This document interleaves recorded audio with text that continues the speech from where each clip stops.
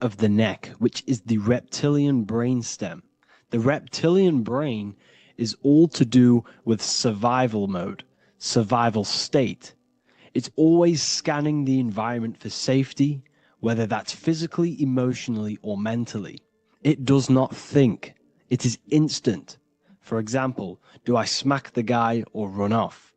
If something happens to you, like a car's coming really quick to you, you do not think about this. The reptilian brain is the animal instinct that will instantly move your body on the instant reactions. Hence why it's the closest brain to the rest of the body.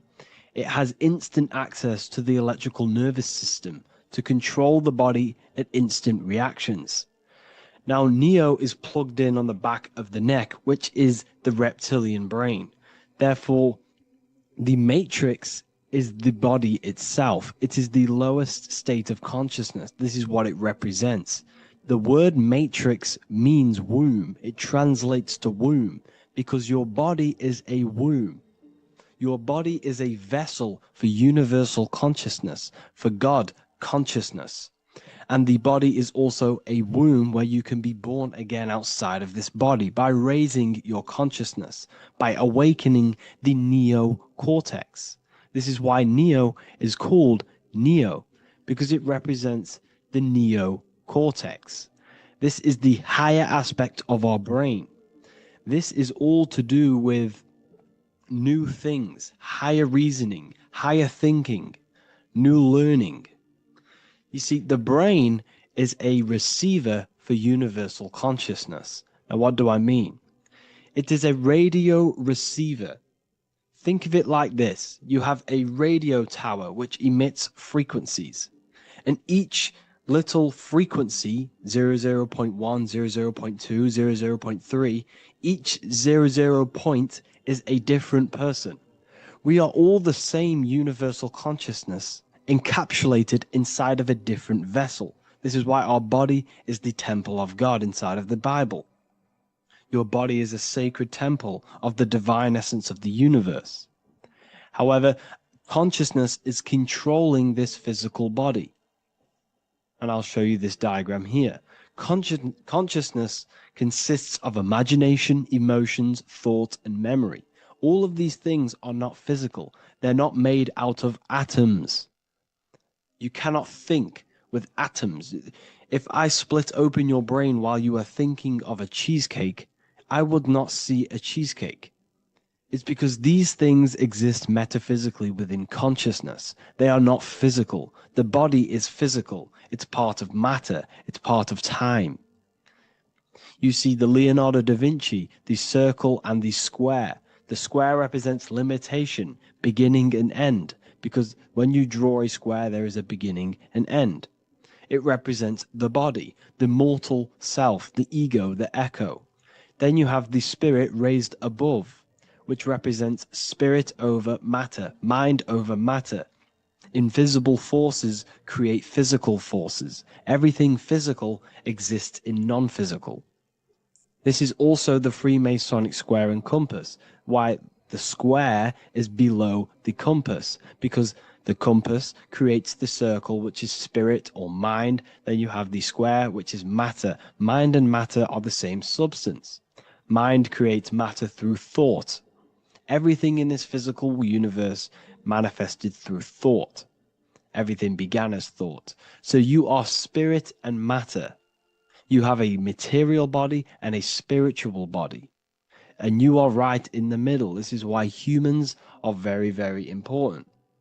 Because we have an animal nature, the reptilian brain, and a higher consciousness, the neocortex.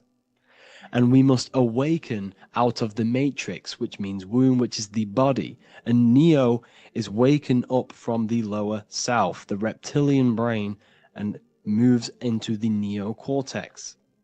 Because the brain is a radio receiver for consciousness. Now, what do I mean?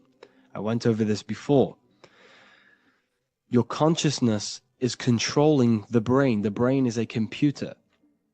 And when our consciousness, our imagination, our emotion, our thoughts, and our memories are all contributing towards just survival things, food, safety, fear, all of these things, and our consciousness is locked into a survival state.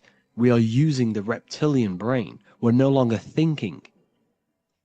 You don't think with the brain, but the consciousness is thinking, which activates the different parts of the brain. When we think for higher reasoning, we use the neocortex. It stimulates the neocortex. When we think about survival, we're using the reptilian brain.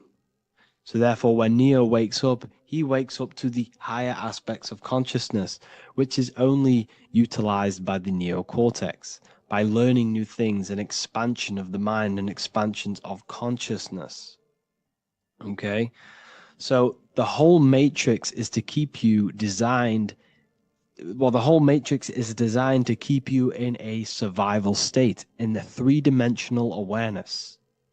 They want you constantly scanning for safety, scanning for food, scanning for emotional safety in relationships, in other people. You see, they do not want you to think.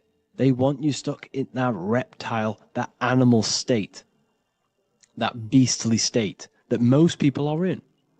Most people, all they do is eat, listen to music, consume, have sex, lust, desire.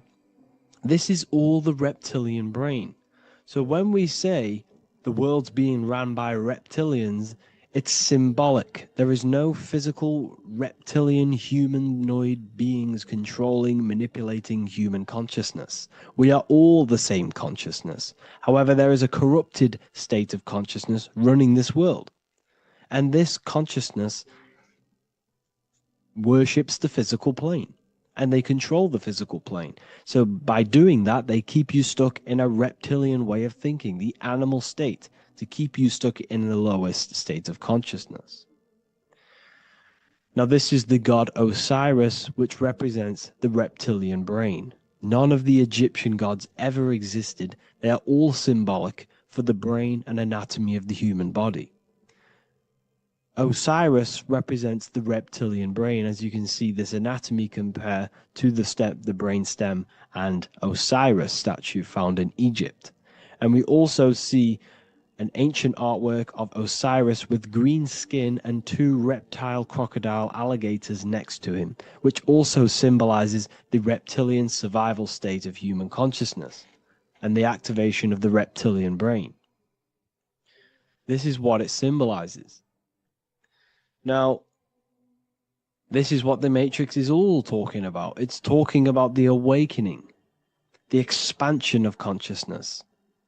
The word divine is dive in because you connect with the divine by diving inward. There is no man in the sky going to save you. You must connect with the self. Know thyself. Truth comes from within. All of these things I'm telling you comes from within you. I'm just pointing it out. All of this is self-realization. A lot of people say, well, what are my sources? My sources is knowing thyself, observing thyself, using the neocortex of critically thinking, sitting down and thinking about yourself and having deep realization of yourself. You can realize that your thoughts are not of this physical world. It's quite simple. The brain does not think. The brain does not imagine. The brain does not hold memory. All of these things exist in consciousness, the one consciousness, but we are all fractal, infinite parts of. This is the eye on the triangle, consciousness being given down to the rest. This is separate. Consciousness is separate from the rest of the pyramid. The pyramid is your body. Neo is the one consciousness. This is the Egyptians symbolizing the one consciousness giving Ankh, which is life, to all the different life forms. However, you can see that the central sphere is giving a big Ankh to the humans, because humans, like I said, possess the advanced consciousness, an advanced brain that allows us to turn above our reptilian animal self. For example, we can go against our reptilian lower animal nature and turn to our godly nature. Animals cannot do that. They are stuck in instinct. They are stuck in a reptilian animal way of thinking and operating. Everything they create is to survive. We can turn against our lower nature and create for amazing things like buildings, architecture, technology. We can use our creative consciousness for anything we wish, not just survival needs. And it's the same with your spiritual journey. You can raise your consciousness beyond this animal state that they try to keep you in through fear, consumption, food, and the reptilian brain. We must awaken, start to think critically, and awaken to our divinity, because the mind, the consciousness within you has infinite potential to expand. There are infinite fields of knowledge that you can explore. The mind can never be filled. It can never ever be full of knowledge. It always expands, and that's why you are alive. That's why you are part of this universe. That's why the science always says the universe is always expanding, because the universe exists in your mind, and the mind is always expanding into new fields of thought, new fields of knowledge and information. And that is your whole sole purpose, of expansion of mind and expansion of consciousness, and the exploration of the mind of God. We are living in the mind of God. You are a thought in the mind of God. You must awaken out of this body. This is why Jesus says you must be born again to see the kingdom of God. You must be born again. You must raise your consciousness beyond physical limitation and awaken to your divinity. And this is pretty much it for this video. I hope you all understand this, that this is all symbolic for consciousness.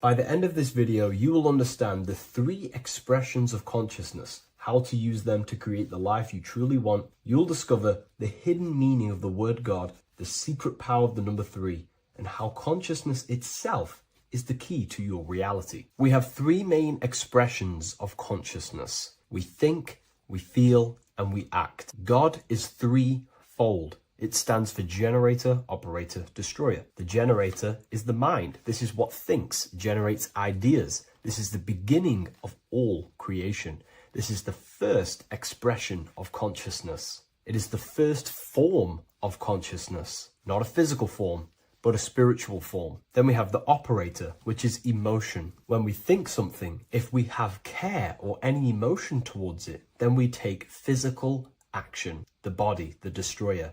We think, we care, we act. Thoughts and emotions are the 2 spiritual forces which merge together and give birth to actions. Think about it. Why are you watching this video? Because you had a care to watch the video. Therefore, the reality in front of you is because you had a thought, you had a care, you took action to express that reality. Everything goes through this 3-fold process. This is why we say, follow your heart, because the body does follow the heart. We think something in the mind, we feel something in the heart, and the body takes action towards it. Everything operates on the care energy of the heart. The body follows the heart. If you do not care about something, then you do not act towards it. It is the care energy that guides our actions in this world. Going back to the generator, the mind is a part of the mental plane, the infinite dimension of infinite information. There is no limitations in the mind. Everything already exists as a piece of information or a thought. This is the beginning of all creation, the spark of creation itself, thought, the mental plane. And our mind exists like a radio, our conscious mind. This is why we call it a mindset. What we set our mind onto through attention, mental attention, whatever we set it on, we receive thoughts that are very similar to what we set it on. The mind is like a radio, and whatever we tune that radio to, we receive that frequency and play that song. So if we purify our minds through ritual work, meditation, and affirmations, the mind can become a temple to receive higher thoughts, higher ideas, and better genius ideas. Going back to operator, this is the Holy Spirit. This is what we care about, our emotion. This is the feminine side of consciousness. Thoughts is masculine, the Father. Emotion is the Holy Spirit, which is feminine. And these two create a child, which is Jesus, the Son, which is actions. When thoughts and emotions merge together, you have a physical action, which is a masculine force, which is why it's a son. The Holy Spirit represents a purified heart, love consciousness, holding love in the heart. And when we purify our minds, we have an effect and purify our hearts. And the reason why I say that is because whatever we think in the mind directly corresponds to what we feel in the heart. As above, so below. Thoughts create emotions. If we think something and our heart tells us that is bad, we have a feeling that that is wrong, then we should not take physical action towards it. And if we do take physical action against the feeling of knowing it's bad, then you are going against the spirit. That's what the word Satan means, or Satan. The Hebrew word for Satan is Satan. It means adversary or opposer. You're opposing the Holy Spirit. You're opposing what you know is good. You're taking a sin against the Spirit, against the guidance from your soul, the knowingness of good. So when we do purify our mind, we purify our hearts. And when we cultivate love for the self and one another's in our hearts, we gain the Holy Spirit, which is love consciousness. And when we think in our mind with the love of the heart and we merge our thoughts with love, it gives birth to perfect actions. This is what the true Christ consciousness is. We think with the love of the heart and it gives birth to perfect actions.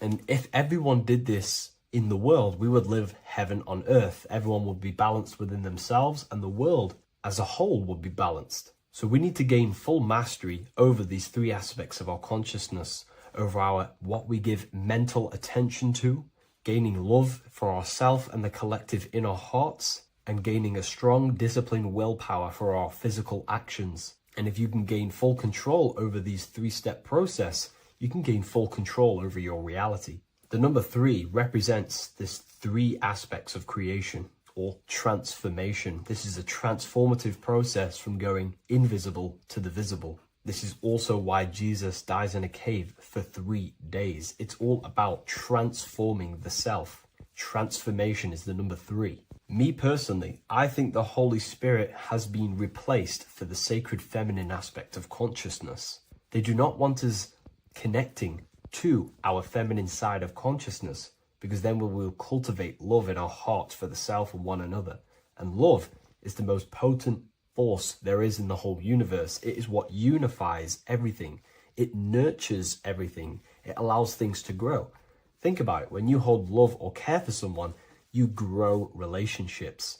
The sun is the perfect symbol and representation of love energy. The sun gives abundantly, expecting nothing back, and allows everything on the earth to grow. It's a caring, nurturing, feminine force that allows things to grow and unify and come together. In today's world, we mainly have thinking and acting without emotion, without care, without the judge of our hearts. It's all about gaining unity consciousness.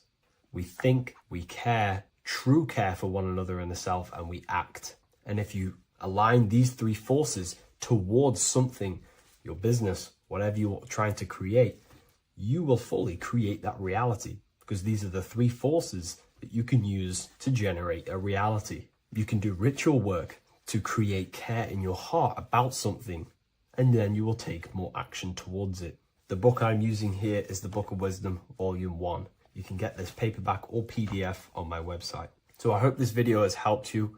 Please leave a like, comment, and a subscribe on the channel if you like the content. Let me know what you think about the Holy Spirit and if it is covering up the feminine side of consciousness in the comments section.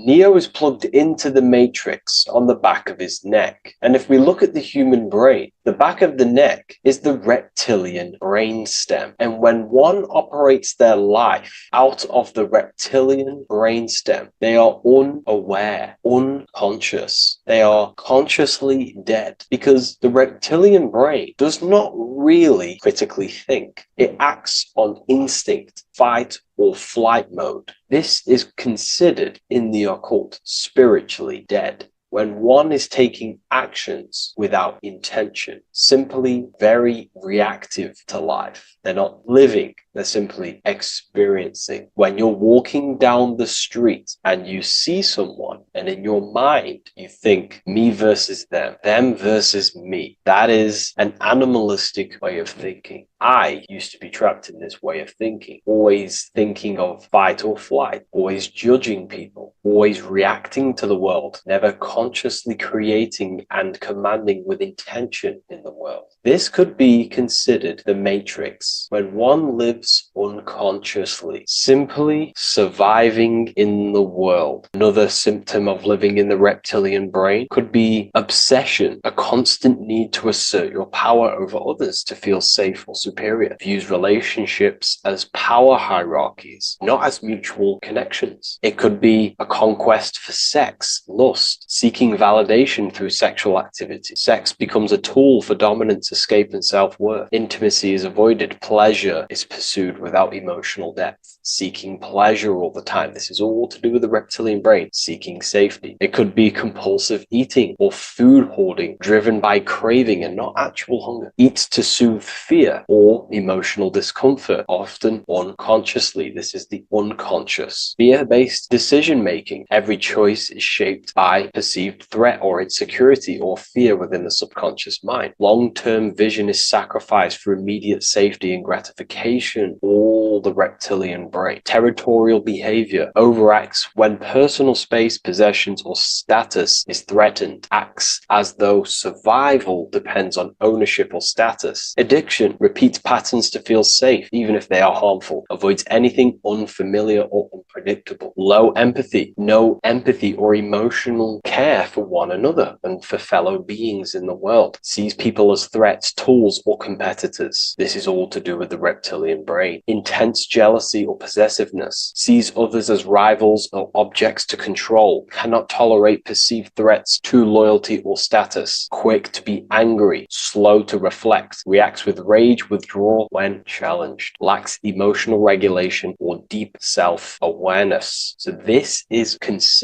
brain could be considered the matrix, hence why Neo is plugged into this brain. He's operating the life out of this brain, unconscious, simply navigating life like an animal. I was in this state, and you can only really realize this when you come out of this brain and you start to function from the higher regions of the brain, which we will discuss very soon. And my life was chaos because there was chaos operating internally. I was never thinking about the future. I was always operating life out of fear, out of lack, never had care for another person. When you operate life out of this brain, the matrix, things outside you, can easily control you. This is why they keep us in a constant state of fear. So we operate life out of this. So we never gain full control over our reality, over our actions, over our thoughts. So Neo is called Neo, and he works at a place called meta cortex, very symbolic of the neocortex, the higher region of the brain. Now, this brain makes you human. It ultimately allows you to hold control over the animal urges, okay? The neocortex is the brain that allows you to have self-mastery, that allows you to control your urges, your instinctual survival urges. So humans can overcome their reptilian animalistic state and start to operate their life in a conscious mastery state. And Neo is plugged out of the reptilian brain, and he starts to use his neocortex, the human brain. This allows one to learn to have self-control, allows one to create, allows one to think about others. It allows one to critically think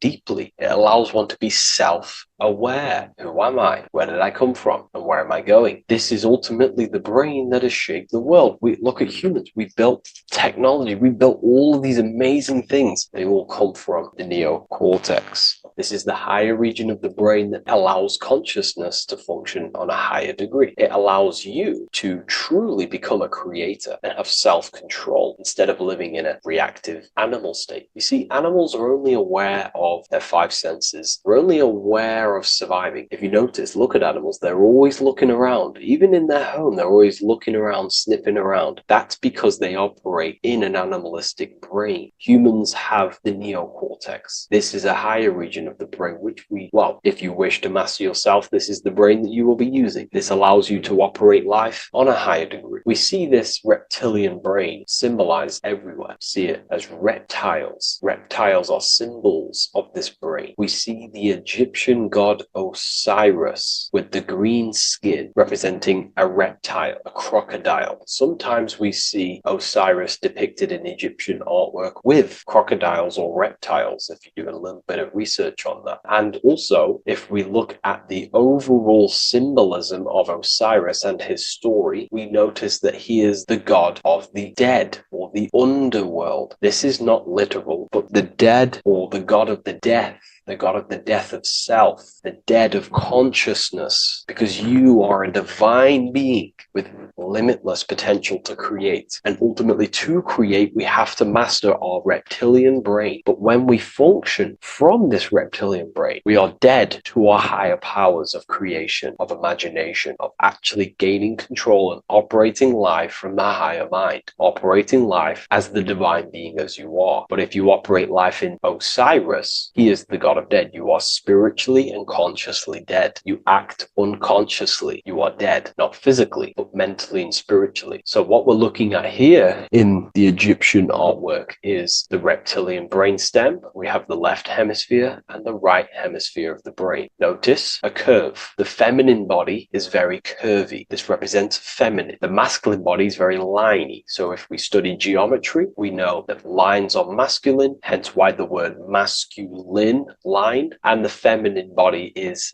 in geometry, feminine is represented as curves. So this is the left masculine brain on the left side, and this is the right feminine brain on the right side, with Osiris, the reptilian brainstem, in the middle. So we're going to go deeper into some Mesopotamian artwork now. Now let's have a look at this. We're looking at the reptile on the very bottom. We see the left brain and the right brain, the Eye of Ra and the Eye of Horus on the left and right. In Freemasonry, we still see the symbolism of the two pillars. Yakin and Boaz in Freemasonry, with the two pillars symbolizing masculine, feminine forces of consciousness, also representing the masculine left brain and the feminine right brain, with the reptile down here. But if we have a little look here, right, we have a little look at these reptiles. This person is standing on top of the reptiles. When you are on top of something, you have power over the below. You are standing atop of something. You have mastery over it. You have control over it, symbolizing gaining control over the reptilian brain, the reactive actions, the sexual urges, the addictions, the territorial behavior, the fear-based decisions, constant internal tension, never being able to focus. It's symbolizing gaining control over these internal qualities that happen within us, in our mind, because the universe is mental. And if we do not gain control over this brain, it will dominate our mind, which will ultimately dominate our actions and destroy our life and live in an unconscious state. So this is basically instructions in this ancient Mesopotamian artwork of becoming self-mastery, to operate on a God consciousness level. So we have a person symbolizing your awareness, the internal you, having mastery over the reptilian urges, the reptilian brain, the reptile thinking. We have a person, a face in between, and it's standing in between these pillars, symbolizing balance of the brain hemispheres. Because the face, we see the eyes in the middle, we see the person is you, your consciousness, standing in the middle pillar. So representing seeing reality as neutral. Everything in the world is neutral. It's the mind's perception that gives it a positive or negative charge. When we adapt this mindset, this view of reality, this knowingness of reality, we see the world for what it truly is. And if you see things as neutral, it allows one to transform the situations in your life accordingly, instead of simply choosing a side.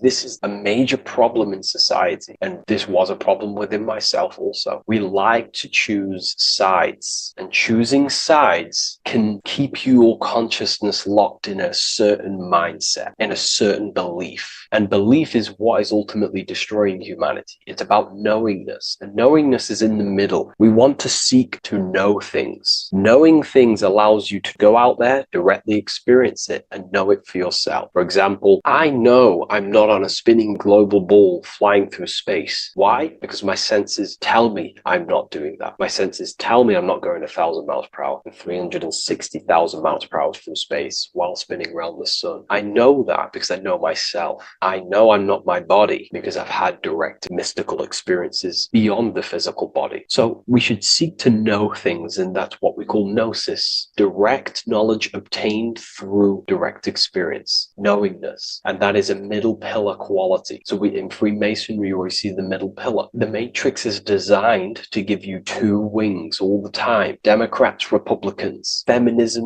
and then there's another side. There's always two sides that they're giving you because they want you locked in either way, which is seek the middle pillar, seeing things as neutral, seeing things as the middle pillar, seeking direct experience, gnosis. And this aligns with the brain because the brain gives us these two perceptions also. The right brain sees the woods, the whole woods, but the left brain sees the individual trees and branches and leaves. If we're too left hemisphered, we're going to see everything as divided. If you're too left hemisphered, you're only going to see yourself. You're only going to think about me, myself, my ego, my consciousness, my life. And I'm only going to operate in the world, take actions only towards me without considering the collective, which is the right hemisphere quality. The right hemisphere allows you to see the bigger picture, how we're all connected. We're all one family of consciousness. We're all one being separated in different bodies, one consciousness operating in different bodies. So it's about aligning these perceptions of the brain and standing in the middle and also conquering the reptilian brain. This allows us to operate in the world and see the world for what it truly is and operate from a place of balance. We also see some more symbolism in Egypt of the Ram Sphinx in Egypt. Ram Sphinx. Please leave a comment and please leave a like and a subscribe onto the YouTube if you like my content. Smash that like button and we'll get straight to this. So this is the Ram Sphinx in Egypt, also symbolizing the brain. This is my research. These are my conclusions. You can take this with a pinch of salt and go out and do your own research. This is what makes sense to me based off my information I've gained, my symbolism that I can read. So take what you can from it. I'm not here to obstruct anything. I'm not here to place anything in your mind. I'm simply here expressing my research. Never take anything off anyone as solid truth. I've never have said everything I say is solid truth. This is my research. If the research aligns with you, that's great. Maybe it doesn't with some people, that's fine. Simply take things with a pinch of salt, go out and collect as much research and information from many different sources and place together your own understanding of symbolism and your own perspective on reality. But like I say, seek to know and not believe.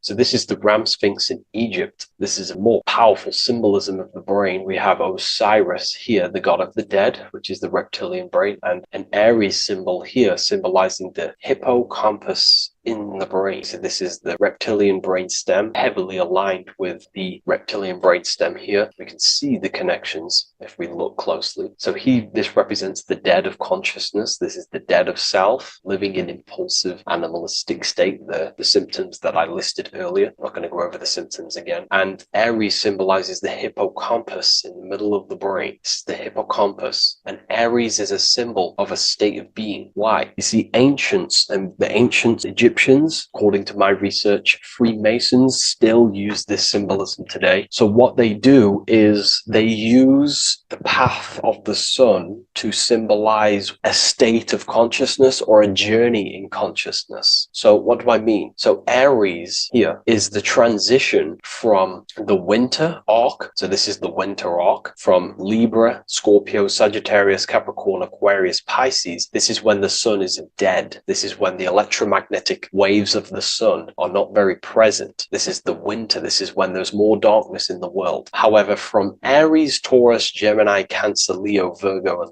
to Libra, this is when the sun is giving more electromagnetic rays. Everything grows. Everything is reborn again. Everything's growing. There's more light. There's more warmth. You can grow crops. So this is very symbolic as a state of consciousness. Aries is used heavily to represent the rebirth of the sun, but in internally, as an esoteric interpretation of Aries, it symbolizes the resurrection of awakening of the self. It is the rebirth of the sun, of the soul, the rebirth of becoming aware out of the darkness into the light, living in the reptilian unconscious state, the unconscious, not being aware that I possess consciousness, not being aware of my thought, emotion, actions. And Aries is that symbol, is of the rebirth of the spirit, the rebirth of the self, becoming self-aware. So that's what we're looking at here with the Ram Sphinx. We're looking at Osiris, dead, the reptilian brain, operating life in an unconscious state, not really thinking,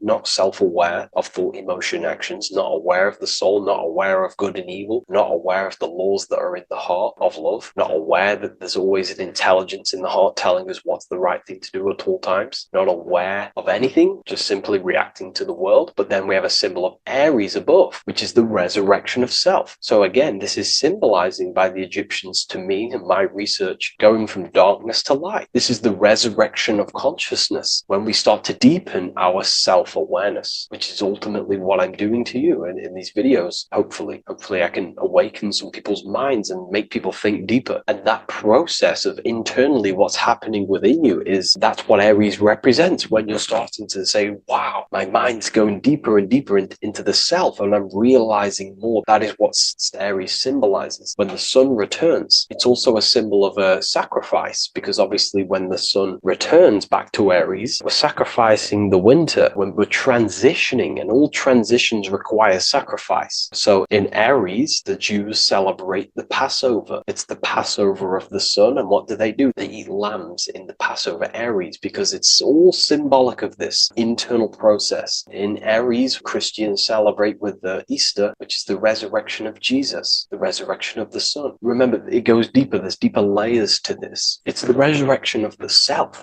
and the mind deepening into a deeper awakening. So again, we're going from the lower regions of the brain, and when we start to critically think and become self-aware, we're starting to use the mid part of the brain, and the mid part of the brain then expands into the neocortex, which is the resurrection of the self. The mind is no longer functioning in just the reptilian brain, but then it's going into the light of the higher brain, the neocortex, and this is the reptilian brain. This is the midbrain, what we're looking at here with the Ram Sphinx. Yeah. So this is the resurrection. It's the transition point of going from the reptilian brain into the midbrain, into the neocortex. We're now resurrecting ourselves. Now, this is not putting anything negative on the reptilian brain. Without the reptilian brain, we wouldn't be able to live. We need the reptilian brain, but it's an abuse of the reptilian brain that can keep us in a very low state. It keeps us stuck in an unconscious state. But the reptilian brain is what's allowing you to breathe, to eat, to scan the environment for any threats. If there are threats, we do need the reptilian brain. That's not to say it's evil, but what I'm saying is an abuse of this brain, which is what most people are stuck in. They're operating their life out of this brain. And this is what the Egyptians, I think, are symbolizing, trying to tell us, to resurrect ourselves, to become self-mastered, to become the highest version of yourself, to actively create in the world. Because when we are only operating from this brain, we're unconscious, well, then other people can use you as a vessel to create their reality. This is how the world is at the moment. The ones who know how to use the mind are controlling the other ones who do not know how to control the mind. So I hope this makes sense to you. Let me know if you have any video recommendations, and I'll see you inside Ethereum University. If you wish to take your research to the next level, I have things inside of there that are very powerful. We happily invite you. I'll see you inside of Join. If not, I'll see you in the next YouTube video. In this video, we're going to be talking about the evolution of consciousness. You are born human, however, you possess consciousness, which is the awareness behind your being, the awareness behind your thoughts, the experiencer behind your five senses, the experiencer, the observer behind your thought, emotions, and senses. You are an eye, an invisible consciousness looking through a lens, which is your body. Your body produces this physical world that you experience. Your brain produces this world. Your brain and body is a technological computer. However, you are an infinite, ever-expanding consciousness behind this physical body. And there is an evolution of consciousness, a cosmic journey of expansion. And this is why we see so much pyramid symbolism in the occult and esoteric world, and especially within Freemasonry. Because the pyramid represents climbing, a climbing, an evolution, a raising state of consciousness, a journey.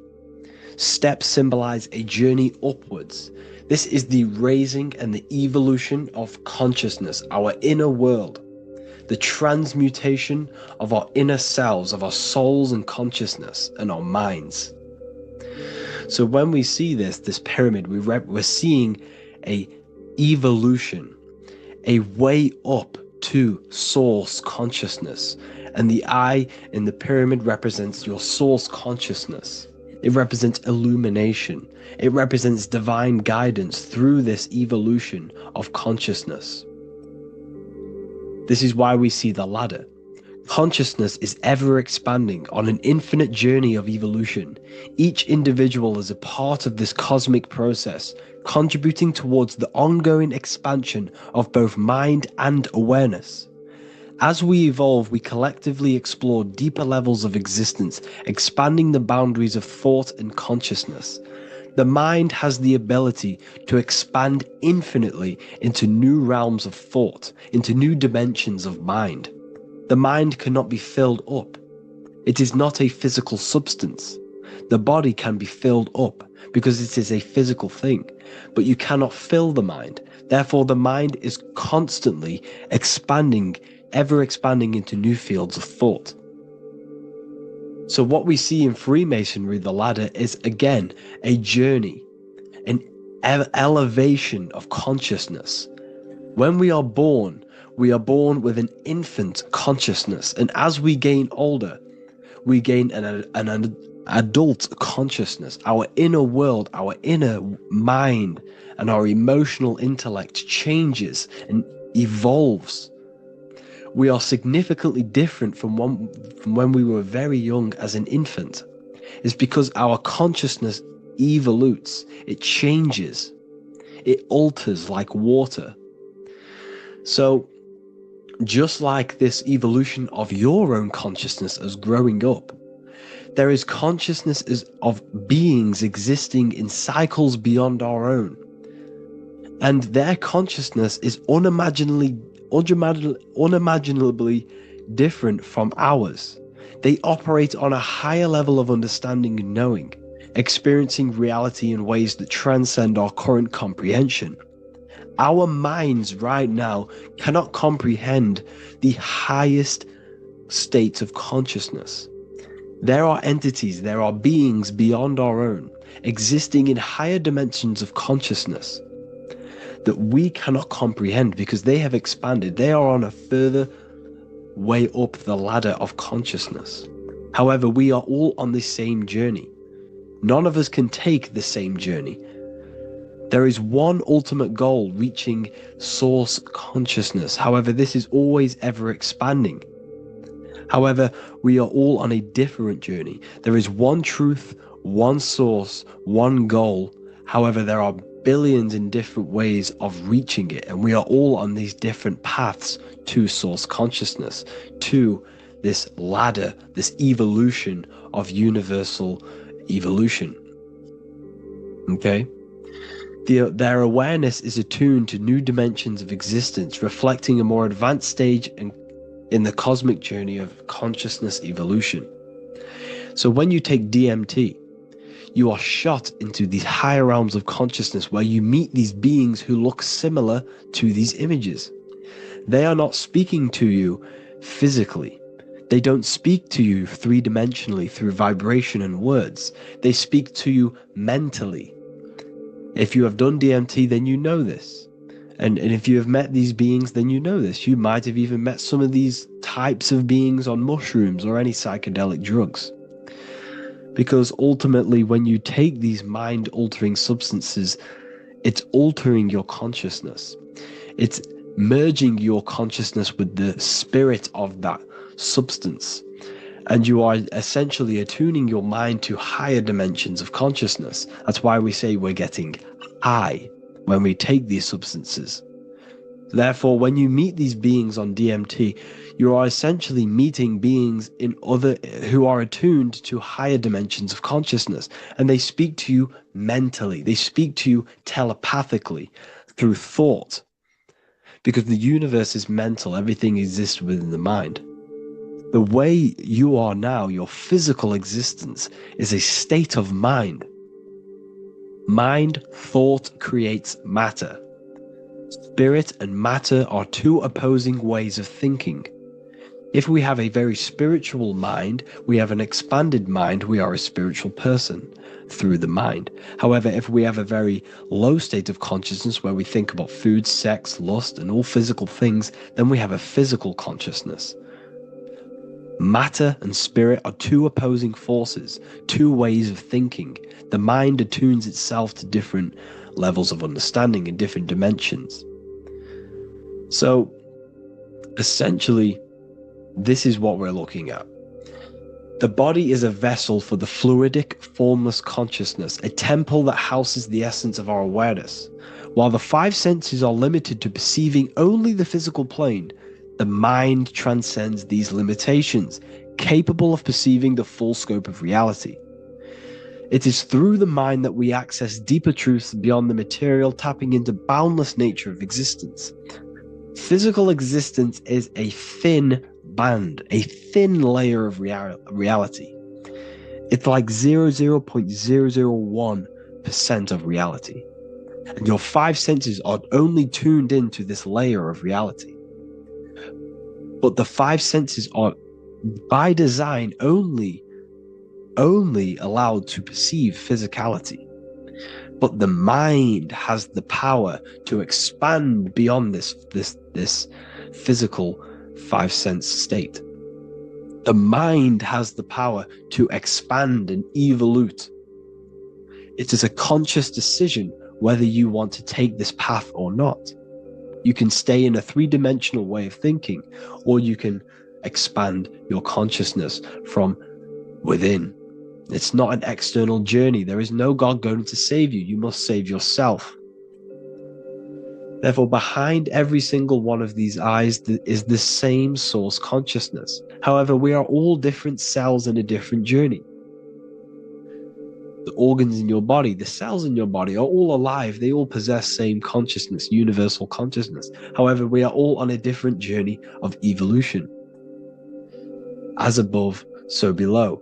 As the baby is in the mother's womb, when the baby becomes conscious, there is a world outside of its mother. What does it do? It presses and seeks a way out to be born in the other world outside of its mother. It is the same with your consciousness, your mind. When your mind becomes aware that there is realities beyond the immediate surroundings, it seeks a way out. And this is exactly what I'm doing to you now.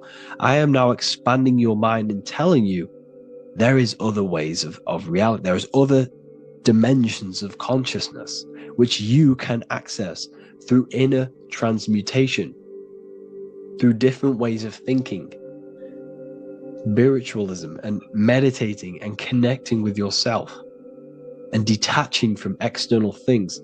We can upgrade our consciousness. Your body is a womb. Why Jesus says you must be born again to see the kingdom of God, because you are born physically and then you must be born again spiritually, awakening your inner consciousness. So like I said, as the baby is in the womb, it's the same principle. As above, so below. You were a baby, you were in your mother's womb, and you figured out there is a world outside of your mother, so you seek to weigh out your mother to be born in another world. It's the same now. You must do this now. This is your spiritual evolution. This is the evolution of consciousness. It's ever expanding. When you die, this is a transition. You must learn to not fear death. This is another part of your spiritual journey. You must master death. Therefore, like I said before, the mind has limitless capacity to expand into new realms of thought, continuously exploring uncharted ideas and concepts without boundaries. The mind can ever expand. It can never be filled. It can never ever know everything. There is infinite fields of knowledge, infinite fields of thought. Your current state is just one stage on an infinite pathway. You won't remain human forever. The human experience is a crucial phase where we learn to balance polarities, master the fundamental laws of the cosmos. It is a period of growth and transformation, preparing us for the next stages in our cosmic evolution. The goal is to strive for perfection, yet the true perfection is unattainable. It's like a tunnel, and there is a light at the end of the tunnel. And as you walk through this tunnel, the light is ever moving backwards. You should forever seek to meet that light, but you will never meet that light because consciousness is ever expanding. You should strive for perfection, yet knowing that perfection is forever unattainable. The journey is endless, with each step revealing deeper layers of understanding and experience. The pursuit of growth and expansion is itself the essence of our evolution. You can find all of this knowledge in the amazing book that I have read for years. I have read this book, The Emerald Tablets of Thoth, the Atlantean, by M. Dorial, translated by M. Dorial. I'm telling you now, this book, now that I've told you this, you have some context on the book. The whole book is about evolution of consciousness. He's talking about higher dimensions beings. He's talking about how you can transcend this physical plane. It is truly the most amazing book you will probably read. One of the best spiritual texts you'll see. It's hard to understand, so you must read it over and over again. And the more your mind progresses, like for me, I read this every couple months. And the more I learn about consciousness, the more I expand my own consciousness. And every time I read this book, I pick out something new that just completely blows my mind, because you can only understand this book to your level of consciousness, to your level of understanding. So now that I've told you all this information, go and read this book and it will absolutely blow your mind. And so will the Book of Wisdom Volume 2, which is now available. I released it the other day. I'm just going to read a page out now. This page is called Spirit and Matter. The Earth is not merely a dense, lifeless rock drifting through space. It possesses spirit, a living essence that animates its form. But what do we mean by spirit? Spirit in esoteric terms refers to the energy, the life force, animating the principles infused in matter. So essentially, what this page is talking about is how everything has spirit, consciousness within it. You are the middle, you are spirit and matter.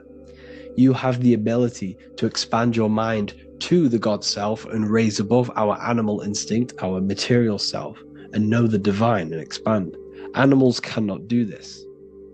Animals are not self-aware. Humans possess self-awareness. We can observe our consciousness. We can say, why do I exist?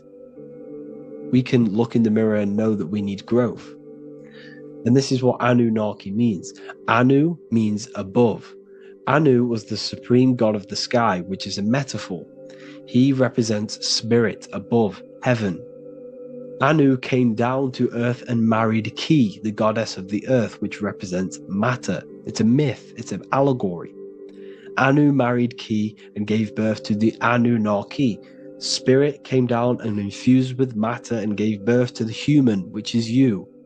You are spirit infused in matter, Anu and Ki, Anunnaki. You are the Anunnaki. And this is just one of the teachings in my book. Honestly, this book is absolutely amazing. If you truly, truly want to expand your consciousness, give this book a read. And obviously, if you're inside the university, I give you this book for free. A paperback version. If you join the university, follow the steps inside of the general chat, you'll be able to download this book. Not download it. Order a paperback for free. All you have to do is pay for the shipping. You'll also gain amazing knowledge inside of my library, where your mind will just be overblown with the amount of esoteric books. There's over 45 rare occult books, plus you get a PDF of the Volume 1 and Human Health Guide. You get reoccurring updates where I expand on symbolism, occultism, where you will just feel absolutely amazing once you understand esotericism in yourself. You'll also learn how to create the dream reality that you want with the Manifestation Mastery course, where I teach you how your consciousness creates reality. You'll have a real lectures where I post lectures on symbolism, occultism, esotericism. There's a conscious community and live calls and Q&A where you can ask me questions and I'll answer your questions. I just want to say thank you to everyone who has joined the university. Thank you for even liking and watching this video. Any support I just appreciate every single one of you. Please, if you can, leave a comment and a like on this video and let me know any videos you want me to make in the future. And I will start uploading a lot more to the YouTube. So yeah, thank you all for tuning in today. Have an amazing day.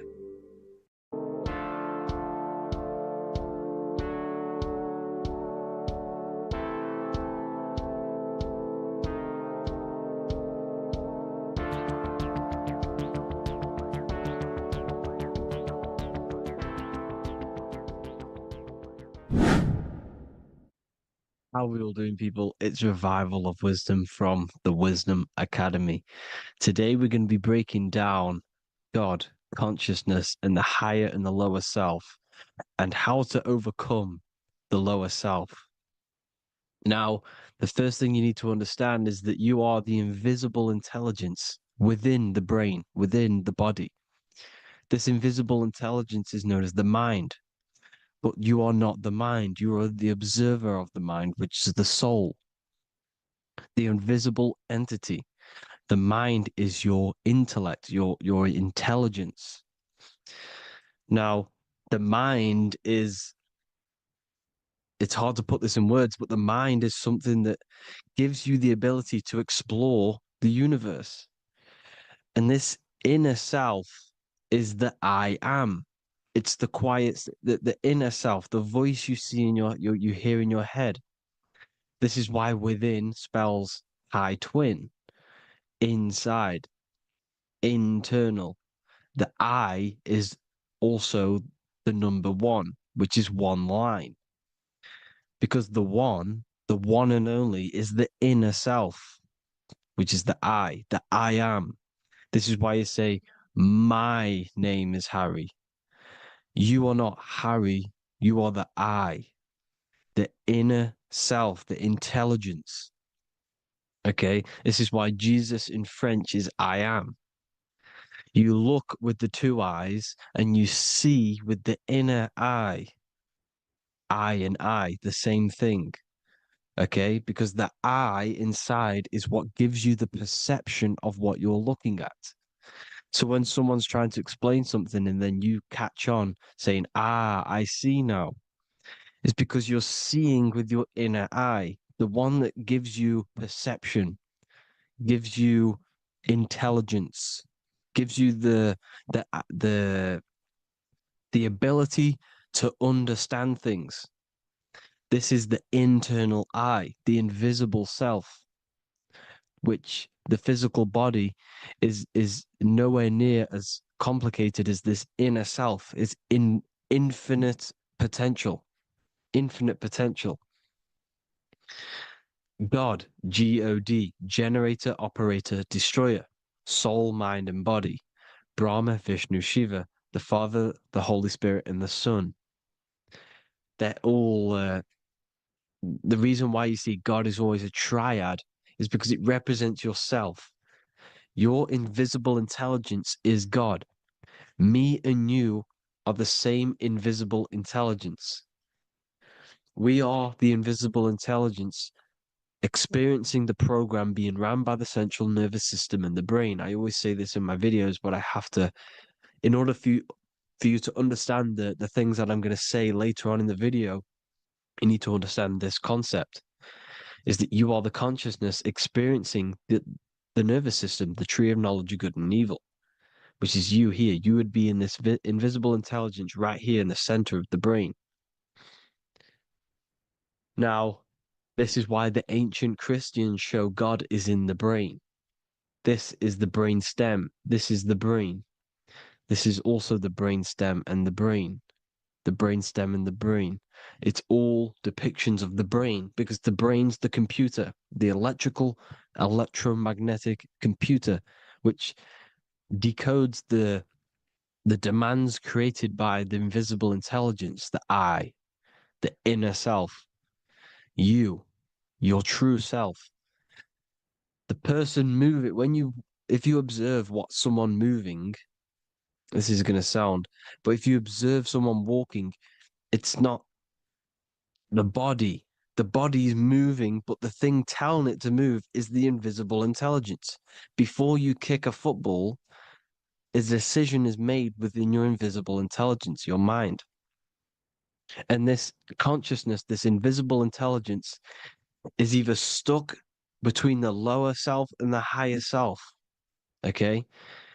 When the invisible intelligence, meaning the true self, identifies itself with the physical body, it will trap its mind within physicality. This consciousness that we have is either operating in the lower self or the higher self. It's either feeding the material body or it's feeding the spirit. Okay? But because we are physical and spiritual, we need to be even. We don't want to be meditating all day long because we do have a physical body as well whilst we are here. We are playing a game in physical matter. Okay? Now, the reason that you incarnated here is to learn a lesson because the mind can manifest anything it wants within the astral planes, within the world of imagination. It can manifest anything it likes, but it incarnates into matter, into this game, so we can understand labor, because anything in matter you have to labor to manifest. But in the astral, you can manifest at the click of a finger. You come here to learn the knowledge of good and evil. And your consciousness, I came out a bit off topic there, but your consciousness is experiencing the lower or higher self. The lower self is manifested in the lower parts of the body: sex, food, and power, the lower three energy centers. These centers are like mini brains. You are literally thinking with these centers. And when your mind is stuck within these lower centers, you'll think. Have you ever heard the term of thinking with your penis or thinking with your, you know what, as a man? Even females maybe, but mainly this is a boy saying you're thinking with your penis. This is a truth. It's truth in plain sight. You think with these energy centers. When you're living off the lower three centers, all you care about is sex, food, and power, eating, sleeping, and greed. Power's kind of like greed. Now, when we move up to the higher parts of the body, when we live our life within the higher parts of the body, this is considered heaven: love, expression, intuition, and wisdom. This is what we need to be aiming to do, moving out of the lower half of the body and living our life within the higher self, the higher parts of the body, thinking with the higher energy centers, thinking with love, expression, intuition, and wisdom, spreading love, expression, intuition, and wisdom to others. Heaven is even. This is why Jesus is pointing at the heart chakra, always pointing at the heart. Earth rearranged his heart because in earth you're manifested as a physical being. You're in the heart, good and bad. You need to be balanced between the good and bad. Because love can be a demon too. That's a whole nother video, but love can be a demon. Now, the seven chakras are known as the seven seals in the Bible. When the Lamb opened the seventh seal, there was silence in the heaven for about half an hour. This is a verse from the Bible. The Lamb is Aries, which is the higher brain, the cerebrum, the cerebram. Ram, Aries. Because when the Ram opens the seven seals, you enter the kingdom of heaven. Because these chakras seal your invisible intelligence, they seal your true self. You are behind these seven seals, your true invisible self, your true consciousness. Because behind these seven seals, you do not think about anything materialistic. Your intelligence is not material, it's not physical, it's not from the physical world. It does not desire the physical world. The body is the beast, The body's the animal, the lower self, which can corrupt our intelligence. It can corrupt the intelligence. Okay? Now, we need to balance these chakras so that we gain a deeper connection between this intelligence and the brain. Because when there's a strong connection between the brain and the intelligence, your body and the intelligence, you have a strong connection. Therefore, you can manifest what the intelligence is saying at all times. Meaning, when, for example, your higher self, this is intelligence, the higher intelligence is always speaking to you. It's always guiding you. It's always telling you the right thing to do. You can feel it when you're doing something wrong. You can feel that you're doing something wrong because this higher self, this intelligence knows what it needs to do here. And when there's no connection between the body and our intelligence, our true self, when we strip away, when you close your eyes for long periods of time, you will figure out you are this invisible, infinite, creative being. There's no words that I can't describe what it is, but it's the voice inside of your head that you can feel when you close your eyes. You are this being inside of the heaven, because this is heaven, this intelligence. And when there's a strong connection between the body, you can manifest everything it's saying. When everything is balanced, when you're no longer thinking with the lower centers, when they're all balanced, you're not thinking in particular with every center, you balance them all, you can manifest everything it says. Your body will act out what the intelligence is always saying. This is God in the brain, the intelligence, trying to touch Adam, representing the lower self. This is why they're not touching. Notice how Adam is resting, but the intelligence is always reaching out, stretching, symbolizing metaphorically saying it's guiding. I'm always reaching out. The intelligence, your intelligence is always guiding you. It's always reaching out to you. But Adam is ignorant of it. The lower self is ignorant of it. And that's why he's so relaxed and God is so stretching out. Because at our highest self, that when you think of when you want to better your life, that highest true version of yourself is God. When you're manifesting this, your highest self, this is God. Your truest form, your most perfect form, that is God. Your highest version of yourself, that is God. Emotions. Emotions are not what you've been taught. Emotions are not something that should be reactive, okay? You should not let the emotion be you, except that you should experience them instead of letting them become you. You need to understand there's a separation in our consciousness. You have the soul, which is the person who is observing your thoughts. When you think a thought, who's the one observing that thought? The soul, you, the I am, the I, the inner self, the one and only. And inside of every single body, inside of me, inside of you watching this video, there is this same intelligence that is inside of me, inside of you. And it's the exact same intelligence, experiencing a different body. And this is what we mean by the universe is mental. We are all sharing the same ball of consciousness in a different body.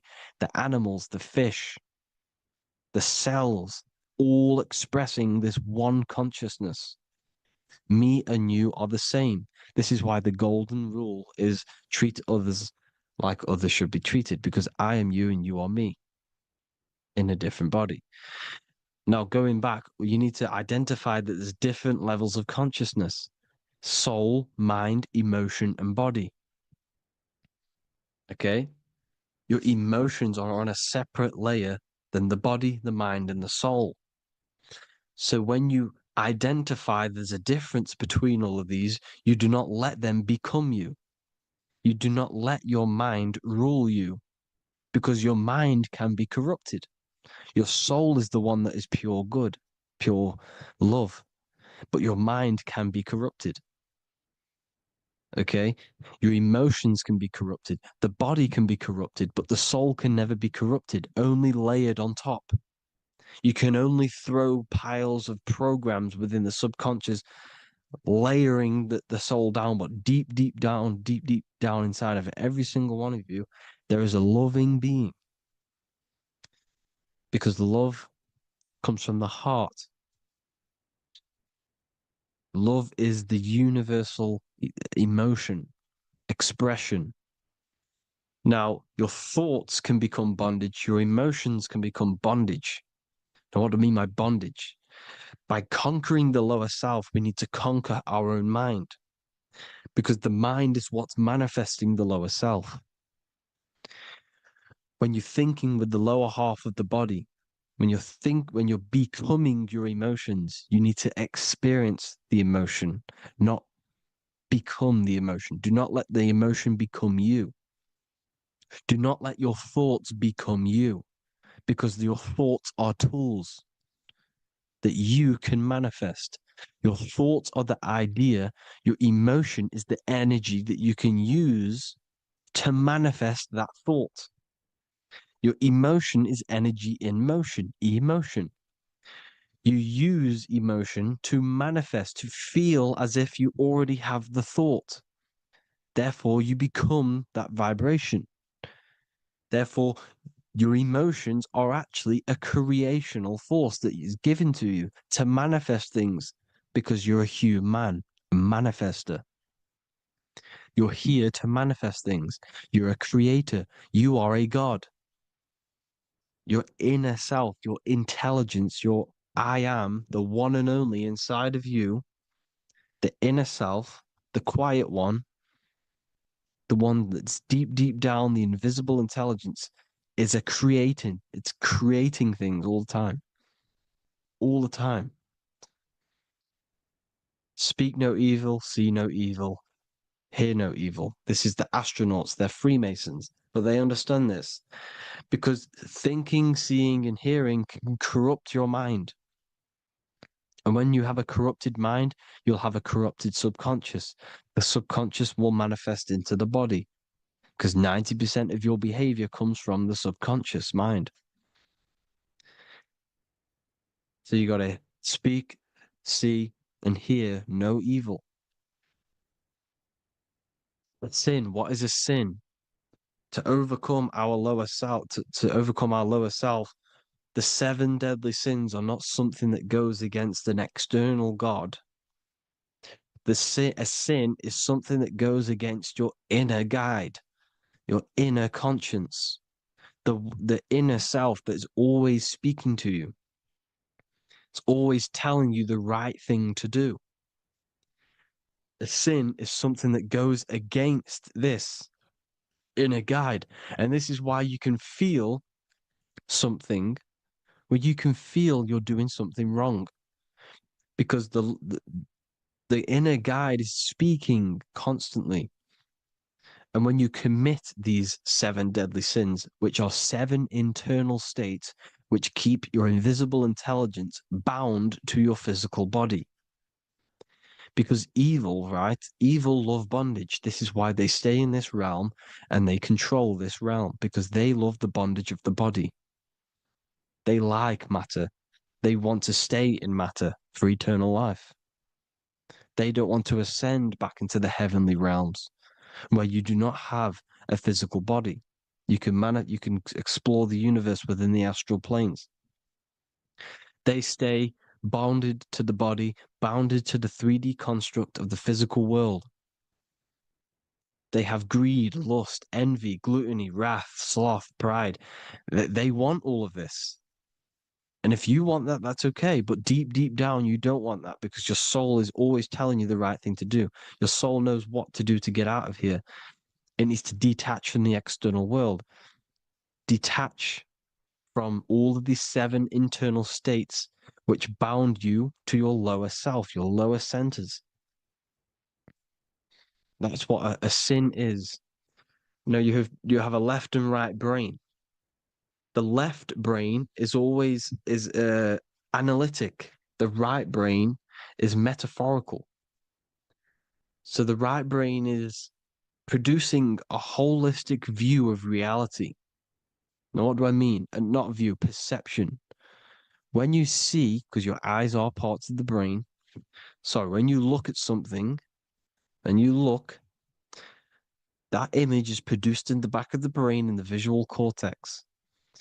And then the right brain produces a perception, a holistic, it breaks down what you're seeing into a holistic image, a holistic perception. So, for example, if you're in a woods, the right brain sees the whole woods as one big woods. The left brain is breaking that perception down into individual trees, branches, and leaves. So the left brain's to do with duality, the right brain's to do with wholeness, unified. The left brain's dualistic, analytic. This is necessary so that we can pick things up and manipulate them and break things down. We need the left brain, we need the right brain. I'm not saying any of them's bad, but the left brain, sinister in Latin, means left. Because when you're left brained, you see everything in dualistic. You see everything is dual, when everything's actually one. We need to be focusing and strengthening our right hemisphere. I'm not saying sit in the right hemisphere all the time, but we need to be strengthening our hemisphere. And this is why left is sin and right is right. Because when you focus on the right hemisphere, you see the holistic perception of creation. The right hemisphere sees humanity as one unified consciousness. The left hemisphere sees everyone as individual persons and egos, because the left hemisphere is dualistic. And this is why the Bible says, cast the net onto the right side of the ship and ye shall find. John 21:6. What does that mean? Cast your energy, cast your perception into the right hemisphere of the brain, and ye shall find unified consciousness. You shall find your higher self, the one and only. If then you have been raised with Christ, seek the things that are above, where Christ is seated at the right hand of God. Wow, powerful. What does this mean? Seek the things that are above, where the Christ is seated at the right hand of God. God is your consciousness, your invisible intelligence between the 2 hemispheres. The right hand of God is the right hemisphere. Seek the things that are above the heart. Love, intuition, expression, and wisdom. Seek the things that are above the heart, the higher self, the higher part of the body. Because when you seek the things of love, expression, intuition, and wisdom, you create a strong aura. You attract the same frequency. And this frequency is heaven, God. This is the Sumerian artwork showing the lamb. This is a step symbolizing stepping upwards, raising up. He's stepping over the lamb up to the bird. His hand is going to the bird. The lamb symbolizes the lower self. Okay? The bird with the wings is in the sky. It represents the higher self. This is why angels always have wings, because it represents the higher self in the sky. The lamb is a ground animal, symbolizing the lower self. He's stepping over the lamb to the bird, his higher self, his invisible intelligence. Horus and Set, Jesus and Satan. Look, Horus has an evil brother, Set, just like Jesus and Satan. Horus is a bird, higher self. Set is a ground animal, lower self, which is the devil and the angel on your shoulder. You see? The right and the left hemisphere, the two wings. So the devil and angels always speaking to you. The higher and the lower self. It's the battle between the higher and the lower self, between the invisible intelligence and the physical body, because the body's the one that wants the sugar, it wants the pleasure, it wants the sex, it wants the porn, it wants all of the materialistic things, it wants the seven deadly things. Okay, it wants this. There's a battle between the higher and the lower self, your intelligence and the body. This is why you need to become balanced, so that there's a deep connection between the body and the invisible intelligence that I am. You need to master your mind with discipline, and you gain a connection between the brain, the body, and the intelligence. Resurrection, transmuting sexual energy. Okay, this is important. Res is resh, which is Hebrew. The early Hebrew resh symbol is the head. This is the head. Resh, erection. Erection is a sexual stimulation. Resurrection is rise erection. You got to raise your sexual energy up the base from the spine to the head. This is the Christ, the Christos. There's a psychophysical psychophysical oil produced in the brain every month. Go and watch my other video on raising the chrism. Okay. And every month there's this fluid produced in the brain, which takes two trips, because one's produced by the pituitary, one's produced by the pineal, magnetic female, magnetic and electric charge. And it takes two trips down the spine to the solar plexus, the bread of life in the Bible, or Bethlehem in the Bible, because the River Jordan's your spine. Goes down to Bethlehem. It gets born in Bethlehem, just like Jesus. Because when this oil travels to the solar plexus, it creates the seed, the seed of life, and it feeds the body, all the central nervous system, all the cells. It regulates the blood, does all sorts of good things for the body, this oil.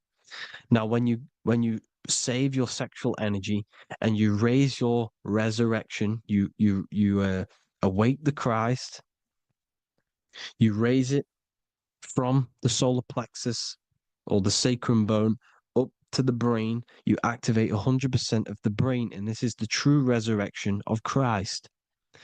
Instead of wasting the energy and giving away your sexual fluids, because behind the fluids is the energy. So when you release that fluid, the energy is out there. You've released the energy.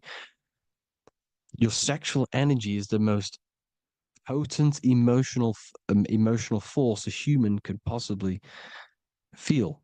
Same with any animal or anything. The sexual urge, the sexual emotion is the most powerful, potent emotion that you can feel. It takes over the whole body. When you feel sexually aroused, it takes over everything because it's so potent. And when you fight the serpent, when you fight the sexual energy, which is shown here in the Egyptians, the cat cutting off the head of the serpent, or Hercules fighting the serpent, or in the Greek mythology fighting the seven-headed dragon, the seven chakras. The serpent is your sexual energy because it symbolizes your kundalini. When you fight it and you transmute this energy, instead of releasing it, instead of acting sexually on it, you can transmute the energy, transfer it from the solar plexus up to the brain. You can also you can do this with other tasks. Instead of releasing it, instead of raising it from the solar plexus to the brain, you can use it for other things. So, for example, you want to think critically. You can use it for critical thinking. You can use it for going to do exercise. You can transmute sexual energy into anything. But you can do this. You can raise the sexual energy, and you can use this energy to push the cerebrospinal fluid from the solar plexus up through the spine, up the 33 vertebrae to the brain, and it'll activate 100% of the brain. And this is the resurrection of Christ. Jesus was never dead. Jesus was never rose from the dead. It symbolizes the Christ, Jesus Christ. Christ is Christos, which means oil in Greek. The resurrection of the Christ, the Christos, the oil. When it activates 100% of the brain when it's raised, and it can regulate all the systems, it can regulate all the blood, it can regenerate the body. And this is the true antichrist. They don't want us doing this process. The antichrist is not against Jesus, it's against the fluid in our body that makes us live hundreds and hundreds of years and makes us live as gods. This is the true resurrection. And when you fight the serpent, you fight your sexual urges, your sexual emotion, the most strong emotion that you could ever feel. You can do this process. And this is the true secret of transmuting sexual energy. Because when you transmute the sexual energy, you can become a god. And this is why Hercules is fighting the serpent. Notice how the serpent is low. He's reaching down to it. It represents the lower self. Because the lower self wants the lust. It desires sex. The body desires sex. There's a fight between the higher and the lower self. But when there's balance, there's even. Heaven is even. When there's evenness between these, this is the kingdom of heaven. This is when heaven is on earth. So at our highest levels of ourselves, the highest level of our intelligence, this is God. God is something that we manifest. We need to achieve Christ consciousness by battling the body.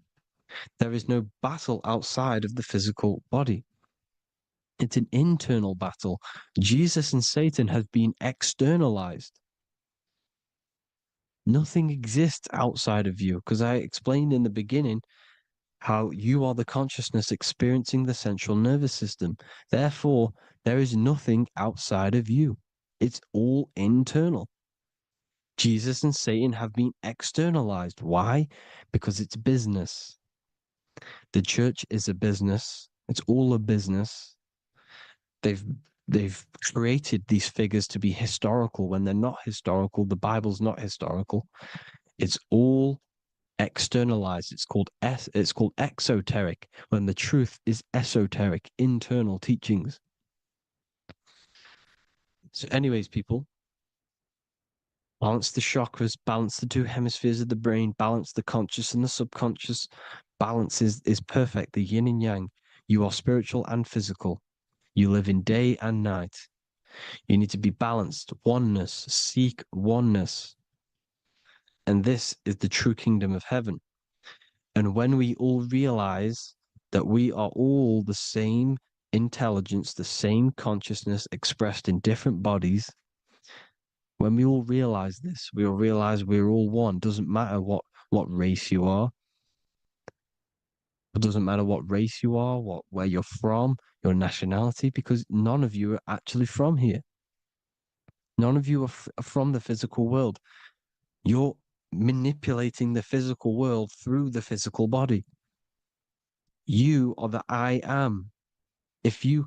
We all have a soul. Every single one of you has a soul. We all have souls. The reason why they say some people don't have souls is because they're trying to suppress your mind. They don't want you to know that you have a mind. That sounds crazy, I know. But a lot of people haven't realized that they have an infinite intelligence called a mind.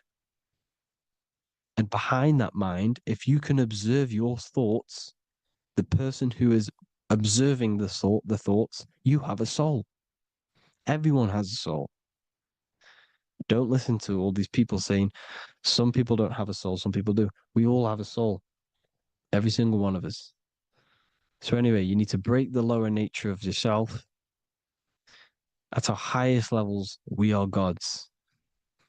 Our intelligence, our universal intelligence, the I am, the intelligence that's inside of the brain, is God. Our minds are being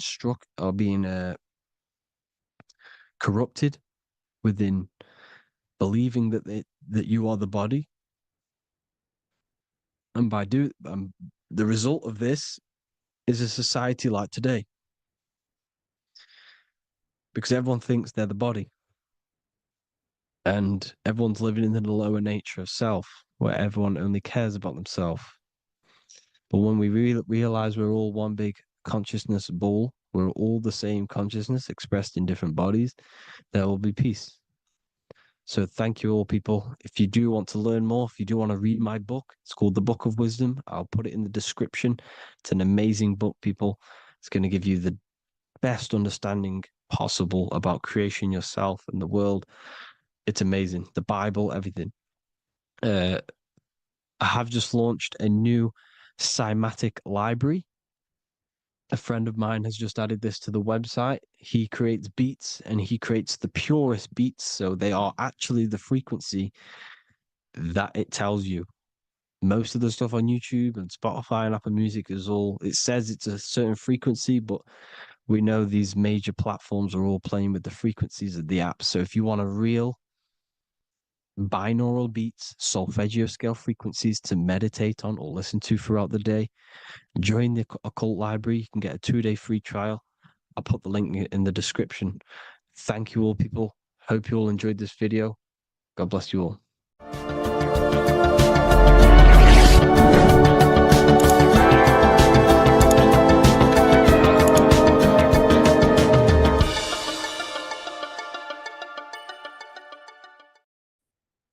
What if I told you that you are under a spell and this spell is controlling you in every aspect of your life and you don't even realize it?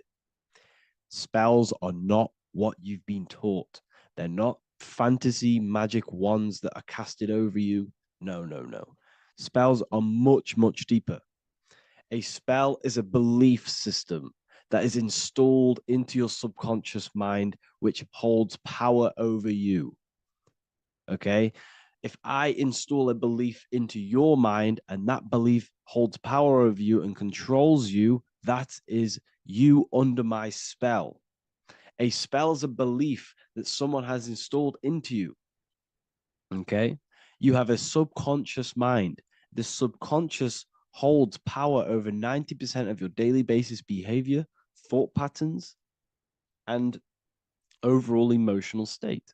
Because the subconscious is the back end of our mind, the mind that we don't really have access to. It's the shadow self where all of our programs, all of our memories, all of our traumas, all of our everything that we've ever experienced is recorded and kept in this vast database called the subconscious. Now, the subconscious is the 90% of our mind. We are only aware of 10% of our mind, which is the conscious mind, which is what you're using now, what you're consciously aware of. But there is a subconscious mind that holds power over your conscious decisions, and you don't even realize it. For example, as a child, you had a very, very traumatic event happen. Let's say as a child, you were not loved enough by your parents.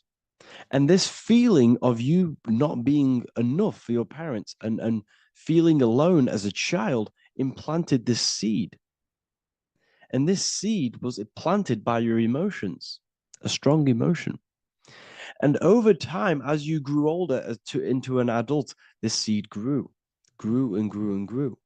And what this seed grew into is you being very needy, you always seeking validation from others. Okay. But you taking this conscious decision 10 years down the line actually stems from this hidden cause within your subconscious mind, within this little feeling, this seed inside your subconscious where you don't feel like you are worthy. So this results in a conscious decision of you seeking validation from others, being very needy from others. Okay. This is what the subconscious is. The subconscious holds power over us. For example, posting on social media. Why are you actually posting on social media? If you take a selfie with your new watch, new car, and you go and post that onto your social media, why are you actually doing that? On the deepest root cause, it's not because you just want to post a picture. No, it's much deeper. It comes from a subconscious belief or a subconscious emotion of you seeking external validation, whether you believe that or not. But that's what it is. If you're posting on social media, you're seeking attention, you're seeking validation from others on a deep level, on a subconscious level. You may not even realize this because it's subconscious. Now, this is what a spell is. Money is a type of spell. Remember, money doesn't actually exist. Money does not exist. Money is a physical object inside of the material plane. But the physical object has a belief in the mental plane. See, the mind is the highest plane. This is the root cause of reality, the mental plane. Okay. So our belief in our mind has given this piece of paper value and a meaning. But in reality, it's just a piece of paper with a belief behind it.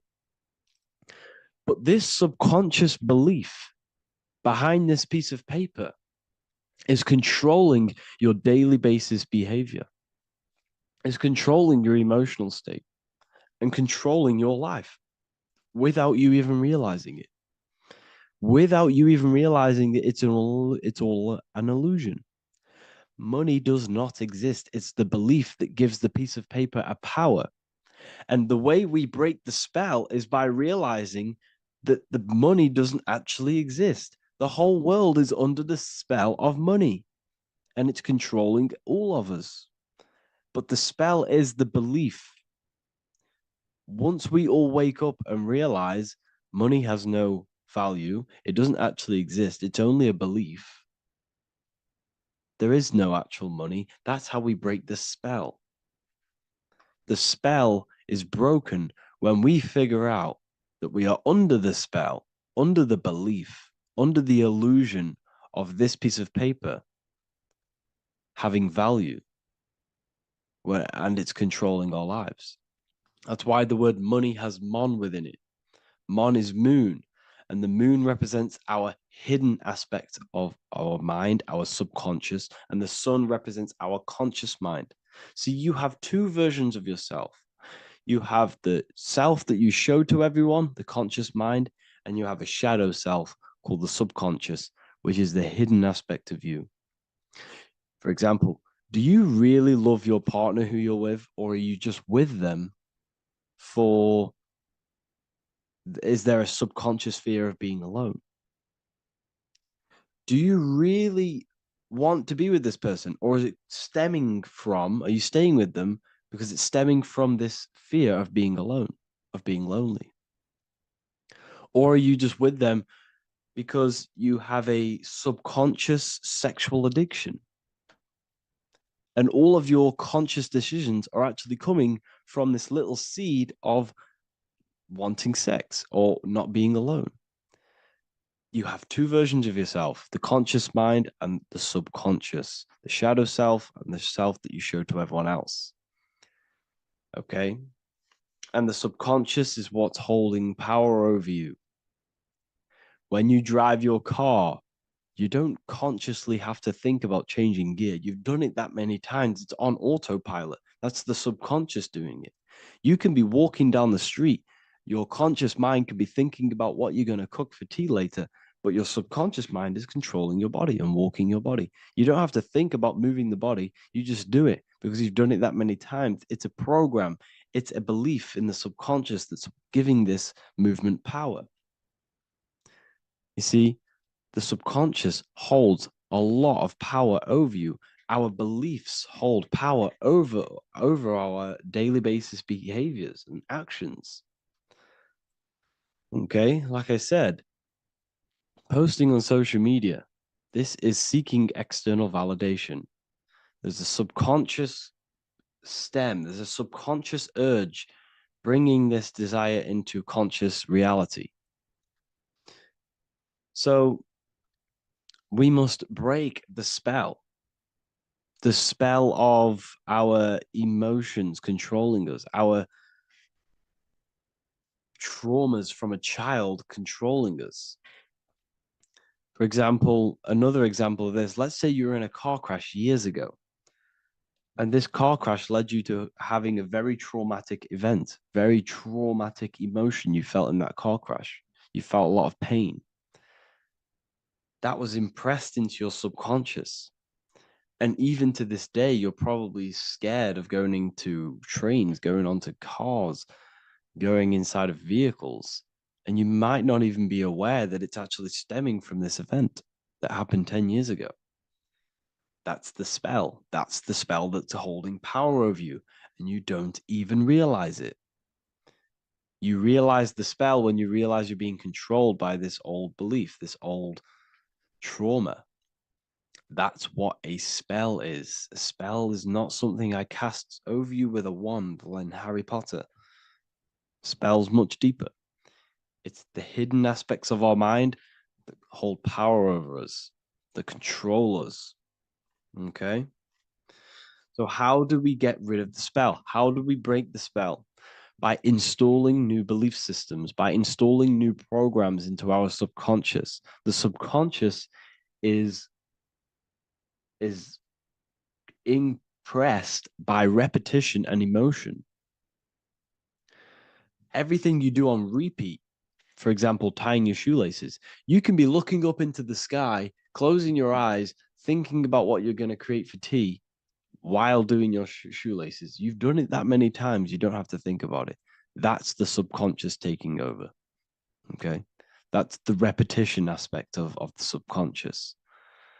For example, you could probably run down your stairs. You know exactly how to run down the stairs.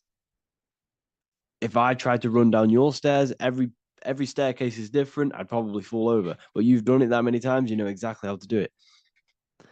It's what we call ritual. When you have an evening ritual, when you tidy the house, you do your skincare routine, you wash your teeth, that's a ritual. This is what the ancients called ritual. When we do rituals, we're trying to implant something into our subconscious to either remove an old program, an old seed that is controlling us, for a new one that's going to grow into new light, into a new reality. So you can implant messages, implant new programs into our subconscious, which will then grow into a new reality. Okay. Because if I tell you something over and over and over again every single day, for example, if I say you do what I say every single day I repeat this statement into your ears, you, about a month or 2 months in, you're going to start to believe in that statement and you're going to start to be under my spell. You're going to start to do everything that I say. So this is what spells are. Spells are subconscious beliefs that hold power over you, and you don't even realize it. So we need to remove these old programs we have that are controlling us for new programs. And we do that through ritual, affirmation, and imagination. Repetition and emotion is key to impressing the subconscious. They are the two ways that spells are created, that programs are created. The subconscious only knows the now and it only knows you. So every word you say is a spell. So when you call someone else a name, you're calling yourself a name because your subconscious takes everything you say as truth because it only knows you. It doesn't know anyone else. So every night we can do affirmation. We affirm the reality we want. This is what we call a ritual. We sit down or we stand up, whatever it is, you affirm the reality you are, I am statements, and then you imagine that reality. And you do this over and over again, every day, twice a day, 3 times a day, however many times. And this will cause repetition. This will install a new belief system into your subconscious, which will then start to show in your external reality. It will start to put you under a spell of the new program. For example, if I install into my subconscious that I believe that I am rich, every single night I affirmate that I am rich, I am wealthy, I am free. And then I do a ritual. I start to imagine this reality every single night. I do these two things on repetition, and I start to feel the reality and imagine the reality. Over time, I'm going to start to believe that I am rich, that I am free, and I am wealthy without having the physical reality. And what this will do is that it'll implant a message deep within your subconscious mind. It will plant the seed of this belief. And this belief over time will grow into 90% of my thoughts, 90% of my actions, 90% of my words. My words, my thinking will change due to this new belief. I may not even realize it, but I'm looking for more opportunities to make money. I'm speaking to more people because of this belief that I've installed. This belief has triggered new ways of thinking. My mind, my conscious mind is now only operating to fulfill this belief. And my conscious mind might not even be aware of it. You won't even realize that you're manifesting this belief of being rich. And that's how it happens. You implant the belief within your subconscious. You implant the spell into your subconscious, which will then gain control over you. So we need to make sure we're removing the negative spells, the negative programs that are controlling us for new regenerated ones, for new ones that are going to create new realities, a better life. Okay? You don't want negative traumas, negative seeds controlling you and growing into your life. If you don't cut them off, they will continue to grow and grow and grow. Your anxiety will get bigger and bigger and bigger. Your depression will get bigger and bigger and bigger. But it's all actually stemming from one belief system or one trauma. Okay? So this is important. Everything in this physical plane is an effect of the higher planes. It's a shadow of the mind. Everything we think, all physical objects began as a thought, then an imagination, then energy, then a physical reality. So we must change the mental plane. We must plant seeds into our mind to change down into our physical material life. It's about manipulating this higher plane so we can create change and effect in the physical external material plane. That's what magic is. This is what spellcasting is. This is all what it is. It's not fantasy. This is the manipulation of the higher planes of consciousness, which your mind has access to. You have access to these higher planes. Okay. This is exactly what I teach in my university. I teach different rituals. I teach specific rituals to get rid of certain things, certain belief systems.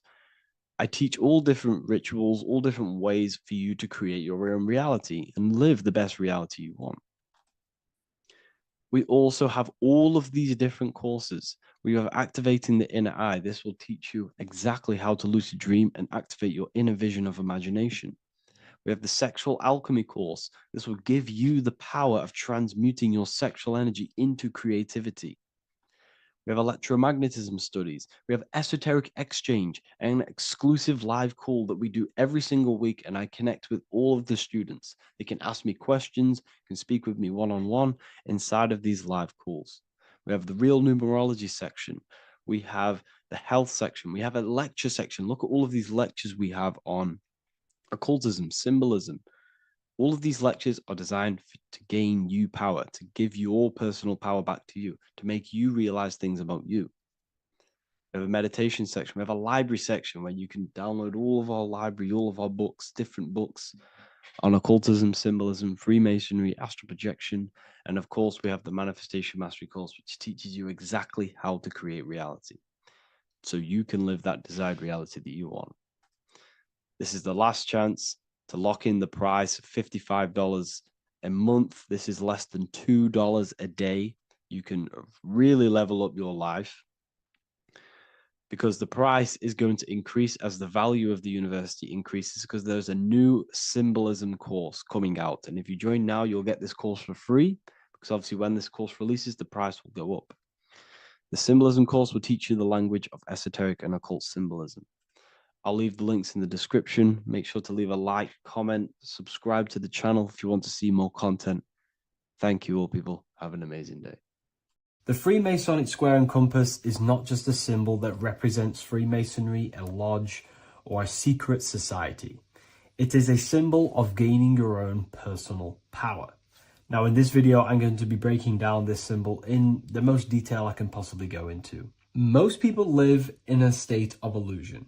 They live their life impulsively, acting based on their five senses, tasting. They want to feel a certain thing like an orgasm, or they're basically just slaves to external things and their five senses, which leads to a very dark path where you'll never actually become a conscious creator and you'll never actually be internally happy. The Freemasonic square and compass reveals some deep wisdom about this. Now let me break this down. If you want to gain your personal power, listen up. The Freemasonic square and compass is a compass which is used to create circles. Now, if you notice something about the circle, they have no beginning, no end. You can't tell where it begins and ends. It's eternal, which means this represents consciousness. Now, if you don't know what consciousness is, if you close your eyes, you have an internal world. You have thoughts, emotion, visualization. This is all consciousness, spiritual. Then we have the square. The square creates squares or lines, which represents matter. It has a beginning and an end. You can quite see where the beginning of the end is, right? So we can even link this to Leonardo da Vinci, the Vitruvian Man. We see the man in the square with the circle. The circle is the eternal consciousness, and the man is the square, limited to the physical world. But consciousness is not limited. That's why it's outside the square. This is eternal. The body is mortal. The body will die. Consciousness will never die. If we look even closer at the symbol, we notice in this particular symbol, we have the compass overlapping the square. This is very, very symbolic. This represents spirit over matter, also known as mind over matter, consciousness over matter, the circle over the square. Like I mentioned earlier, most people are slaves to their senses. They go through their day and all they do is chase validation and feelings. They eat all day to feel good, which means they're slaves to their taste. They're slaves to their feeling. They masturbate, which means they're a slave to orgasms and external things. They're literally being governed by the external world controlling their internal world. They're literally living life on autopilot. And don't get me wrong, I was guilty of this too. We're all guilty of this when we join this world because we're not taught this sacred knowledge. Until you actually stop and recognize this, you'll be living life on autopilot, literally not even living. You'll be running off subconscious programs, seeking external validation and being ruled by these five senses. The square underneath the compass represents consciousness on top of matter, which means the internal world is controlling the external world. It is the mind controlling matter and not matter manipulating the mind. In the occult and esoteric world, it's very important that you are conscious of every action that you are taking in your day-to-day life. Never act subconsciously. Always be conscious. What are you thinking? What are you acting? What are you giving your attention? All of this is contributing towards creating because you are a creator. Consciousness is a creative force. You need to make sure that the compass is on top of the square, that your inner world is controlling the outer world and not the outer world controlling the inner. As I've mentioned in many videos before, the internal world of consciousness is what's producing the external world. Your life is just a result of every thought and emotion that you felt in the past. Everything you own, everything you possess, your friends are all reflections of your consciousness. They're all reflections of what you are thinking about. When you change your thinking, your external world starts to rearrange itself. On a basic level, this symbol represents the combination of spirit and matter. You are a spiritual being and a material being. You are heaven, the sky, and earth, the ground. You are heaven and earth, spirit and matter infused into one. You are a bridge between the divine and the earthly worlds. And you can bring down these higher realms of consciousness, thought, imagination, and emotions into a physical, tangible reality. To do this consciously, we need to make sure the external world is not manipulating the inner world. Because if your internal world is being controlled by external circumstances, for example, you have a circumstance happen in your reality, an emotion triggers inside of you, and that emotion is a command to create more of that. And the thoughts that you think are creating more of that negativity. So it's a constant cycle of negative manifestation if you let the external world control your internal world of consciousness. So we need to make sure the compass is on top of the square, that the internal world are commands and not reactions to create your external reality. And not only just to create, but to actually enjoy life. If we let the external world bother our internal world, this means that we have some sort of mental or emotional attachment to the external world. We need to detach from the external world. Why do I say that? Because it's temporary. It's an illusion. We are going to die one day, and none of this will matter. You need to understand that everything in this world is temporary. You have to be okay with losing things, losing family, losing things in this world, because it's guaranteed to be temporary. We need to make sure the internal world is order and not chaos, commands and not reactions. Now, at the back of the Book of Wisdom, Volume 2, the book that I've wrote here, I go over the different meanings of the different arrangements of the square and compass. Sometimes we see the square overlapping the compass, which is the opposite of what we've just broken down.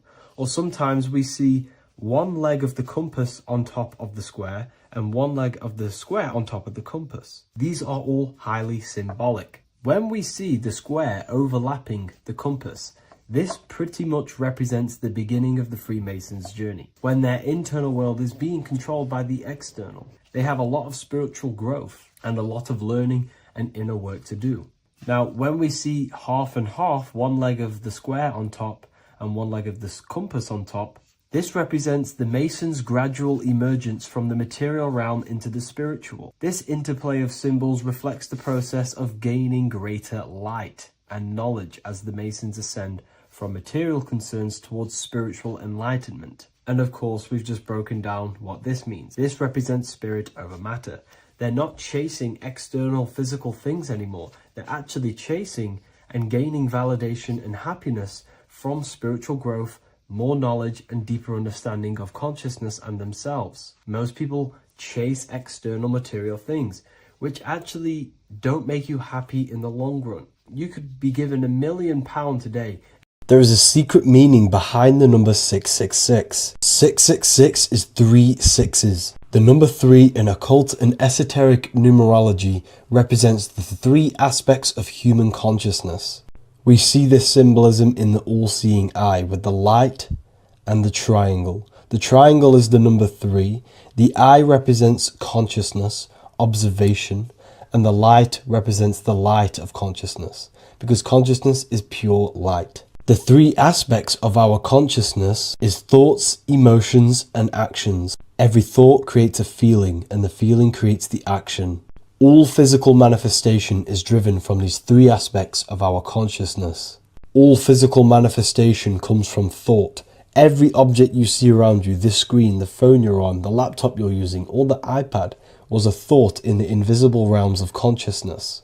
Then it was brought into physicality through feeling and action. This is because man is made in the image and likeness of God. We are all mini creators. We are all extensions of God's creative consciousness. Therefore, the number 666 represents 3 sixes. 3 is thoughts, emotions, actions. The number 6 represents the cube, because cubes have 6 sides. This material world that we experience, everything has 6 sides. Everything's created by cubes. We can move forward, we can move backwards, we can move left, right, up and down. This is the cube that we are stuck in. Therefore, 666 represents our 3 aspects of our consciousness, thoughts, emotions, actions, all contributing towards our physical self, material world, material pleasures, completely cutting ourselves off from our spiritual, true, divine self. which means 666 is representing a state of consciousness. A state of consciousness where we only operate from a place of material needs and survival things. As humans, we possess a physical material body in the physical material external world, but we also possess an invisible inner world, which is what we call spirit. When we disconnect ourselves from our inner world, we become lost in this materialistic way of thinking and acting, which can lead to no life purpose, a feeling of emptiness and voidness in our hearts. Humans possess the ability to transcend our animal instinctual natures and turn to the divine mind, to the spiritual inner world. It is our inner world that is projecting our outer world. The outer world is just an effect of our inner state of consciousness. It's important as we go through this human life to not lose ourselves and look for our validations outside of ourselves. The external world is simply just a mirror, mirroring with mathematical precision what happens inside our consciousness. When we change our inner world, we produce effect in the outer world. To get back on track about this number, this represents when we are lost in our material self and we are completely cut off from our true divine self. The devil is always having goat horns, which represents a ground animal. This is the lower animal self of man. He's always red. The frequency of red is the lowest vibrational color, and it also represents the root chakra. This is all to do with survival mode and our physical needs and physical self. Red represents chaotic and intense emotions like hatred and anger. This is why the devil is always red, because it represents anger and an uncontrolled state of emotion and consciousness. You see, we've been taught in the church and all through religion indoctrinations that the devil is an external deity which influences humans. And in fact, this is nothing but a metaphorical story. The devil is a character which represents an aspect of the human mind, the lower aspect of the human mind, a facet of our own consciousness and psyche. The voice that we have in our head that tells us to do these negative things is not an external deity pushing us to do something bad. This is an aspect of our own mind. Jesus and Satan are just two characters which represent the two voices that we have in our own consciousness. In fact, the word devil was never present in the early Gospels. Instead, what was mentioned was a spirit of evil. A term spirit of evil was not meant to denote a specific deity or being, but rather any force of negativity, whether it manifests as a destructive thought, emotion, or action. The spirit of evil represents the darker sides of our mind, the part that leads us astray and brings forth negativity in our lives. The reason why they want you to believe in a devil is because they don't want you taking responsibility for your creations. They don't want you to realize that the external world is truly a mirror of your inner state of consciousness.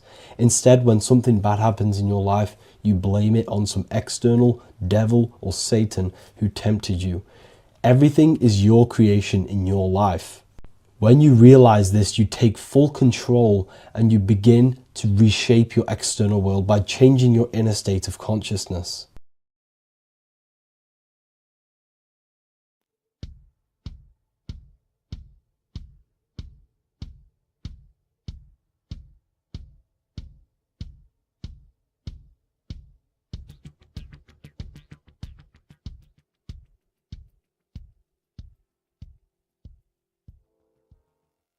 Welcome people, we're back with another video. I will now be keeping track of my YouTube and trying to upload every week. In this video, we'll be talking about the chakras. The chakras are the 7 attributes of God, and they are the 7 planets. These are literally vortex portals within us that connect us to these vices and characteristics of God. Each one of these energy centers are a spinning wheel of energy which controls the cells and organs in that particular area of the body. For example, it's literally a mini brain for that area of the body. Each chakra has a vice which you need to turn to a virtue in order to climb up through the system. They work like a stairway system. You have to go through each chakra in order to unlock the one above. This process is turning matter into spirit as you descended from spirit to matter. Saturn is Satan. That's why it's the lowest chakra. And that's why the devil is red, because red is the lowest vibrational color. When you are in these lower states of consciousness, you are in your animal nature. This is your physical side of your nature, and you are mainly being driven by your animal instincts or your ego. Moving back to your higher self or your spirit self is not an easy process. It takes a while. However, with discipline, consistency, and motivation, you can achieve this, and this is what the ancients called Christ consciousness. Once you have achieved this, it is basically a state of mastery of the mind. You no longer lust for the lower animal nature things. Now, let's start with the root chakra. This is located at the base of your spine, and you can feel this chakra by tensing your anus. This energy center is in control of your survival needs, your vitality, your stability, and security. Now, if this chakra is unbalanced, you will feel insecure, fear, anxiety, unstable, low self-esteem, anemia, over or underweight, and constipation. In order to balance this chakra, you need to feel grounded, embodied, stable, calm, centered, a sense of safety, and trust in yourself and the world around you. The next chakra is the sacral chakra, which is located around the belly button area. You can feel this chakra just by sucking in your belly. This chakra is to do with relationships, self-worth, creativity, empathy, and most importantly, sexuality. This is the most important one in order to start to raise your vibration overall, is giving up the over-sexualized nature. In order to balance this chakra, you need to come into harmony with all the toxic relationships that you have. Get rid of the fear, the anxiety, the isolation, and 100% get rid of the over-sexualized nature. Lust is one of the most lowest vibrations you could possibly feel. It is literally manifesting hell. In order to work on this chakra, you need to feel self-worth. You need to do creative things, empathy, healthy relationships, and 100% being confident. The next chakra is the solar plexus. This is to do with personal power, will, metabolism, eating, happiness, and your self-esteem and self-identification.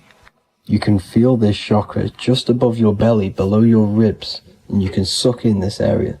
If this chakra is blocked, you will feel lack of confidence, difficulty in manifesting your desires, low self-esteem, misuse of power, misuse of dominance, weak will, and shame in yourself. Biggest one for this chakra is overeating, as it's to do with metabolism. If you are overeating, you are literally unbalancing a lot of your lower chakras, not just the solar plexus. In order to work on this chakra and balance it, you want to have a positive self-identification. You want to feel happy, a happy self-esteem, effectiveness to people, not overeating, and a strong willpower. Now for the heart chakra, one of the most important chakras. Chakra is to do with love, understanding, trust, hope, openness, compassion, balance, and forgiveness. The most important because your heart is the tree of life in the body. It is the center of the toroidal field. It is the most powerful chakra. Your heart is 5,000 times stronger magnetically than your brain.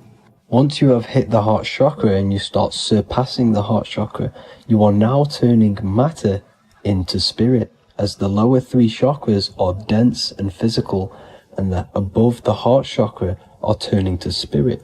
As you can see already, this is a hard and long process of working on yourself physically and internally.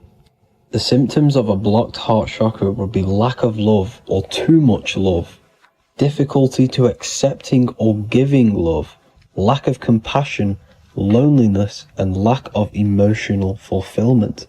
Finally, a lack of connection with a divine or to nature.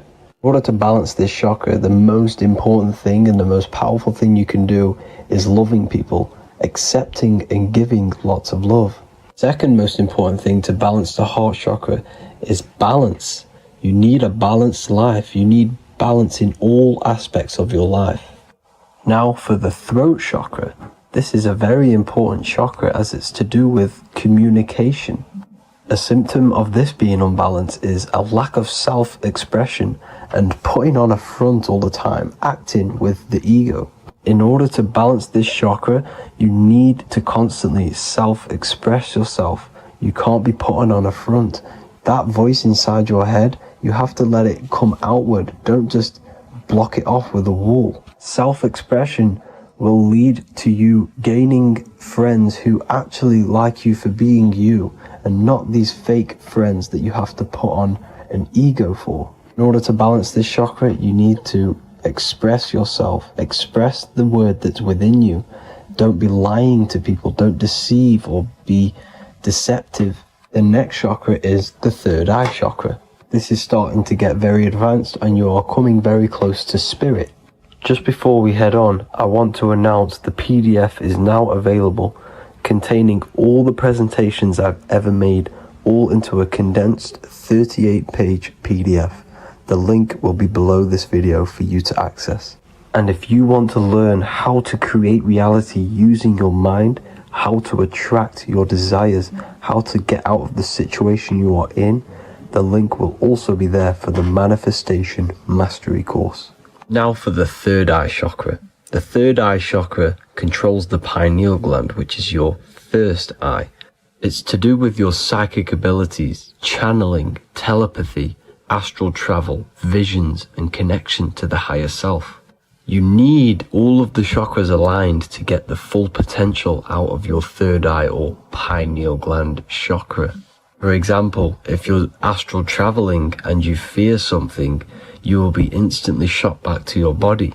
So you need to master all of the chakras before you go on and try and do these higher spiritual activities. Symptoms of the third eye chakra being blocked is lack of imagination, lack of vision, lack of concentration, blocked or clouded intuition, can't see the big picture, and especially overly reliant on logic and intellectual thinking. A good way to work on this chakra is imagining things, vision things, trust your intuition at all times, always follow that inner voice. Cut out the tap water which contains fluoride. Fluoride blocks the pineal gland. And cut out all junk food because all of this is affecting your pineal gland. When in meditation, you want to focus your eyes and your attention to the center of your head between the two eyebrows. This is where the pineal gland is located. This will help and awaken the pineal gland over time when you keep doing these meditations. Finally, for the crown chakra, this is to do with universal consciousness, all-knowing, enlightenment, cosmic connections, the God source. This chakra is blocked by being cut off from spirituality, plagued by the senses, being tricked into the five senses and being tricked into thinking you are the body. In order to work on this chakra, you need to feel grounded. You need to know yourself, your real self, the voice within you. Have common sense, have specific decisions that you're making, be very direct. Now we've got out of the way all of the chakras, I can now introduce methods and meditations which will help you unblock them spiritually. When meditating, you want to get into the present moment in a nice, comfortable position. Bring yourself to the present moment by saying, I am here right now, nothing else matters. Keep repeating this over and over with your eyes open or closed. After a couple minutes of bringing your attention to the present moment, you can now start to breathe in through the nose deeply and breathe out through the mouth slower than you breathed in. Place your attention on the chakra that you want to balance. Think of a high vibrational emotion like love, and think of this while placing your attention on that chakra. You can do this exercise every day for 10 to 20 to 30 minutes. The longer the better. Another practice you can do is by chanting the Bee Gees for each chakra. They are here starting from the root chakra all the way to the crown chakra. Or you can chant the 7 vowels. There are not 5, there are actually 7. A, E, A, O, U, M. A, E, I, O. This is the proper way of pronouncing the 7 vowels. These are so powerful because these are the only things that exist. It is literally the sound of God. By pronouncing them right, you can actually create a lot of power within you and align your chakras. That's it for this video, people. I'd appreciate a comment and a like to help the algorithm. I appreciate you all. Love and light.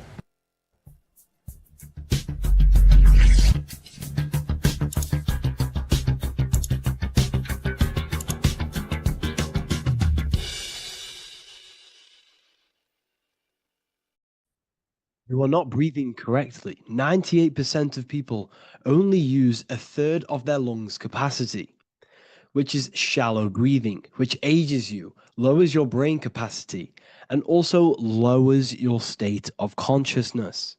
So it's essential that you breathe consciously on a day-to-day basis, because this is what truly elevates your consciousness. I am going to give you the key for you to raise your consciousness just through breathing alone. Such a simple thing, but yet the most effective way for raising your state of consciousness and becoming more spiritually and mentally advanced. So tune in for this video, and I'm going to show you exactly how to do it and the symbolism behind breathing. Air is more than just air. It carries electromagnetic energy. So now I'm going to give you the science behind this spiritual truth. This invisible force is what sustains all physical life, providing the life force energy essential for existence. Electromagnetism. Everything is fed off electromagnetism. Your body is an electromagnetic battery. Now, we can prove that air carries electromagnetism just by doing a simple test, a simple scientific experiment, by getting liquid oxygen and pouring it between a north and south magnetic pole, two polar opposite magnets. We see that the liquid does not fall straight through it. It is sucked, it is magnetically attracted to these two opposing forces, opposing magnets. This is proof that air, liquid oxygen carries electromagnetism. When you are breathing electromagnetism, the essential life force behind all living beings. This is known as energy or prana, chi, ether, or spirit. This is all the same thing. Air is not just empty space, it is energy, it is prana, it is life force, it is spirit, it is ether, chi, prana. You are an electromagnetic being. Your consciousness is in direct correlation with your electromagnetic aura or biofield around your body. Your state of consciousness is mirrored within this field around your body. Now, your breath, when you breathe in, you're breathing electromagnetism or life force. Breath is the vital link between the physical and the spiritual, bridging the body with the soul. Through breath, we connect with both tangible world and deeper, the unseen realms of energy and consciousness. Breathing deeply and properly elevates our consciousness, enhancing the brain's functions, heightening the sensitivity of our 5 senses. It also brings a profound calmness to the mind, creating a state of clarity and inner peace. Like I said earlier, breathing properly is the fastest way to elevate your consciousness. It is the fastest way because breathing, when you stop breathing, what happens? You lose physical consciousness. Your body will shut down if you do not breathe in this vital electromagnetic energy in the oxygen. If your body does not get this for 5 minutes or however you can last without breathing, this makes you lose physical consciousness. Your body will not survive without this essential life force energy. Therefore, air is one of the most overlooked things. This is why we see the symbolism of Buddha having a big belly. Why does he have a big belly? Because it's symbolizing breath work. proper spiritual breath work, the, the certain teachings of breath work, of when you breathe in through the nose, you have to breathe in through the nose. You don't want to breathe in through the mouth because the nose acts as a filter which catches dust particles and filters out the air before it enters the lungs. The mouth does not do that. The nose is for breathing inward. We breathe in through the nose, and when we breathe in, we breathe into our belly, not our lungs. When we breathe into our belly and our belly expands outwards, we are then moving this energy down through from the nose down the spinal column. And when we breathe back out, the belly goes in, which is raising the energy up the spinal column, back out through the mouth.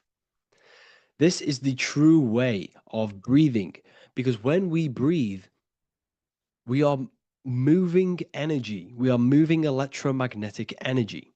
When we breathe in through the nose, the energy travels down the spinal column. And when we breathe out, we are raising this energy back up the spine, some of it going out the mouth, and some of it reaching the brain, activating dormant brain cells in the brain. But when we breathe, we need to make sure we are using 100% of our lungs' capacity, because the lungs is what transforms this special energy into consciousness, physical consciousness. So this is why Buddha has a big belly. It's not because he was fat. It's not because he was overweight. It's symbolism. It's symbolism of breath work. So try this. Do this for 2 minutes while you watch this video. Breathe in through the mouth as hard as you can until you no longer can fill any more air into your lungs and belly. Breathe it into your belly, not your lungs. And breathe out through the mouth. Do this for 5 minutes or 2 minutes, however long. I promise you, breath affects your consciousness. You will notice the difference. If you do it quicker, the quicker it'll affect your consciousness, and you might go lightheaded. But that lightheaded is you activating your spirit, your energy body. So try this just when watching this video. When you breathe consciously, you are renewing both your energy body and astral body, aligning your consciousness with a higher state. This practice feeds new life force energy into the body, revitalizing and enhancing your overall well-being. Like I said, your brain requires the most amount of oxygen. When we have shallow breathing, this is reducing the brain's capacity. Because when we are not breathing properly, which 98% of people are only using a third of their lungs capacity, we are essentially only using a third of our consciousness, because your breath is directly correlated to your consciousness, your state of consciousness. When you breathe in through the mouth, out through the mouth, out in through the nose, out through the mouth, consciously and deeply for 5 minutes, you will notice that your senses are more powerful and sensitive. Your brain is quicker.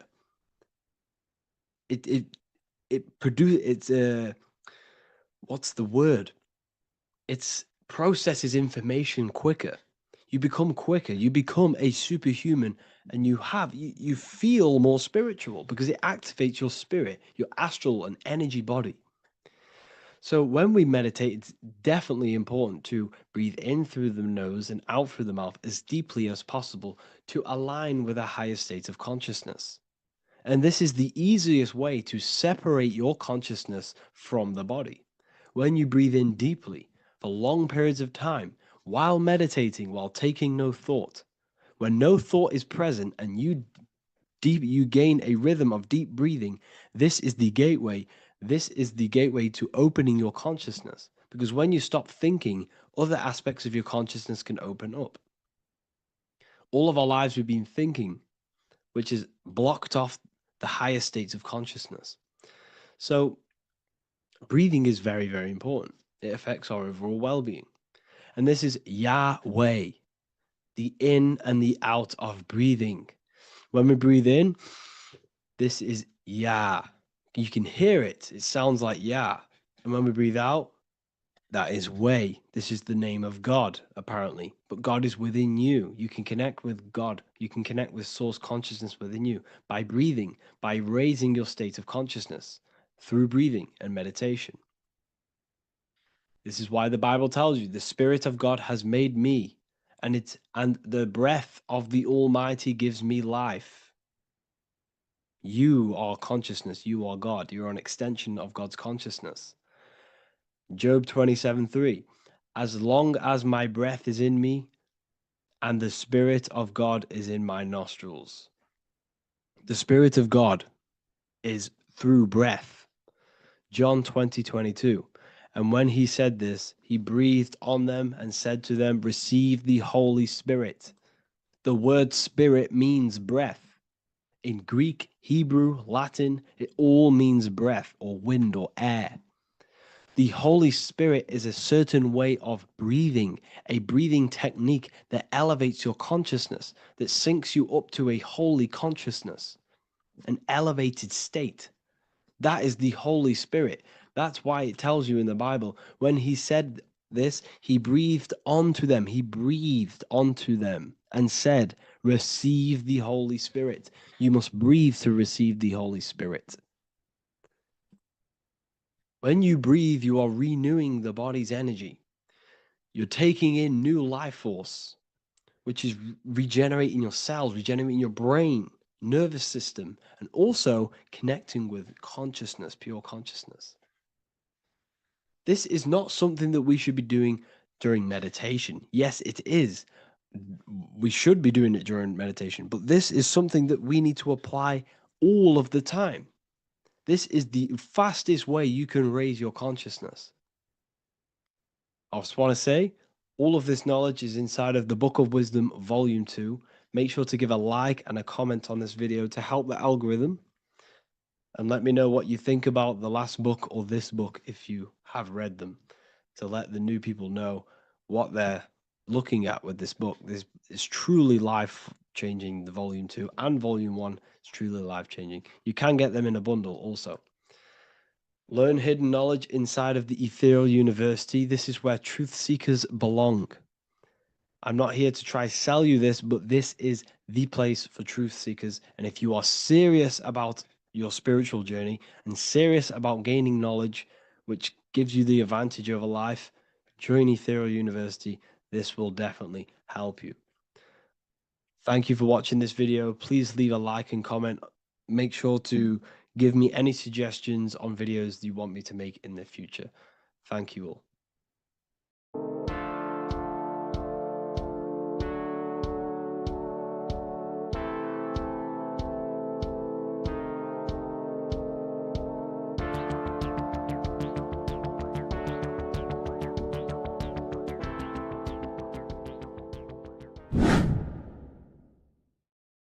What are we all doing, people? Survival wisdom. Today we're going to be breaking down the Bible and its real, true metaphysical meaning. All of these slides within this video is taken from my book, The Book of Wisdom, so you can get all of these slides.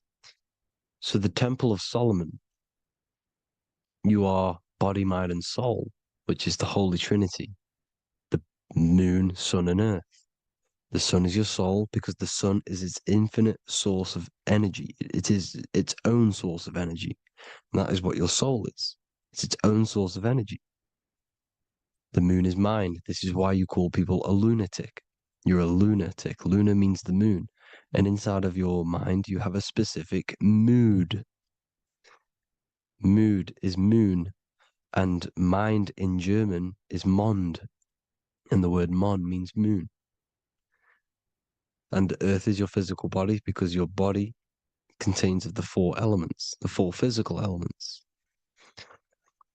Well, the Temple of Solomon is the temple of the soul and the mon, the soul and the mon, the soul and the mind. And it's the temple of the Holy Spirit in the Bible. Everything leads back to one singular point in the center of the brain. The brain is not the mind. It's mind over matter. Okay? The brain is the physical manifestation of the mind. The brain is the electrical computer which decodes the light waves given to it by the mind. This is why everything in the body leads back to one singular point. And we'll go over this in a minute. But this is controlling the physical body. This is the within.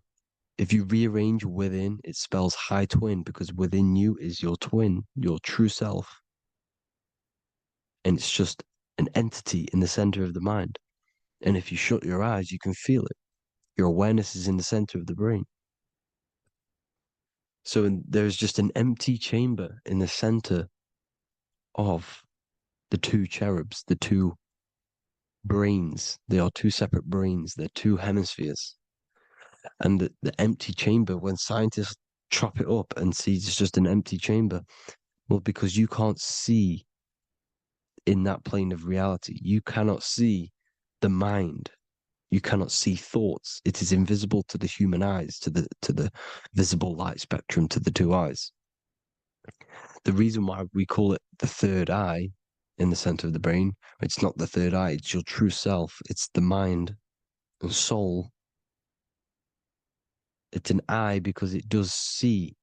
It's the all-seeing eye that you always see here. There's some Masonic artwork showing the two pillars, the two cherubs, the two hemispheres of the brain, and the inner eye. This is the eye that sees all things. What do I mean by seeing all things? Not physically. It sees the mind. It's what, because your soul is watching the mind. You can observe the mind. You are not the mind. And if you meditate deeply enough, you can go beyond the mind. It's the all-seeing eye. It sees the mind. It sees what emotions you're feeling. It sees what you're thinking. It sees what you're seeing with the two eyes. It's the all-seeing eye. It sees all things. It's omnipresent. It's everywhere. Because the mind can be anywhere. The mind can switch itself into any place it wants. There is no limitations with the mind. So there is two hemispheres in the brain. And in the Bible, there is a quote saying, the most holy place between the two cherubs. The two cherubs is the two hemispheres of the brain, and the most holy place is between them, which is what the Masonic artwork is showing. This is the all-seeing eye, the soul and the mind, in the center of the brain. And you will not see this with the two eyes. So when scientists come to seeing the empty chamber in the center of the brain, they wonder, because they do not understand the occult side of the world. They do not understand the layers of reality. How the two eyes, everything physical comes from the unseen. Everything seen comes from the unseen. Now, the two hemispheres of the brain play a major role in our lives. The right hemisphere is the artist. The left hemisphere is the scientist. The right hemisphere controls the left side of the body. The left hemisphere controls the right side. So there's a crossover. Now, the right hemisphere is to do with your feminine energy, creativity, unification, metaphors, visualization, intuition. The left hemisphere is to do with sequencing, facts, materialistic details, language, and logic. So they keep us normally trapped within the male aspect of our mind, which is the left hemisphere. You know, if you listen to Spotify, Apple Music, and radio, they're all tuned to 440 hertz, which shuts down the right side of the brain, makes you left brain dominant. And we learn, well, 90% of people learn to write with their right hand. They're taught to learn with their right hand, which is to do with the left brain. You see, so we are being trapped within this left side of the brain, which is all to do with logic, thinking logical, not creative. You know, very analytic. But the right side of the brain is to do with your creativity. So the right side of the brain is perceiving reality as a holistic perception. Now, what do I mean? If you're riding through a woods, for example, If you're riding through a woods, your right hemisphere is seeing the whole woods as one unified woods. The left hemisphere's job is to break down the perception given to it by the right hemisphere and break it down into individual trees. So what am I saying? The right hemisphere is seeing humans and everything in creation as one unified consciousness. The left hemisphere is seeing individual egos. This is why the left hemisphere is the place of the ego, the right hemisphere is to do with the higher self. They're both needed, though. I'm not saying one's better than the other. It's balance. Now, they don't want you to see the unified picture, perception of creation. They want you to think everything is individual, everything doesn't come from the one, because all things come from the one. And we experience the two in this reality, dualism. In order to understand the one, we have to experience the two to advance. So, anyways, let's get away from the two hemispheres. The right hemisphere, like I said, is to do with the higher self. And this is why in John 21:6, it says, cast the net onto the right-hand side of the boat and you will find fish. Meaning, cast your energy, cast your perception into the right hemisphere of the brain, and you will find God, unification, and higher self. You will see things from a unified perspective. How we are all one, because we are all the same consciousness. The same spark that is in me is in you. This is why I am you and you are me. We are all the all-seeing eyes of God, just split up into individual bodies. We are all made up of the same essence, consciousness. And that consciousness, that mind and soul, is in the center of the brain. You are just in different avatars. And until we see this, we'll forever be divided and conquered. Until we figure this out as a collective consciousness, we will forever be divided and conquered and ruled over. This is why the Bible says, ye are gods. You are the sons of the Most High, because we are. We are the Word made flesh. We are God made flesh. Mark 16:19. So then after the Lord had spoken unto them, he was received up into heaven. Head is heaven, H-E-A, and sat on the right hand of God. God is the consciousness in the center of the brain. Heaven is the head, and the right hand of God is the right hemisphere of the brain, meaning he sees things in unification, creativity, intuition, the higher mind, the higher brain. When Moses crosses the Red Sea is the corpus callosum, moving from the left to the right hemisphere of the brain to see unified perception of reality. Head, H-E-A, heaven, same root word. This is why the ancients always depict God in the center of the brain. Here you see ancient Christian artwork showing God in the center of the brain, the light. Here you see it here. Here you see Ganesh, an Indian god, which is the brain. Here you see the Father, the Son, and the Holy Spirit in the dome, the brain. This is the brain, because you are God made flesh. That's what consciousness is. The upper room where Jesus meets the 12 disciples. It's the upper brain on the upper room. The upper room is the chamber, the empty chamber in the center of the brain. That's the room. And the 12 disciples are the 12 cranial nerves in the brain, which pretty much rule the body, all the cranial nerves. The tree of life, the cardiovascular system. This is why in Genesis it says the tree of life was in the midst of the garden. Midst meaning middle, because the middle of the body is the cardiovascular system, which is controlling all of the systems in the body. The tree of knowledge of good and evil is the nervous system. It's the spine and brain. This is what's detecting good and evil. The brain is the electrical computer with the left and the right hemisphere, decoding the dualistic world, decoding the light waves given to it by the external world. It is an electromagnetic computer. It is artificial intelligence. It is very intelligent, the brain and the nervous system, the human body as a whole. But the tree of knowledge of good and evil is the nervous system, because it is the tree that detects good and evil, makes you learn good and evil in this dualistic reality. Here you see Adam and Eve around the tree of knowledge of good and evil. Adam and Eve, male and female energies, but the serpent in the tree, and the tree of knowledge of good and evil. Well, this is the spine, the brain, and the serpent is the kundalini of the spine. The serpent is the S. That's why S, serpent, S, the letter S is the serpent. Sex and serpents make an S noise. You know, the Bible cursed the serpent. So we don't figure out the true religion.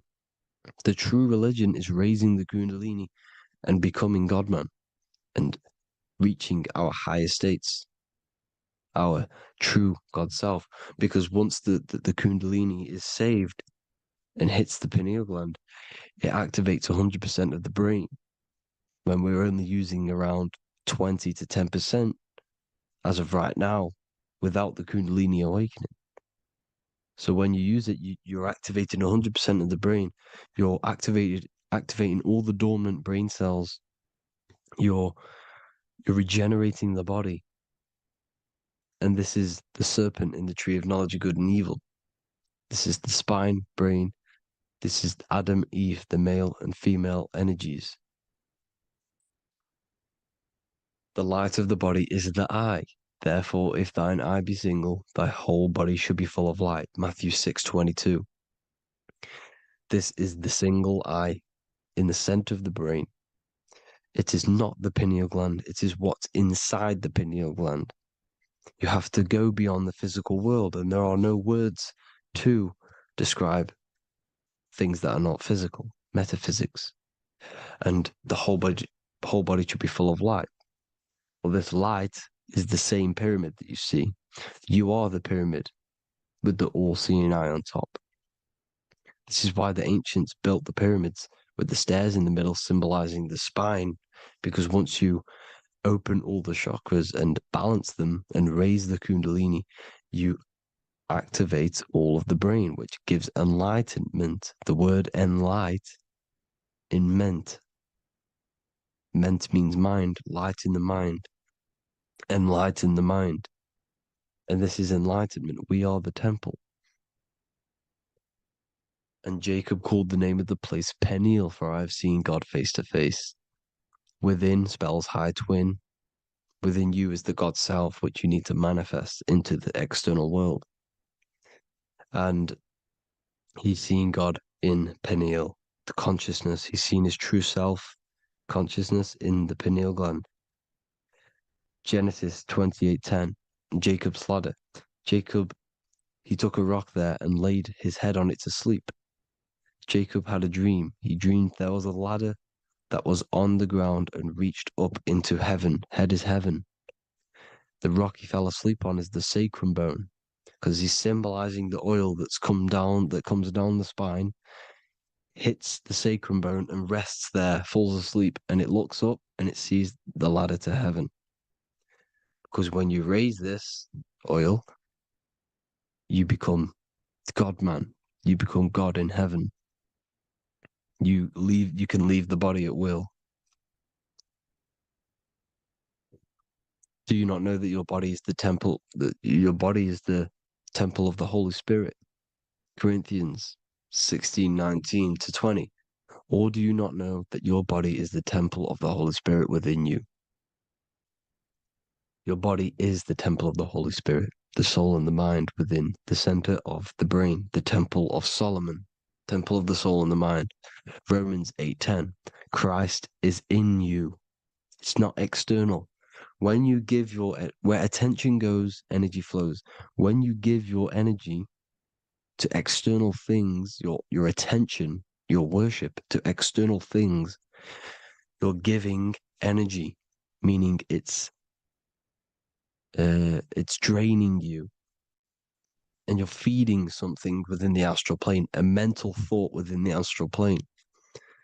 So with you realizing that the Christ is in you, that you don't have to worship anything outside of you, this means that you're internalizing your energy. You're not giving your energy, because where attention goes, energy flows, which means you become more present. You become healthier because you're not giving off all of your special electromagnetic energy that's charging you. This is why the religions run by the Vatican is all external. They're exoteric. Exoteric means external teachings. The esoteric is the internal, the hidden teachings. In Psalms 82, I have said, ye are gods, and all of you are children of the Most High, because we are the Most High, split up into individual bodies. That's what consciousness is. Consciousness is the Most High, and we have to raise ourselves to the Most High. Brahma, Vishnu, Shiva, the Father, the Son, and the Holy Spirit. Why is it always a trio? It's a trio because it symbolizes us, the soul, mind, and body.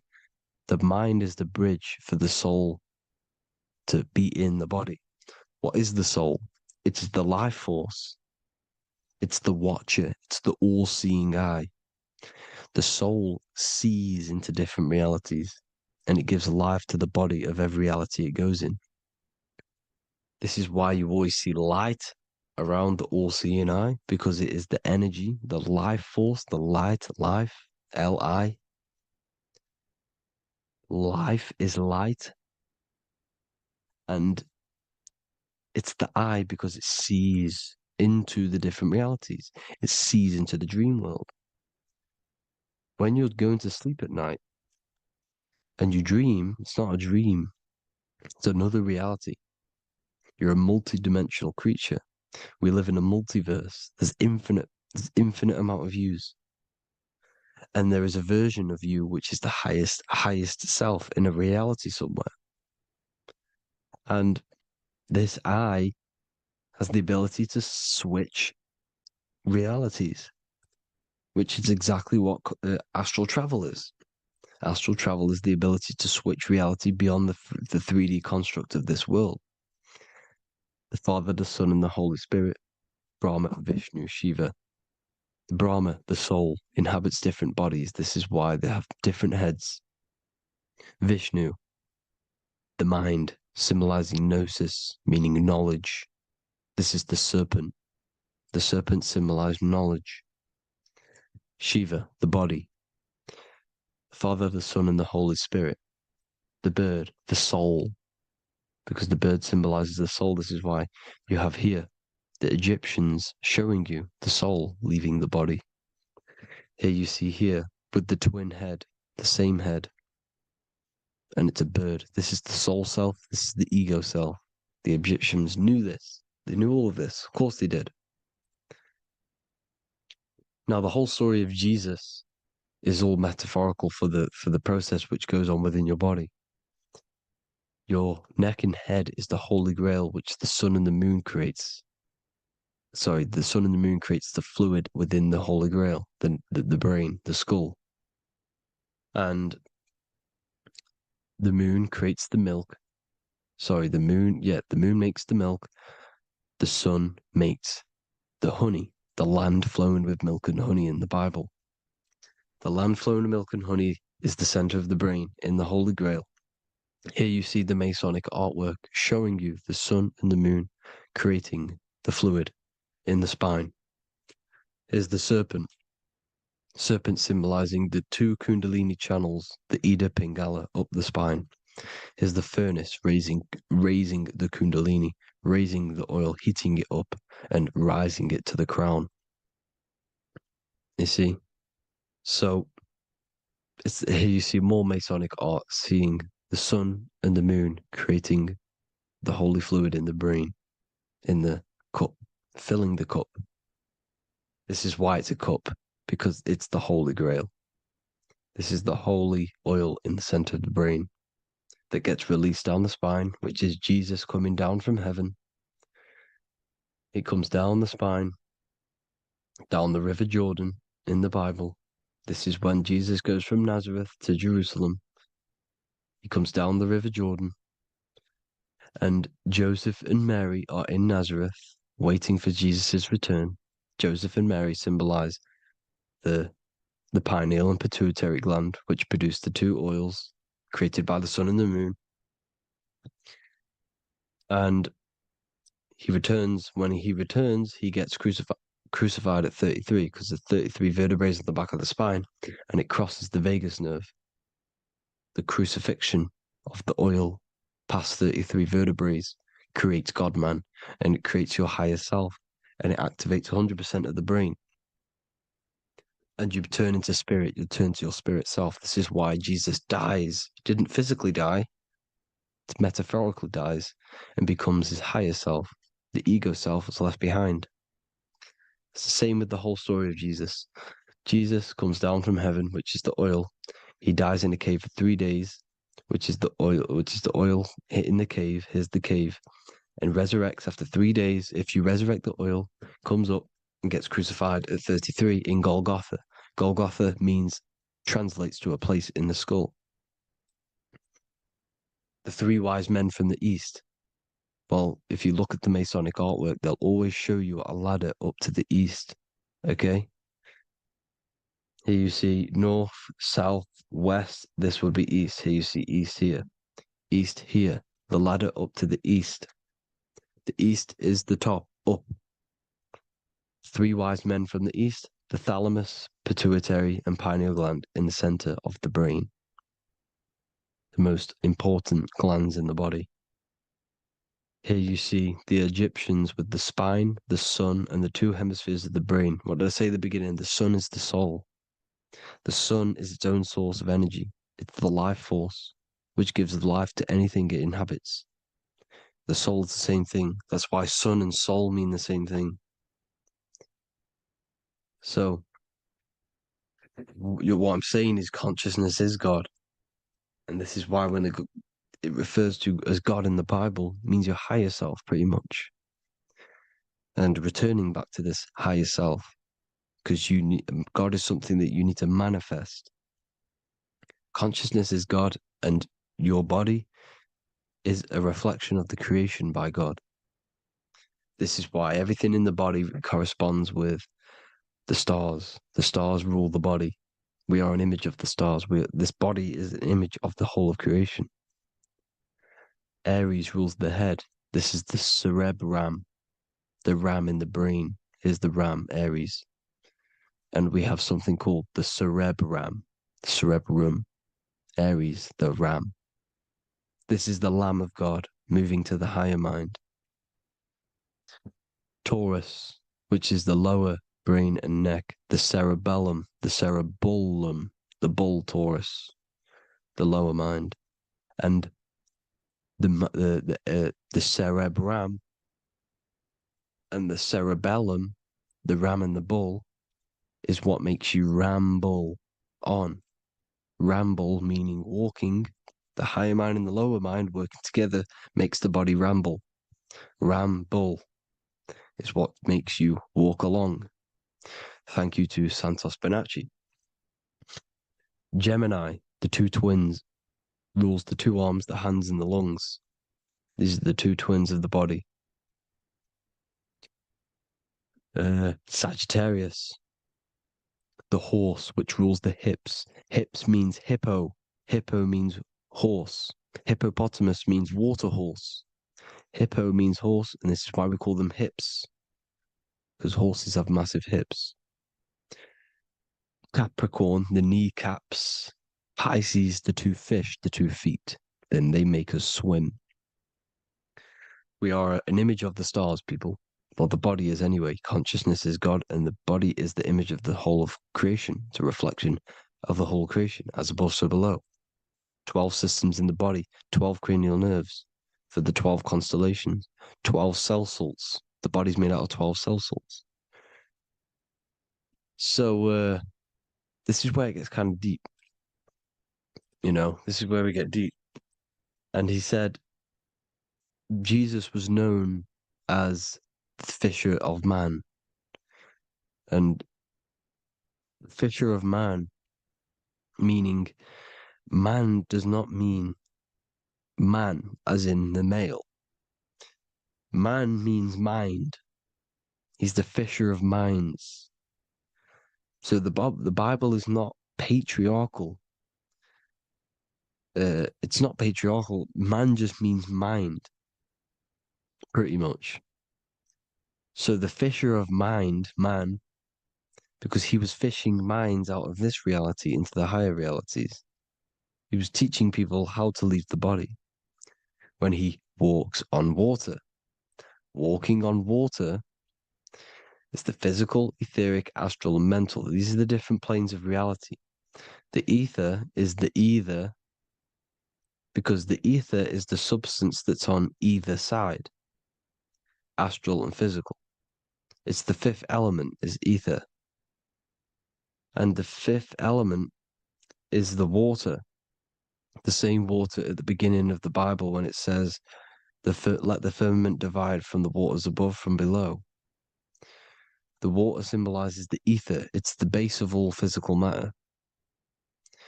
And the ether symbolized is known as the water.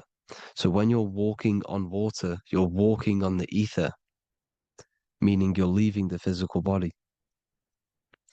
So when Jesus walks on water and he's teaching Paul to walk on water, Paul becomes scared and falls back into the water.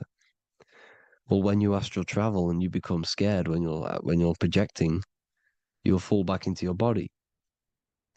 So he's pretty much saying walking on water is leaving the body, and walking on the ether, because the ether is the veil between the astral, and that's what devil means. Devil has the word veil in it, because the devil is trapping you between one veil, which is this world. They're trapping you in this world, this thin layer of reality. Your dreams are different veils. The ether, the astral, the mental are different veils. Devil is the veil. The veil. You need to escape being stuck in one reality and live in between realities. And this is when you truly become a multi-dimensional being, because your soul is just the eye. That's what you are. You're just an eye, and you see into different worlds. And it also, when Jesus means the fisher of man, the fisher of minds, he is. I truly believe, because of my research, that there is other worlds. It's not just this one. There's higher worlds. There's an infinite amount of you, and you've been in them dreams you call dreams. Them dreams are other realities that you are in. That's why when you're there, you don't feel like you're in a dream. You feel like it's 100% real, because it is real. So this is why the ancients always depicted the many different heads, because there's many different versions of you. And this I, the soul, the watcher, is switching itself into different bodies at all times. Well, when you sleep, when you astral project. And this is what the ancients were doing. They understood the multiverse, and they could switch bodies at will. And this is what the seven seals are in the Bible, also known as the seven chakras. These are literally portals within us to these different worlds. We're in the heart at the moment. Earth, rearranged spells heart, meaning middle. This is where good and evil exist. It's the middle point, the midpoint of realities. So I hope you all enjoyed the video. All of this knowledge that I've give you in this video is inside of my book, the Book of Wisdom. The Book of Wisdom gets updated every single month with new pages. It's a one-time payment for a lifetime worth of research and knowledge by me. So if you do want to get it, the link will be in the description. But I hope you will gain some amazing insight. Please like, comment, and share to help the algorithm, and drop a subscription. And for more lectures, every 2 days, I drop lectures and knowledge within the Patreon. If you want to support the channel, join the Patreon. Everything's in the description because we are not monetized on YouTube. Thank you all. Have an amazing day.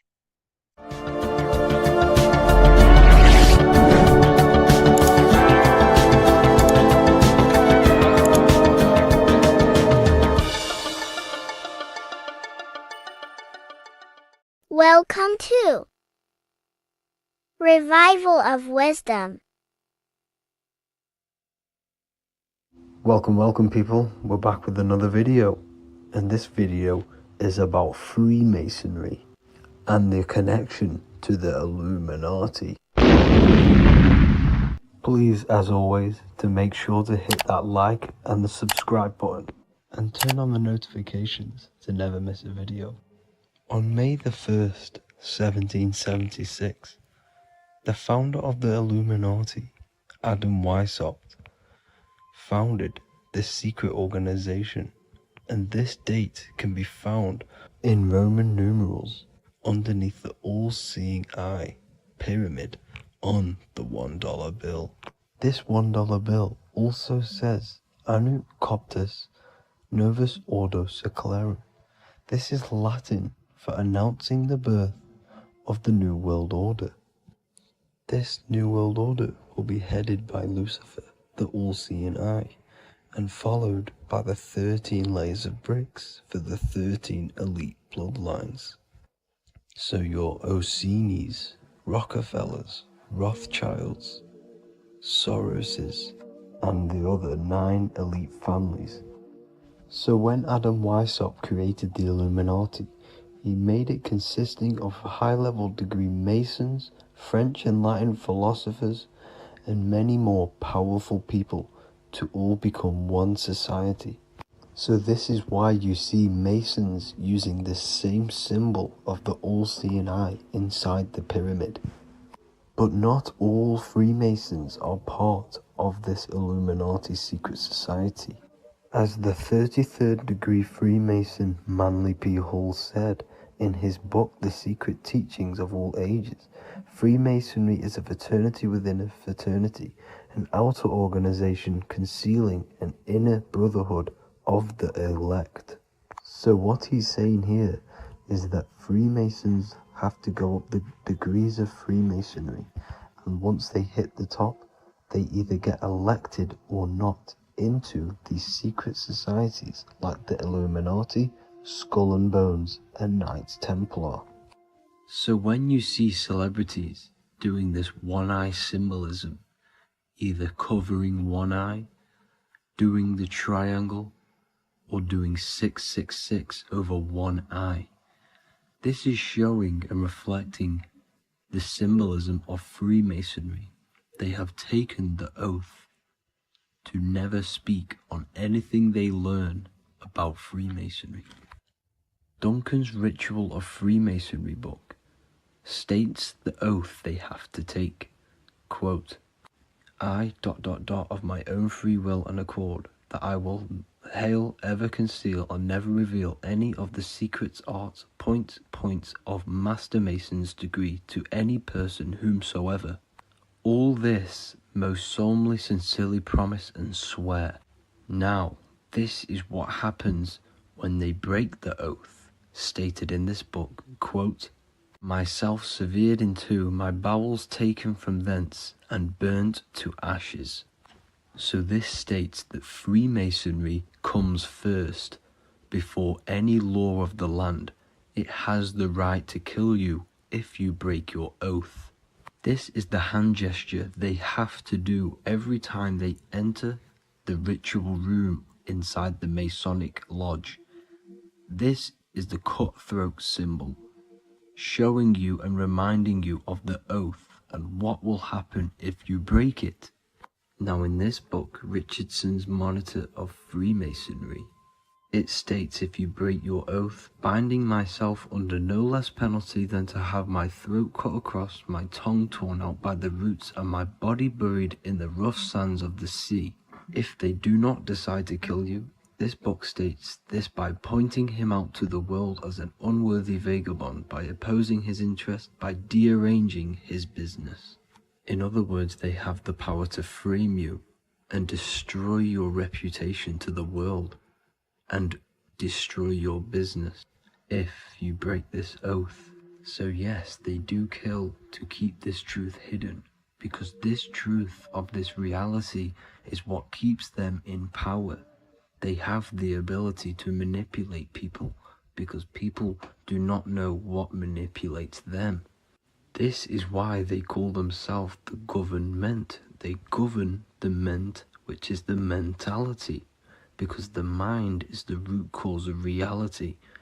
They control what you perceive to control what you manifest.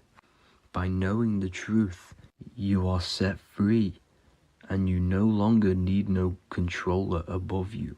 So this is why they are willing to kill and do whatever it takes to keep the truth concealed within these high-level degrees of masonry and these secret societies. However, going back to Manly P. Hall's book, it states, part of the symbols are displayed here to the initiate, but he is intentionally misled by false interpretations. So this is saying even Freemasons are intentionally misled and told lies to conceal the truth, to make sure the truth is hidden in the high degrees of masonry. So that's it for this video, guys. Thank you all for tapping in. Please leave a like and a subscribe. God bless.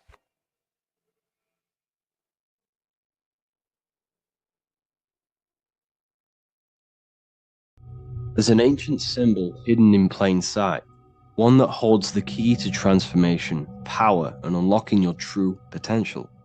It's been used for centuries by mystics, rulers, and even modern science, but almost no one understands its true meaning. Once you do, it will change the way you see yourself and the world forever. Stay with me, because this could be the key to your own awakening. The symbol of the snake, or the serpent, is a very powerful symbol that refers to something within you, that we all are on this journey. So first of all, we see this symbol in ancient Egypt on the top of the pharaoh's head. We also see this with Buddha, with the snake on top of the Buddha's head and below. We also see this in Rome, with the Roman god Mercury holding the staff with the snake.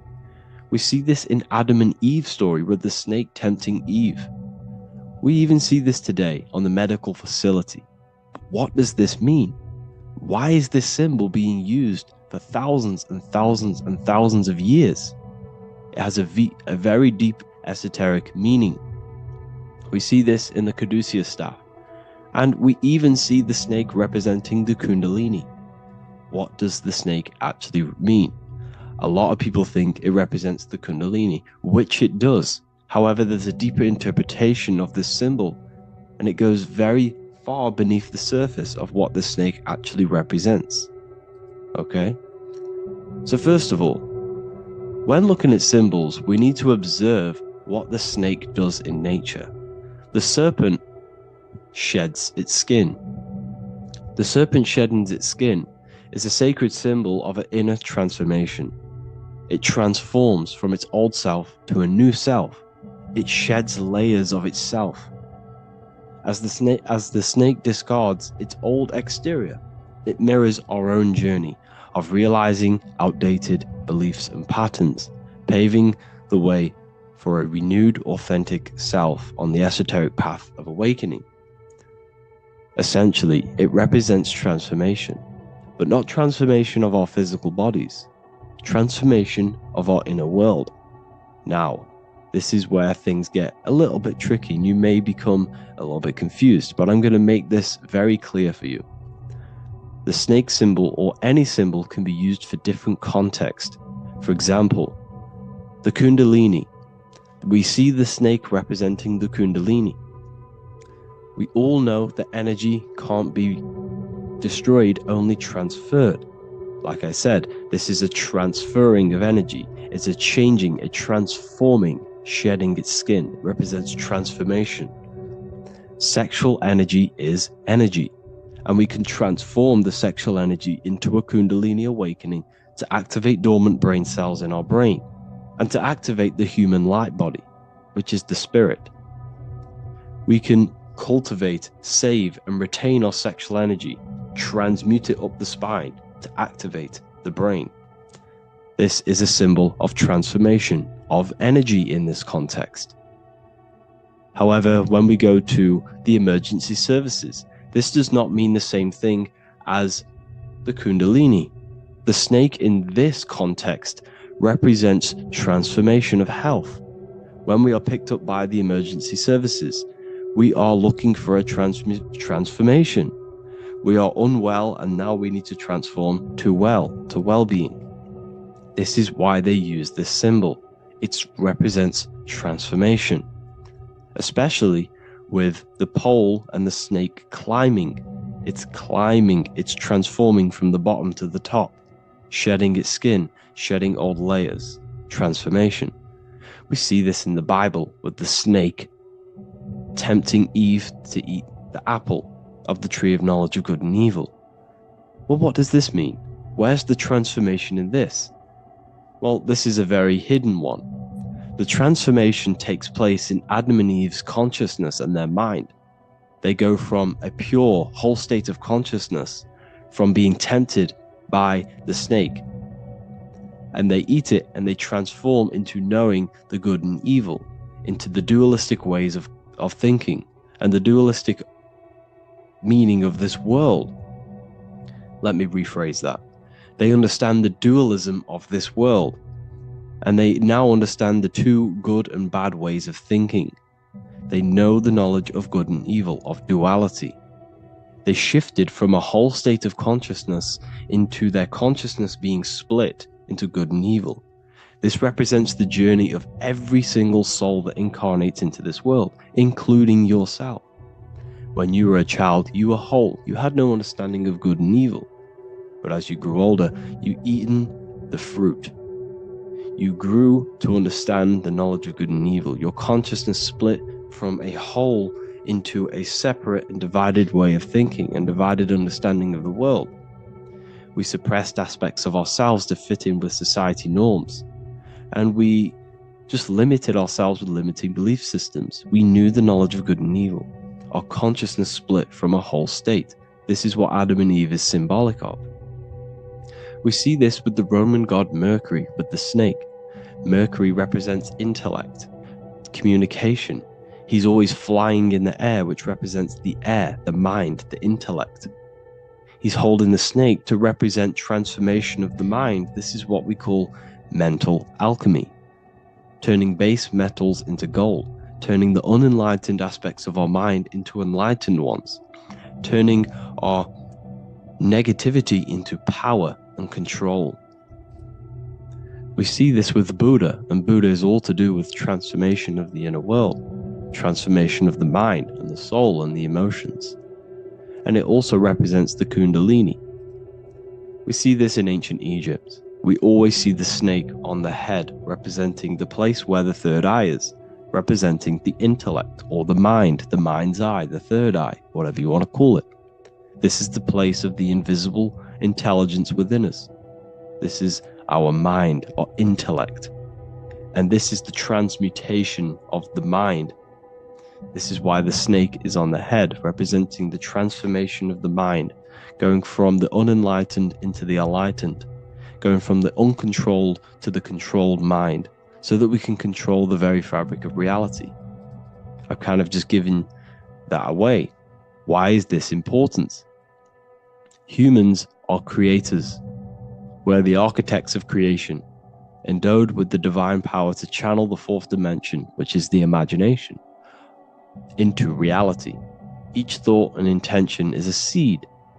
When nurtured with focus and clarity, transforms the unseen into the tangible experience. This creative process bridges the gap between the ethereal and the material. Humans are creators. It's impossible for you not to create. Whether you're doing this consciously or subconsciously, you've been creating your whole life, turning non-physical thought into physical reality. We are creators. However, the mind cannot create in a state of chaos.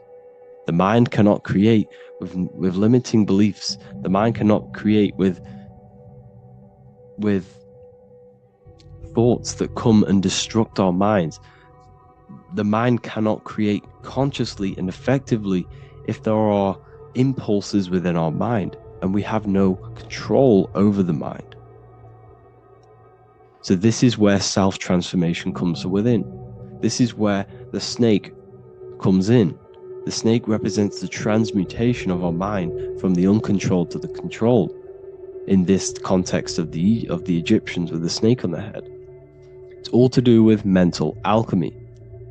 In the occult tradition, the mind is seen as a delicate instrument that demands constant vigilance. Left unchecked, it reverts to archaic and destructive thinking patterns. Like a finely honed blade, it must be continually sharpened through discipline and self-refinement. In this unending process of unveiling and mastery, we learn to shape reality, harnessing the power of our thoughts to manifest the highest potential. It's all to do with mental alchemy, and this is how the snake is connected to you. And what the snake represents to you, it represents the transmutation, the changing of ourselves, of our consciousness, so we can gain control in this 3D world. If we lack control, then we'll constantly be manifesting chaos. Now, there are 3 ways that we can transform our world, and we can slowly transform our mind. Now, this is not an overnight process. It takes periods of time of purification. And number 1 is affirmation. Let's say we have this dirty cup of water, and we have a tap of water. And in this tap, it's pouring in more water, clear water. Over time, if I keep pouring clear water into this cup, it's going to slowly purify this cup. And then in the end, it will look like the cup on the right. It's the same with your mind. The cup represents the limiting beliefs, the negative thoughts, the negative mind, the uncontrolled mind. But if we keep repeating affirmations over and over and over again, such as I am disciplined, I am powerful, I am limitless, over time this can purify our subconscious and we can gain control over the mind, and we will become conscious of the thoughts that we are giving attention to. The second way is meditation. Meditation allows one to develop an off switch for the mind, providing a sense of control over it. Over time, we gain the ability to filter our thoughts and become more conscious of the ones we choose to engage with. Meditation, over a period of time, will give you this button that allows you to filter out negative thoughts. If you have a negative thought in your mind, you'll be able to become conscious of this and redirect your mind's attention. This is all about self-control, because remember, we become what we think about. The snake represents the transmutation of the self. And another way is visualization. Visualization allows your subconscious mind to experience the reality you desire, accepting it as truth. As the subconscious becomes more immersed in this imagined reality, it works to manifest it into your conscious experience. Your visual eye, visual eye. You're using the mind's eye to see and mold your future. That's what imagination is for, to create in your future. You can become your future now in your imagination. And this can slowly purify your consciousness, slowly purify your mind, which will then, if you do all 3 of these over periods of time, you will see great transformation from the inside out. And your outer world will start to mirror your inner transformation, because it's as within, so without. You change your inner world of consciousness, of thought and emotion, you'll change your external reality and your circumstances. So I hope this lesson has gave you a great understanding of what the snake actually represents. And now that you see it, you will see this everywhere. Every time you see a snake, you know it represents the transformation. So please, if you can, leave a like, comment, and subscribe, and turn on the alerts to make sure you never miss a video.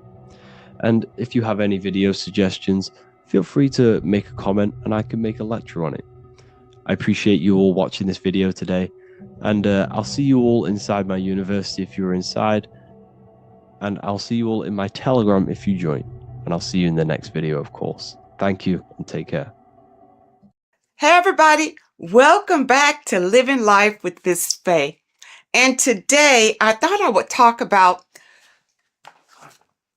the Book of Wisdom, because to me, this is information that should be in every household. And you really shouldn't pass this by, because information like this may not be out here forever.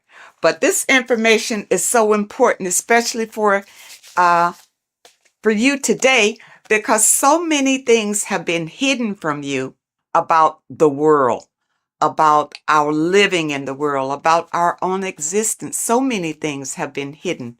And these books, the Book of Wisdom, this is book 1, and this is book 2. And they both are jammed with hidden knowledge. Now, I realize, I have been promoting this material for some time, because I wholeheartedly recommend that this material should be in everybody's home. Your children should be exposed to this material, because when they go to school, they're taught one thing. They're taught to be, not to be free thinkers. They're taught to be followers in school. And this information goes into why that happens and why the system keeps you in the dark. All right. And also your religion has a lot to do with it. Now, even in your religion, a lot of things have been misconstrued, and some of it is just downright lies that have been told to you. But in this material, it tells you exactly what's going on. It really does. And it tells you the meanings behind a lot of the artwork that we've seen, and the beautiful figures and the way that the chapels are painted. There's a meaning behind all of that we are not privy to. But this information reveals it. These people have really dug deep into finding the truth. And I am a truth seeker. So I am all about finding out the truth. Now, in book 1, it's an overall summary, and it really opens your eyes about a lot of things. Look at this. Know thyself. Do you really know who you are? Do you really know who you came from? Do you really know how powerful you are? The powers that be don't want you to know that you have power. They want you to live your life in fear, number 1. Because when you're fearful of everything, then it's easier to control you, easier to manipulate you. And people look at it. When you go to school, what are you taught in school? You're taught to follow instruction.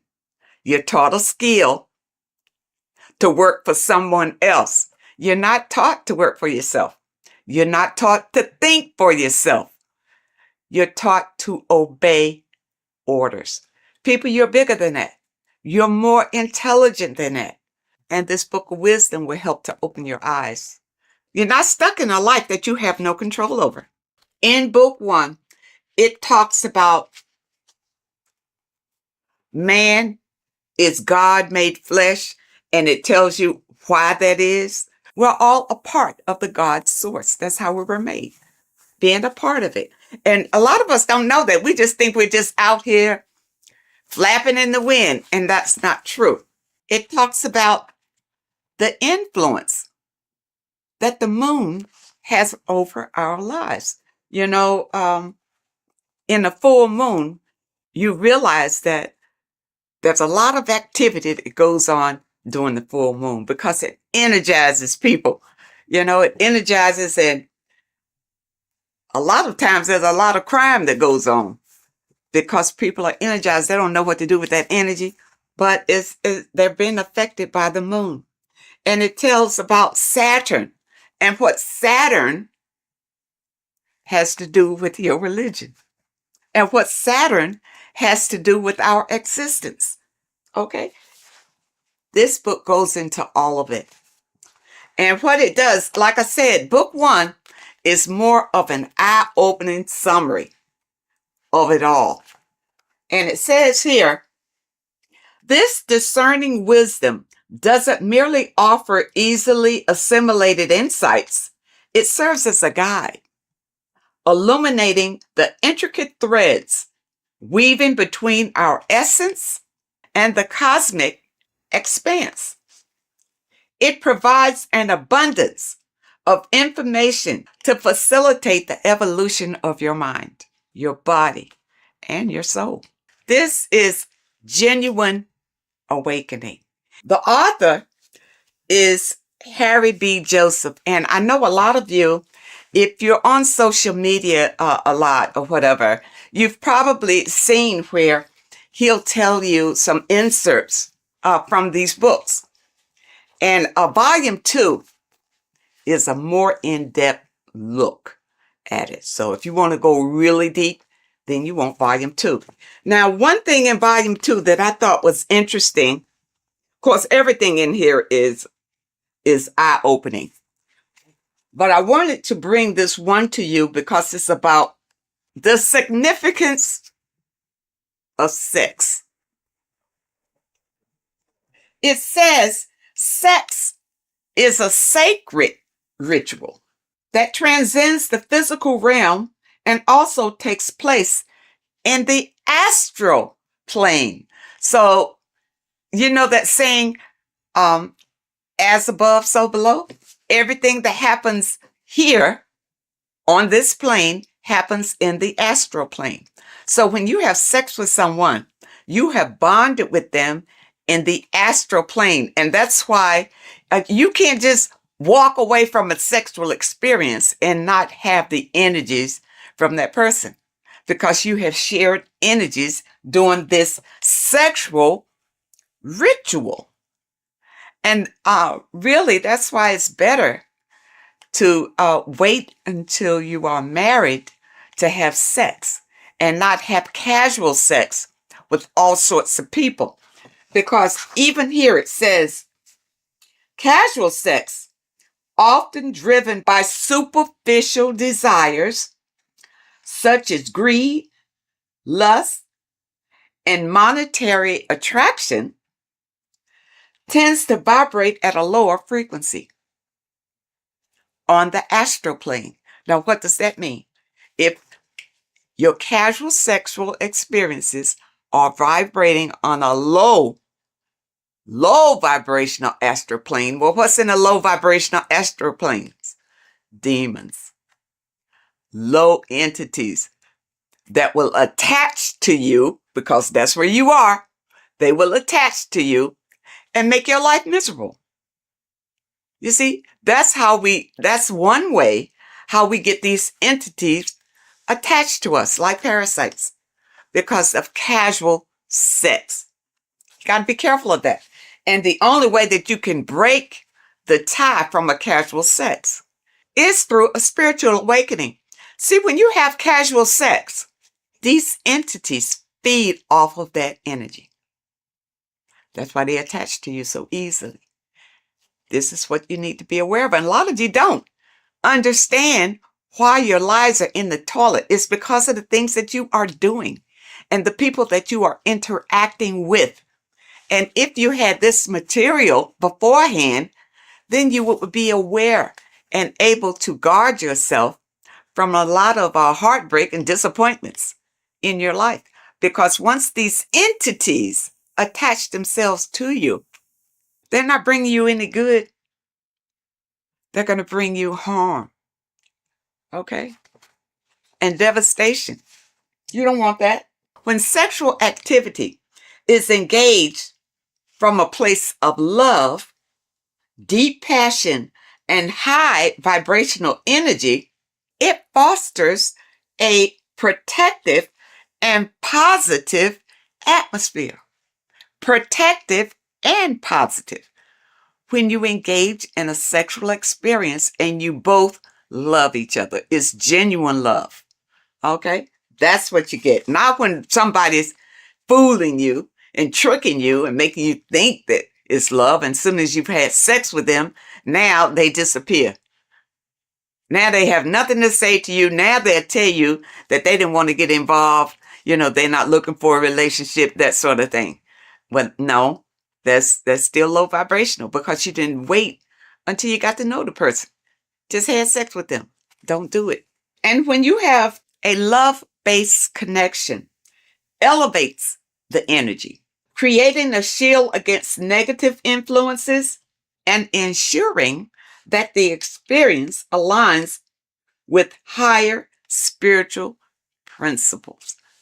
Okay. And that's what you want. See, this book goes into everything. And it goes into the foods that you should be eating, the foods that you shouldn't be eating. And it goes in a lot of Masonic symbolism because the Masons have been ruling for a long, long time. And we're not aware of it.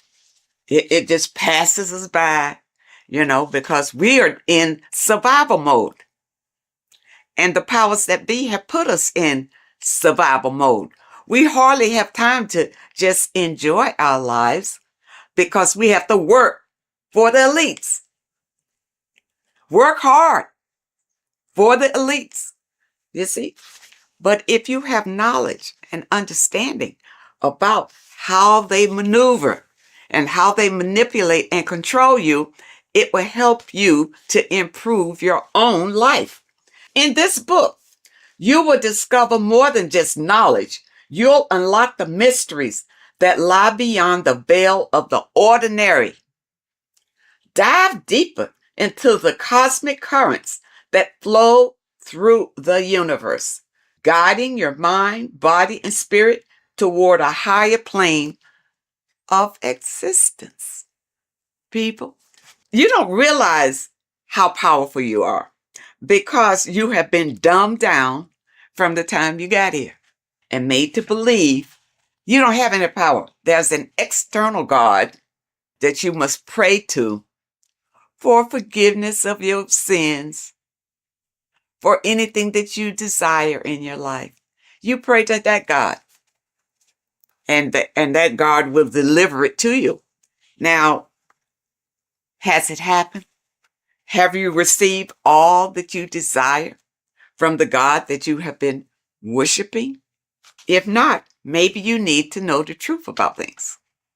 Maybe you need to look deeper into things. Now, it also talks about symbolism, and symbolism is everywhere. But many times we don't understand what the symbolism is. And we see people doing these mantras, and we think, is evil what they're doing. What they're doing is calling in power from the entities that are around them, because they understand that we are all energy. And they do these mantras to bring in energy, whether it's for confidence, whether it's for strength, endurance, or whatever. That's why you see a lot of celebrities doing these mantras that you think is evil, because you don't know, because your mind is closed and you're living in fear of everything. You don't understand, but you see them progressing and doing better and better and better and doing all these evil signs. These signs are not evil, number one. They're not evil. They have learned how to manipulate energy to their benefit. And you don't know how to do it. That's why you need the information. You need the information to learn how to manipulate the energy that's already here to better your life. The first book will open your eyes to it. When I first got this, I tell you, when I first got this book, I was so impressed by it. I bought my people a book, sent them a book, whether they can understand it or do something with it or what. But I think it's so important just to have it in your home, because somebody is going to pick it up and this information will resonate with them and put them on a path of enlightenment. And those of you who have your book, spend a little time every day reading and understanding, because there's so much information, even in the first book, that it will take you a while to go through, where you can understand what it's saying in every page. The advertisement on social media talks about this book. He goes through some key points, but don't think that he's covering all of this information. It's too much information to cover in a 1 or 2 minute stint, but it's information that can change your life. This is the thing, people. It's worth every penny. Even if you don't have much, you need to save enough to get these books. Get both of them. You see, I got both of them. Start with this one. If you never dug into this kind of information before, start with this one. This tells about the black cube. These things are in the world today that you don't know what it means. You don't know anything other than what your leaders have told you about it. Well, who's to say they're telling you the truth about what it is? Okay? It's all here. Okay? All here. It talks about the scam. It talks about scams in here. And what this one is, you see NASA right there? You remember the moon landing? All of this is to deceive you. And this information brings out the truth, the absolute truth. And volume 2, you see, volume 2 is thicker than volume 1 because it goes deeper. It goes deeper. And even if they come out with a volume 3, I'll be ready for that one too. This one opened my eyes to so many things that I had questions about, as far as heaven, hell, the gospel, the Bible. For a long time, I just rejected the Bible totally. I rejected it because the stories in the Bible didn't really make sense to me. It really wasn't logical. Going through this material, I realized that the Bible is written in parables. All right. It's like morals to a story. It's like lessons that you learn from the stories that they tell. Okay. Because think about it. In the Bible, it says that, the apostles wrote these chapters in the Bible. During those days, those apostles couldn't even read or write. So how they write that? Okay. But from whichever documents that they pull certain information out and put the Bible together. All right. But the Bible, and I'm going to use this little slogan that I heard that I really like. The Bible is basic instructions before leaving earth. It's not for you to take the stories literally. It's to take the meaning behind the story and apply it to your life. And because many of us have not read the Bible, and many of us have, You know, the Bible is written in a way to it's hard really to understand. That's why you go to Bible study, you know, so somebody can tell you the meaning of it or what. And most of the times when you go to Bible study, they don't know any more than you do. They haven't ventured out into research to know exactly what those scriptures mean. In this information, it goes through it. It goes through your scriptures and tell you what it really means.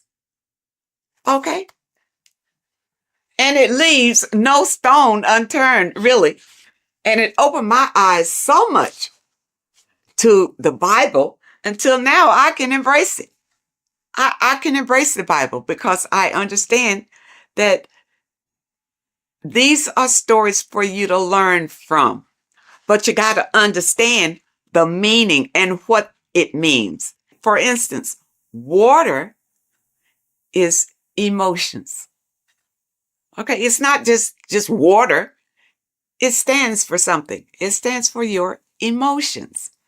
The light is the Christ energy. The Christ energy is light. And we all want to embrace the light. All right, so people who follow the Bible, understand the Bible, understand what the Bible really is. Don't be deceived by the interpretation of the stories.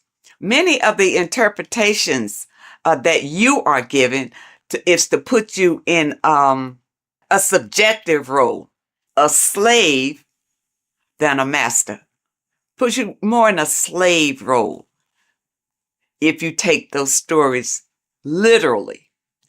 And that's why you're not encouraged to go out and look for other information, especially in your religious institutions.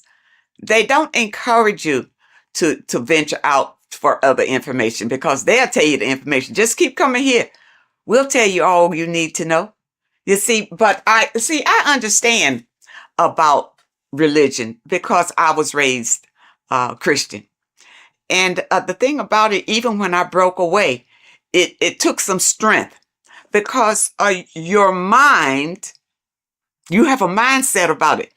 Being raised as an infant in the church, that's all you know. Every Sunday, you go to church. Yeah, you go to church. Your body is used to going to church. But then when you decide, well, no, it's not working for me. I'm not, my life is not changing. My life is the same. You know, I just come here on Sunday, maybe to be entertained and maybe not, but it's really not worth it. And then you listen to your pastor or whoever is delivering the message. And what he's doing is giving you the spiel that was given to him in theology school. That he's doing. He's giving you the interpretations that he was given. That's all he's got because he hadn't done any research on his own. He didn't know any different. You see? And there are many people out here who feel like ignorance is bliss. I know you've heard that. Ignorance is bliss. No, it's not. Especially in today's world with so many changes coming down the pike and fear is leading it. Fear is right in front, leading all these changes down the pike. And fear is leading it so that you won't buck against it. So that you will be so afraid you'll just hold on tight and hope that you come out okay on the other end. But if you get this material under your belt, it will give you strength and a way to grab the power that you have inside of you so that you won't feel desperate and you won't feel afraid. You'll feel empowered. And that's what we all want. That's why I feel like everybody should have this material in their home. Everybody. And your kids should grow up reading this before they go to school and their little minds be manipulated to believe whatever the system wants them to believe. Because really, they're just grooming them to be little worker bees, to be worker bees. You see? People, you have the right.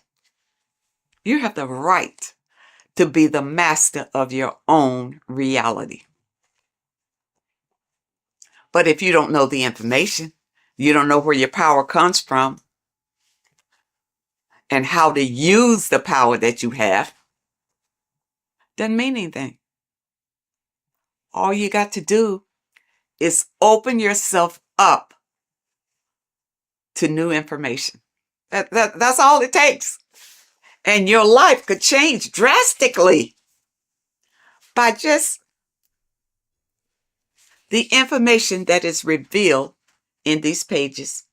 And I tell you, it's funny because years ago, I guess I was, I was in the Christian faith when I ran across information from one of the folks who contributed to this material. And when I heard him talking about it, it resonated. Something he said resonated in me. And I never forgot it. And then when I found this material again and I saw his name, I think his name was Santos Benucci or something. I don't want to destroy anybody's name, but I know he is referenced in some of this material. This is it. When he talked years and years ago about it, and now here it is in printed form. People, do not let this pass you by. This is your life right here. You think your Bible is? The Bible is great, but it's in parables. You can't understand it the way it should be understood. Okay? But with this being your companion, it will open your eyes like they've never been opened before. And I know a number of you out there have purchased the book. Leave us a comment and tell us how you feel about it. But take your time. These are not fast reads. Either one. And the thing about it is, I keep going back to them. It's not the kind of material you read one time, put it aside and forget about it. You put this on the coffee table and read a little bit all the time because it reinforces your soul and helps you to manifest the life that you desire. Okay, people, I hope that you understand and I hope that it helps. And of course, I will leave a link in the description where you click on the link and you can get either one. You can get book, this volume 1, or you can get volume 2. And the volume 2 is in hardback. You know, when I first got it, it was in the soft cover, but I love hardback. So I have this in the hardback too, because the hardback I absolutely love. And because the books that I purchase, I want to pass them on to my people when I'm gone. They mean something. Stop wasting your money on stupid magazines and crap that doesn't mean anything. You buy a book, buy one that's going to change your life. Oh, and also, when you click the website, you'll notice that there are courses on there that you can sign up for for those of you who want to go really deep. And also, there's a PDF on food. And I'm waiting for them to come out with the book on that. I don't want a PDF. I want the book. And once they come out with the book on foods that you eat and foods that you don't eat, I will be the first one to get that one. So I encourage you to add these to your library. This is the best material that I have found to date that opens your eyes to what life is really all about, and also opens your eyes to who you are and the power that you have to create your own reality. I thank you so much for joining me today, and I really hope to see you next time. In this video, you're going to learn exactly what Christ consciousness truly is and how to cultivate this into your life so you can live a better life, create the things that benefit yourself and humanity, and ultimately to bring heaven on earth. This is the true way. If you're familiar with my work, you know that, I'm pretty much obsessed with symbolism.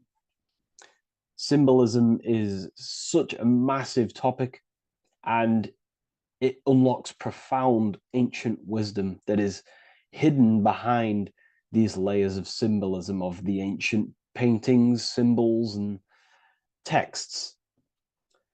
So I was going through some Christian artwork and I came across this painting. It's a well-known painting called The Sacred Heart of Jesus. And it just blew my mind what this is revealing about human consciousness and Christ consciousness, which is what Jesus represents.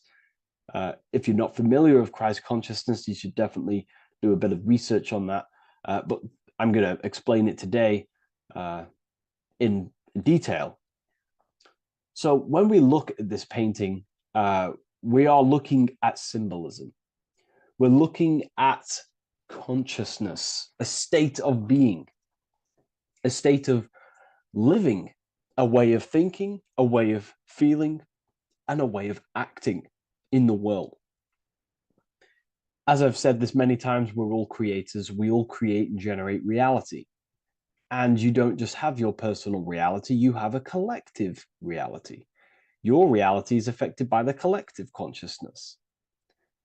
Depending on the collective consciousness's understanding of reality will also affect your life. We have a collective life and a collective experience.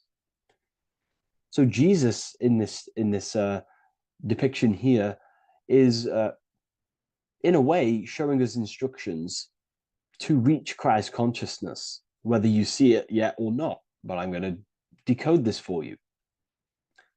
And your mind might be blown after watching this. Okay, so so what is the meaning of Christ consciousness? What's the whole purpose of this? Very simple. Like I mentioned before, we have a collective experience on this world.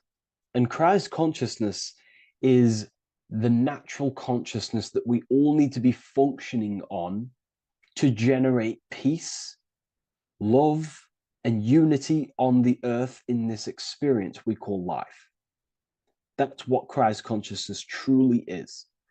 It's a state of being that we need to cultivate within our own self, within myself, others, and everyone in this life and experience, so that we can all live in peace and heaven on earth, what they like to call it, so that we can generate the best experience possible together on this thing we call earth, on this material world, this material dimension.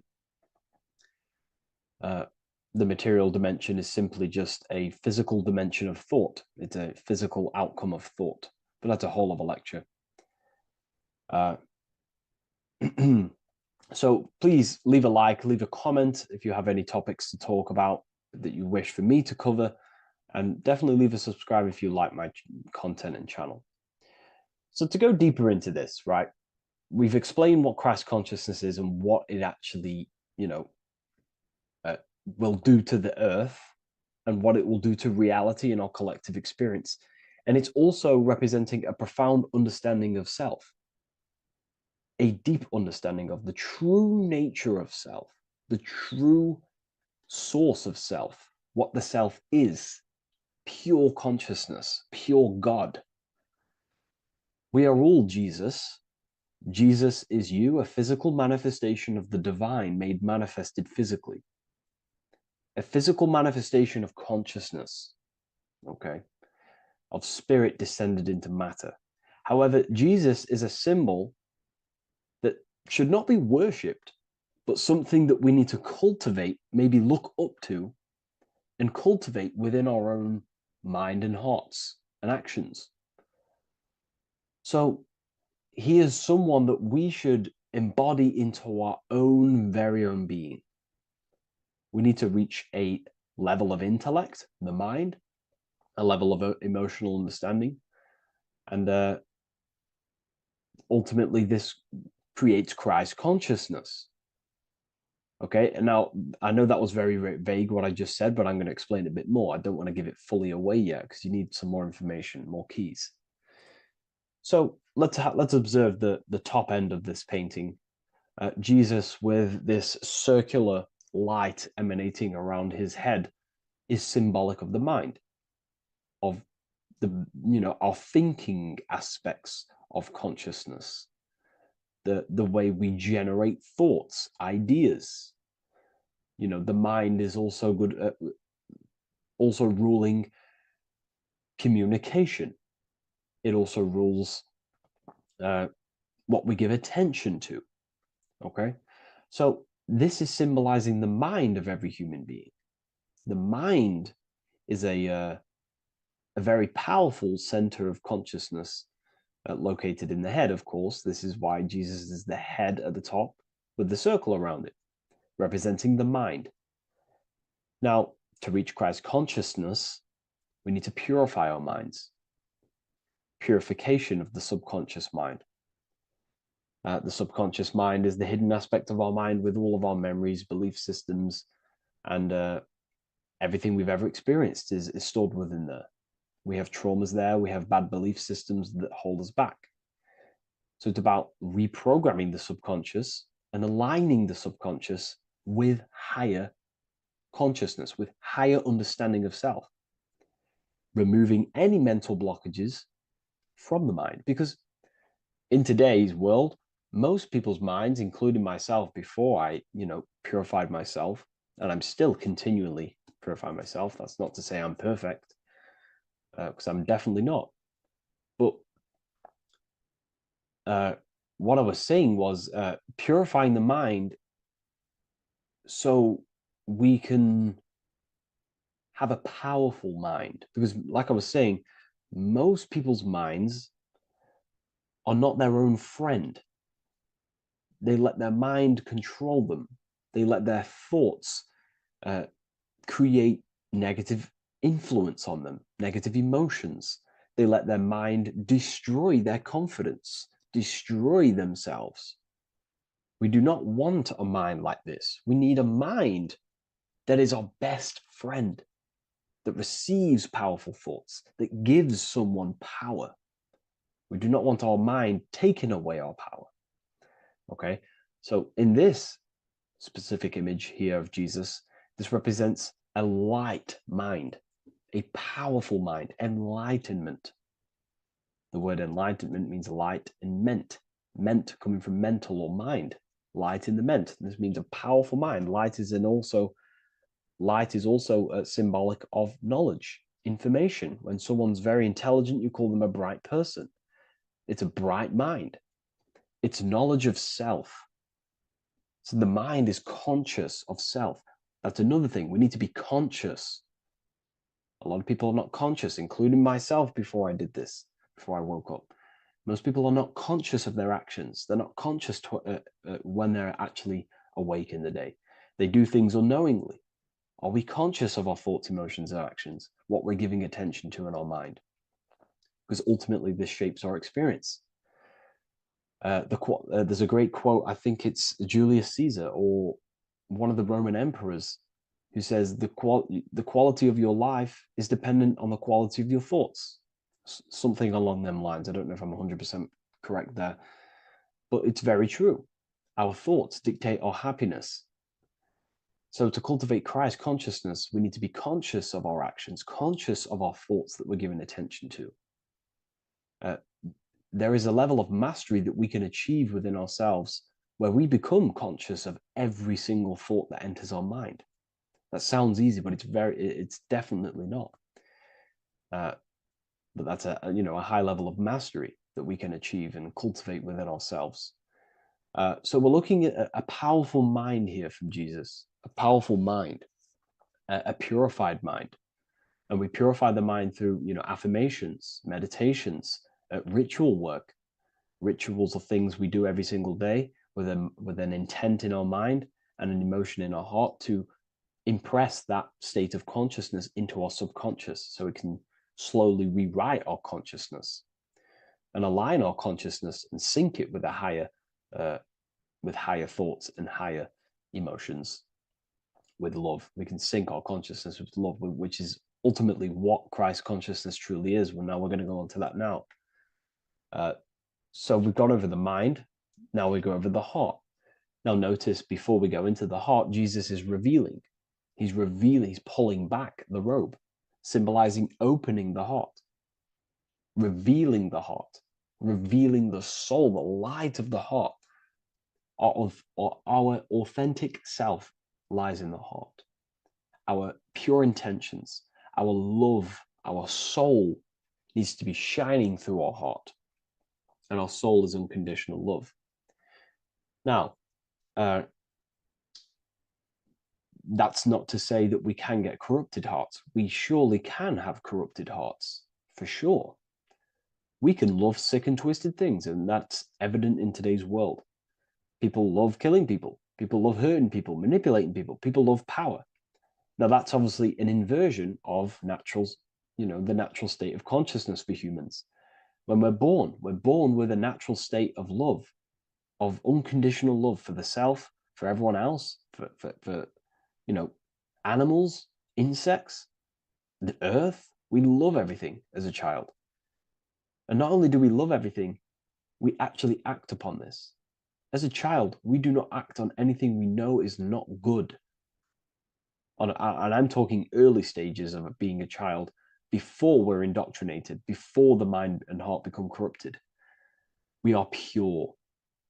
This is symbolizing this. Light represents also purification and truth, because when you shine light on something, it's the truth. You see it. You shine it through the darkness. It reveals. So light, this is symbolizing revealing the light of the soul, of love consciousness, holding love in the heart, true love. Not love for sick and twisted things, but true love for the self, the body, and for everyone else and all things. Holding love in the heart. There's a famous saying of keeping the sun in your heart. Keep the sun in your heart. It's a very famous saying. What the sun is a symbol of love. What does the sun do? It gives abundantly. All it does is give light, give energy, power, light to the earth, and everything is feeding off this source. The sun expects nothing back. It just abundantly gives. It's a symbol of love. This is the love principle of creation. Now, the heart is also governing our actions. What we think about, in our mental field of consciousness, is directly corresponded and observed in our hearts. What we think about directly corresponds with what's going on and what we feel in our hearts. Thoughts produce emotions. So if we give attention to negative thoughts, there's no wonder we're having negative emotions in our hearts. So purification of the mind is also having an effect in purification on the heart. Because when we purify our thoughts and only give attention to powerful thoughts and positive thoughts that uplift yourself and humanity, then we're going to also see this change in the heart, see this emotional change in our consciousness. So this represents the purification of a purified heart, the light emanating around the heart. Love for the self, love for one another. And you're revealing this, you're shining the heart on others. This represents, revealing your true self to everyone without suppressing aspects of self. Revealing the light, not holding back the light. Because people in darkness will look at people who are spiritual and say, oh, he's into the woo-woo stuff. It's about revealing that and not caring about others. Because when you shine a light, you're also planting seeds in other people. Now, I'm going to tie this together with the hand gesture. Now, what we're looking at here, we're looking at a hand gesture with 2 fingers up. We have the middle finger and the index finger upwards. And notice how they're crossed over. They're crossed. They're not separate. They're crossed, representing unification. Unification here. This is a unified 2 fingers. 2 represents division. Crossed over represents oneness. It's the unification of the mind and the heart. A lot of people talk about this, but not many people go into detail about it because, for many reasons. But this is the unification of thought with emotion. This is how we truly reach Christ consciousness. And ultimately, when we do gain the love in our hearts and we do slow, it's a gradual process of cultivating love for the self and everyone else in the world, because we're so programmed to be divided, but it's a slow progress. But when we do cultivate love in our hearts for the self and one another, love is a very, very nurturing and growing force. Like I said, the sun earlier, that is pure love energy. It makes everything grow on the earth. While love in your heart grows connections with people. It grows care. You go out your way to do things to people and do give people things. It's a very nurturing and growing energetic force. And me personally, I think the whole universe is built upon love. The whole thing. Without love, without the love, there is nothing. Nothing is, love is the only true emotion that truly exists. Everything else is either an opposition of love or a different degree and branch of love. Love is the only true emotion, and everything is built upon that principle.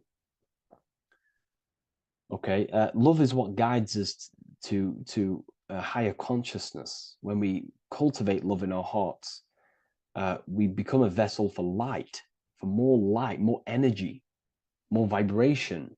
Our electromagnetic field expands, or biofield, when we hold love in our hearts. It's a very powerful force. And when we do cultivate a strong spiritual compass within our heart, because that's what our heart truly is, it's a spiritual compass. It tells us, well, it doesn't tell us, it knows what is right at all times. If you think something, your heart tells you whether that is right or that is wrong, whether you should act upon it or whether you should not. The heart knows what's good and evil. No one told you this as a child. As a child, you already knew this. You came into the world, you knew what was right and wrong. You knew it was wrong to hurt people. So this unification that he's doing with his hand symbolizes thinking with the love of the heart. Represents thinking with love of the heart. Thinking with love of the heart for the self and the collective. Now, ultimately, what this does is give birth to perfect action. Why? Why does this give birth to perfect action? Think about it. Every time you've taken an action, why did you take the action? You would have thought about it, you had a feeling towards it, a care energy, and you took action. Why do we go to work? We care about paying the bills and staying in our house. We go to work to earn money. We think, we care, we act. Everything you see in front of your reality, on the screen that you're seeing right now, you've called your eyes. Everything is in front of you because you care. It's the heart energy that leads the body. Okay? And that's even present in the body. Have a look at the body. We have the head, thought, then emotion, then our feet is at the bottom, and our feet take action. Thought, emotion, action. Thought, emotion, action. So even the body is basically a blueprint of how creation is manifested. So we receive thoughts from the divine planes, from the higher planes of consciousness. We receive them. That's another thing that I missed. If we purify our minds, we're basically attuning our mind to a higher part of the mental plane, and we will receive higher thoughts. We will receive thoughts that are more genius, what we like to call today, or better quality thoughts. We receive good ideas when we attune our mind to a higher consciousness. Okay, so we are like a radio. We receive thoughts based on what our mind is set to. That's why we call it a mindset. So, like I was saying, we receive thoughts through the head. We feel the emotion, then our feet take action. Thought, emotion, action. So the body's a blueprint of creation. It's beautiful when you really notice this. So this unification is about thinking with the love of the heart, which gives birth to perfect action in the world. And this is the state that we need to cultivate within myself and everyone in the world so we can give birth to heaven on earth through action. Because ultimately the world is molded through action, physical action. And them actions are molded from thoughts and emotions. Now,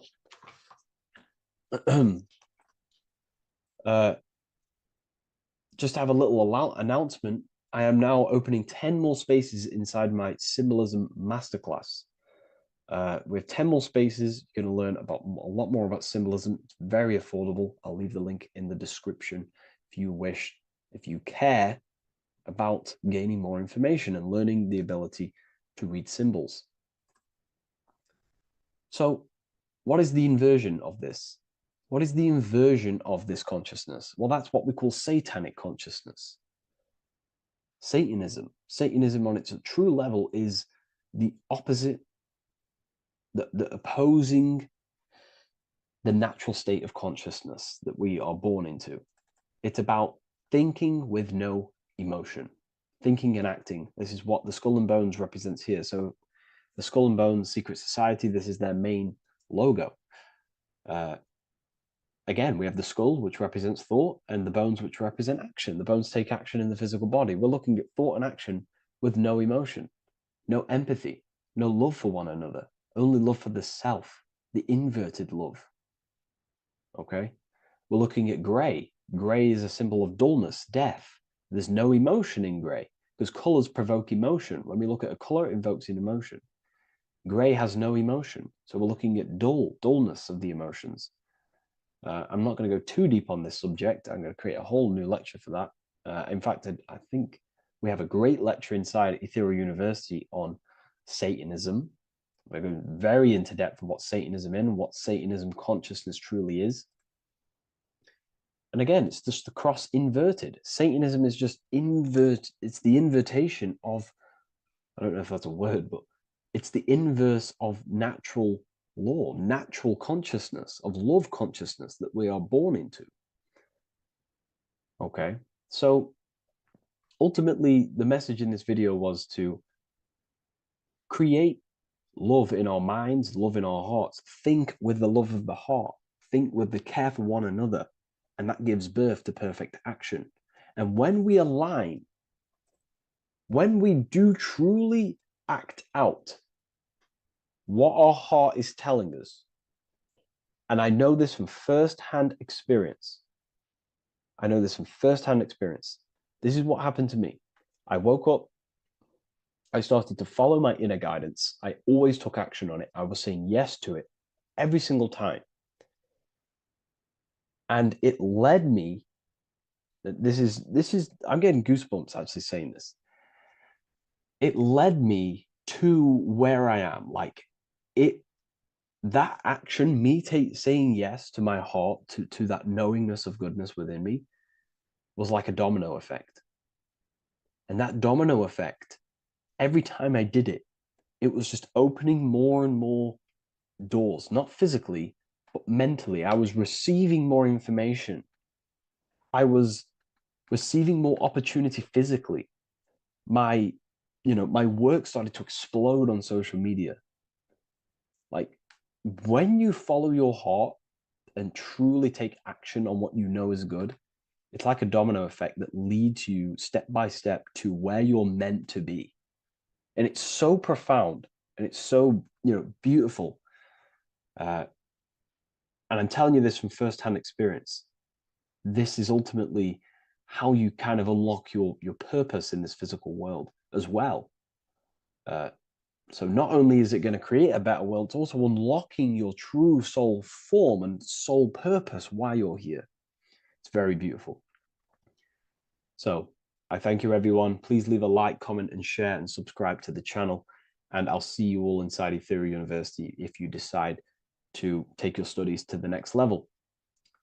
Take care. What if I told you the devil is closer than you think, and it's not actually a real person, force, or spiritual entity outside of you, but a being and an aspect of your own mind and psyche? In this video, you will learn exactly what the devil is and the true esoteric meaning of the devil. The first thing we need to understand is that the universe is a mental universe. Look around you. Every action, every building, everything you see around you was begun first as thought in the mind, then manifested. We use the mind to build and shape our reality. The universe, the world, only exists inside of our mind. Therefore, God and the devil exist inside of our own psyche. So first of all, the devil is not a literal being, but a symbol of the lower self. It represents the unmastered, ego-driven part of the human mind, a symbol of destructive thoughts, emotions, behaviors, lives in realms of chaos, fear, hatred, lust, and ignorance. This is why we see the devil as red, because red is the lowest vibrational color on the color spectrum. It also corresponds with the root chakra, which is all to do with survival instincts. Red represents chaotic and intense emotions like hatred and anger. When we are angry, our face turns red. The devil represents our animalistic fundamental needs, our instinctual needs, our survival state of consciousness. We have a survival state of consciousness and a godly state of consciousness. Our godly state of consciousness is creating, not just experiencing in the animal state, but consciously creating reality. This is why we see the devil with a goat head, an animalistic head, and the head is where the brain is. The animal head represents living off instinct, the part of our mind that lives on urges, impulses, and instincts, eating, sex, power, ego-driven actions, and ego-driven thoughts. Animals are only aware of themselves. Animals live on instinct. They have no ability to consciously create like humans. This is our lower desires for the material world. That's not to say the material world is evil. However, when our consciousness is only seeking material things, this leads us down a path of self-destruction, because nothing material can ever satisfy our soul. Everything material is temporary. Therefore, the devil represents the part of us that seeks only material desires, only material fulfillment, the ways of thinking where we only think about ourselves and ego-driven thoughts. It also represents the unchecked, unconscious self, where we have no mastery over our thoughts, over our emotional impulses, and no mastery over our actions. We're living in instinct and impulsive states, which causes chaos, selflessness, destruction, and keeps us bound to our lower material 3D state of consciousness. It's important to recognize that the word devil was never present in the earliest Gospels. Instead, what was mentioned was a spirit of evil. This distinction is crucial because it underscores that the idea of the devil, as popularly conceived, does not actually exist as an independent entity. Rather, it is a personification of the lower aspects of the human mind, a facet of our own consciousness. The term spirit of evil was not meant to denote a specific deity or being, but rather any force of negativity, whether it manifests as a destructive thought, emotion, or action. A spirit is a force, an energy, and we have three forces that create our reality: thoughts, emotions, and actions. We have full control over these three aspects, which transform and mold reality. A destructive thought, a destructive emotion, a destructive action is a spirit of evil, and it originates from the darker aspects of the human psyche. So now, because we're on the topic of the devil, we have to look at the pentagram, which is obviously connected to the devil heavily. The upright pentagram represents spirit, air, water, earth, fire. Upright, which represents spirit, the most important element on top of the earthly elements. showing spiritual principles over material principles. As spiritual beings as we are, we have to put our spirit first, our higher self first, and material things second. Why? Because material things never satisfy us long term. Seeking material fulfillment will leave us feeling unfulfilled in the long run and very unhappy, and we can lose ourselves in illusions. We have to put our spiritual principles first. Seeking wisdom, knowledge, connection to the divine, and connection to our higher self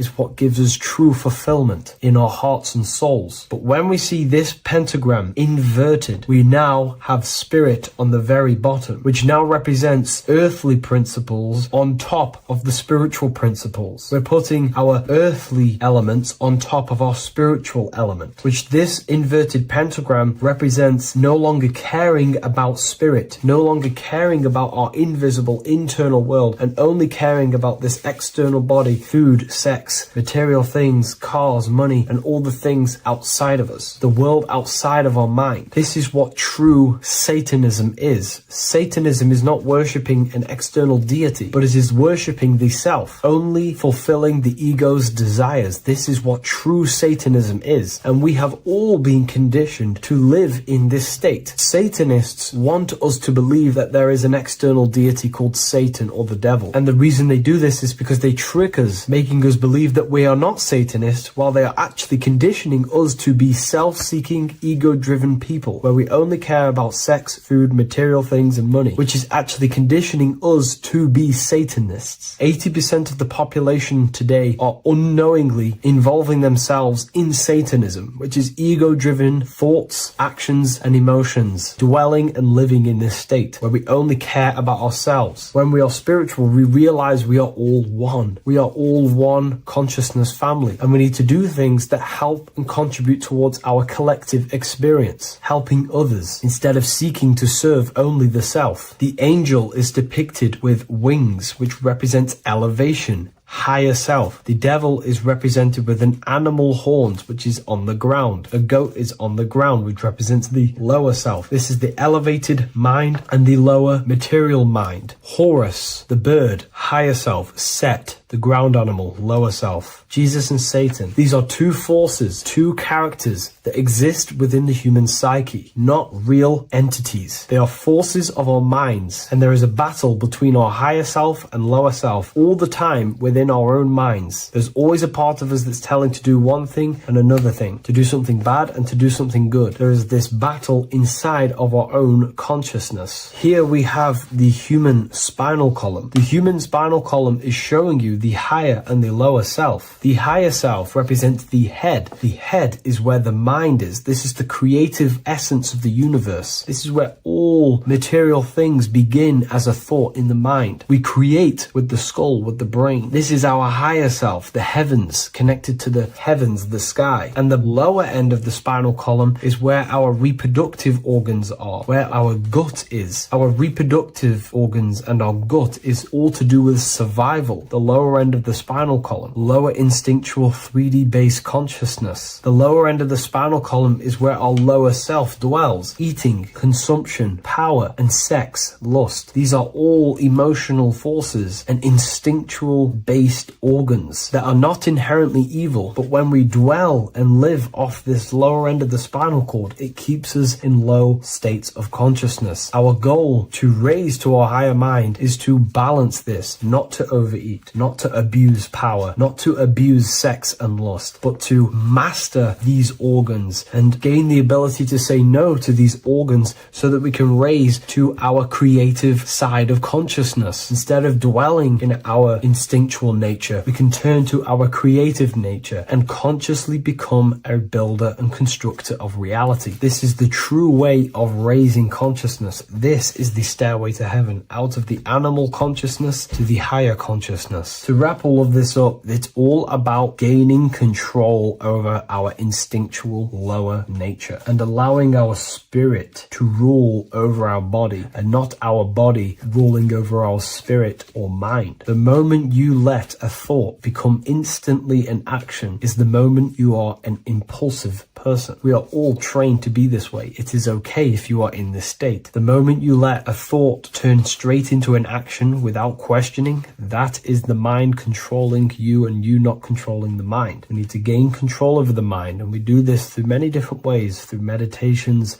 affirmations, and discipline. We slowly gain control over our minds. And once we gain control over our minds, we gain control over our thoughts, and we gain control over the attention that we give certain thoughts. We can then start to uplift our mind, our thoughts, out of our instinctual state to the higher mind. If you wish to learn more about consciousness, I'll leave a link in the description for the Book of Wisdom, Volume 2. Lesson 2, Planes of Existence. These planes are all aspects of your mind. They are in you, they are outside of you, as above, so below. The Godhead is the sole purpose. This is how spiritual manifests into physical. This is the process that the universe goes through in creating the physical universe. So it starts with the Godhead, the sole purpose, then the mind, then the astral, then the etheric, then the physical. Then everything is mental. Everything exists in the mind. These dimensions are not separate. They're all dimensions within your mind. They're different vibrational states, pretty much. So the mind is the realm of thoughts. This is where thoughts reside. There's no form to a thought. It's invisible. There's no physicality to it. It's the most lucid. The higher you go, the more lucid it is. The lower you go, the more solid it becomes. Okay? So the mental plane is the most lucidic. So the mental plane is the thought alone. The astral plane is the imagination of the thought. This is where the thought forms manifest into some sort of form. Not physical form, but some sort of form, lucid form. Like dreams. Then it goes to the etheric, then physical plane.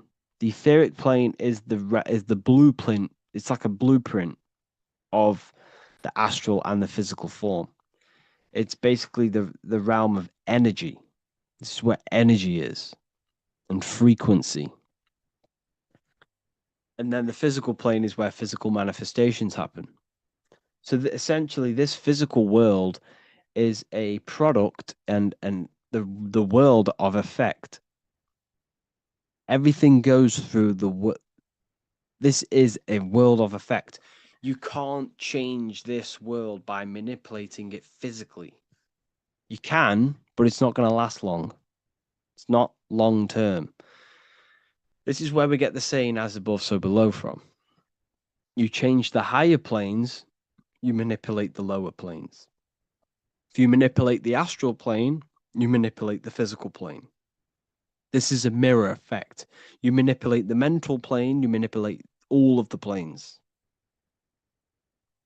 So these planes are how things manifest into physicality. Everything starts in the mind, then goes through the astral. Now, the higher, middle, and lower astral are the vibrational states of the thought, because remember that the mental plane is the thought alone. So, for example, I'm going to give you an example now. This is a chair. Think of a chair. Don't imagine the chair. Just think of the thought of a chair. So you have the thought of a chair in your mind. Then now, imagine that thought. What form does it have? This is the astral plane. This is the imaginational plane. This is where you imagine things. So when you hold something in the screen of your mind, this is astral matter. You're creating out of astral matter. That's what imagination is. Depending on the vibration of that thought that you are manifesting in your imagination, depends whether it goes to the higher, middle, or lower astral.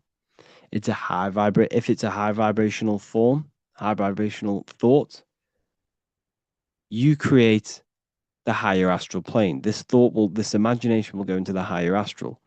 Or if you think of a chair to murder someone on it with spikes and kill someone on it, it will go to the lower astral plane because it's a lower vibrational thought form manifesting. So you got to use these planes to manifest things, to imagine things. You can manipulate the astral plane through astral projection. This is a very, very deep This is a very occult teaching of astral projection, and that's going to be taught later on in another course because that's not for everyone. But you can still access the astral plane through imagination, and that is how you pretty much get there. You use your conscious mind to project yourself, your consciousness, your awareness into the astral plane. So if you manipulate these higher planes of existence, you manipulate these lower planes. As above, so below. You got to look up. But it all starts in the mind. Use your thoughts correctly. Use your thoughts. Use your imagination. Use your energy. And this will all combine to manifest something physical. Okay? So use these planes to manipulate this physical world, because whatever you do in these planes, you manipulate the lower planes. It's like a mirror. So that is the planes of existence. They all exist inside of you. They're outside of you. They're as above, so below, as within, so without. They are everywhere. They are inside of you. They're not separate. They're all aspects of your mind. Welcome to Revival of Wisdom. Today we're going to be breaking down Saturn worship and how the occult are linked in with Saturn. Okay, so first of all, let's start with the celebrities. All these celebrities are doing 666. Okay, covering the one eye, which also symbolizes the all-seeing eye, which is another occult symbol. But we're focusing on the 666, the 6 with the 3 fingers. Also, we have CERN with the 666 within their logo. Also Disney, okay, as you can see here, 666 within their logo. Pepsi, Coca-Cola, and even Cadbury's. Monster Energy with the 666 in Hebrew numerals. Unleash the beast. So what is 666 to do with Saturn? Because on Saturn, there is on their north pole of Saturn, there is a 6-sided hexagon, okay? So Saturday is named after Saturn Day, the 6th planet. It is also the 6th day of the week and has a 6-sided polygon on its north pole, 666. Not only that, when you create a star out of the hexagon, you will create a 6-pointed star, okay? With 6 triangles within the star and a 6-sided hexagon, which all adds up to 666. Okay, so this is why all these symbols contain 666. So why do they worship 666? Saturn. Because Saturn is the god of time and death, okay, and order and lessons. Okay, Saturn is a very cold and dry being. That is the 6th planet from the sun. Okay, Saturn represents the winter, which symbolizes death. Okay, because all nature dies within winter because the sun's not there. So it represents darkness and death. It rules the zodiac sign of Capricorn. Okay, so in the celestial cycle, Saturn is always opposite the sun. So it's the opposite of the sun. So they're worshipping this energy which is death-like. Okay, this god which is death and does not bring life. Okay, also is the god of time. Okay, also in the Roman and in Greek it's called Chronos. Okay, which is just a translation for time. It's also known as the Father Time, aka the Grim Reaper. Okay, the Grim Reaper. Keep that in mind. We'll come back to this. Here are some more logos with Saturn. Okay, NAG, Internet, Wi-Fi. Okay, all these occult logos all worship Saturn. They are a satanic occult. They worship this death god, this evil god. Okay, this is where the cube now comes in. Okay, because what colour is associated with Saturn? It's black, because it's the absence of light. It's opposite the sun. So black is the colour associated with Saturn. Each planet has its own colour associated with it. Okay, so when you make the cube, Okay, as you can see here, the cube out of the polygon, it creates what? A black cube. Okay, and the Kabbalah, okay, Kabbalah means cube, Allah means the God, the cube God. These religions are secretly worshipping this cube God, the God of death, Saturn, Satan. It's the same entity behind it all. Okay, so also we have these black cubes in Australia, Denmark, all around the world, these black cubes, because this occult is worldwide. Saturn, Satan taking over this realm. Okay, also with this black cube, they walk around it like the rings of Saturn. It's around the black cube of Saturn with the rings, they walk around in circles. What are circles? Cycles. What is a cycle? Time. The time god. This is why it has a ring around it, because it represents time, cycles. Okay? And this is another depiction of Saturn, always depicted with this Reaper staff. Okay, keep in mind this staff, just like we associated with, aka the Grim Reaper. The Grim Reaper also wears a black robe, representing Saturn with the same staff. Can you see it? This is where it comes in. Okay, the same thing, look, the same staff with the black robe, black representing Saturn, the god of death. Okay, the Grim Reaper, Satan. Okay, also when you graduate from university, what do? You wear a cube on your head, a black cube with a black robe. This is Saturn worship. See, this is how Saturn, Satan, has tricked the world into worshipping him, not God, the sun, which represents God. So what is a corona? Because a corona is a crown, a circle, okay? A set of concentric circles of light seen around a luminous body. So Saturn, so this is why they used to worship Saturn by wearing crowns in ancient days, and we still do to this day. The king or queen has a crown, a corona. Also, corona, the drink. Corona adds up to 666, just like Saturn is 666. But like you see in the corona, you see the staff.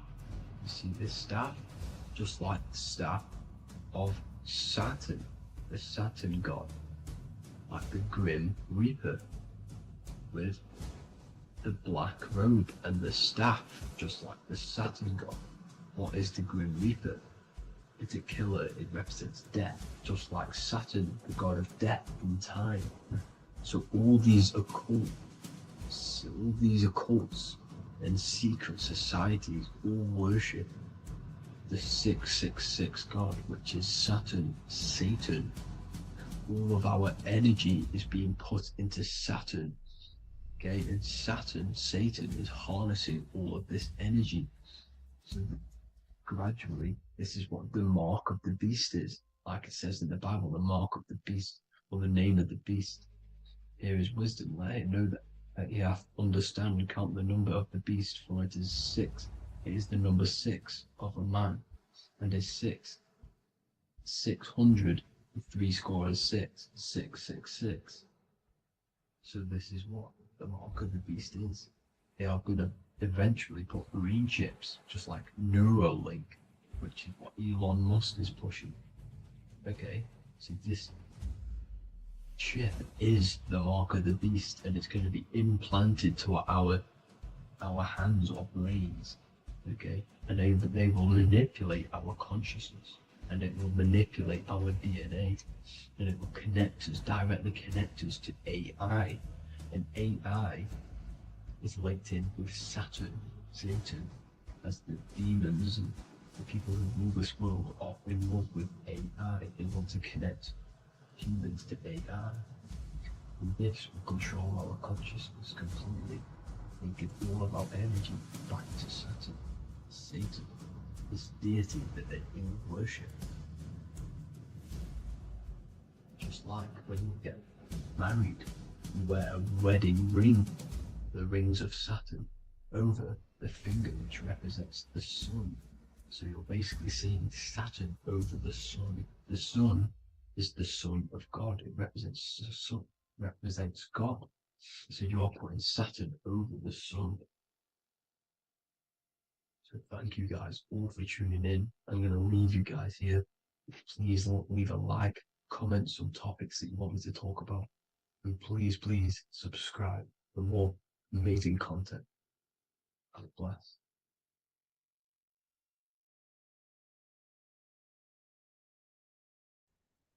Hello, and welcome back to The Real University. Today we're going to be talking about hidden spells within the language, English language. This is why we call it spelling. A lot of people are already aware of this. However, I'm going to go over some words that have double meaning, meanings to them, behind them, which trick your subconscious mind.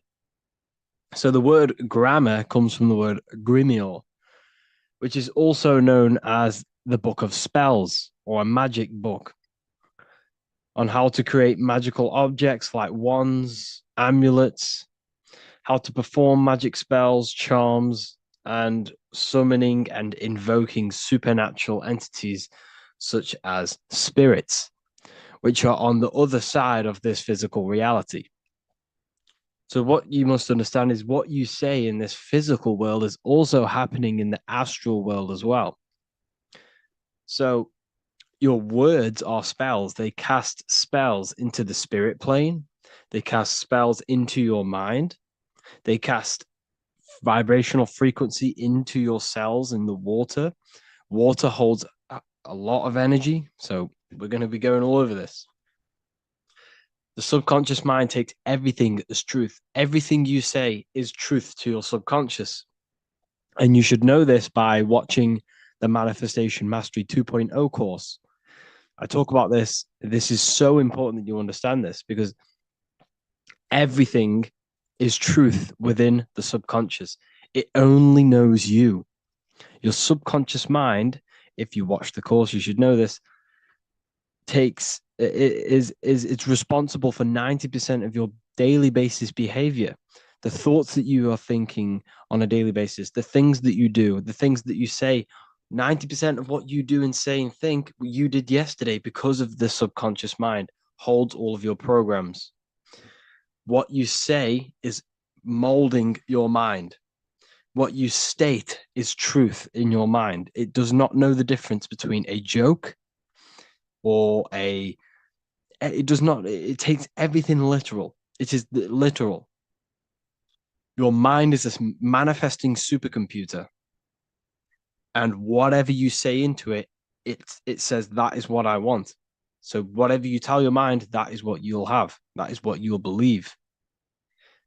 So every word you say is truth within the subconscious. So this is why double meaning words have an effect on your subconscious. And this is why I'm raising awareness here. So talking is a tall king. You are either a tall king by talking, by using your words wisely, or you're a small king because you create big or you destroy yourself with your words. So talking is Phoenician. This is phonetics. So this is etymology is when you take the root words, but phonetic etymology is when you take the sound of the word. So talk and tour are the same because when you talk, you're creating sound waves, which is a form of a light wave. And when light waves expand in all directions, it creates a torus field. And everything is torus fields. So if you affect one torus field, it affects every torus field in creation, as above, so below. So what you say is affecting the torus fields around you in your body. You are made out of these torus fields. This is why talking is torusing. You're creating light waves, sound waves, and you are permeating creation. And this is why The Bible tells you the tongue has the power of life and death, and those who love it will eat its fruit. So the tongue is what creates these sound waves that we are producing when we talk or speak. Okay? So this is what we are essentially doing, creating sound waves. And these waves are vibrating and they affect the cells in our body and everything. This is why words are swords. This is why the word is within sword. They are swords, they cut, they damage, because frequency is the only thing that can penetrate you without your consent. In the very beginning, the Bible, John 1:1, it says, "In the beginning was the Word, and the Word was with God." This is obviously a metaphor. There was no spoken word out of a spoken mouth. It's basically saying God created the world with the use of cymatic frequencies, sound waves. Everything is sound waves, and this is observable. Geometry is the geometric shapes you see in the nature, like petals, how they're all perfect stars or five-pointed stars or the Fibonacci sequence. This is all an effect of vibrational frequencies. It's all cymatics. Everything is created out of sound. Sound is the creation of the universe. So this is how powerful words are. It's a cymatic frequency. Hello. Hell. When you say hello, you're subconsciously implanting hell into your mind and the people around you's mind. This is why it's casting a spell. Even though you may pick up on it, but your subconscious picks up hell. That is what you're picking up. And that word holds a frequency. The word hell, when you hear the word or see the word, activates thoughts within your subconscious. It activates, it stimulates it. What is everything that resembles hell in your mind? But that goes on within the subconscious without you realizing. Bless. When I bless you, I'm actually saying be less. So you're not blessing someone. You're saying be less. Appreciate. Appreciate. Weekend is when you're weakened.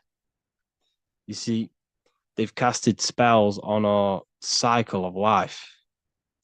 The weekend is when you're weekend. You are weakened from the weekdays, when the working days are the weekdays, and the weekend is when you're weakened and you rest. Because in the days, you are in physical or emotional shock, unable to think or react properly. This is the days you're in. You're in a daze in the weekdays. See? Parents are a pair who rents.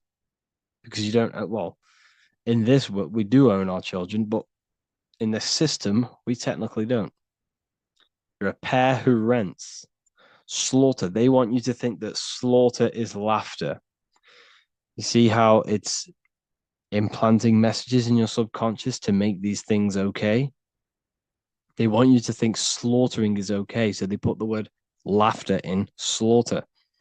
I'm telling you, people, the people who made this language are satanic. They are witch. These people are wizards. We're getting ran by wizards, dark occultists, and wizards. That is who we're getting ran by. And they've been running for thousands of years and they know exactly what they're doing. They've covered all aspects. They've covered the language, the frequencies, the music, the food, the water. They control everything in every aspect of your life. They have some part in it. And it's all occult knowledge through magic. It's all magic. It's all a form of magic. Awake.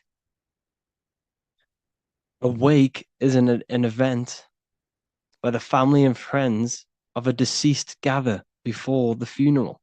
That's awake. Why are we talking? Why is the word funeral? Why is death associated with being awake?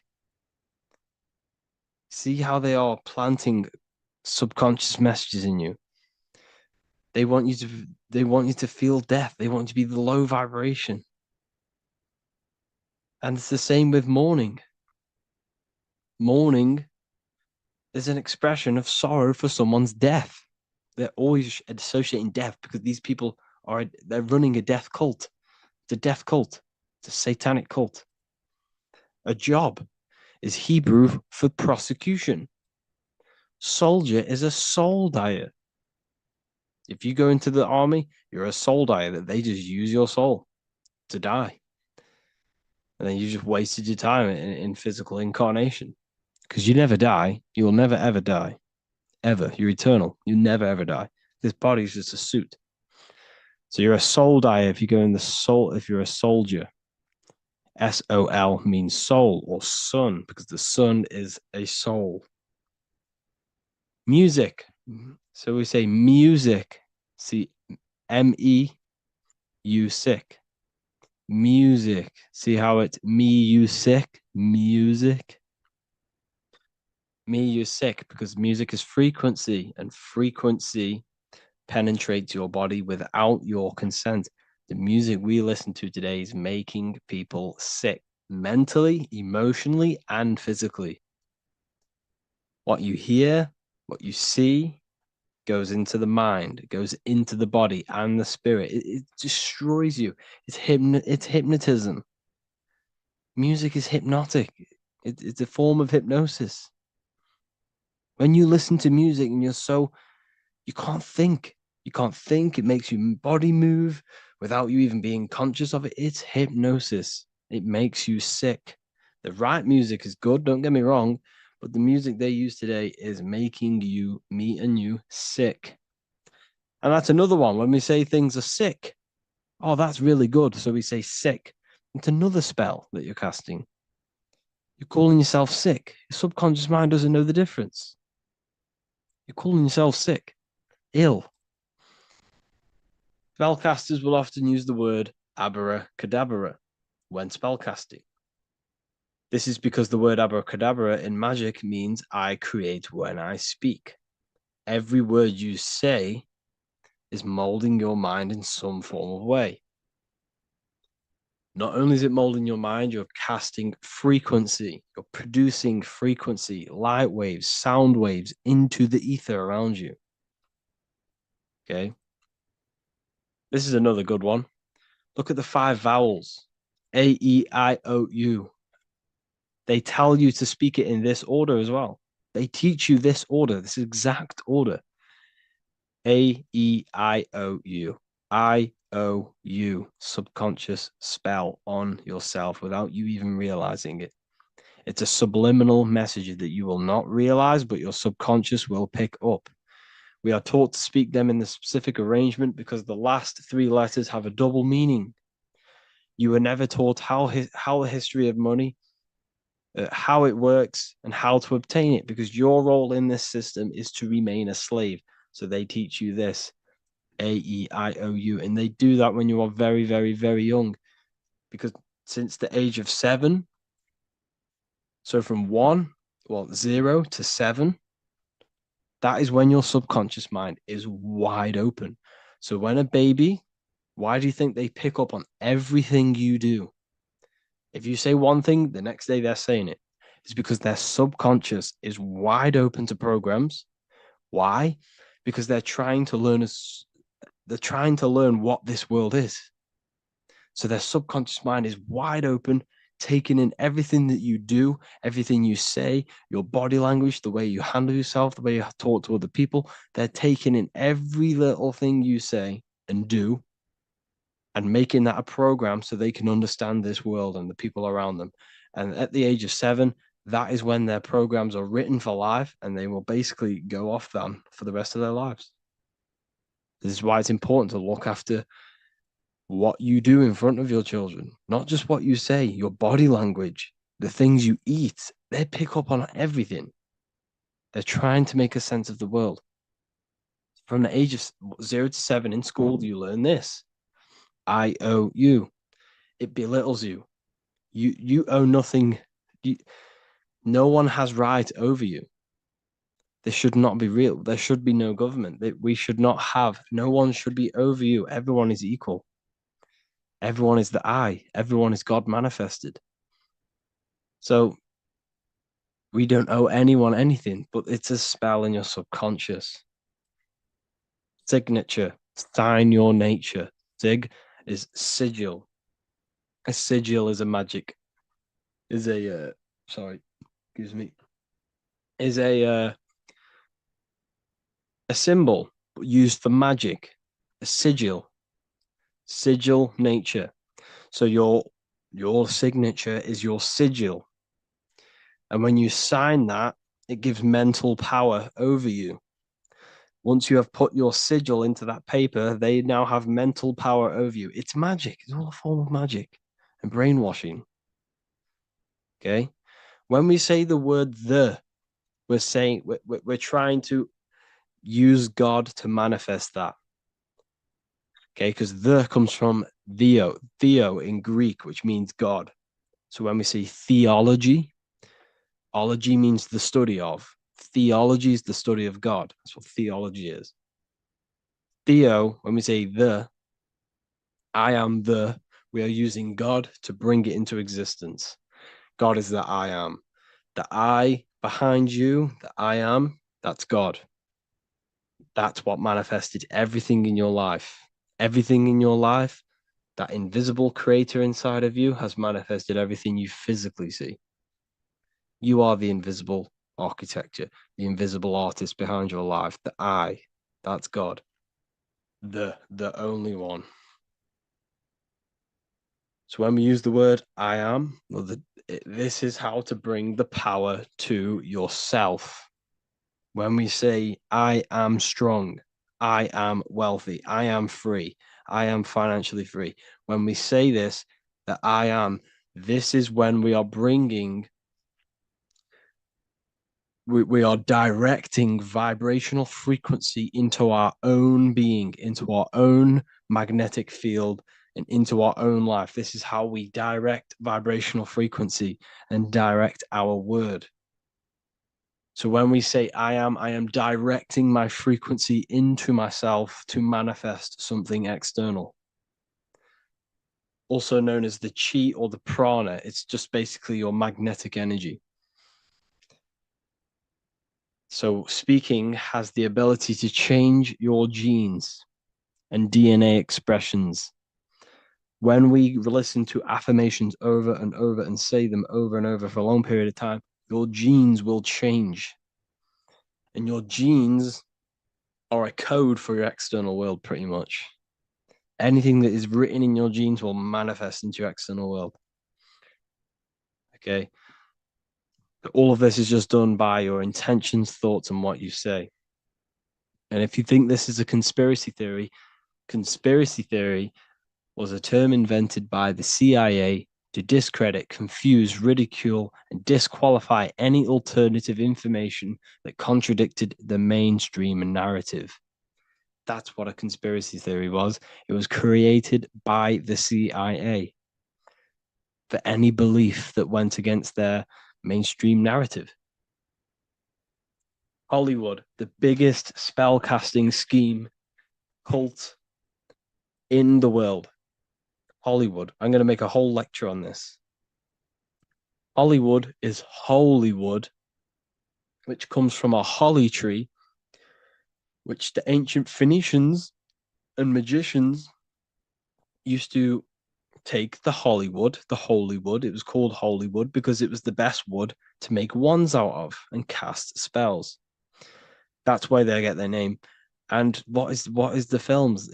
All the films, all the music that comes out of Hollywood, it's all a form of magic, subconscious spells to fill your mind with ideology, fill your mind with this narrative. That's what they're doing through the movies and the music. Anyways, I hope you like this lecture. Thank you all for joining the Real University. I hope you're all learning a lot here and looking forward to making some more awareness for you and more knowledge. Have an amazing day, people. Religions were made to hide the truth about yourself, God, and the universe. You see, religion teaches there is a God separate from you. He created the universe separate from himself. They did this to truly disconnect you from consciousness, from God, and from yourself. Now let me explain. It's going to be very difficult to understand this from a left hemisphere dominated perception. The left hemisphere sees everything individual. The right hemisphere sees the whole. For example, if you're walking through a woods, the left hemisphere sees individual trees, leaves, twigs, and branches. The right hemisphere sees the interconnectedness of the whole woods. We've been trained our whole life to be trapped in the left hemisphere, to think logically, scientifically, with evidence. This way of thinking traps you in illusion, division, and separateness from everything. Plus, in science, they teach you the universe exists outside of you. You exist in a universe, and the universe exists whether you exist or not. This is completely false. You are the universe experiencing itself. There is only one person in the universe. There is only one awareness in the universe, and that is God. That is your consciousness. Not your name, your job, your reputation, your thoughts, your beliefs. That is not God. God is the infinite awareness that you are, the alertness, the essence of life. You are an individual. You have a dual nature, an inner world, consciousness, and an outer world, this physical body. The inner world is the immortal, consciousness, awareness. This physical reality is for the immortal within us to experience and enjoy. And the immortal consciousness, the immortal self, the individualized expression of the only thing that is truly real, which is God, consciousness, is seeking a way to understand itself through infinite vantage points. The same consciousness inside of you, inside of the dog, the squirrel, the plants, the stars, the same awareness is in absolutely everything. Only the right hemisphere can see this connection. The universe is one mind separated into the infinite bodies and life forms. This is why scientists tell you that the universe is forever expanding. It's truth in plain sight, because the universe is the mind, and the mind is always seeking more vantage points to understand itself.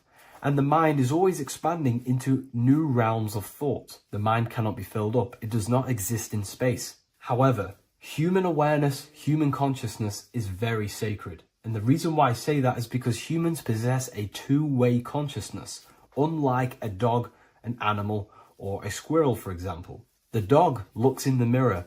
It is not aware of itself. It doesn't look in the mirror and see that it needs to improve something. However, humans, we can look in the mirror and say, who am I? Where do I come from? And I need to change this aspect of me. I'm lacking in this area. Dogs do not have this awareness. They function only on their immediate surroundings, on survival and instinct. Human awareness is special because we have the ability to reflect on the self. We can question our consciousness. We can question, who am I? Where do I come from? And where am I going after this? The human mind has no limitation. We can surpass our animal nature and rise to a godly nature. This is the whole purpose of reaching Christ consciousness, which is just an ideal consciousness where we have control over self and we know who we truly are. Humans have been given the tools to awaken. Our five senses are locked only to perceive the physical world, but the mind holds the gateway to understand the unseen aspects of reality. The mind holds the secrets to the universe and consciousness. We just have to study ourselves to understand God. We are all individualized aspects of consciousness. There is only one pure consciousness in the universe, but we're fractaled into infinite life forms, experiencing this consciousness in a different form, molding this consciousness into individual egos and individualized consciousness. Me and you are made of the same fabric. However, I have thought different things, believed different things, experienced different things, which has conditioned my consciousness to be my own individualized aspect of God. And that's what makes me, me, and you, you. God is the creative power within us to turn thoughts into physical reality, to create things. We are a creator. Each one of us is a miniature earth, creating and building in this physical 3D reality. Our consciousness holds power over the 3D reality. We can mold it and create anything we wish. However, we have been conditioned to live like an animal, living in our animal nature, eating, surviving, lusting, and these low-level desires keep us trapped from figuring out our creative power. This is why the ancients always depicted God inside of the brain. Even in ancient Christian artwork, William Blake, Anton Raphael, all depict God inside of the brain. Why is this? Because God is our creative power.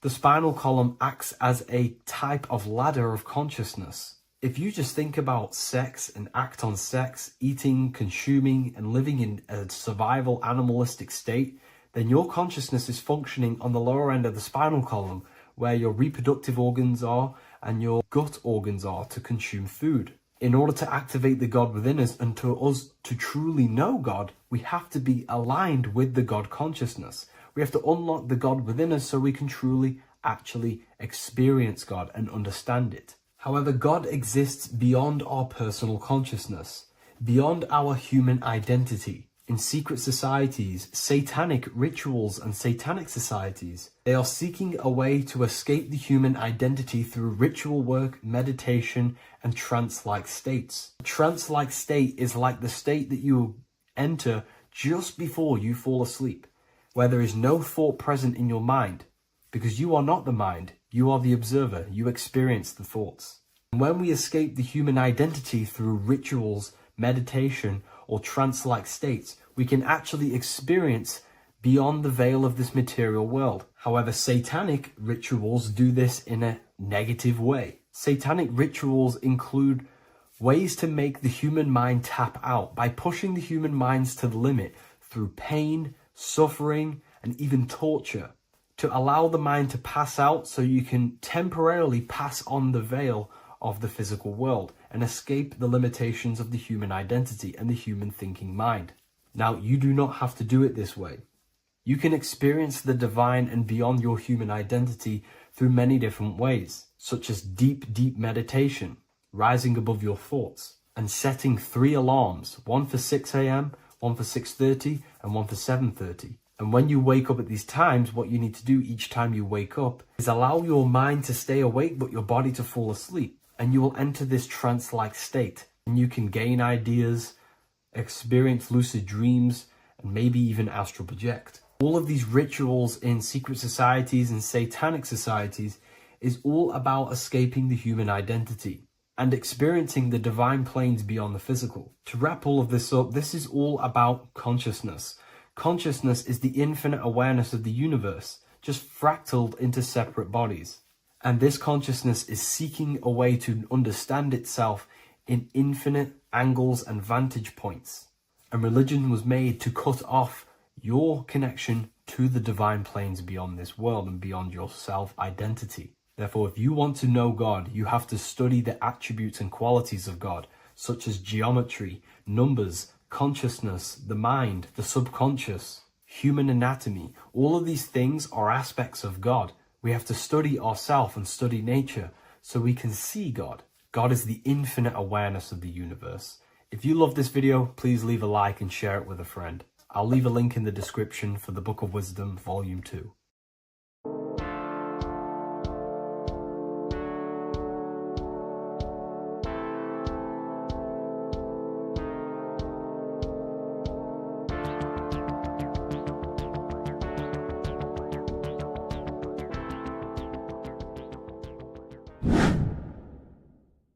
What is good, YouTube? Today we're going to be talking about the astral plane and how the cosmology fits into the astral plane. Okay, so first let's go over the astral plane and go over the different layers of reality so that you can understand reality more. You are a multi-dimensional being. You are not in these, you are in all of these realities at the same time. They all interweave into one big reality. But there are different planes, they are different vibrational dimensions, there are different dimensions of reality. The mind is the root cause of reality. We're living in the mind of God. Everything is being thought into existence from the root cause, from the universal mind. This is why the ancient Egyptians said, all is mind. We're living in the mind of God. And we are a microcosm of this mind. This is why we all have the same mind. This mind is the world of thoughts. Now, this world of thoughts is just the thought alone. For example, it is the thought of a chair.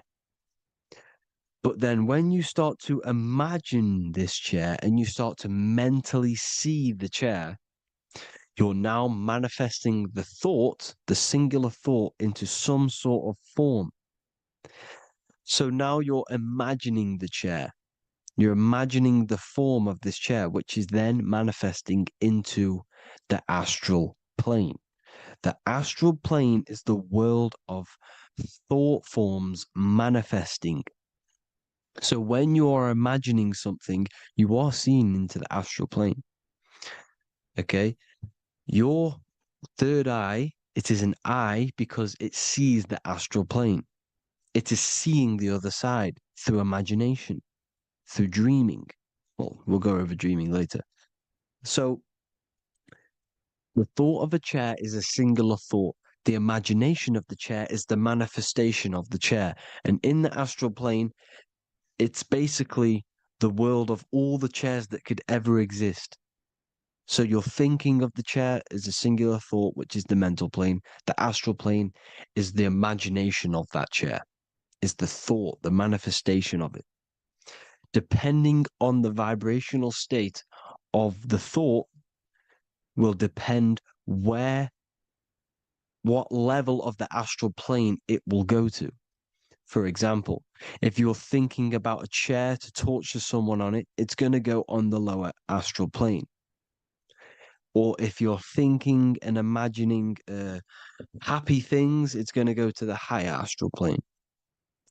So wherever your mindset is, that we call it a mindset because your mind is setting frequencies to certain things. Thoughts are frequencies.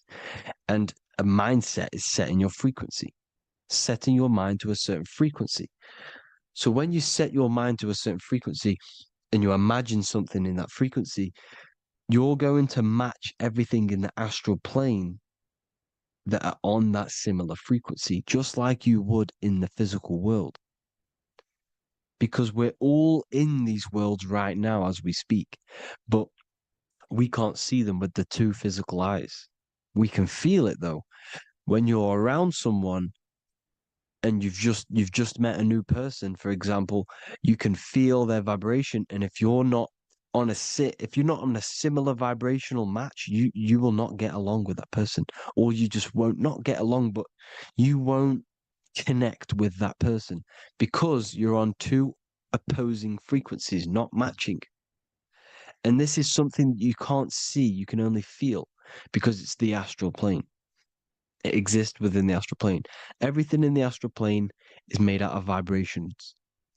So if you do astral project, and if you already know how to astral project, you will see beings and people and things that are on the same frequency as you.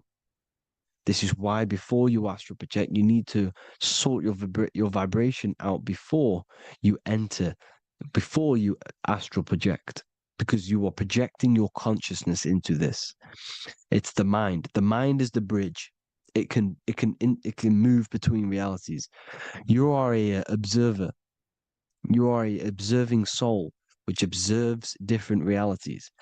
And the mind is the bridge between all of these different realities. The mind can choose. If you want to project into the astral, you set your mind to it, you can. Okay? So let's not get off track. The lower astral plane is where demons are. The higher astral plane is where heavenly beings are. Heaven and hell are kind of a real thing. The etheric plane is a powerful substance, the ether, the fifth element that they don't tell us about. If you type in on Google the five elements, they will try to remove it with wood or metal because they don't want you knowing about the ether. Ether is the energy double behind all physical objects. So the ether is very important. It is the fifth element. It is part of the physical world, but it's also part of the astral world. It is on either side. You see? You see how they're showing you the truth in the language? Ether and either are the same word. The ether has 1 foot in the astral and 1 foot in the physical world. It's a substance that connects the physical to the astral world. It is the either. It's on either side of reality. It's on the other side. Other, either, same word. Ether is connecting the physical to the astral plane. It's the world of frequency. Frequencies, EMFs, torus fields are in the etheric plane. It is the energy plane. It's where energy moves through the ether. Okay. So then you have the physical world, the world of effect. Everything you see in the physical world is the effect of the higher planes. Each plane is a product of the plane above. So, and it melts into each plane. The physical plane is the lowest plane, it's the most densest, and the highest is the most fluid. This is the most fluid, this is the most dense. This is where we get the saying, as above, so below from. As above, so below comes from the different planes of reality. And magicians understand this. This is why magicians always say as above, so below. Because they understand if you manipulate the higher planes of reality, you manipulate the lower planes. Because the astral plane is a direct copy of the physical world, but in the astral plane. It is mirrored. The physical world is mirrored in the astral plane. They are both the same world, but just different vibrational states of the world. Kind of. It's hard to put this in words, people. So just try and understand. The astral plane is the double. It is whatever happens in the astral plane happens in the physical plane. This is why magic works. This is why demons work. This is why spirit communication works. Because if you manipulate the higher planes, you manipulate the lower planes. As above in the astral, so below. Leonardo da Vinci showing you to look up, pointing up. You got to look up. He's telling you to change the mind, you change the physical world. You change your emotions, you're on the astral plane, you change the physical world. You change your reality by changing the higher planes. This is the Masonic 11, the 2 pillars. This is the 11, also symbolizing the 2 hemispheres of the brain here. But the 11 symbolizes the 2 mirrors. 11, 9, 11. 9, 11 adds to 11. 9 plus 1 plus 1 equals 11. The Twin Towers were in 11. Flight 11 was hijacked. Because it's a mass ritual within the astral plane. Now, we're going to go deep into that later, and I'll show you these rituals they do in order to manipulate the astral plane. So, this is what the 11 is. It's the mirroring of reality. If you contact spirits and conjure spirits, you can either summon or attract demons and spirits. Summoning is creating a spirit. You create demons. Okay? Like I said here, the mind is the root cause of reality. If you think of if you think of a traumatic event that happened in your life over and over and over and over again for years and years and years, where attention goes, energy flows. The mind is the director of energy. If you are directing energy into the specific emotion, the specific thing that is torturing you in your mind, that will manifest as some sort of being in the astral plane, which is called an elemental. And this elemental being that you have created through your thought forms and emotions will latch onto you and feed off this energy. So it's important that you get your mind right, okay? It's important that you sort that you file the mind and you discipline the mind. make sure it's only entertaining positive things, because you are quite literally creating your own demons. The word demon has the word mon in it. And if you've watched my videos to know, mon means moon. The moon is your mind, the sun is your soul, the earth is your physical body. Demon is mon means mind, moon is mind. You create demons with your mind, summoning. Now, this is where the rituals come in. 9/11 was a ritual because everyone was thinking about this big fearing, the death of 9/11. Everyone was thinking about it.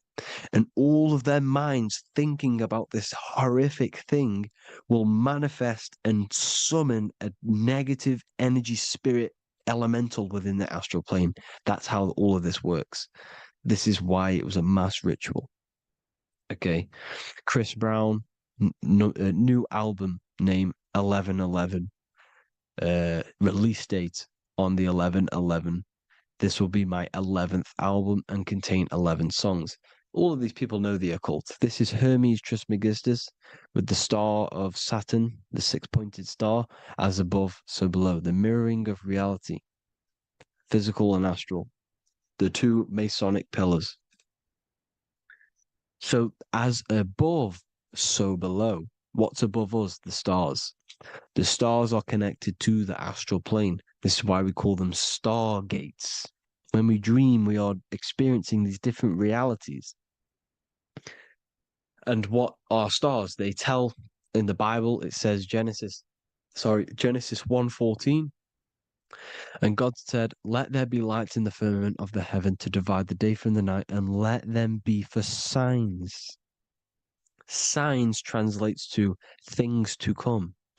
Why things to come? The stars tell the future. Why? And why do we say as above, so below? As above us is the astral plane and the etheric plane. As above, so below. Whatever happens in the stars happens on Earth. The stars are connected to the astral plane. Above us is the astral plane. We are a star in a physical body. This is why we say Mr., sister, stir equals star. The E and the A are interchangeable. We are stars, and the stars are the start of our incarnation. We start in the stars, same root word, and we descend through the seven energies, which are our seven chakras. Then we enter the heart of the soul system. The heart rearranged spells earth. And this is the true cosmology. Here's the Masonic cosmology. This is Masonic now. Here's the firmament. Let there be a firmament in the midst of the waters to divide the waters from above, from the waters that below. Genesis 1:6. The firmament, firmament comes from the word firma, Latin, I'm pretty sure, which means firm. When something is firm, meaning it's stable, it does not move, it is firm. The firmament is firm. So, is the firmament Genesis 1:6. What does he say? Genesis 1:3, sorry. Let there be light. This is before the sun and the moon was created. Let there be light. Before the sun and the moon was created, light was appeared. So what's that tell you? This is a holographic projection from some sort of light being, some sort of projector. And that projector is the all-seeing eye you see in the Masonic cosmology. This is the all-seeing eye projecting the light beams.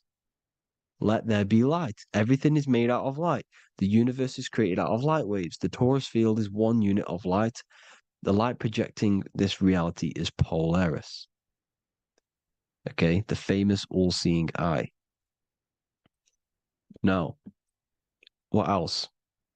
Then we have after let there be light in Genesis 1:16, and God made the two great lights. This is the sun and the moon, electric, magnetic, male and female.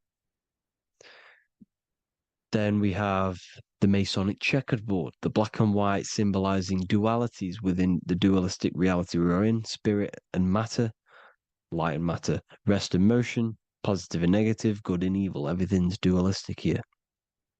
Okay?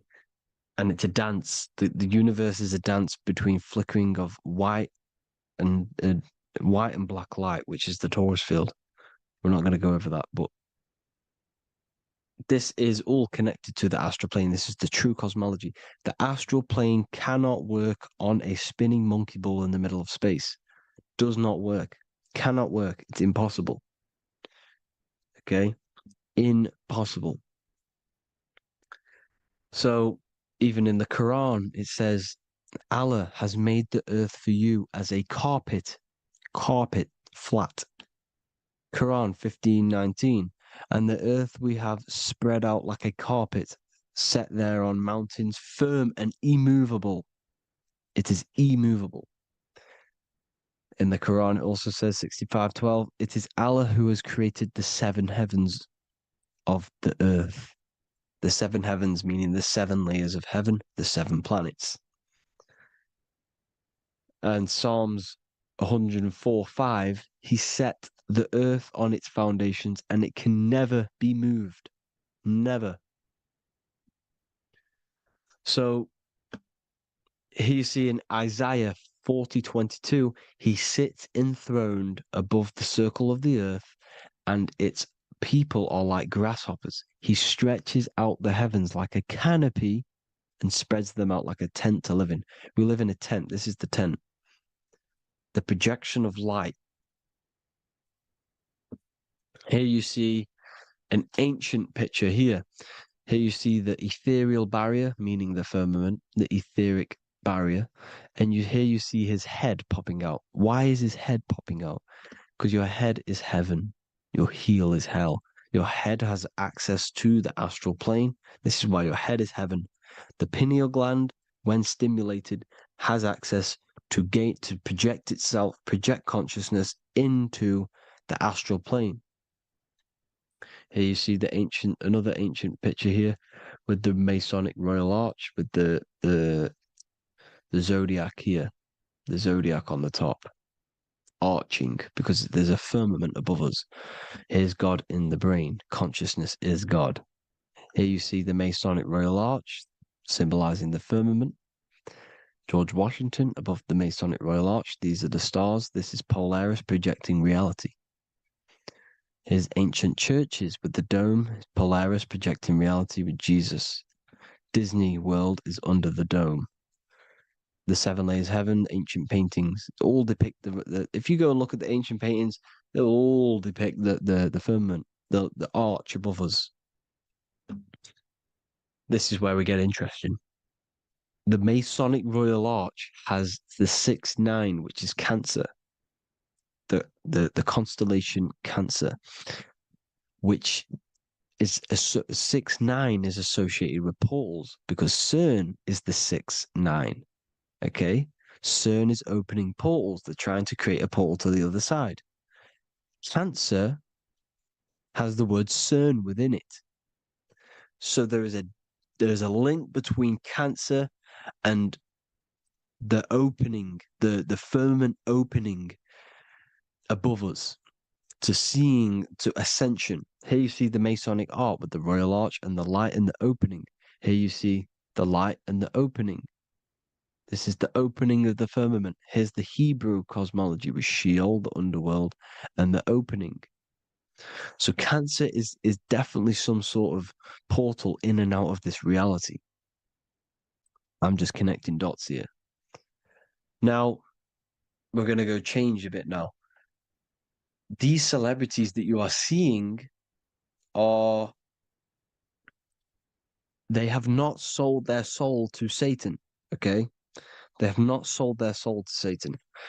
Satan is a demonic, low vibrational energy that has been summoned over the thousands and thousands and thousands of years of evil occult arts. So since Babylon was summoning this demonic energy, and this demonic energy in the astral plane will grow and grow and grow. It has no form. It has no physical form. Okay? but you can see it in the rappers. If your third eye is open, you can see clearly that these people are demonic. You can sense the energy that they're manifesting. Selling your soul is not what you've been told. It is gaining, because your soul is pure love, okay? Your soul does not want to do anything bad.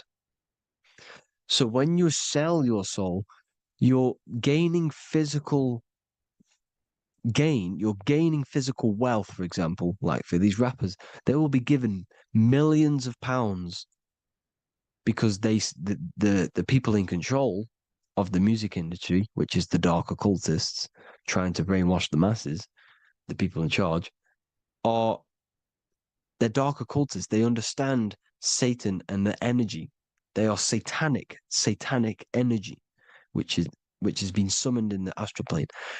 They see that they have influence over the masses, so they will go to them and say, "I will give you this amount of money forever if you manifest this satanic, demonic energy through the music and through social media to blind the masses, to brainwash the masses into this demonic energy." Because when you listen to music, music is frequency. Whatever you listen to, you become that frequency. So if you're listening to these people, they're throwing energy, this demonic, satanic energy that they sold out to. Sold, soul, same word. Because when you sold something, you've got your soul involved. They have exchanged money, physical gain, so that they manifest this satanic energy within the astral plane and through the music, through the videos, through social media to keep us in this vibrational frequency, in this low state of consciousness. This is what it actually is. It's not, you're not selling your soul to some sort of devil. This satanic energy has no physical form it is formless in the astral plane. It's a summoned energy. Now, the root chakra is red. This is why the devil is red, because it symbolizes the animal nature of man. When you are operating off your root chakra, you will kill, you will fight, you will do anything to survive, because it's all about survival mode in the root chakra. They want you keeping in that fighting mode, that surviving mode, so that you are manifesting this low vibrational frequency, this satanic energy, this demonic red energy. This is why the devil is red. And the devil has a tail with the red arrow pointing down because it symbolizes your light body. This is your Merkaba. Your Merkaba is your light body. Mer equals light, Ka equals spirit, Ba equals body. Merkaba, this is the devil's tail pointing down, the descension, your heel, up to your heel, hell. Ascension to heaven, head. You see? This is the all-seeing eye with the illumination coming off it, your head, when you're illuminated. The Merkaba is your celestial sphere to portray different planes of reality. It is the vehicle of ascension. It's your light body. It's in the word Kabbalah, Kabbalah, Ka, spirit, Ba, body, La, light. Same thing, Kabbalah, Merkaba. Same thing. It's all about the light body. This light body sees different realities. So when you see the goat in the music industry, it's this satanic summoned energy that's been summoning for thousands of years within the astral plane. When it becomes to the physical plane, it will manifest through different things. A goat, an owl, Satan, Moloch, Baal, same deity, same demonic energy that's been summoning in the astral plane. And this is why the Baphomet has a goat head. Drake's new album is the goat. The Polo G, the Masonic G, with the goat. And here's Rilo Rodriguez in the mirror with the goat in the mirror and him in his physical body. It symbolizes, the mirror symbolizes the astral plane. because he's manifesting the goat, the demonic energy. He's sold out to the demonic energy, and in the physical plane, he's his physical body. The mirroring, the Masonic 11, the mirroring of reality, the astral and the physical. And what do you call them when they're an amazing rapper, the best rapper? You call them the goat. Because you're the goat because you're manifesting the goat energy, the satanic, demonic energy within the astral plane. So Baal, Moloch, all the same thing. Because in the astral plane, if you want to gain spirits to come to you and communicate you in the physical world, if you want to communicate with spirits, you have to gain their attention. You can either gain their attention or come together and agree to create some sort of being, which is Satan. Okay. You can, like I said earlier, you can create these beings, you can summon them or attract them. One way to attract them is sacrificing. In order for you to become God, man, to turn to God, you have to sacrifice your life. You have to sacrifice, not drinking, not doing things, not doing anything demonic, not doing anything bad, not eating meat. You have to sacrifice yourself to become the light. However, if you want quick, instant gains in the physical world, you can sacrifice something else to communicate with these spirits, because these demonic energies feed off demonic energy, your demonic energy. So these dark occultists will give away babies, they'll sacrifice, torture babies so that they gain, so that they can communicate with these spirits for physical exchange. Yes, you can do this. These powerful spirits, these powerful demons can give you powers. They can give you certain things. And this is what they are doing. They're summoning and attracting these demonic energy. This is why, trafficking is one of the most, Balenciaga. Baal is the demonic energy in the astral plane, which requires child sacrifice for his presence. Balenciaga, and they were trafficking children. They were trafficking, killing them, and offering them to the spirits. This is what they are doing. Balenciaga. It's in the name. Here you see, you can see here a stick man with two horns. The goat, obviously, it's all the same deity. Baal, the goat. Moloch, here's Moloch, the owl, the Egyptian owl, because it comes from the owl of Moloch, which is Baal, which is Satan, all the same demonic energy. And it's on the dollar bill, a tiny dollar bill, tiny, on the $1 bill. All the same thing. Bohemian Grove, they worship the big owl, Moloch. It's all the same thing. It's all one big demonic energy which has been summoning in the astral plane. And it's trying to take over Earth, the physical plane. That's what it's doing. So I hope you all gained a deeper understanding of the astral plane and what's actually going on in the world. Please leave a comment if you can to help the algorithm. Drop a like if you like this content. And hope you all learned something today. And God bless you all. Thank you all.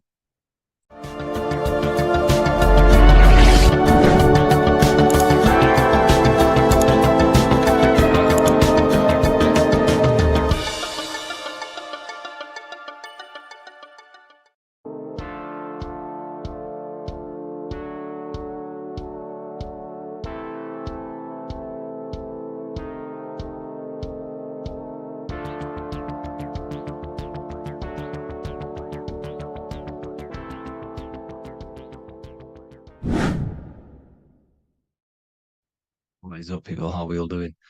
Today, we're talking about the flat Earth cosmology. So let's jump straight into this. Please drop a follow and leave a like to help the algorithm. So we live in a torus field. Everything's made out of torus fields. And every torus field has motion. It's what it is. It's the motion of energy. And every torus field has a center, which is the black hole. It's a womb of creation. It's counter space.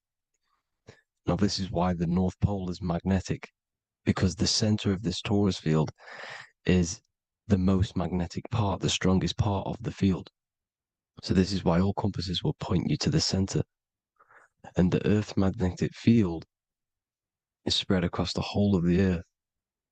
And it's spinning, as you can see here, it's like a tornado at the center. And this tornado is the force which is spinning the sun and the moon around us. You got the sun, the moon, Polaris, just like in the Masonic cosmos here.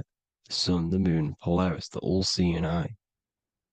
Now we'll get into Polaris a bit later, but the sun is the magnetic force. Sorry, is the electric force, because every field is electromagnetic. Now, the sun is electric. It's positively charged. It's gonna give you energy. It's feeding energy. The moon is more magnetic energy, which is taking your energy away from you. And this is why you become sleepy when the moon comes out. Because it's taking away your energy. So these two forces is the balance, it's the yin and yang. It's the balance. Everything in this creation is balanced. Because the torus field is the earth is the plane of inertia, the 0 point within the field. Because physical matter is a result of two opposing forces equalized on the plane of inertia. And that is where matter crystallizes into physical results. And this physical plane is the plane of inertia, planet Earth. And at the center of this plane is the black hole, the womb of creation. And outside of this black hole gives birth to light. So the torus field is constantly rotating, going into counter space, the black hole, and then out of counter space gives birth to the white hole, white light. You see? So it's going around, black hole, birth again, black hole, birth again. And it just keeps going around. It's an infinite cycle of energy. And this is where the infinity sign comes from. This is the motion, this is the force which is creating everything to spin inside of this circle. Okay? And it's making the stars spin. It's making the sun and moon spin around us, around this center point. Now here you see Horus and Set. Horus and Set putting their feet inside of this dome. This is the royal arch, the arch of the dome above us, which is like you see in the Masonic cosmos, the royal arch of Freemasonry. This is the dome above us, the firmament that the Bible talks about. You see, they're putting their feet in because Set symbolizes the moon and Horus is the sun. Horizon, Horus. Horus is rising, the sun. So they're both putting their feet around this center magnetic pole, which is the pole, North Pole. And above the North Pole, you have Polaris, the pole of electromagnetic energy. You see? And this is how we get the sun and the seasons. Because the sun, for us, when it becomes summer, it's on the Tropic of Cancer. Then it spirals outwards, going out and out and out, then goes to the Tropic of Capricorn. That's winter for us. Then it comes back in and creates summer again. So it's constantly spiraling around this center magnetic North Pole. You see? So this roof above our heads is the firmament. And this is what they've taken off of us. They haven't physically taken it, but mentally they have taken this away from you. It's a female energy. And this is what the Egyptians called Nut, the sky god Nut. And this is the womb. We are inside God's creation, God's womb. And the woman's womb, when she has a baby, is a microcosm of this. Because everything inside of this creation is micro, macro. It's a reflection of the bigger things, as above, so below. So the dome above our heads is the dome we are in when we are a baby. And you can see the sacred geometry of it is the exact same. It's the dome. And when we are inside of the womb, the woman, the sacred maker, which is the M, the Masonic M, this is the Gmail symbol. The Masonic M is maker, mason, matter, male. She delivers the male, you see. She delivers the male because it's the maker, the female, the magnetic. The woman is magnetic in nature. The male is electric in nature. So when we are in this womb, the female, We are being fed by the center umbilical cord, by the center of the mother's stomach. We're connected to the center of the woman's stomach, just like we are when we are in the earth. The center is where the aurora borealis is being emitted from, the electromagnetic aurora borealis, the northern lights. This is our spiritual umbilical cord, connecting us to counter space, connecting us to the realms beyond this world. Because at the center of every torus field is counter space. And at the center of the earth is our spiritual umbilical cord, and this is the earth's belly button, as you see. As above, so below. We had a physical umbilical cord, we have a spiritual umbilical cord, and this gets cut when we die, when we're cut away from the physical reality. You see, here's the ancient Egyptian tablet showing this female. You can see the hair, it's a female above us, because the female energy is nurturing, helping, looking after.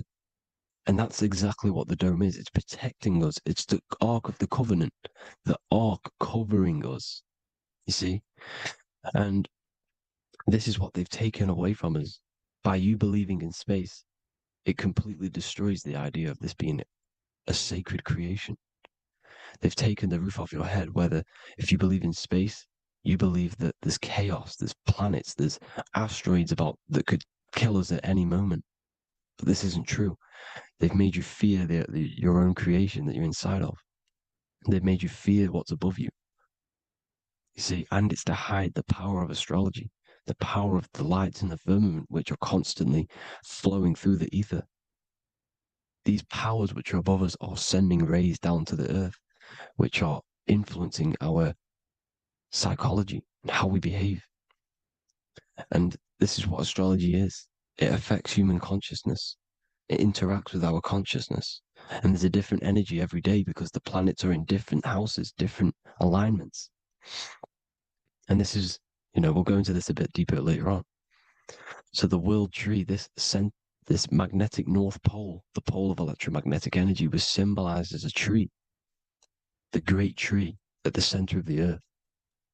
You see? And this tree is symbolized everywhere. You can see here how the center person, this Egyptian person, is holding up the sky. This is the North Pole, the hyperboloid, at the center of every torus field. And this tree was in the Mayan cosmology. This is an ancient depiction. This is the torus field. Here's the plane of inertia. Here's the center tree. Here's the tree in the center, the magnetic North Pole, the woman holding the stars. Here's the Hindu with the two birds symbolizing the sun and the moon revolving around this center tree. The Mayan tree, his Horus and Set around the North Pole. They all knew this flat earth cosmology. They knew these secrets. It's so sacred you understand the creation that you're inside of. Because if you don't, you'll be led astray. You don't know where you are. You're lost. You see?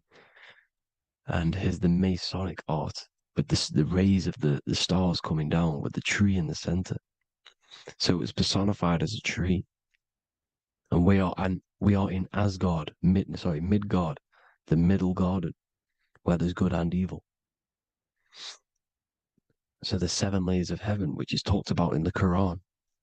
Each planet has a different layer of the firmament, and this is the 7 layers of heaven, and these are our 7 layers of the energy centers in our body. So we start in the stars, so we are stars in a physical body. And this is why we say Mr., Sister, Fraudster, Sinister. Stir is star, and we are in the stars, and our star descends into the soul system, not solar system. And as we descend into the soul system, we enter Satan's kingdom, Satan's world. As it says in the Bible, Satan is the god of this world.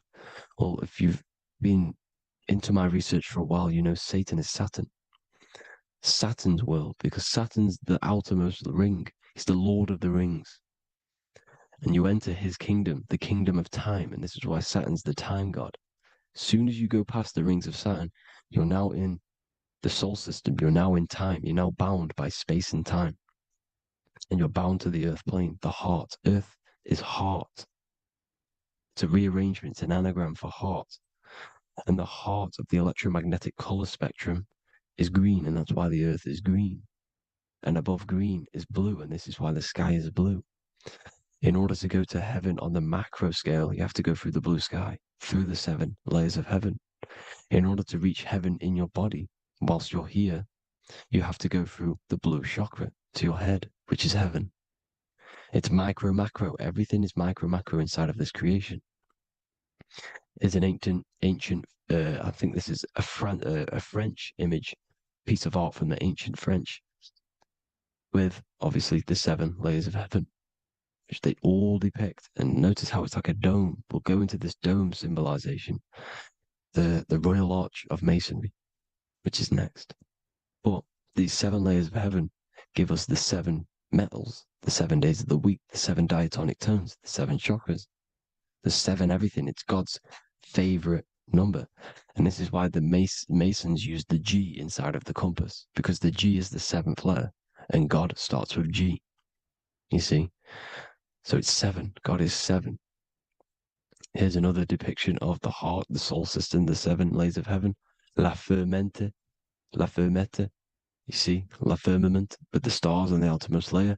Here are the 7 planets: Jupiter, Mars, la Sophie, the sun, la luna, the moon. So Saturn.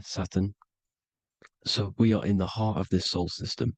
In order to ascend, we need to ascend up our chakra system, reach 144,000 hertz, God consciousness, the God man. You have to unfold God man, master of the mind, mastery of the mind. So what are the stars? The stars make everything unique. The stars are constantly rotating around the center, magnetic North Pole, the tornado at the center, which is stirring everything. It's stirring the ether. The center is the ether, and the 4 elements are born out of this ether. There's 5 elements: ether, spirit, water, air, and earth. The ether gives birth to the 4 other physical elements, which the whole of creation are made out of.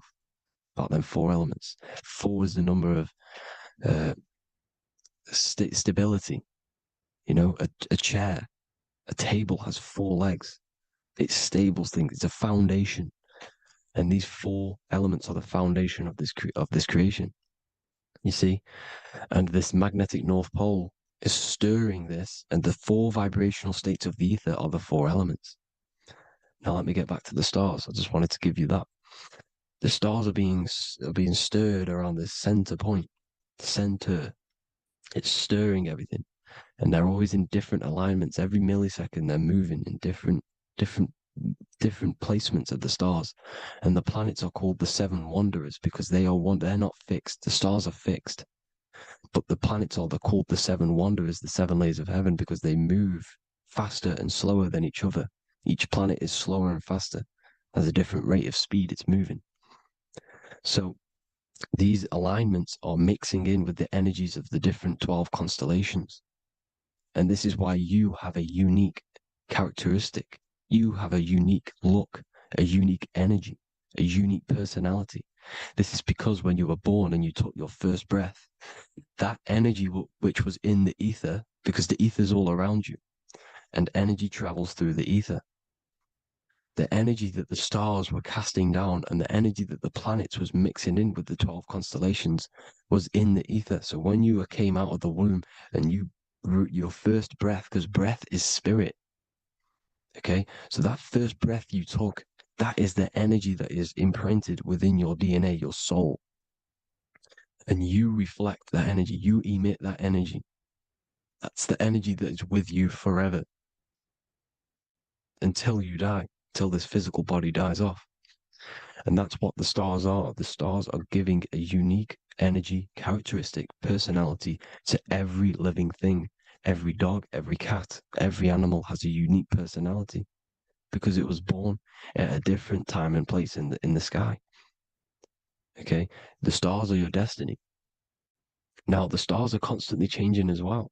If you look at stars through a telescope, they're constantly changing and forming different forms. You can see here, it looks like water. It looks like light through water because it's the ether above us. a sea of ether. And this light is being emitted through it, and it's just constantly changing, giving different energies, each star. So this is why this is what the zodiac is. It's the expression of energy. It's the expression of the stars. And each constellation has many different personality, different energies, different traits.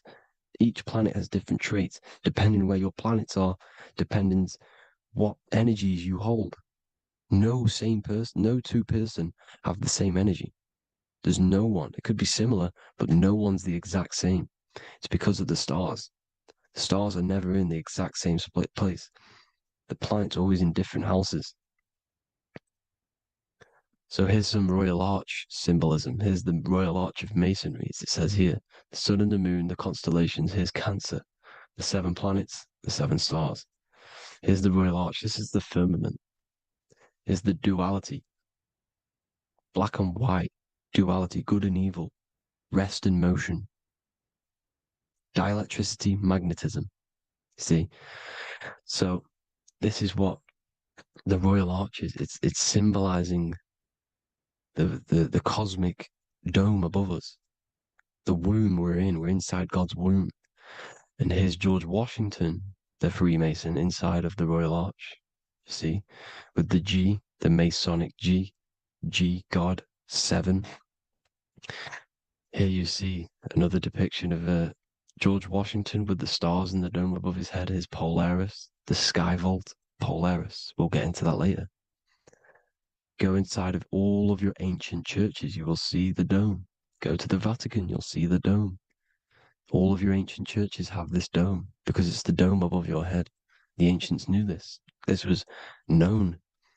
We did not live in space. It was known back then. They all knew. This is Crown Court, which is one of the most important courts in the UK.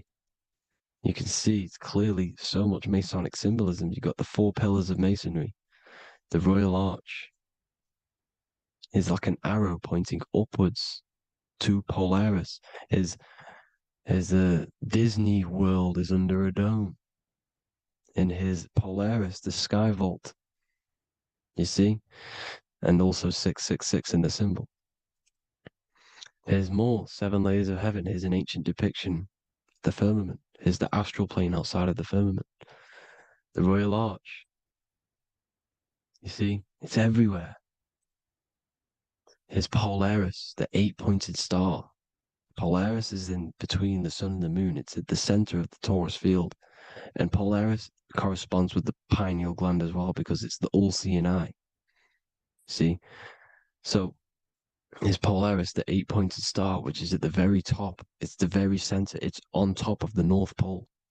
And it's an 8-pointed star that's always symbolized as an 8-pointed star. Here you see the Vatican.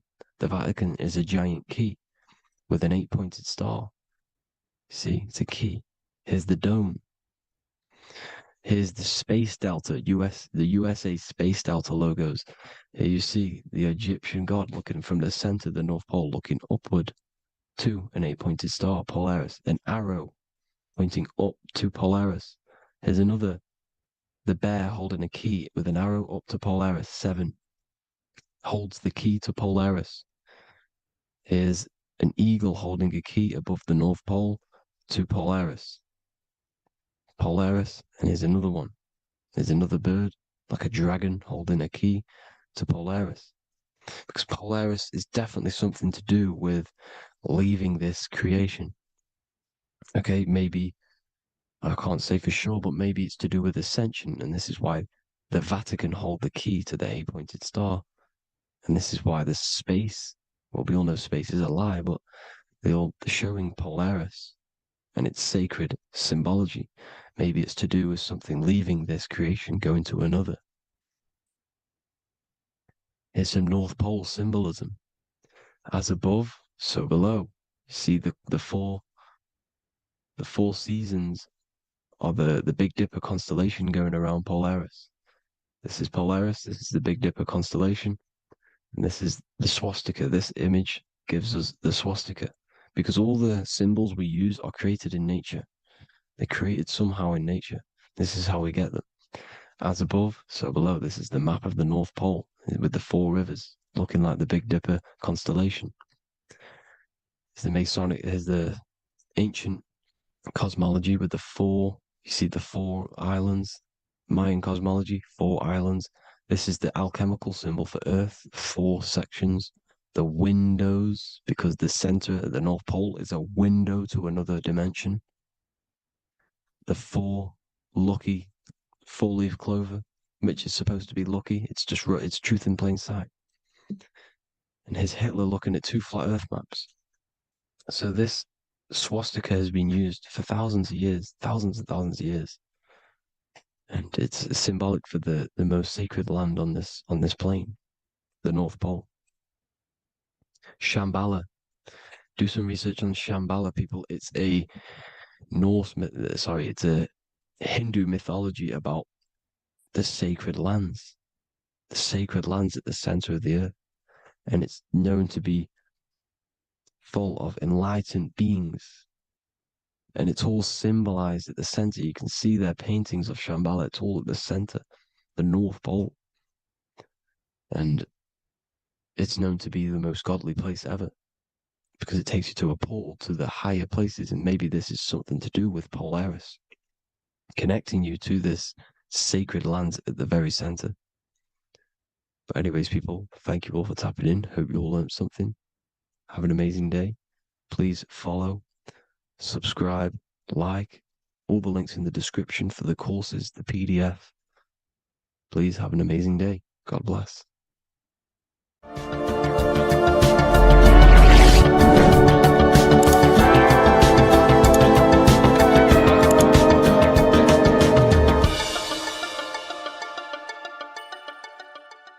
What if dreams aren't random at all, but messages from a deeper part of yourself trying to show you things? In this video, you're going to learn exactly what dreams are from an esoteric view, how to control dreams, and how to dream more frequently. Dreams are not nonsense. They are expressions of the subconscious mind. In the daytime, we're using our conscious mind, what we are aware of. This represents the daytime, the sun, the external world. We're operating in the external, outside the body in the day. But when we go to sleep, we return inward. Everything does this breath. We breathe in through the nose and out through the nose. Everything does this in and out process in the universe. We live, we die every single day. We wake up, we express things in the external. Then at nighttime, we return back to darkness, back to the internal. This is the breath of the universe. We have summer, we have winter. This is the breath of the sun and the seasons with the earth. You have an internal world and an external world. External is physical, the internal is spiritual. Like I said, when we go to sleep, we are returning back to the internal world of your own consciousness and subconscious mind. Your subconscious mind holds everything about you,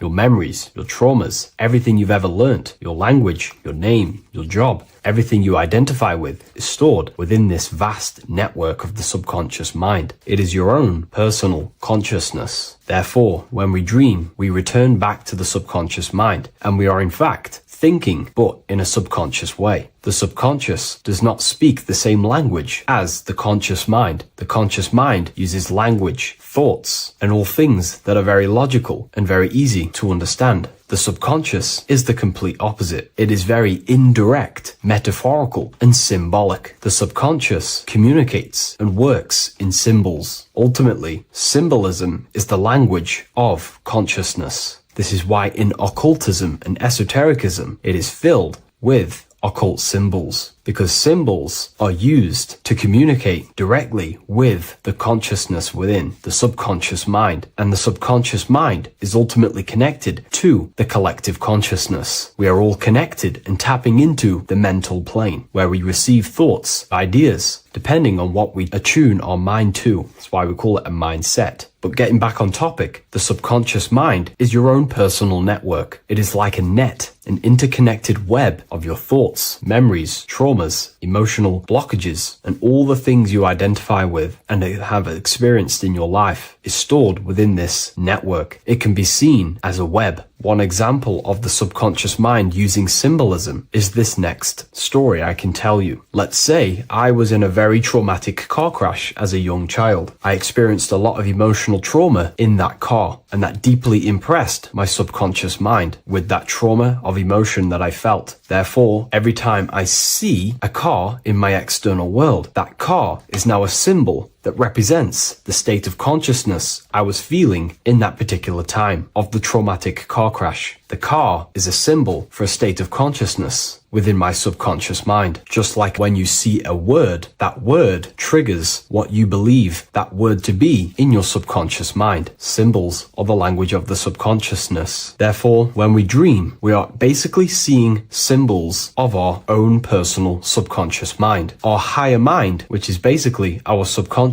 the higher version of you that exists beyond your human thinking mind, communicates using symbolism. The higher mind does not speak human thoughts, human language. It speaks the language of symbolism. Therefore, when we dream, every event, every person, everything that happens, and everything you see is your own personal subconscious mind materializing within the plane of the astral plane. This is a dimension that sits just above the physical world that everything is pulled out of. For example, look around you. Everything you see around you was thought, then imagined. Imagination is the astral plane, and this astral plane sits above the physical world. As above, so below. These objects were thought, imagined within someone's mind, and then pulled into a physical reality. Therefore, the imagination is what you're experiencing within a dream. It is your subconscious mind thinking and materializing within the imaginative plane. For example, let's say you are a Christian, you believe in Jesus your whole life, you have lots of emotion towards Jesus. This deeply impresses your subconscious mind. You believe in him so much, you go to sleep, you have a dream that you meet Jesus. You did not meet directly with Jesus. You met with your own belief. It was your own belief materializing within the imaginative plane and revealing itself to you. Dreams are materializations of your memories, your subconscious beliefs, traumas, and anything that could be inside the subconscious mind. It is your subconsciousness revealing itself to you in a material form. Let's say you have a nightmare. There is a big dark figure chasing you and you are running away in fear, away from this dark figure chasing you. That dark figure is not an external entity. It is not a spirit or a jinn or a demon. It is in fact an aspect of your own mind. It is a symbol that represents maybe a fear, a trauma, or something you are running away from internally, inside your subconscious mind. Something that you are not addressing, but something that is fearful, something that can be controlling you on a subconscious level. Let's say you have a fear to address something in your personal life. You want to address someone who is getting on your nerves at work. You continuously put this off and you fear doing that situation. Over a long period of time, this can slowly control you subconsciously. You start to avoid the person, avoid any contact. It is subconsciously controlling you. This is not the best example, but you can see what I mean. Hidden fears and traumas in the subconscious mind can subconsciously control your actions and ultimately lead you to low states of consciousness, keep you from reaching your higher potential, and ultimately create blockages within your own consciousness. That figure in the dream is a materialization of something that you are fearing and running away from and not addressing. This is why people always have dreams of traumas that they have experienced as a child or when they were younger, or maybe from a year ago or two. It's because that emotion is deeply impressed in the subconscious, and the subconscious is always trying to reveal things to you, communicate to you that you need to change, purify, and maybe heal within your own consciousness. This is how the higher self communicates to you through the language of symbolism. Once you understand this, dreams can become a very powerful tool, not just entertainment at night time. Your consciousness never rests. Your consciousness is eternal. It is the very spark of the divine. Your body needs rest. Your consciousness is not physical. It does not need rest. So this is a way you can identify what your dreams are trying to show you is by writing them down. A dream journal. Every single dream that you have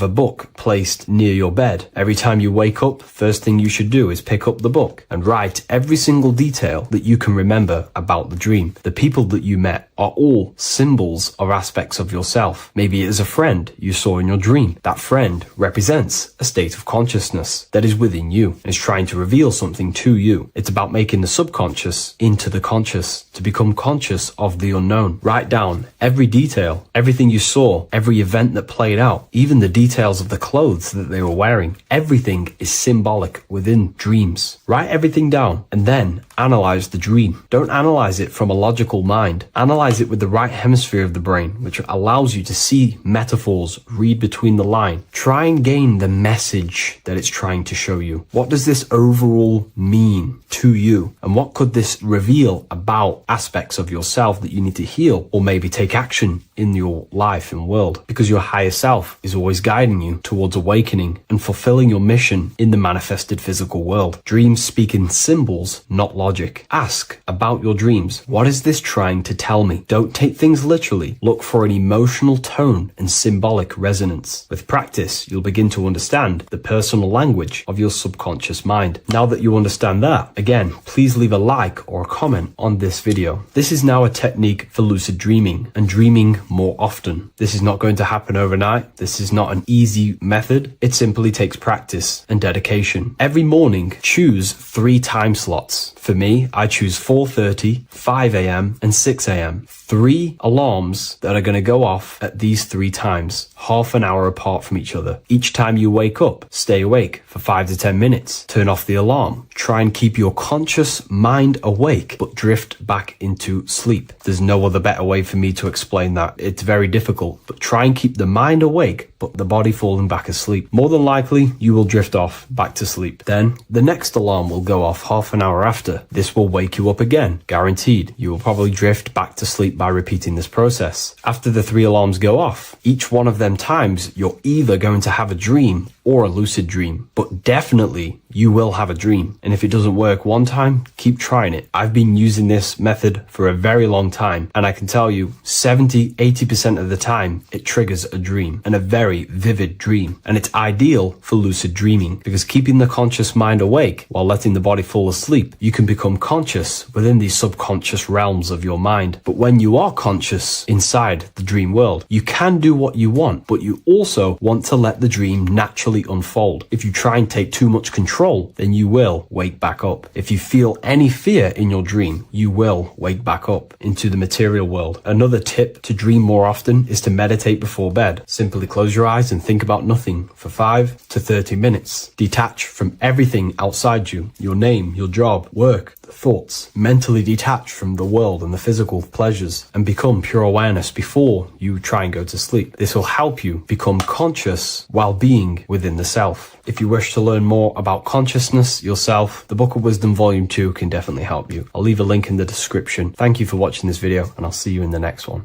Welcome to Revival of Wisdom. Today, we're going to be talking about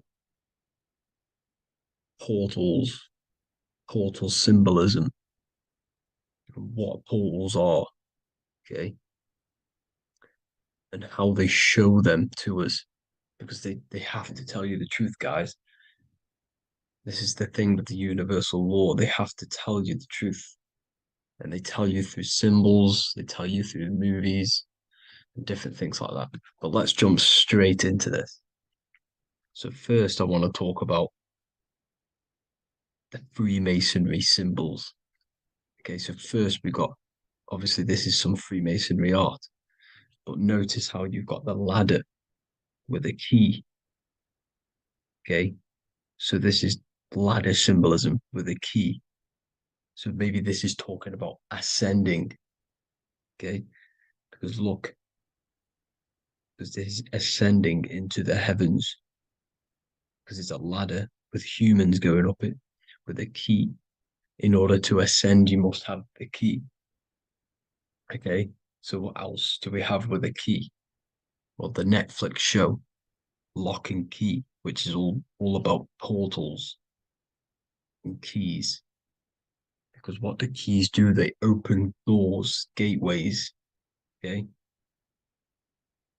so what's interesting about this is that they've got this key here, which represents the Kundalini energy rising up the spine. Okay, but we'll come back to this. But it's that same portal key symbolism. We've also got the Vatican. The Vatican is in the shape of a key. Okay, so you can see the start of it here. and the end. So this is key symbolisms. Keys open doors. And notice how it's got the 8-pointed star.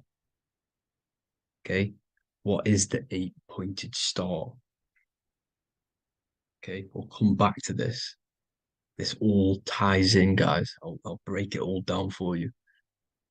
But then you've also got the god Janus. Janus, okay, is known as the god of the doorways.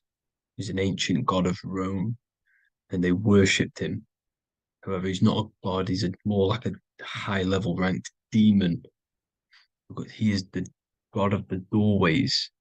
And notice how he's got two faces. Because doorways always have two sides. You're going into somewhere, there's always two sides of a door. And he's always depicted with two sides of a face and a key, because he holds the key to the doorways, to the portals, to other worlds and realms.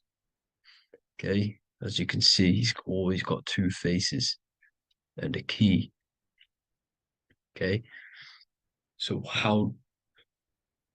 now we have the Sumerians, the Anunnaki, and they are always depicted with the two faces. Why do they have the two faces? Because they're symbolizing doorways, and the Anunnaki come to Earth through doorways and portals. So these are what these gods are symbolizing in their artwork. But they always have the 8-pointed star. Okay, what is the 8-pointed star? You see how they always have. Look, let me try to find another one. It's the 8-pointed star. This 8-pointed star is Polaris. Okay, Polaris, just like the Vatican has the 8-pointed star with a key. Polaris is the center star. Polaris is a fixed star, it doesn't move. Okay, so the Anunnaki symbol is also the 8-pointed star. So this is symbolizing the portals and doorways that they come through in order to get to the earth.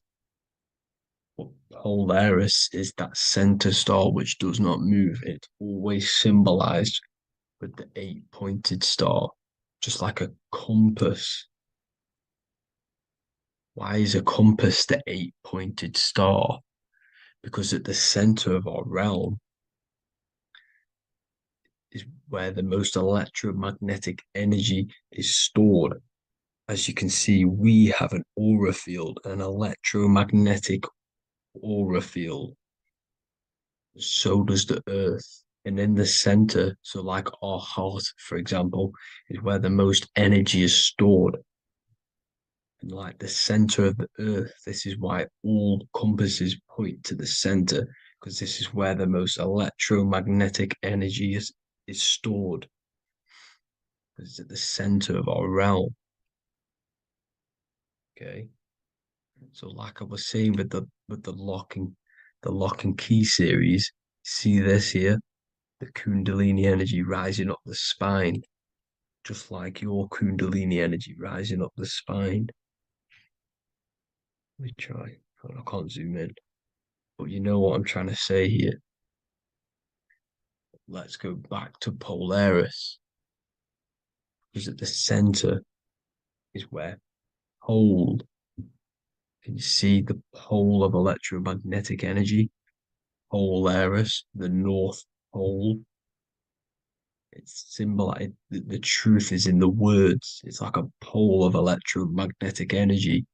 And this is where the aurora borealis comes from. Notice how it's got the word aura in it, because it's the Earth's aura, electromagnetic field.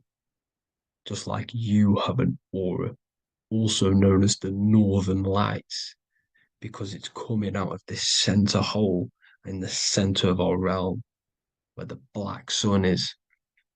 And this is where the electromagnetic energy is coming up from. And this is what the aurora borealis is, or the northern lights. It's just electromagnetic energy, and it's symbolized through our symbols, the original O, okay, because it's like a pole through the middle, Polaris. So this Polaris is the sky vault. It's the portal into this realm, because this is what the Anunnaki are always talking about, always symbolize it with the eight-pointed star. And just like a compass, it's the eight-pointed star pointed to the center, to Polaris. Okay. See here on the Sumerian tablets with the eight-pointed star again. And how we know it's talking about portals with this eight-pointed star is because CERN 666 are opening up portals to the underworld, letting in demonic entities into this realm. How do we know it's a portal? Because their Hydro Collider has 8 points, just like the eight-pointed star. So they are creating synthetic portals to the underworld to let these demonic entities into our realm. But what is the key? Because if we're talking about ascending through Polaris, notice how here on the masonry art, this luminary here, so this is the sun, that's the moon. This is Polaris because it's a luminary with what? 1, 2, 3, 4, 5, 6, 7, 8 beams coming off the luminary, just like the eight-pointed star. So you see the ladder with the key going up to Polaris. It's symbolizing ascending out of Earth. So what is this key that they're keeping from us? Because it's a human holding a key going up the ladder to Polaris. Well, chakras. We have 7 chakras.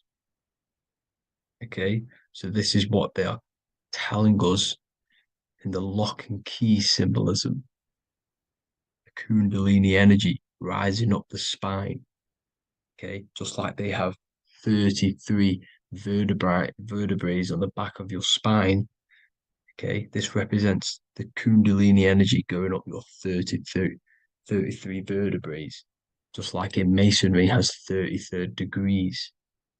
Okay, so what is the key? Your chakras. Your chakras have to be unlocked. Okay, you have to unlock your chakras, and you can't unlock this one without going through this one. You have to go through them all. It's like a ladder, just like Jacob's ladder. You can't go from the bottom to the top. You have to unlock each one. Okay, just like you have 7 chakras, you have 7 layers of your aura. Okay, you have to unlock your chakras to the highest point in order to reach Christ consciousness. And this is the key that they're talking about. They're symbolizing the organic portal within each and every one of us to ascend out of this realm. Okay, so this is the key that they're talking about, and they're holding back this knowledge to keep us trapped in this 3D realm.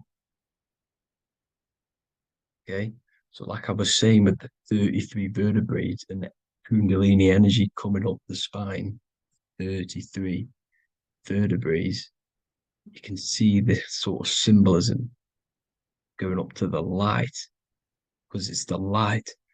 You see here, your crown chakra turns on and becomes enlightened, just like the Illuminati symbol. Can you see it? Also, Jesus also died at 33.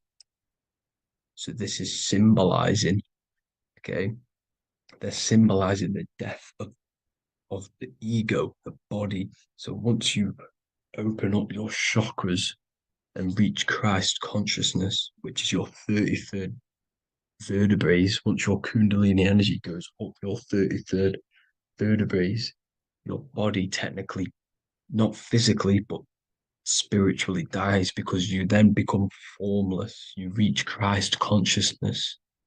So then you can travel other worlds. Okay. This is what they're talking about with Vatican, 8-pointed star, and the key.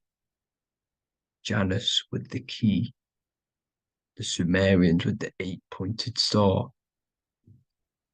Anunnaki, the 8-pointed star.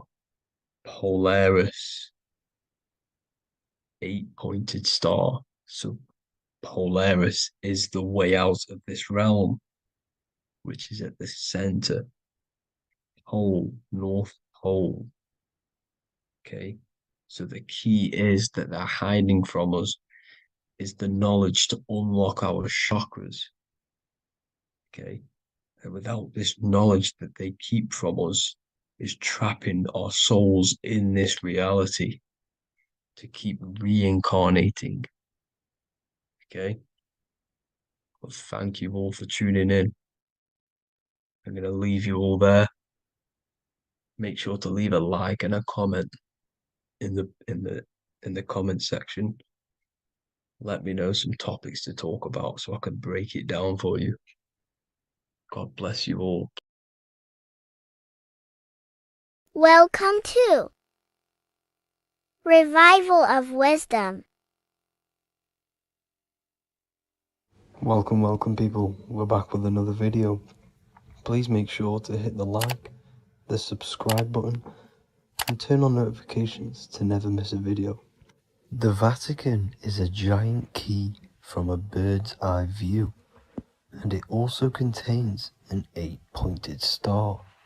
The Anunnaki Sumerian gods also depicted this 8-pointed star. The sky god Anu from the Anunnaki also uses the 8-pointed star for his symbol.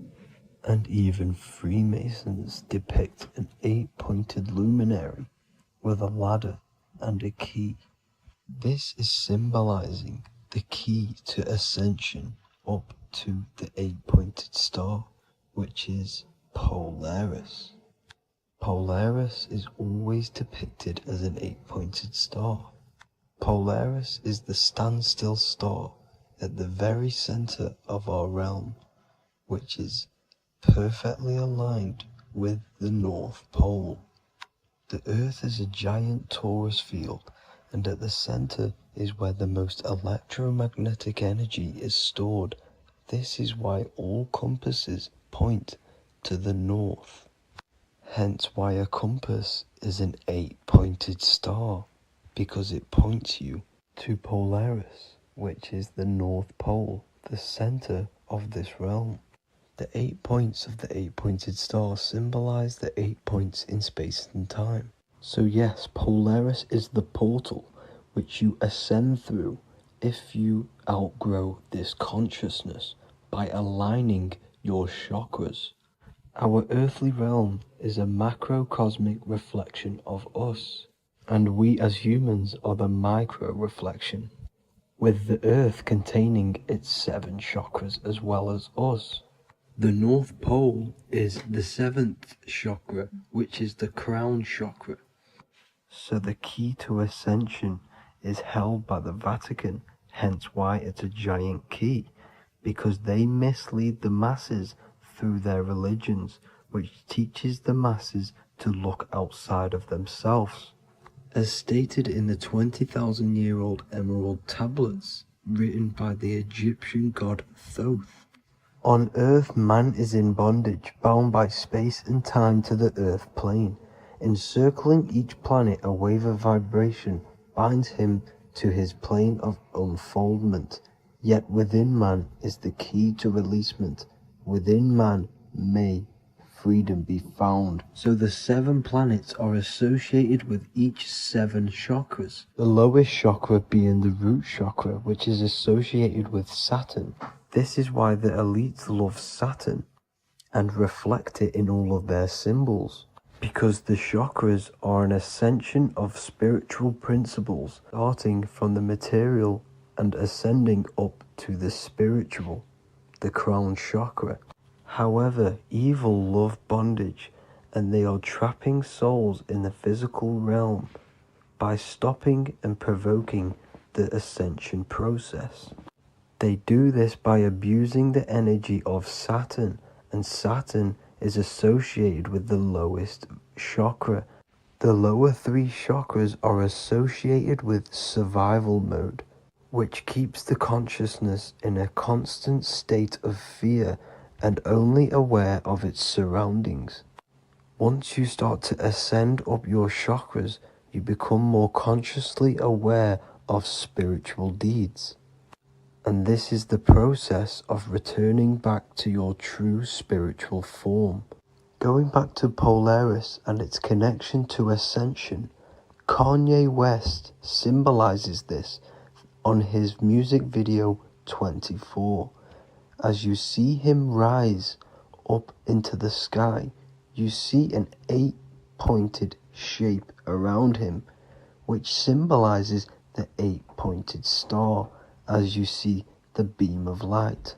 And even NASA symbolized this in their Space Delta logos, a bear holding a key with an arrow up to Polaris, the 8-pointed star.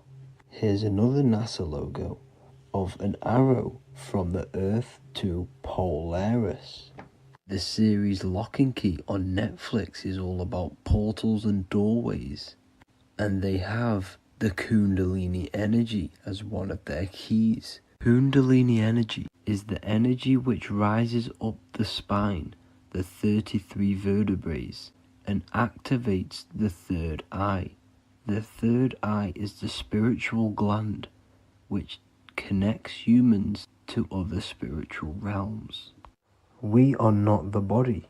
Our spirit, our soul inhabits the body. We exist physically, spiritually, and mentally. Therefore, we are multidimensional. The intellectual and spiritual inhabit the body. Therefore, this is just an avatar within this timeline. However, within each and every one of us, we all have the key to releasement, as says in the Emerald Tablets. This releasement is ascension, up until higher states of consciousness. As stated in the Emerald Tablets, man is in process of changing to forms that are not of this world. Grows he in time to the formless, a plane on a cycle above. And another one saying, man is a flame bound to a mountain, but we in our cycle shall ever be free. Know ye, O man, that when ye have progressed into the cycle that lengthen above, life itself will pass to the darkness, and only the essence of the soul shall remain. That's it for this video. I hope you all enjoyed. Please feel free to leave a like, subscribe, and comment any subjects you want me to talk about. God bless you all.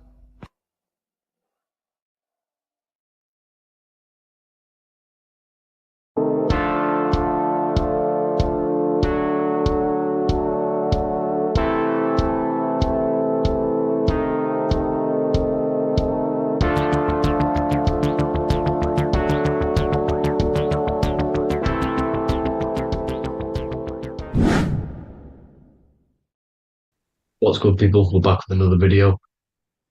This is going to just be a quick video. Manifestation, magic, bending reality. So let's jump straight into this. So you have a conscious and a subconscious part of your mind. The conscious is what you're conscious of, what you're actually doing, where you can choose or not. However, the subconscious is the part of your brain which is automatic. So all of the systems in your body, like the digestive system, your heartbeat, these are automatically being ran. And you do not have to tell these systems to do anything. You do not have to consciously tell your heart to beat. It's automatically doing it. And this is what the subconscious mind is controlling. It's like the dark aspect of your brain or your mind. it is the way bigger aspect of your mind. Okay, it controls all the systems in your body. Okay, and this is where all of your programs are.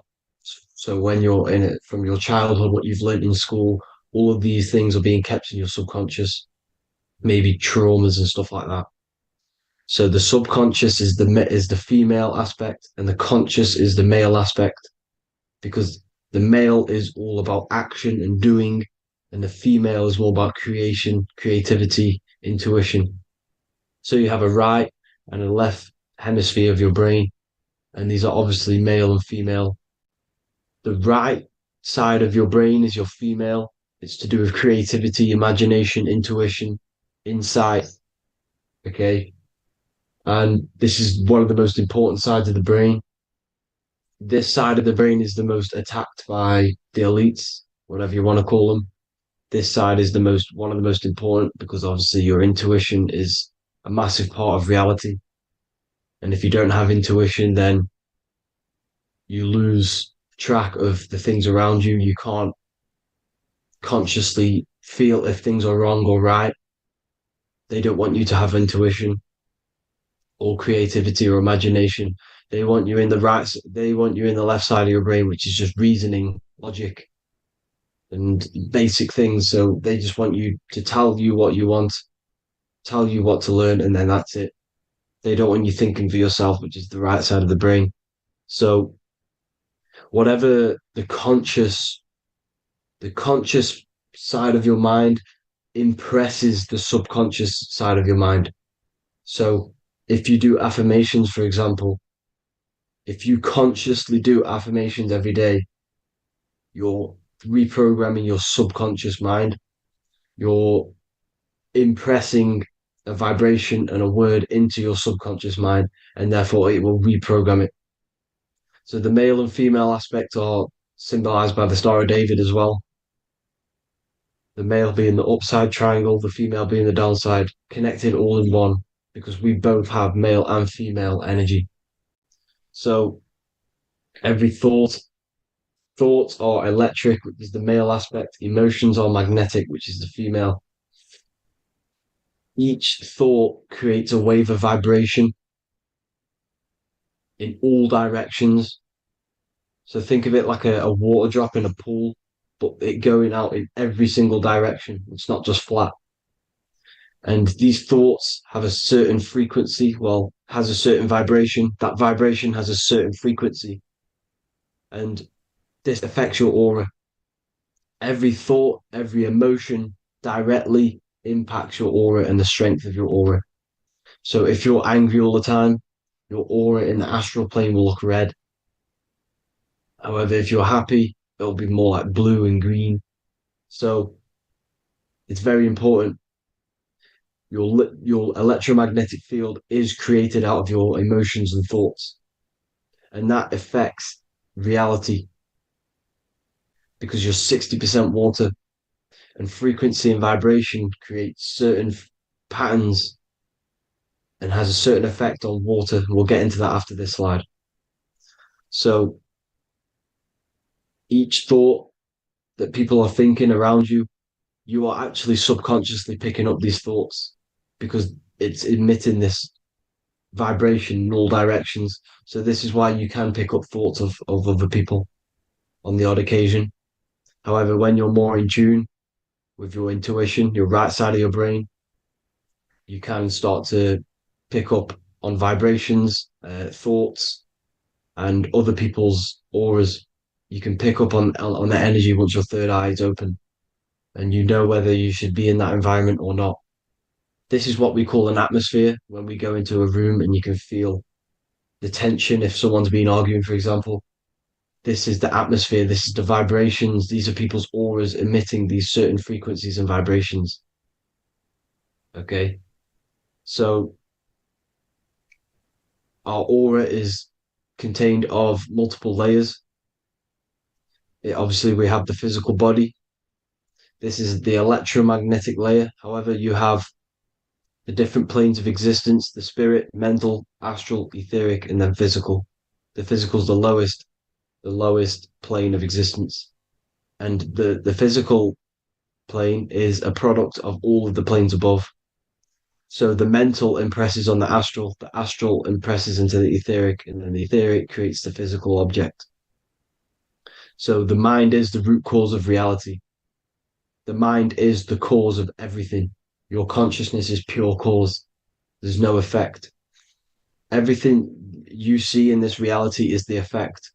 Everything that you experience is the effect, because the root cause was the mind. The decisions you made you experience that certain experience. And that decision was created on the mental plane. And this is just pure thoughts. And thoughts are things. If it exists in your mind, it is a thing. It's a certain frequency. So if you have a certain level of thoughts, if you're thinking positive, for example, you're going to have a strong aura, you're going to have a higher vibration. And that attracts like. Like attracts like when it comes to thoughts and vibrations and electromagnetism. So if you're thinking positive all the time, speaking positive, doing positive, you're then creating a higher vibration, and that's going to attract people on that similar frequency to you. Everything is electromagnetism, frequency, and vibration. Everything.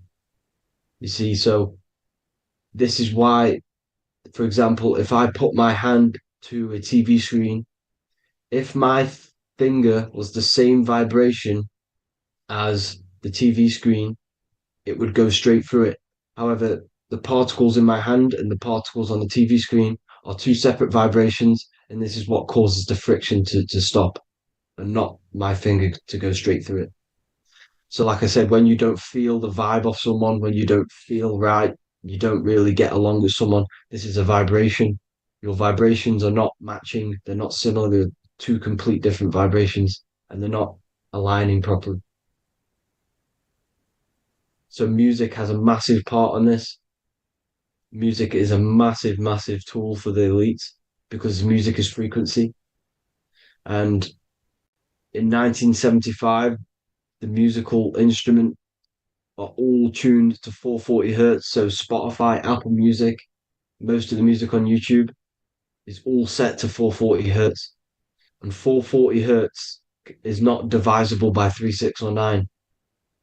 And when you can't divide a frequency by 3, 6, or 9, it's not a natural frequency. As you can see here, this is 432 hertz. This makes a nice geometric pattern.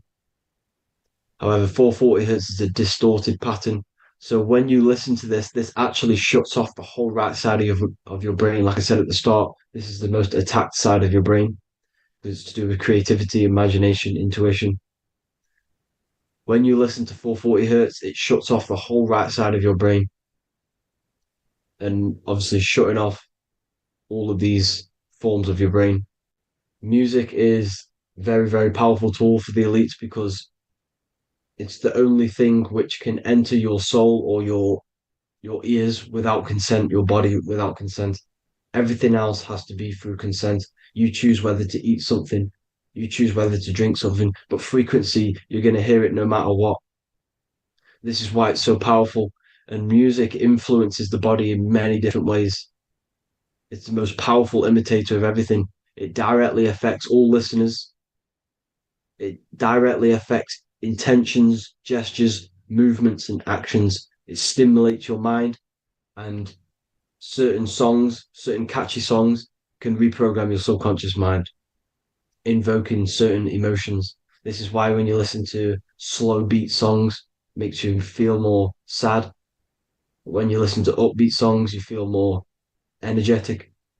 This is because these frequencies have a profound influence on reality and on how you feel. Because, like I said, you are 60% water. And as you can see here, each frequency creates a different geometric pattern. And inside of you is 60% water.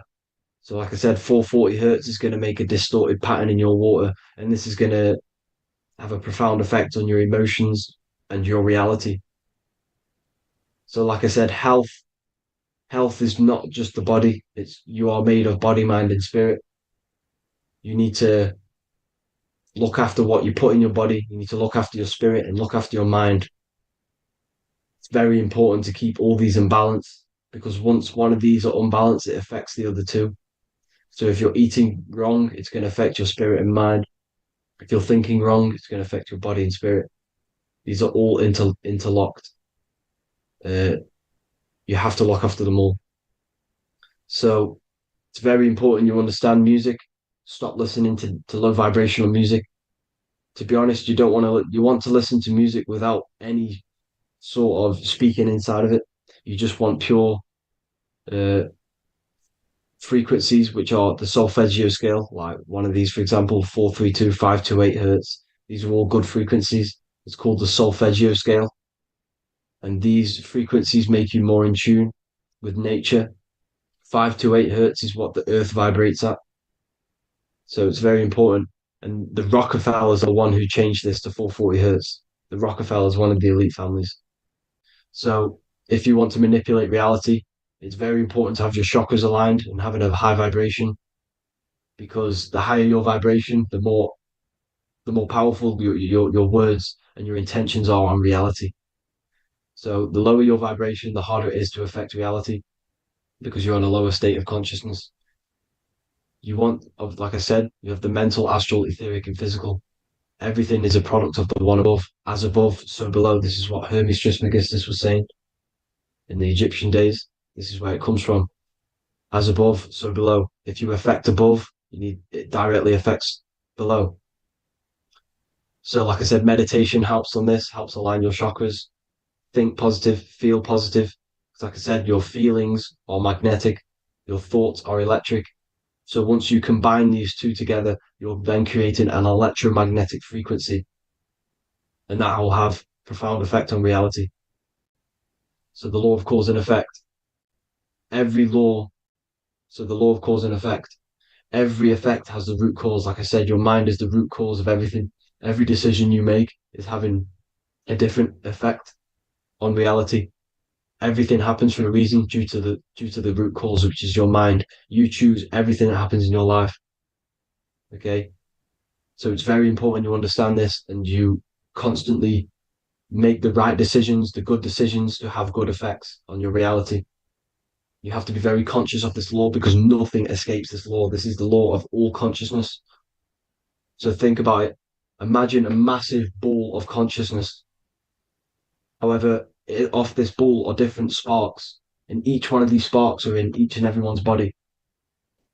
This spark is governed by these laws, the law of cause and effect, the law of correspondence, the seven hermetic principles. It's very important you understand this because this mass ball of consciousness is what is obeying these laws. And everyone has this spark of consciousness inside their third eye. And like I said, everyone is the same consciousness. This is why if you do bad onto someone else, that will directly affect your reality. So if you hurt someone, it's going to come back to you in one way or another because you are that same consciousness. This is like a mirror reality. As within, so without. Whatever you feel on the inside, you're gonna see that on the outside. You're gonna experience that reality, whatever you've impressed. So there's different ways to bend reality to your will. This is kind of a sort of magic. So obviously you have black magic, which is manipulating reality to harm and influence others, or to be very selfish. And then you have white magic, which is manipulating reality for the good of humanity. So you do have to be very careful with your intentions, people, when you're trying to manipulate reality, because this is nothing to be played with. If you are manipulating reality for the wrong reason, it's going to come and bite you in the ass in some way or another. Because everything is balanced. Everything balances out in this reality. Nothing escapes the laws. Not one thing escapes the laws.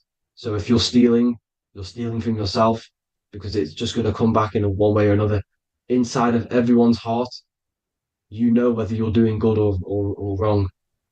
You can feel it when you do something wrong. You can feel it when you do something good.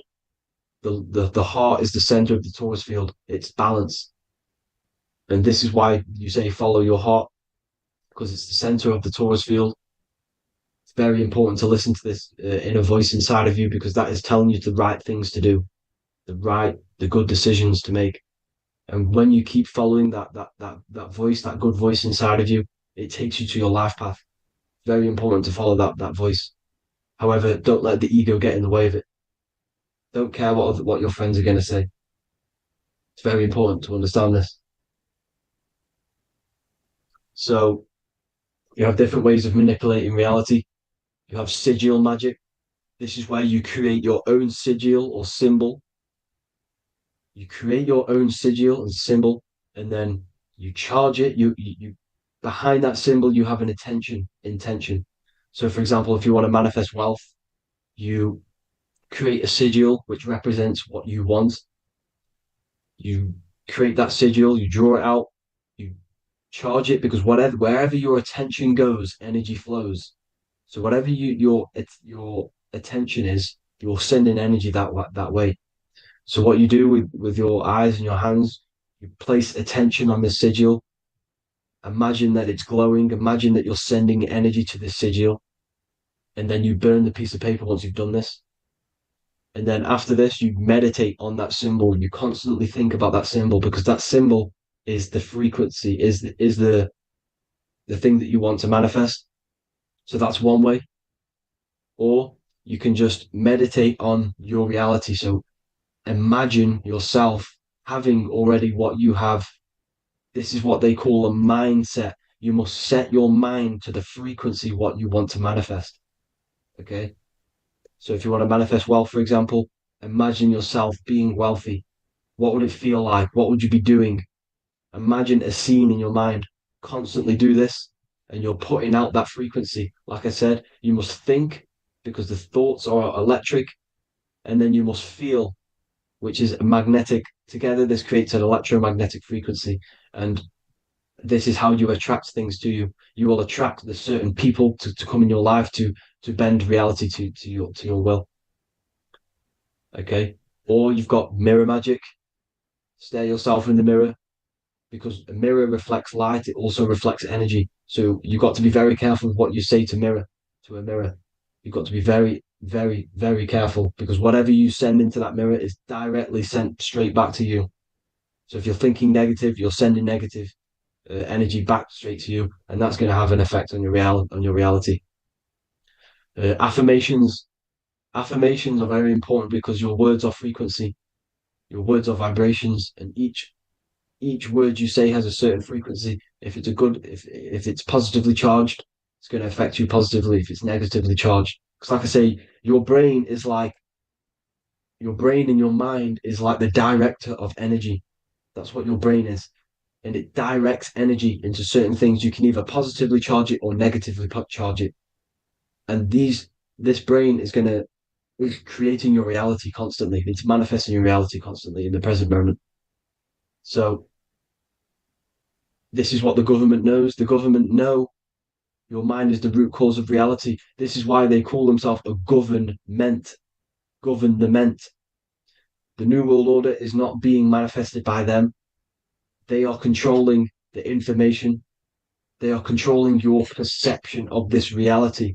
And they know the mind is the root cause of reality. Therefore, if they control your perception of reality and your information, what you believe, you're going to manifest that information, that perception. So we, the people as a collective consciousness, are the ones manifesting this New World Order. You see, so this isn't black magic. They're actually tricking us into manifesting their own their plans, this New World Order. You see, this is how smart these people are. They know how to get around the laws of reality. They know how to bend reality to their will without facing the consequences. They're getting humanity to do it. You see, there is a collective consciousness. As like I said, we all have that same spark of consciousness, right? So as a collective consciousness, we are on a very low vibration at the moment. However, we are waking up rapidly. There are more and more people waking up at the moment, and light always chases away the shadow. Light is a lot more powerful than darkness, you see. So one person waking up has a massive effect than one person being asleep. It has a profound effect. Because like I say, the light always chases away the darkness. It's more powerful. The light is always more powerful. High vibrations are more powerful than lower. So that's it for this, people. I hope you all enjoyed. This is a short, quick video. God bless you all.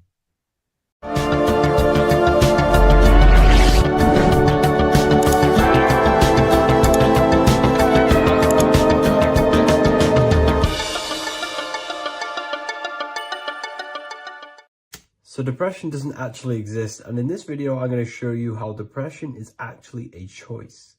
And I'm going to give you some solutions on how to deal with it. And this is probably going to change your life forever just by doing this alone. Okay, so the first thing you need to understand about depression is that it exists in your conscious mind. It exists in your thinking mind. So what is inside your thinking mind? You have your body, your name, your reputation, your trauma, your memories, your family, your worries, your interests, your bills, your passion, dislikes, goals, right? Most people identify their lives with this. They identify their lives with their thinking mind. They think they're their name, their job, their reputation, their memories. But this is not who you actually are. Who you actually are is the observer of that. What happens if you stop thinking? What is left? You're left with unconditioned consciousness. You're left with the self, which is what we refer to as I. We are the consciousness, not the thinking consciousness. You are not these labels. You are not your thoughts. You are not your job, your name, your reputation. Okay? And the reason why I'm telling you this is because it's very important, is that we are something beyond this body, beyond this name, beyond our thoughts. We are the consciousness. So depression exists inside of the thinking mind, the conscious mind. Okay?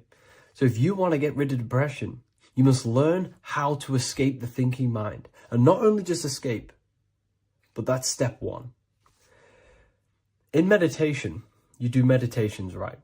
We sit still and we have to learn how to control the mind and turn off the thoughts. And when we turn off the thoughts, depression goes out the window because there's no thought present in your mental field of consciousness to be depressed. Okay?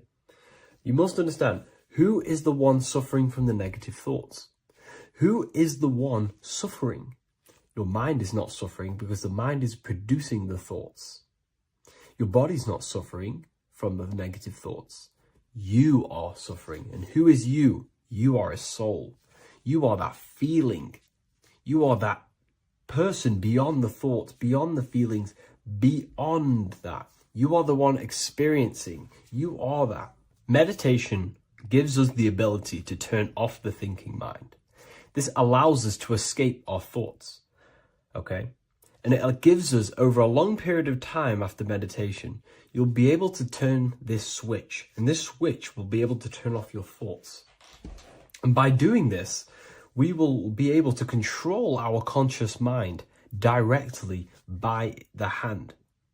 So when you notice yourself gaining them negative thoughts, we can then turn off the switch of turning off the conscious mind and rising to our authentic self and knowing the thoughts are just illusions. Now, let me tell you something that's very powerful. Most of your thoughts are coming from beliefs. Most of your feelings are coming from beliefs. So if you have a feeling of lack, this is coming from a belief that you don't have much.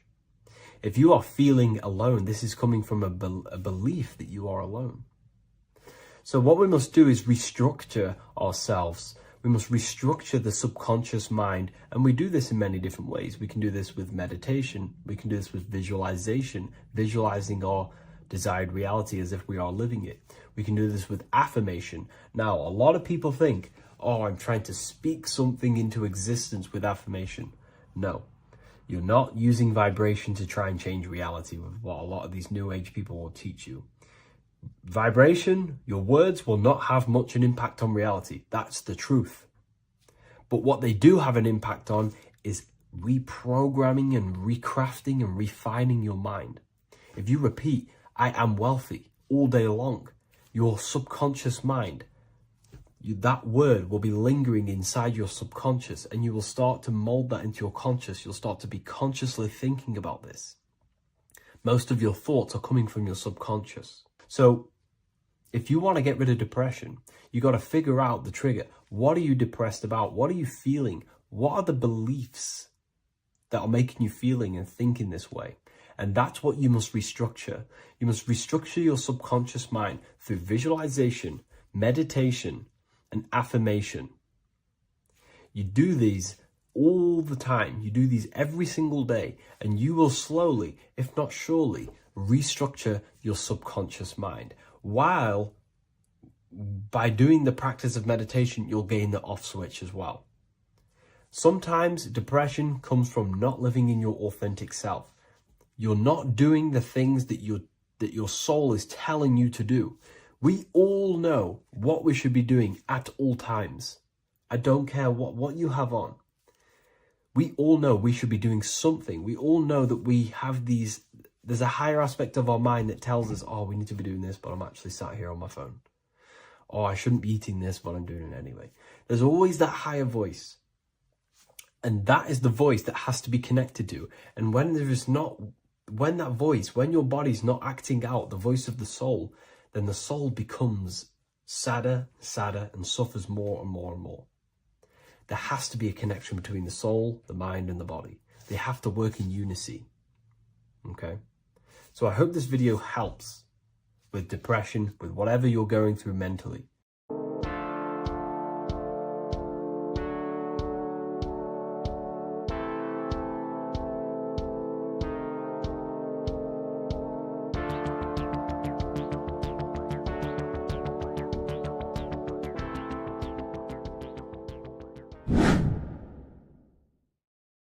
How are we doing, people? It's Revival of Wisdom. We're back today talking about sun worship. Okay? And please enjoy. Sit back and enjoy the video. First thing we need to understand is that the sun is the risen Savior. It's the light of the world. Without the sun, we have nothing. Now, the sun is the Son of God. We didn't make the sun. No one owns the sun. But who created the sun? Obviously, the Creator created the sun. Therefore, it is the Son of God. And that is what Jesus is symbolizing in the Bible. The Bible is a metaphorical story. That's why it's called the greatest story ever told. Because it is a story about the sun, the zodiac. It's about you, the systems in the body. It's about everything that is sacred in this creation. Now you can see the suns behind Jesus' head in all of the ancient portraits. Even the ones that are more modern, you still see a sun on the back of his head. Because he is the sun.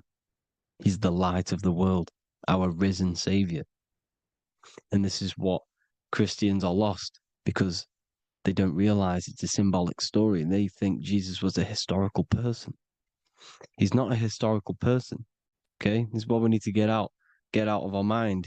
This wasn't a historical person. It's the Son, our risen Savior. The Son is the soul. It's the soul of this creation. Because what is a soul? A soul is pure life force, pure energy. Whatever a soul inhabits, it gives life to. Like our soul feeds our body. The sun feeds the earth because the sun is a soul, and that's why the ancients called it Sol. Because it's the soul and it's in you and it's the light of the world. It's the light of everything. It gives life to all things. Here's Jesus and his 12 disciples. The 12 disciples symbolize the 12 zodiac signs. Aries, it rules the head region because the 12 zodiac constellations rule specific regions of your body. Aries, the ram, you have a cerebrum in your head. This is Aries on the head of the table. His Gemini rules the arms and the lungs. The two twins, Gemini. He's holding up two hands for the two hands and arms. The twins. Cancer has a knife in his hand. It's not so clear, but he has a knife in his hand. Cancer is the crab. Crabs have claws. And he's pointing at Virgo's Adam's apple, saying there's no Adam's apple there. It's a woman. Who's the sixth sign? The sixth sign is Virgo, the Virgin, the only woman in the painting. Now notice how there are 3 people in 4 groups for the 4 seasons and for the 3 months and 3 zodiac signs in each season: spring, summer, fall, winter. Matthew, Mark, Luke, and John with the suns on the back of their heads, because it's the 4 states of the sun. The 4 states of the sun. Now, sixth sign, Virgo, the Virgin, the only woman in the painting with no Adam's apple. Then we have the sun, Jesus, red and blue, red shift, blue shift, electromagnetism. The ancients knew this. He's got one hand open, one hand down, because the sun gives and retrieves. The sun rises and it falls. It gives, then pulls away. That's what the sun does, and that's what he's doing. His arms are out, symbolizing the rays of the sun, casting down onto the earth, giving and then receiving. Libra, his two hands are equal, he's holding his arms out equally, because Libra is the two balanced scales. Libra is when the sun is balanced between the summer and the winter. It's being judged. The sun isn't balanced. That's what Libra is, the two scales. Capricorn is the goat. Goats have two horns, and you can see the two horns on his head here. See?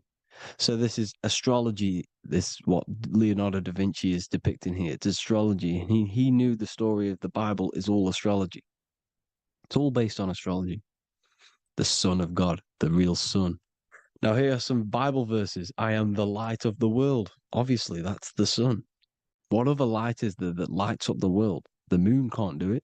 It's the sun, the one and only Son, our risen Savior. Because if the sun didn't rise, we'd all be dead. So it's our risen Savior. And it dies for our sins every night and then gets reborn every day.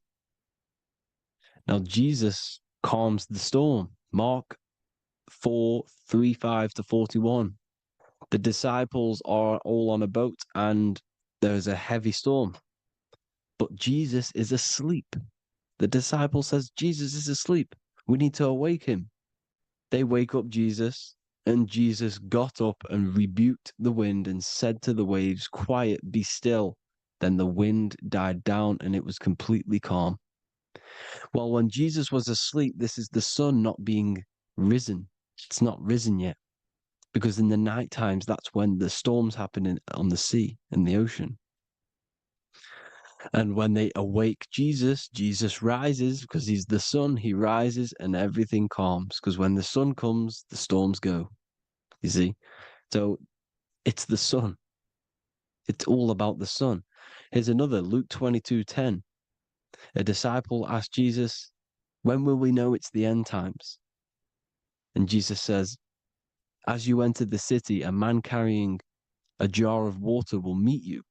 Follow him to the house that he enters. Well, this is clearly talking about astrology, the topic that Christians think is satanic, when they don't realize the whole thing's based on astrology. Because the end times is the end of Pisces, which is the two fish, which is the age we've just gone out of. And you can see all these ancient churches here with two fishes, because they knew it was the age of Pisces. There's an ancient photo, ancient artwork with the two fish, Pisces. And the end times, as it talks about in the Bible, when Christians think the world's going to end or something. But no, it's just the end of Pisces. As you enter the city, a man carrying a jar will meet you. Follow him to the house. The house is the zodiac sign that he enters. And the zodiac sign is Aquarius, because that's what it is, a man carrying the water. We know this is astrology because a woman, that is a woman's job in the ancient times. In the ancient times, the woman used to get the water. You would never see a man collecting water back then. That was the woman's job, whilst the man builds the houses, for example. You see, so we know it's talking about astrology because astrology is the man holding the bucket of water. It's the end of Pisces. Now we are in Aquarius. And of course, Luke 24:36, the risen Savior, the Son. Now, the Son is also born on the 25th of December, a virgin, just like Horus, Mithra, Buddha, Krishna, Hermes, and thousands of other gods, all born on the 25th of December. Well, it's because the sun moves 1 degree northward on the 25th of December. And on the 22nd to the 24th, it stays in the same degree because it's moving south. But then on the 22nd, it stays in the same degree on the Southern Crux constellation. And the ancients called this the sun dies on a cross. because the cross is the crux constellation, the Southern Cross. And it stays on that same degree for 3 days on the cross. The sun dies on a cross, and then on the 25th moves 1 degree northward, bringing back the summer, the light, the warmth, the growth of crops. And this is the sun being reborn again, a virgin, because it's pure. And here's Mithra, another sun god before Jesus was around, before Christianity. It was Mithraism, and Mithra, Ra is Ra, the sun god, Egypt. It's all about Ra, the sun. You see the crown of thorns on Jesus' head, symbolizing the rays of the sun. And here are the rays of the sun on the back of Mithra's head. Krishna, the sun. Buddha, the sun. Horus, horizon. All born virgins, all did miracles, all resurrected. Dead for 3 days. Well, here he is, dead for 3 days on the cross. And resurrected.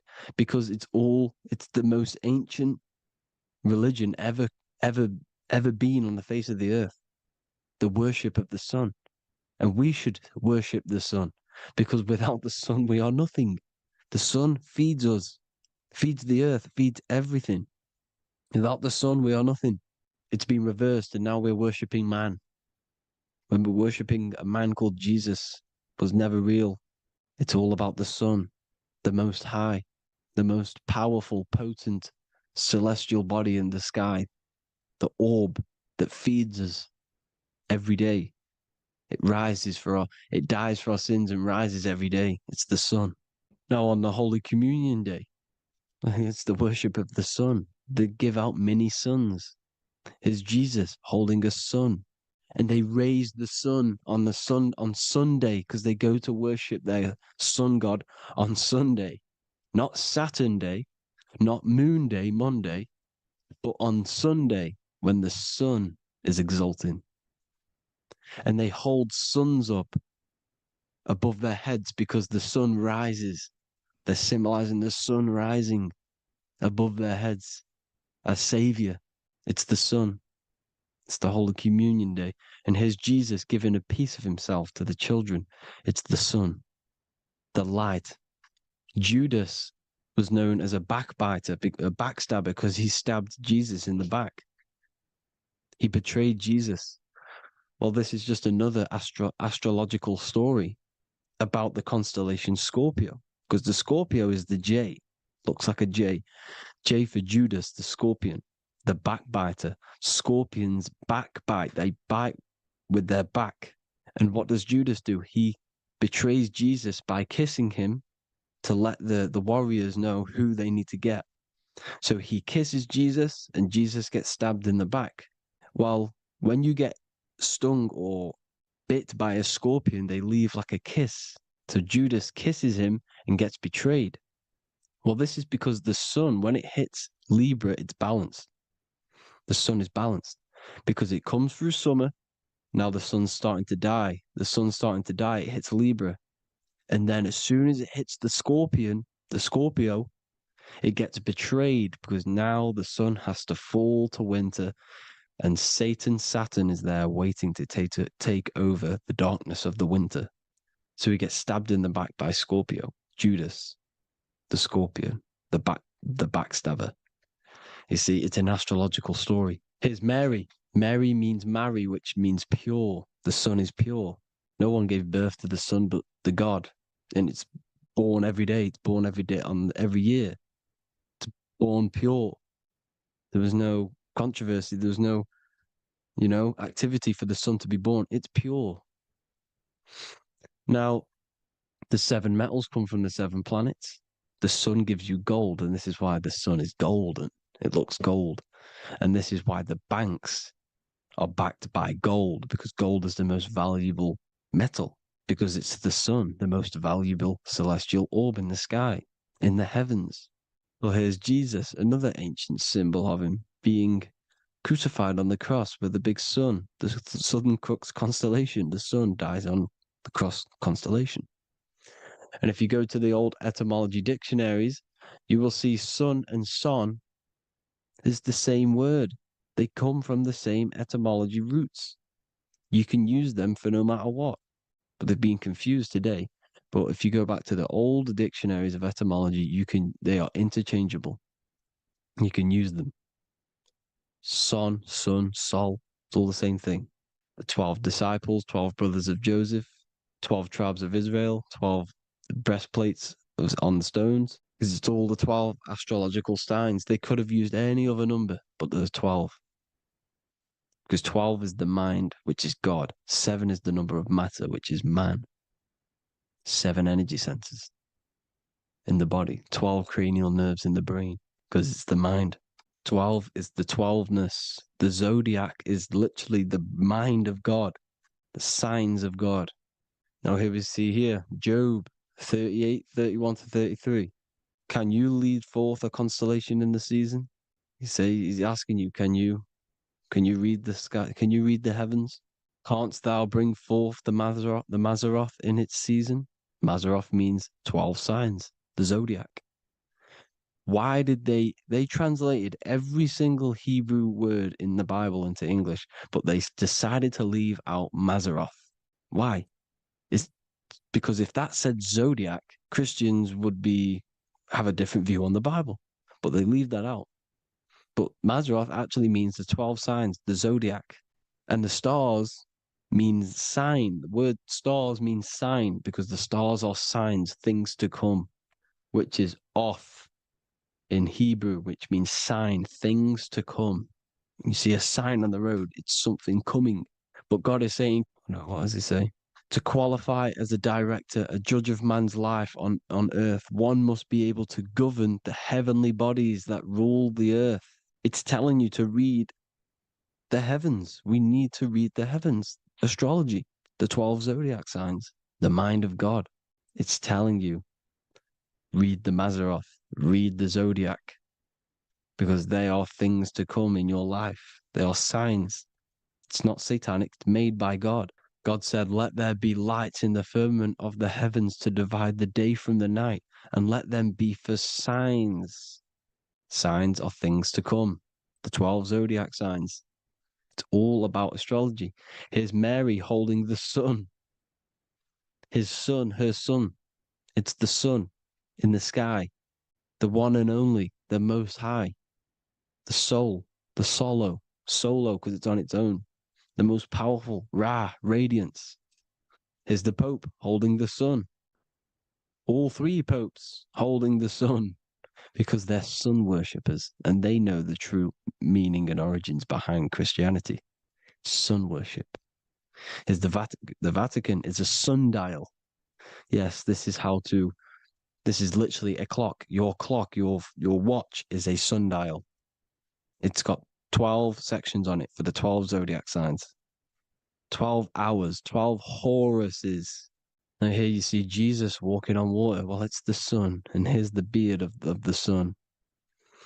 Here's the pyramid of the sun, the illuminated one, the all-seeing eye, the sun. Here's the Ankh. The sun creates these symbols. The ancients knew this. Now, when you see these headdresses, these are actually the days of precession of the sun. Aries, Cancer, Libra. It's all about the sun. Here's some more sun worship going back to Egypt. Ra, Horus, Osiris, and Set. Jesus and Satan is Horus and Set. The sun and Saturn. Saturn rules the winter, Satan. Jesus, the sun, the light of the world, rules the summer, rules the day.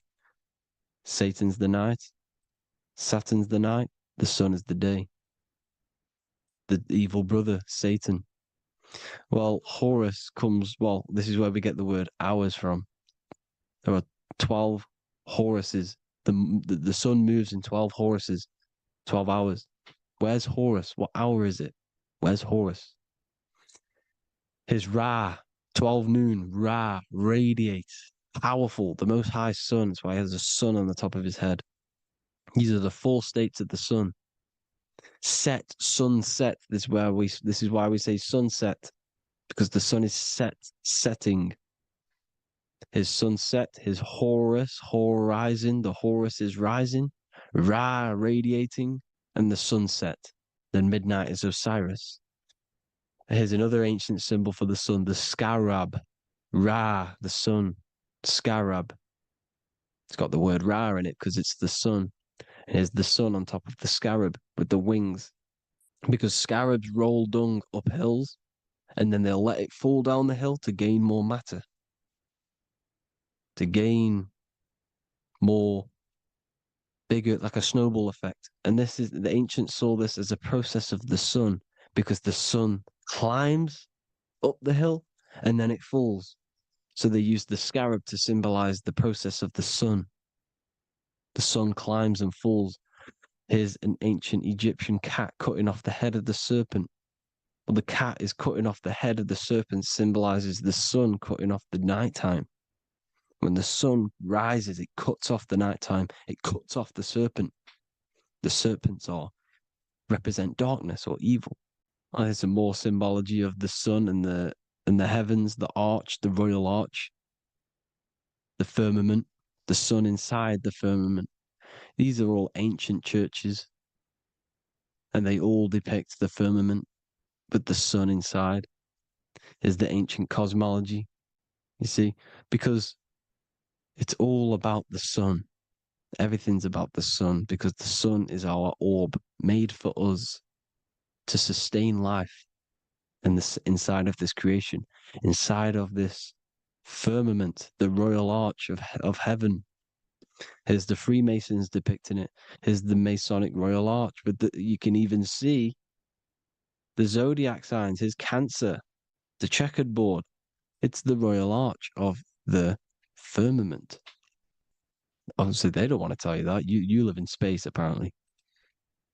Some more sun worship. Here's the beard of the sun on the water. They all have this long beard. And why do they say amen? Amen at the end of every prayer.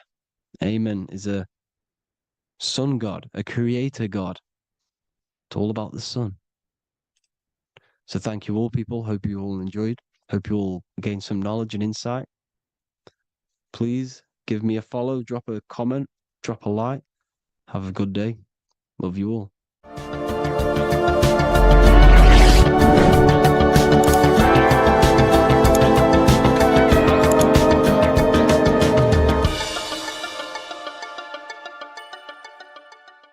Mentalism, conscious and subconscious mind.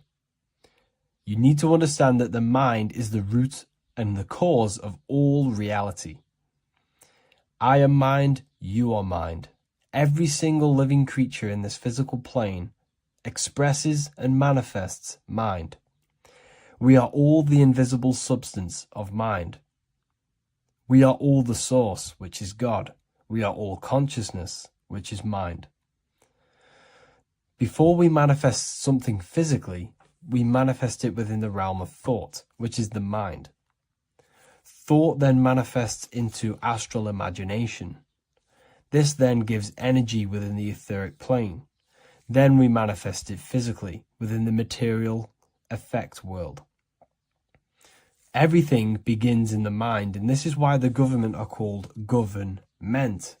The word men comes from the Latin word mans, which is an English translation for mind. We see this word in entertainment, government, mentality. It means mind. Govern means control.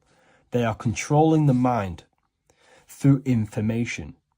Information creates perception within our minds, and so do the words that we use and the language that we speak. It all creates perception within the mind.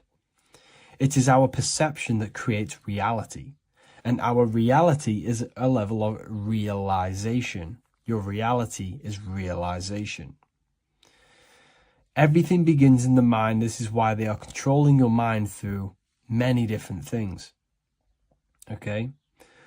So essentially, they understand how the mind works. So this is why they manifest all things through mentally and not physically. Okay? You have a conscious and a subconscious mind. The conscious mind is what you are consciously aware of. It is the 10% of your mind. It is the mind that keeps you alert, A part of your conscious mind is for survival. A part of it is your visual field. A part of it is your just five senses. It is basically what you are consciously aware of right now.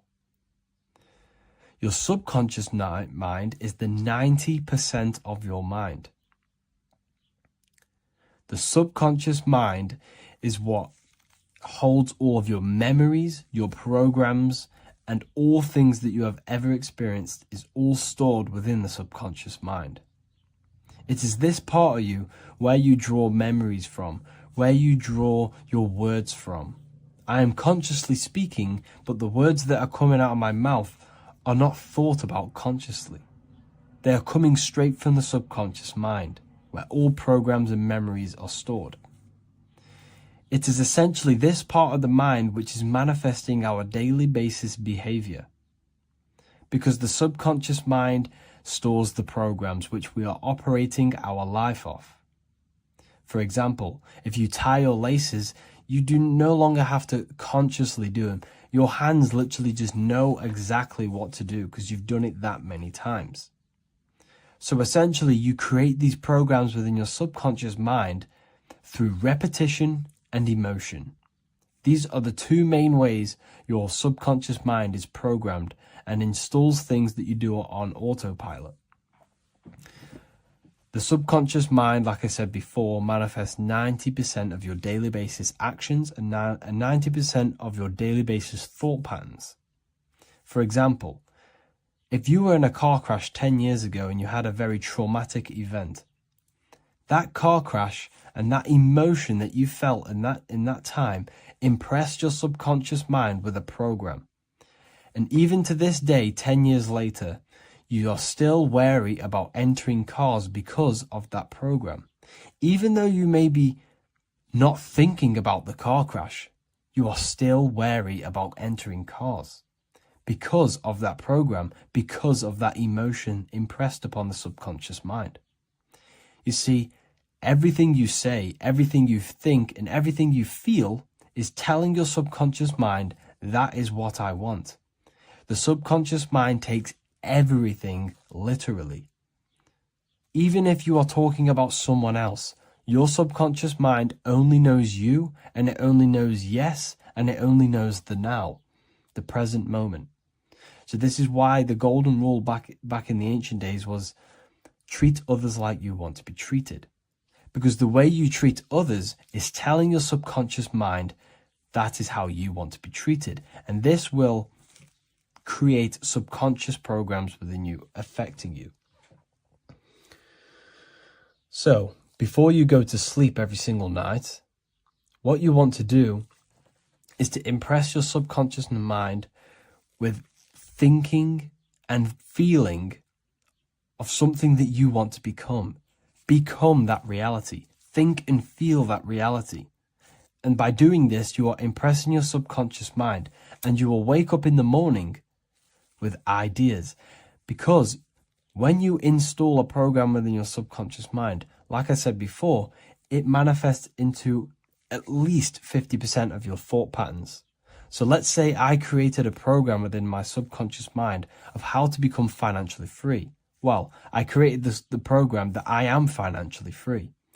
My conscious mind will start to slowly think about that program and how I can achieve that program, because the conscious mind operates on survival. So if you create a subconscious program of I am financially free, your survival conscious mind will start to operate and think and act on this program subconsciously. You won't even know that you are doing it, but you are. And this is the power of the subconscious mind. You have to reprogram it properly. You have to be careful of the things you think, say, and feel, because all of this is contributing towards molding your subconscious mind, which essentially molds your reality. It draws things to you. Geometry. This is the study of nature, of the codes, the mathematical codes behind physical reality. So today we're going to be going deep into geometry and the true esoteric internal geometry, the geometry that no one really talks about. and how geometry relates to human consciousness. So essentially, what we must understand when it comes to geometry, the basics of geometry is everything is vibration. And this vibration is vibrating on a certain frequency. And this certain frequency creates a geometric shape, which is why in nature we see all of these different geometric shapes. All matter takes form in shapes. So if we put sand on a plate and we vibrate the plate on a specific frequency, we see that the sand goes into specific geometric shapes and patterns. So essentially, matter is energy condensed. It's energy vibrating on a low frequency, vibrating at a certain frequency. So matter is condensed energy. And each geometric shape is manifesting and showing a specific energy. Some shapes carry more energies than others. For example, the cube is what traps energy. A square is what traps energy. So geometry and the flowers are basically how energy manifests itself into physical matter. We are in a world made out of energy or light. Light is energy. So everything is vibration, everything is frequency, and everything is energy. Even the words, each atom in our body, everything. So everything in nature has these mathematical energetic codes. So geometry is basically the study of nature and the shapes that are in nature and their energetic principles. Because like I said, matter is energy. So this is what we call cymatics, when we place water in a petri dish and we shine light on top and we vibrate the water. And we can capture, this creates certain patterns. Each frequency, like you see here, has its own pattern. So what we are seeing here in the physical plane is essentially energy condensed into physical reality. We see it in the turtle. We see it in every single form in nature. Now, external geometry and normal geometry, we normally get taught that this is God's way of creating physical reality, which is essentially true. However, it's far more deeper than that. Far, far, far more deeper. Okay, so what geometry truly is, it's not God's codes to reality. What we must understand is what the brain truly is. And what we must understand is that we are not in the world. We are not in the universe. The universe is us ourselves. And the world is produced by our brain itself. Okay? So the way you must understand how the brain works, so what you visually see, so geometry is to do with what we visually see. And what we visually see is heavily connected with our eyes, which are an extension of the brain. The eyes are the brain. And essentially how we see is energy enters the eyes, and each eye goes to the optic nerve. And this energy is transferred into electricity, which travels to the back of the brain, to the visual cortex of our brain. And this is where the image is produced, what we see. Therefore, the world outside of us is truly inside of us. It's a projection from within the brain. The brain is an energy condenser, a decelerator, an energy decelerator. Everything outside of us is basically formless energy. It is formless energy vibrating at a certain frequency. So what the brain is, it's sucking in this energy, this light, and turning that frequency, that code, that light code, into a physical reality. It's condensing the energy and turning it into a visual image inside of the brain. Therefore, everything outside of you is not what it looks like. Everything outside of you is basically energy. infinite energy. And our brain is condensing this into a physical reality and projecting it outwardly, which you experience your visual field. Okay? And the ancients knew this. So this is basically called the sigil of Lucifer. Lucifer is known as the light bringer. Lucifer in Latin means to bring the light. This is the sigil of Lucifer, which shows the visual field and the brain. We also see this in the Google Play symbol. It's a powerful symbol showing you the visual field, which is basically a symbol that tells you that reality is inside of the brain. The brain is what produces reality, but consciousness is not produced in the brain. The brain is essentially a consciousness downloader. It's a computer and it's a reality simulator. The body is a simulation of physical reality. You are inside of the body experiencing the body simulation. The body produces this reality. It's a piece of technology. So Lucifer is to bring the light. Lucifer is the light being produced in our brains. Okay?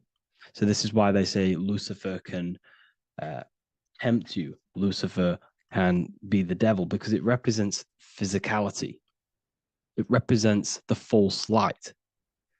Lucifer can trick you because it represents the physical world can trick who you truly are. So now that you understand how the brain is basically an energy decelerator and it creates and simulates a reality to your consciousness, you are no longer a person in a universe. You are the universe itself experiencing itself. Therefore, geometry is heavily linked in with the brain. Geometry is essentially how your brain and how your eyes decode energy. So what you are seeing is the mathematical codes of your brain creating reality. So what they teach you is the external is that geometry is God's way of creating this world, and these are the mathematical codes God's created. But now I'm telling you the internal. This is the truth. Geometry is how your brain mathematically condenses energy and light into a physical reality. So therefore, your brain is a computer program. So now geometry is nothing outside of you. Geometry is not something created by something else. It's created by your brain. Your brain produces these patterns through mathematical codes by breaking down energy into physical reality. And this is why you see geometry in everything around you. This completely changes your view on geometry. It's in your ear, it's in your face, it's in everything. Geometry is everything. Okay? So now that you understand this, now, as we were talking about the visual field earlier, the ancients knew about this. The ancient Egyptians knew about this. We can see this symbolism inside of the casket, the Egyptian casket. See, this crossover represents the visual field. This represents the back of the brain. This is the left hemisphere, the right hemisphere. And now some of the most simplest teachings in geometry is that straight lines are masculine and curved lines are feminine. And we even see this in the human body. The feminine human body is curvy and the masculine human body is liney. And even with the genital reproductive area, we have a line and a curve, 0 and 1, the binary code of all creation, 0 and 1, because that's basically all that exists. Nothingness and one, nothingness and God, nothingness and consciousness. That's all that exists. Now that I've told you that, the basics of geometry and the line and the curve and the feminine and the masculine, what do we have here? You see this stick here? This is a curve. And what's the right hemisphere? The right hemisphere is the feminine, the feminine energy, the feminine aspect of our brain. Then we have a straight line. This is straight lines. Now this represents the left brain. So the Egyptians are showing you the left masculine brain and the right feminine brain because of the curve and the straight line. And this is the visual field, the crossover. So there's a crossover in the brain. The left eye is connected to the right brain. the right eye is connected to the left brain. Okay, so the left eye is connected to the right brain, the right eye is connected to the left brain, the solar and the lunar. So, like I said, everything outside of you is basically energy. Your body is basically a holographic avatar, condensed energy produced by your brain. There's nothing actually outside of you. Your five senses are electrical threads of light. And when you touch something, this is basically electrical signals in your nervous system, which are reporting back to the brain. Therefore, what you touch is actually, you're not touching. The feeling that you feel when you touch something is not the true feeling. That's your nervous system you're feeling. You're feeling your nervous system in the brain. It's electrical signals to your brain. So the five senses do not decode, well, what you're experiencing as the five senses is not outside of you. This is your brain interpreting electrical signals. You don't experience the world, you experience your nervous system and your brain. The nervous system is an extension of the brain. So this is the truth. This is not woo-woo spirituality. This is true consciousness science. But I'm teaching you here. Okay? So nothing is truly outside of you. It is a universe. You yourself are the universe, the fabric of the universe itself. The only thing that exists outside of you is essentially energy. That is it. And your body and your brain condenses this energy into reality. So when we look into architecture, why is architecture, the ancient architecture, so important? Because what did I tell you at the beginning? Shapes and physical matter is condensed energy. Each shape holds specific energy. Some shapes hold more energy, emit more energy. Some shapes condense energy. Some shapes transfer energy. Each shape, each geometric shape has an energetic principle because matter is essentially energy. So when we look into cathedrals and the ancient buildings, they were filled with geometric patterns, geometric shapes, because they understood the energy principle. Architecture is basically solid energy. It's physical energy. If we create this pattern here is an energy code. And if you stand next to it, you're going to gain that energy. It's going to be imprinted on your body. So essentially, they filled their buildings with high energy geometric shapes. Points, triangles, pyramids are very, very energetic. This is why you have crystal pyramids made, orgonite pyramids. They're always in pyramid shapes. That's why the Egyptians built in pyramids, because pyramids hold high energy. They emit high energy. So this is why you see all these different geometric patterns. Okay. So in the real reality, in the energetic plane, this building would basically look like this: lines and grids of energy. Okay. This is what it would look like in the energetic plane, a blueprint of the energy body. So as you see here, these are the different frequencies in a petri dish, of water in a petri dish. And you can see they are specifically aligned up with these specific patterns. You can see geometry even within geometry. It's fractal. So essentially, when you would stand inside of these buildings, they would imprint the energy of the building in your body, because your body is healed through energy. You have an electromagnetic field around your body. So by creating buildings with geometric patterns, we are essentially increasing the energy of the building, because the building itself is energy. Okay. So when we fill it with geometric patterns, we're increasing the energy. We're giving it a certain energetic imprint. So when you stand inside of that building, you're being imprinted with that energy. Okay. So especially with these windows, these stained glass windows. Well, why are they stained glass? Well, color is frequency. So when you have all of these different colors, And not only were they just painted, some of these colors are specific gemstones, crystals, natural stones, which all hold energetic principles. Each crystal is vibrating on a certain frequency. Wood has its own frequency, metal has its own frequency. What you must understand is that everything in nature is not just a piece of matter.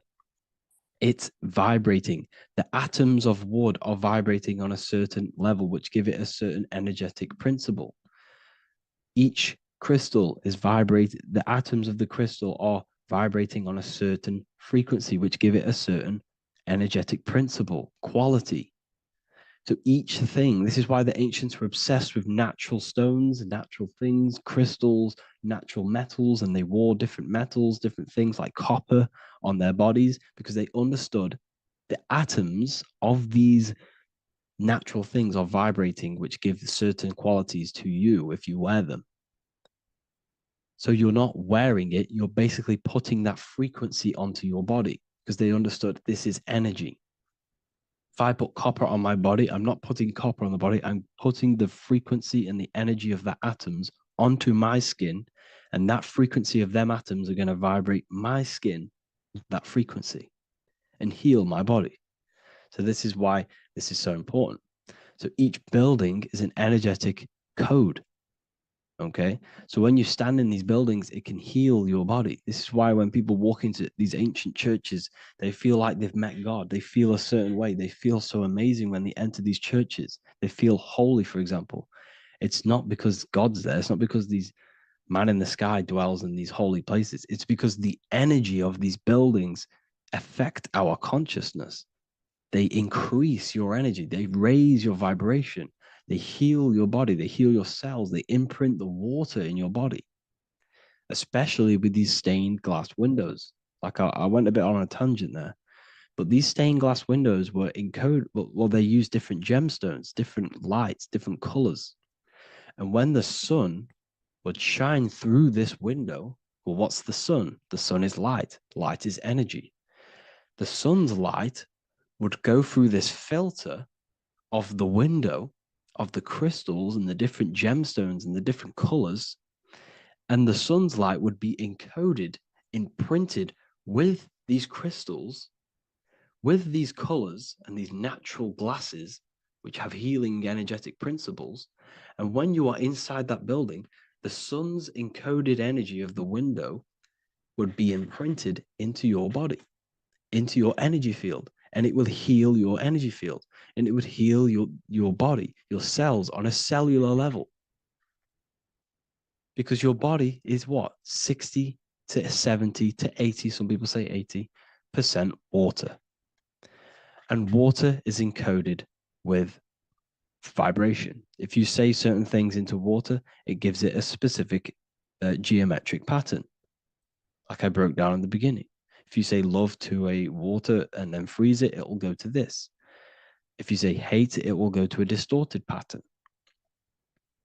So when you are in these buildings, you're being imprinted by the energetic codes of these buildings, the energetic principles of the windows, of the structure itself. The ancients never used to build in squares. Their buildings, their insides were never square rooms, because they understood squares trap energy. They always had pointed roofs so energy can escape. So there's many little things that we need to look into geometry. For example, when you see magicians, when you look at ancient magic, why do they stand in circles with different geometric patterns? They use different geometric shapes. Why? Because shapes are energy. They hold specific energy. So when the magician stands in a circle with a pentacle, they're working with the energy of that pentacle. You can work with different energies based upon the different geometric shapes that you draw. And you can use this in your structure, in your architecture, in your work, and it can influence everything. So this is the true geometry. I hope you gained a deeper understanding on geometry and how it relates with you and your consciousness. Like I said earlier, your brain produces geometry. It's basically how your brain decodes energy. It's not God, how God creates this reality. And no, you're in this reality. You are the reality itself. Your body produces the reality. Therefore, geometry is one with you. So therefore, if I play with the geometry of the buildings, for example, like the government have, everything's in squares. If you look outside, everything's a square, everything's a rectangle. You go to a city, every window is a rectangle, every building is a rectangle. You live in a box room, everything is boxed and squared off in this reality, in this modern society. Why? Because they're trapping energy. The cube is the most simple geometric shape, which basically condenses energy and it traps energy. And if you subconsciously see squares all the time, your phone's a square, your TV screen, everything's a square, your keyboard, your desk. Go and look at the ancients. They never used to build in squares and cubes. And if you go into nature, you'll never see squares and cubes. Nature doesn't create squares and cubes. Everything in the modern society is squares and cubes to simple your consciousness down, to dumb your brain down. So the ancients built very, very complex structures. Why? Because they understood what we see affects our brains, because our brains decodes reality and creates reality. If you see a sophisticated building, this is going to give you a sophisticated mind and raise your IQ levels over time, subconsciously. I'm not saying if you look at this building, you're going to become smart. I'm saying if every single building in your environment, ment is mind, mental, every single building in your environment was this complex and complicated, it would increase your IQ on a subconscious level. It'd make you more complex, make you more intelligent. So they've dumbed everything down. They've dulled everything down. Look at everything. Everything is being dulled down. So anyways, I hope you all gained a better understanding on this. If you want to gain more occult knowledge and esoteric knowledge, make sure to read the Book of Wisdom, Volume 2. If you're inside the university, you can get this book for free. Go to the general chat area and follow the instructions and you can order yours for free. Truly life-changing stuff, because the issue is with the world is that no one really understands who they are, what they are, and why we are here. That is the issue for people's depression, for people's wrongdoings. They don't understand who they are, what their emotions are, what their mind is, what their body is, what reality is. This book gives you that. This book gives you the sense of understanding, the sense of well-being that will give you a better life because you understand life and what life is. And if you truly want to take your studies to the next level, we have the Ethereal University. This is the place for truth seekers where you can connect with like-minded people so you don't have to feel insane, because not many people think this way. I've been there when you wake up and not many people around you are thinking the same way and you start to feel a bit insane and you can't really talk to people about these things. That's why I created this, so you can connect with people and learn at the same time and become the best version of yourself by understanding truth and knowledge. If you join, you'll gain access to free live calls every single week, every single Saturday morning. We do live calls. You can ask me questions and all sorts. So make sure to leave a like and a comment. And thank you all for tapping in.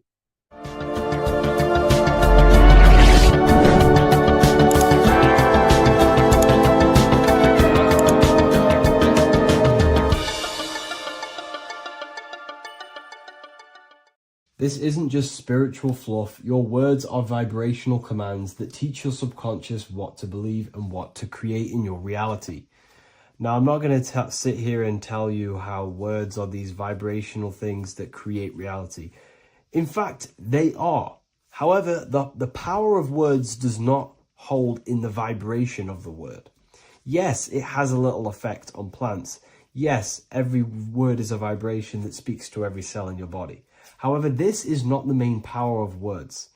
The main power of words is restructuring your consciousness and invoking energy inside of your own consciousness. I'm going to go over these two in detail for you. Your life is an externalization of your consciousness. Your belief system, your internal world, are building blocks to create your external world. What you believe in is how you see reality. It is the filter that you see to see reality. If you want to change reality, you have to change your consciousness first. There's no point trying to create a change, a manipulation in the external world, because it won't last very long. You have to restructure your inner temple, your inside world of thought and emotion. For example, your external reality is an externalization of every thought you thought in the past. Your life circumstances are just a result of every thought you thought in the past. You become what you think about. So if we can control what we think about, we will control who we become. Words are a powerful way to restructure your subconscious mind, which will then restructure what you think about. For example, if I said the word chicken all day long, I'm going to be thinking about chicken all day long. The words we repeat enter our subconscious mind, and our subconscious mind molds our conscious mind of what we are consciously giving attention to and thinking about. And that becomes our emotion. Our emotion becomes the energy, the charge behind our action. And all of this creates who you are and your reality. If you want to create a change in your external world, you need to repeat the end result as in an affirmation. I am abundant. I am disciplined. For example, if you're trying to stop a certain addiction, don't say, I am going to stop smoking. Say, I am disciplined. By saying discipline, the subconscious mind accepts the word discipline and not the word smoking. If you repeat smoking, I am not smoking, your subconscious mind will just pick up smoking and then do more smoking. So if you are trying to create discipline in your life and trying to stop something, say, I am disciplined. The reason for this is powerful because you're conditioning your consciousness. You're conditioning your subconscious mind and filling it with the word discipline. And I'm not going to say do this a certain amount of times a day or do this in the mornings. I want you to do this as much as possible. I did this as much as possible. Whenever I had free time, whenever I had a free minute, I would say these words either physically or mentally, just to condition your consciousness. Words are the most powerful way to restructure your belief system and restructure your inner world, which will then mirror in your outer world. Words are also a powerful way to invoke energy. This is why when you see these magic occult rituals, you see people chanting and doing these things. It's because if you slowly chant a word, you can actually invoke the emotion. There are three aspects of creation: thought, emotion, action. Emotion is energy in motion. By repeating a word over and over again, you can actually begin to invoke that energy, that emotion inside your heart. And you can start to feel the reality as if you are already living it. And this is just another powerful way to condition your consciousness to become a certain thing before you have it. This is what magic is. Magic is all to do with reprogramming the subconscious mind, aligning the subconscious with a certain belief or reality, which will then produce an effect in our thoughts, our emotions, and our actions, which will then create that reality. So if you want to create something in your life, literally just repeat, I am something. I am is referring to your consciousness. I am is the highest aspect of you. It is the true self. Whatever you condition your consciousness will be mirrored in your external reality. I am abundant will condition your consciousness to feel and believe you are abundant, which will then seep into your thinking. And then you will start to act more on this because you are thinking about it, which will then change your external reality. Words are vibration, and vibration is powerful. However, if you truly want to change your reality, you have to change your inner world of consciousness. And words are the best way to invoke feelings to become the reality you want. And words are the best way to condition your consciousness to a certain belief or a thought. And by doing this, you're actually creating a root cause. The cause is your consciousness, your mind, and you have to restructure the mind to create that reality. Words are a great way to restructure your consciousness and create reality. If you are struggling with the internal chaos, if you are struggling with emotional chaos, if you are struggling mastering your mind, or if you are isolated from your high intelligence, because intelligent people are not welcomed in our population today. I have created an amazing space, Ethereal University. Check it out. I'll leave all the links below. And I'll see you inside, where you can learn everything you could possibly imagine about occultism, esotericism. I'll see you inside.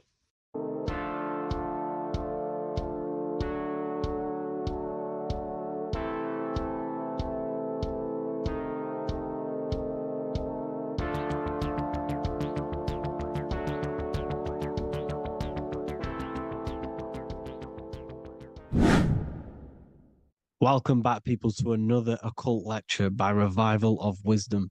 Today, we're going to be talking about magic and how it's being used on us for the New World Order. Magic has the word mag within it, which is magnetism. Magnetism is the force. Magic is influencing forces, natural or supernatural forces,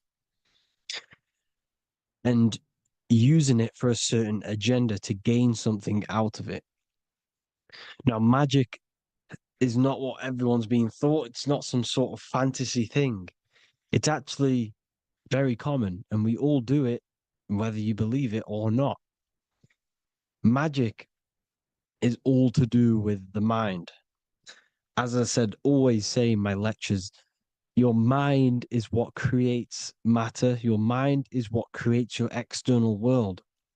So it's all about manipulating and planting seeds within the mind, because your mind is a garden, and thoughts and words are seeds which are being planted in that garden. Your life, your physical life, the people you have in your life, your friends, your car you own, the job you have, is all a reflection of the thoughts that you've been thinking in the past. You are where you are in life because of the thoughts that you've been thinking. Therefore, your life is a direct reflection and manifestation of your mind, the Garden of Eden. Okay? The mind is what they are targeting. What you see, say, and hear has a direct effect on your mind. Me talking to you is influencing you. The words I'm saying is planting seeds within your mind. Now, it's up to you to consciously act on these thoughts or these words, or to maintain these words. As above, so below. As within, so without. What's inside of me is outside of me. What comes into the storehouse comes out of the storehouse. You have the left, you have the right, you have the up, and you have the down. As above, so below. Whatever is in your mind will be expressed in some sort of way, consciously or subconsciously, spiritually or physically. The mind is what manifests everything. And this is what we need to understand. We need to understand is that the mind is not physical. All things spiritual manifest physical. All things seen come from the unseen. The words you're thinking, that everything you have is coming from the unseen. The actions that you do come from the unseen mind. Another expression for as above, so below is you are the universe itself. You are a universe, a mini universe. But just because you are mini does not mean you are the whole thing. If I take a little piece of infinite, let's say there's an infinite light source. Let's say I take a little chunk of that infinite light source. That little chunk I took is still infinite because it's been taken from infinite. You are the universe. Your awareness, your mind is the universe. It's information. You are the universe experiencing itself. This is why we say we are all God. As above, so below. What is in me is outside of me. The sun, the physical manifestation of the sun, is your soul. The 12 constellations are manifested in the physical body. The 5 elements are manifested in the physical body. They're manifested in the 5 fingers you have. As above, so below. This is manifested, well, this is a symbolized in Freemasonry and secret societies as the 2 pillars. The mirroring reflection, the reflection of reality, the mirror, as above, so below. What happens in the mind, what happens in the astral, happens in the physical. This is Aleister Crowley. This is all symbolism. This is the two pillars with the all-seeing eye and the triangle at the top. Aleister Crowley was a master magician, very powerful dark magician, black magician. There's two types of magic. You have white and black, just like the checkered board, the Masonic checkered board. You have white and black. You have good and evil. White magic is influencing natural forces to gain something that will help the collective consciousness, help the collective, help the earth, help other people. Black magic is something you manipulate something so you can get something personal out of it. Doesn't matter if it's good or bad. It's still considered as black magic because you're being selfish. Everything you do should be contributing towards the collective consciousness and helping others. And this is why the ancients lived in a system where everything was in unity. We understood that I am you and you are me. What I do to you happens to me because I am you and you are me. We are the same mind substance on the inside. We're all the same mind substance being expressed in different bodies. So what I do to your mind will have a ripple effect on my mind because all of our minds are connected within the mental plane. So this is why they know all this knowledge. They know all this knowledge. So yeah, this is the mirroring effect of reality, the two pillars, or symbolizes the number 11. The number 11. We'll go deeper into that. The technology we're using is magic. It's a form of magic. Television is tell-a-vision. They're telling a vision into your subconscious mind, into your memory. And when you turn on the television, you get a program because they're telling a vision to create a program within your subconscious mind. You see, the conscious mind is only 10% of your mind, which is to do with your, what you're aware of, your five senses. What are you consciously aware of? Well, I'm aware I'm here, I'm talking. I'm aware of what I'm wearing, the five senses, what I can hear, taste, smell, hear. What I'm wearing, I'm aware of what I think of. But the subconscious mind is the 90% of your mind. It's the hidden part of the mind, which is telling your heart to beat, telling your body to breathe. It's storing all of your emotions. It's storing everything you see, storing all the belief systems that you have. It has everything. It stores all of the habits you have, the values. It stores everyone's name that you know. All the words that I'm speaking right now is all coming out of the subconscious. Everything is subconscious. And it literally manipulates 90% of your daily basis behavior. Most people don't know this.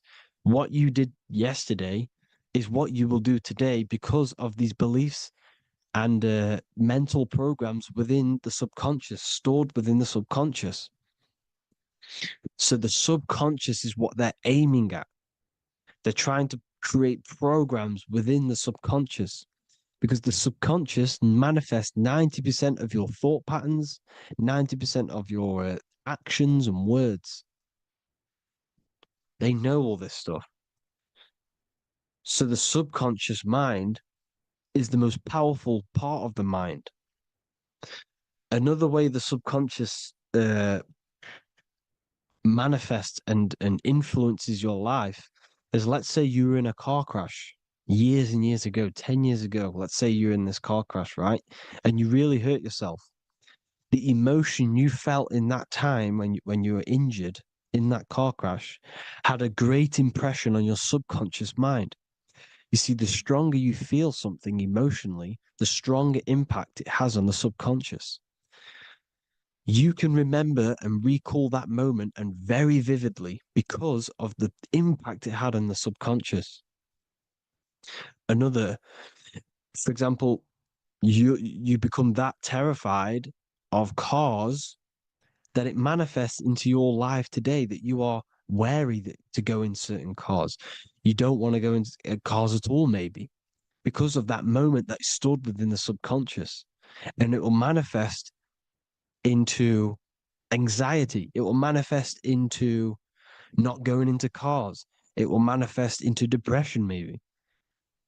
These things, these emotional, very emotional, traumatic events have a great impression on our subconscious and they control your life. This is why you need to meditate and let go go deep within yourself and let go of these internal, deep emotions that you may have repressed and keep pressing down and ignoring.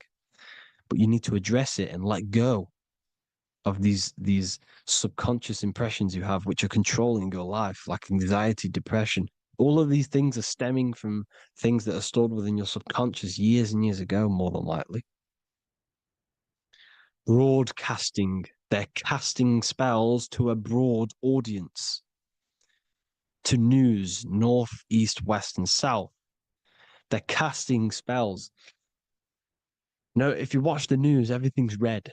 Breaking news in red writing or the red background, everything's red. Why? Because red's the root chakra, which is all to do with survival. They want to stimulate this root chakra because they want you down there in survival mode. They want you in survival mode because you're easier to control. They control out of fear. And not only they're casting these spells as if, because most of the things they cast in the news hasn't already happened. They're constantly bombarding you with there might be a war breaking out, war this, war that, kill here, kill there, murders. It's impressing, it's casting spells on your subconscious mind. So when the event does turn up in real reality, in physical reality, you're less emotional, you're less surprised. You're not as surprised because you've already heard it before. Your subconscious has already heard it all before. If you never heard of a war and then a war broke out, you'd be going crazy.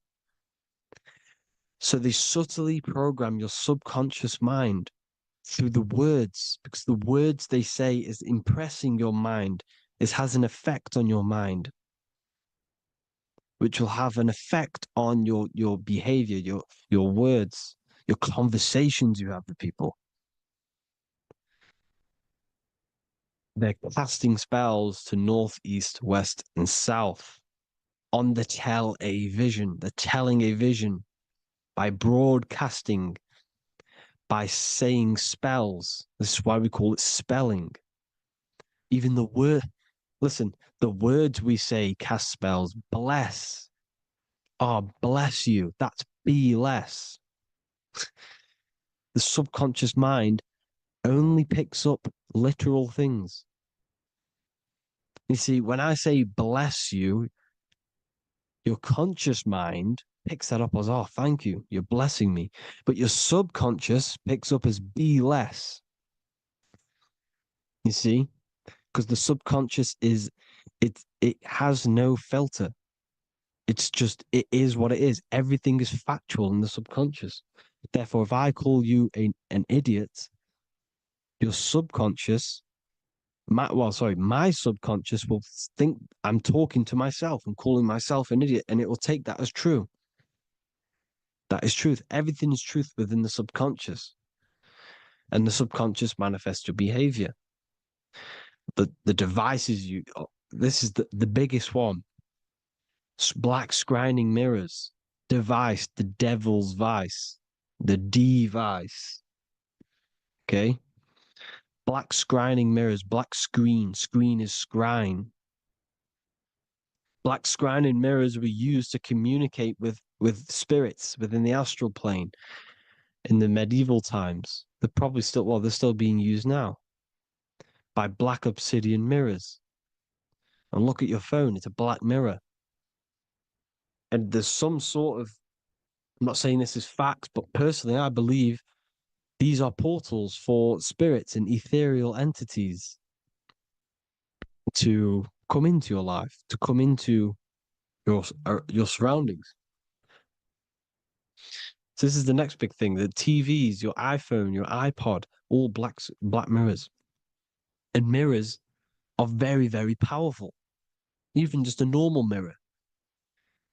Mirrors have an effect. Whatever you say into a mirror, what you say is energy. And when you say something into a mirror, you're saying it into yourself. It's an infinite cycle of words of energy because it's being reflected infinite times. When you say something into a mirror, it has a massive effect. You're saying it directly into your eyes, into your mind. So what you say in a mirror should be said with precaution. Never say anything negative into a mirror, because mirrors are very, very powerful ways for you to reprogram your subconscious mind for the good. You can say very positive things into mirrors and it will reprogram your subconscious mind. Okay? Manifesting is all magic. It's all magic. Everything is magic. But consciously doing it is what they're doing. They hid this knowledge.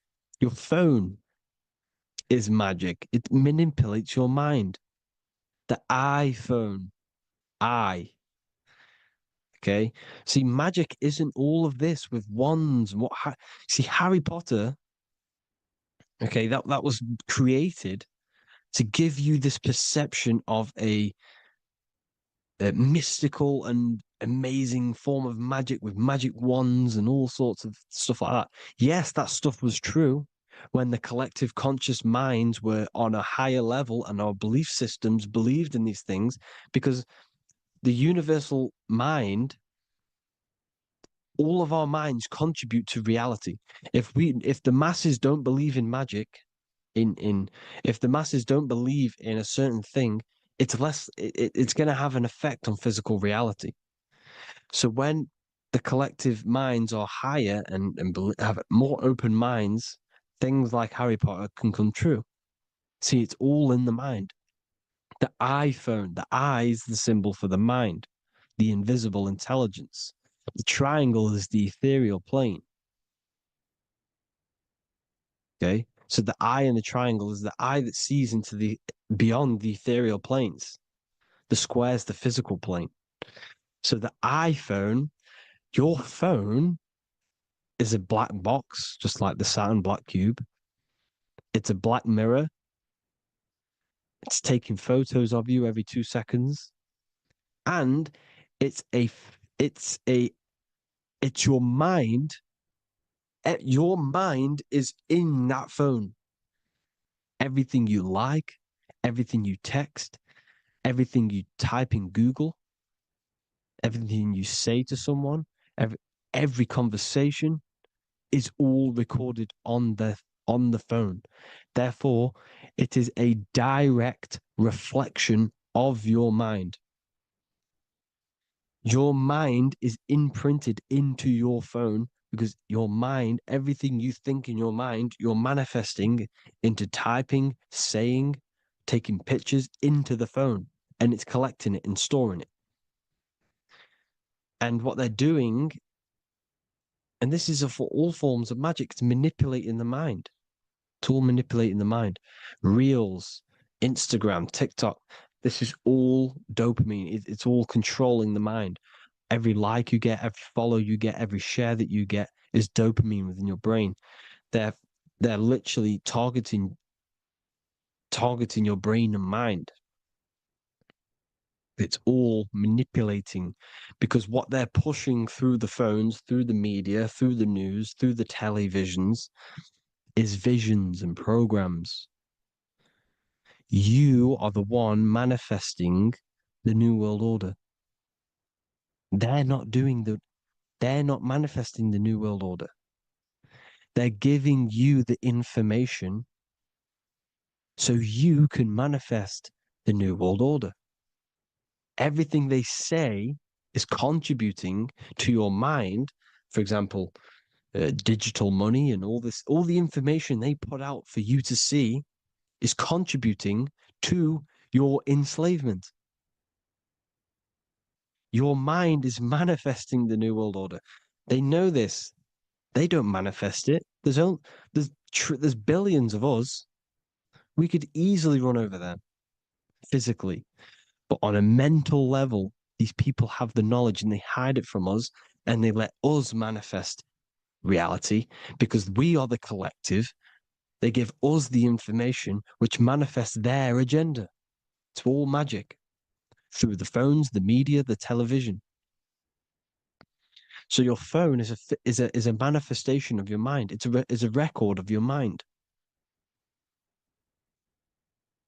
Hollywood, holly tree, holy tree. They used to make wands out of holy trees, because it was the most holiest wood, the best for casting and transmitting energy. So they used holly trees to cast spells. That's what Hollywood is.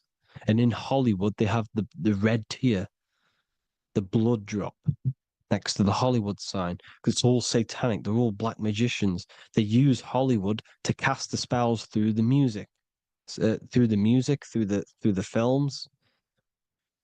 You see, music is a form of magic. All of this is magic. Everything they do is a form of magic because they want an agenda behind it. But it's not black magic. They're letting us create our prison. This is what you have to see. Yes, they're evil, but they're not doing anything evil, or else they would face the karma. They let us manifest this agenda through giving in the information, by telling you what's going to happen in the movies. Everything that happens in a movie, it's all there on purpose to program your subconscious, to plant a seed within your garden, your subconscious, your mind. Because when the mind has already seen something, when it comes up and turns up in physical reality, you will be less shocked and you won't rebel. So they lure you slowly. They make you aware of these things over time. They make you gradually think it's okay. Like the technology, we never used to use these phones. How did we become so addicted and reliant on them? Well, because first they gave you a little flick phone. Well, no, sorry, they gave you a phone in your house, and then once you got used to that, they say, "Oh, here's the newest version of a little flick phone." You started texting your friends. Everyone was loving it in high school. They could now meet up without saying, "Let's meet on the weekend at this point at this time," like your parents probably did, or maybe some of you watching this, you probably had to tell your friend to meet on the weekend at a certain time because you had no way of communicating. So everyone got these phones and got addicted to them. Then they slowly got addicted to the new iPod with the touch screen.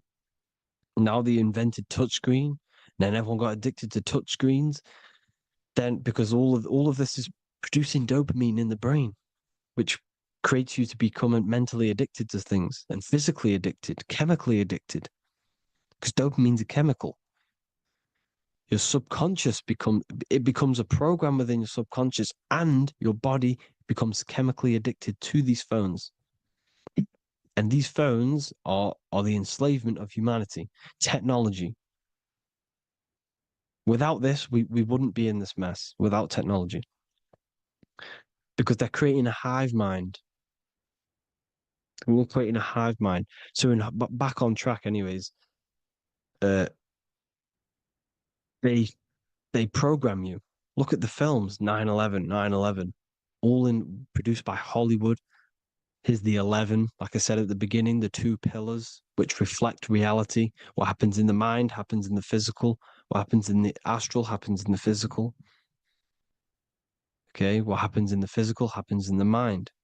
It's the two pillars, the mirrors. 9/11. 9 plus 1 is 11. Flight 11 was hijacked. New York is the 11th state. New York adds up to 111. This is not a coincidence. It's all a form of magic. It's a ritual, energy harvesting ritual, because your mind produces energy. Your mental attention produces energy, and they're feeding off this energy in the astral plane, these demons. Music is the most powerful. Personally, I think the music is one of the most powerful forms of magic they're using. Okay. Music is hypnosis. It puts your brain in a hypnotic state. It influences your electromagnetic field through vibrational energy. It reprograms your subconscious mind. Why do you think you remember the lyrics? You see, your subconscious stores all of the memories. Remember, the subconscious manifests 90% of your behavior. So therefore, the music you're listening to is manifesting your behavior. You wondered why some people wonder why they have drug addictions and they can't get out of violence and they can't get out of all this negative mind space. It's because the music they're listening to is creating a negative mind space. The words you listen to have plant seeds within your mind. So the reason you remember the lyrics is because that song created a program within your subconscious. Yes, that is what happens. You can use magic to reprogram your mind, but you can use music to reprogram your mind because it's all forms of magic. It's using natural mental energy forces to manipulate the physical reality. You manipulate your mind, you manipulate reality, physical reality. Okay. So the music, another very, very big one. When you turn on the radio, it's just all talks about alcohol, drugs, and sex because they want you down in the lower three chakras. They want your mind attached to matter when it's mind over matter. Your mind's not physical. You see, the word spirituality is the new trend. It's not about your spirit. It's not about your spirit. It's about your mind. It's not about, you know, uh, spirituality and looking after your spirit. And they've got you focused on your spirit. Why? Because they hide your mind from you. You see, a lot of people think their mind is their brain, but the mind is everything. There is no physical reality without mind. You can have a brain. Imagine if you had no mind but a brain. It wouldn't work. The mind is everything. The mind controls your avatar. It begins in the mind before it happens in the brain. Then the brain manifests through the body. The brain's just an electrical computer. So that they've got people scared. Or do I have a soul or not? And all this stuff. Listen, if you have a mind, you have a soul, because you are not the mind. This is why everything is sort of an illusion, because beyond the mind is your soul. But what is the soul without a mind? You can't have a soul without the mind. But if the mind didn't exist, the soul doesn't exist. You are the person listening to your mind. I shouldn't say person because you're not the body. You're the entity behind the mind. But if you didn't have that mind, you couldn't understand what you even were. You would just be an observer who couldn't think. So yes, we all have a soul. If you have a mind, you have a soul. Everything is mind. Everything has mind. Mind creates everything. God is mind. And they're manipulating your mind through TV, your phone, every little thing. The school, it's all about the mind, people. Control your mind, you control your reality. Just the last thing, here you go. Aleister Crowley, the dark magician, Kanye West doing the exact same thing because they're implementing magic in the music. Here's the Beatles with Aleister Crowley in the background. Bet you never noticed that. Aleister Crowley was influencing music and placing magic within the music to influence the subconscious. This is what Baal worship was. This is why they kill children. They sacrifice these children. Why? Well, because in order to ascend, in order to raise your consciousness internally, godly, by being good, God, or being in order to be good and raise your consciousness and to get something in the physical world, you have to sacrifice yourself. And what do I mean by that? In order to raise your consciousness and ascend, you have to sacrifice the lower nature of yourself. You know, you got to abstain from having sex to retain your sexual energy, to transmute it, or staying away from negative, some poisonous foods like meat. So, staying away from blood. We shouldn't be consuming other animals' blood. We should be keeping our blood pure. We are humans. We shouldn't consume chicken blood, chicken germs. We are the most divine creatures on this creation. We are the most intellectual creatures in this creation.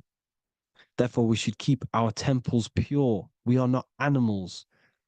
If you want to associate yourself with an animal, go out in the wild, go and find a wild boar and go and try rip its guts out with your bare teeth, because you can't do it. You're not a carnivore. Okay? So in order to ascend, you have to kill and sacrifice your lower part of yourself to ascend up to your spirit self, your mind self, the highest version. And the elites don't want to do this. So they sacrifice other things like babies to kill them, to exchange their life over to the astral plane, so these demigods in the astral plane can give them something in return in physical. They don't want to sacrifice their lower self, so they sacrifice other things for exchange, for physical pleasure. But the godly person sacrifices their lower self for their higher self to do good and ascend. So this is what all the Baal worship is, people, and this is why they're doing it. Hope you all had an amazing lecture. If you haven't already, go and get the Book of Wisdom for more information. You know, I don't go into dark stuff in this book, because all I do is enlighten people in this book. You can get it in Spanish, English, German, Italian, and French. Worldwide shipping. You can get the PDF or paperback. Or there is also a new one called the Human Health Guide 2.0. It gives you a list of all the foods, grains, oils, nuts, you know, everything that's alkaline and positive for the body and not man-made and hybrid. It tells you all the products to stay away from, how to fast, how to improve vision, how to improve everything, literally. So the Human Health Guide has been released. If you want that, I'll pull all the links in the bottom in the description. Hope you all enjoyed the lecture, people. God bless you all.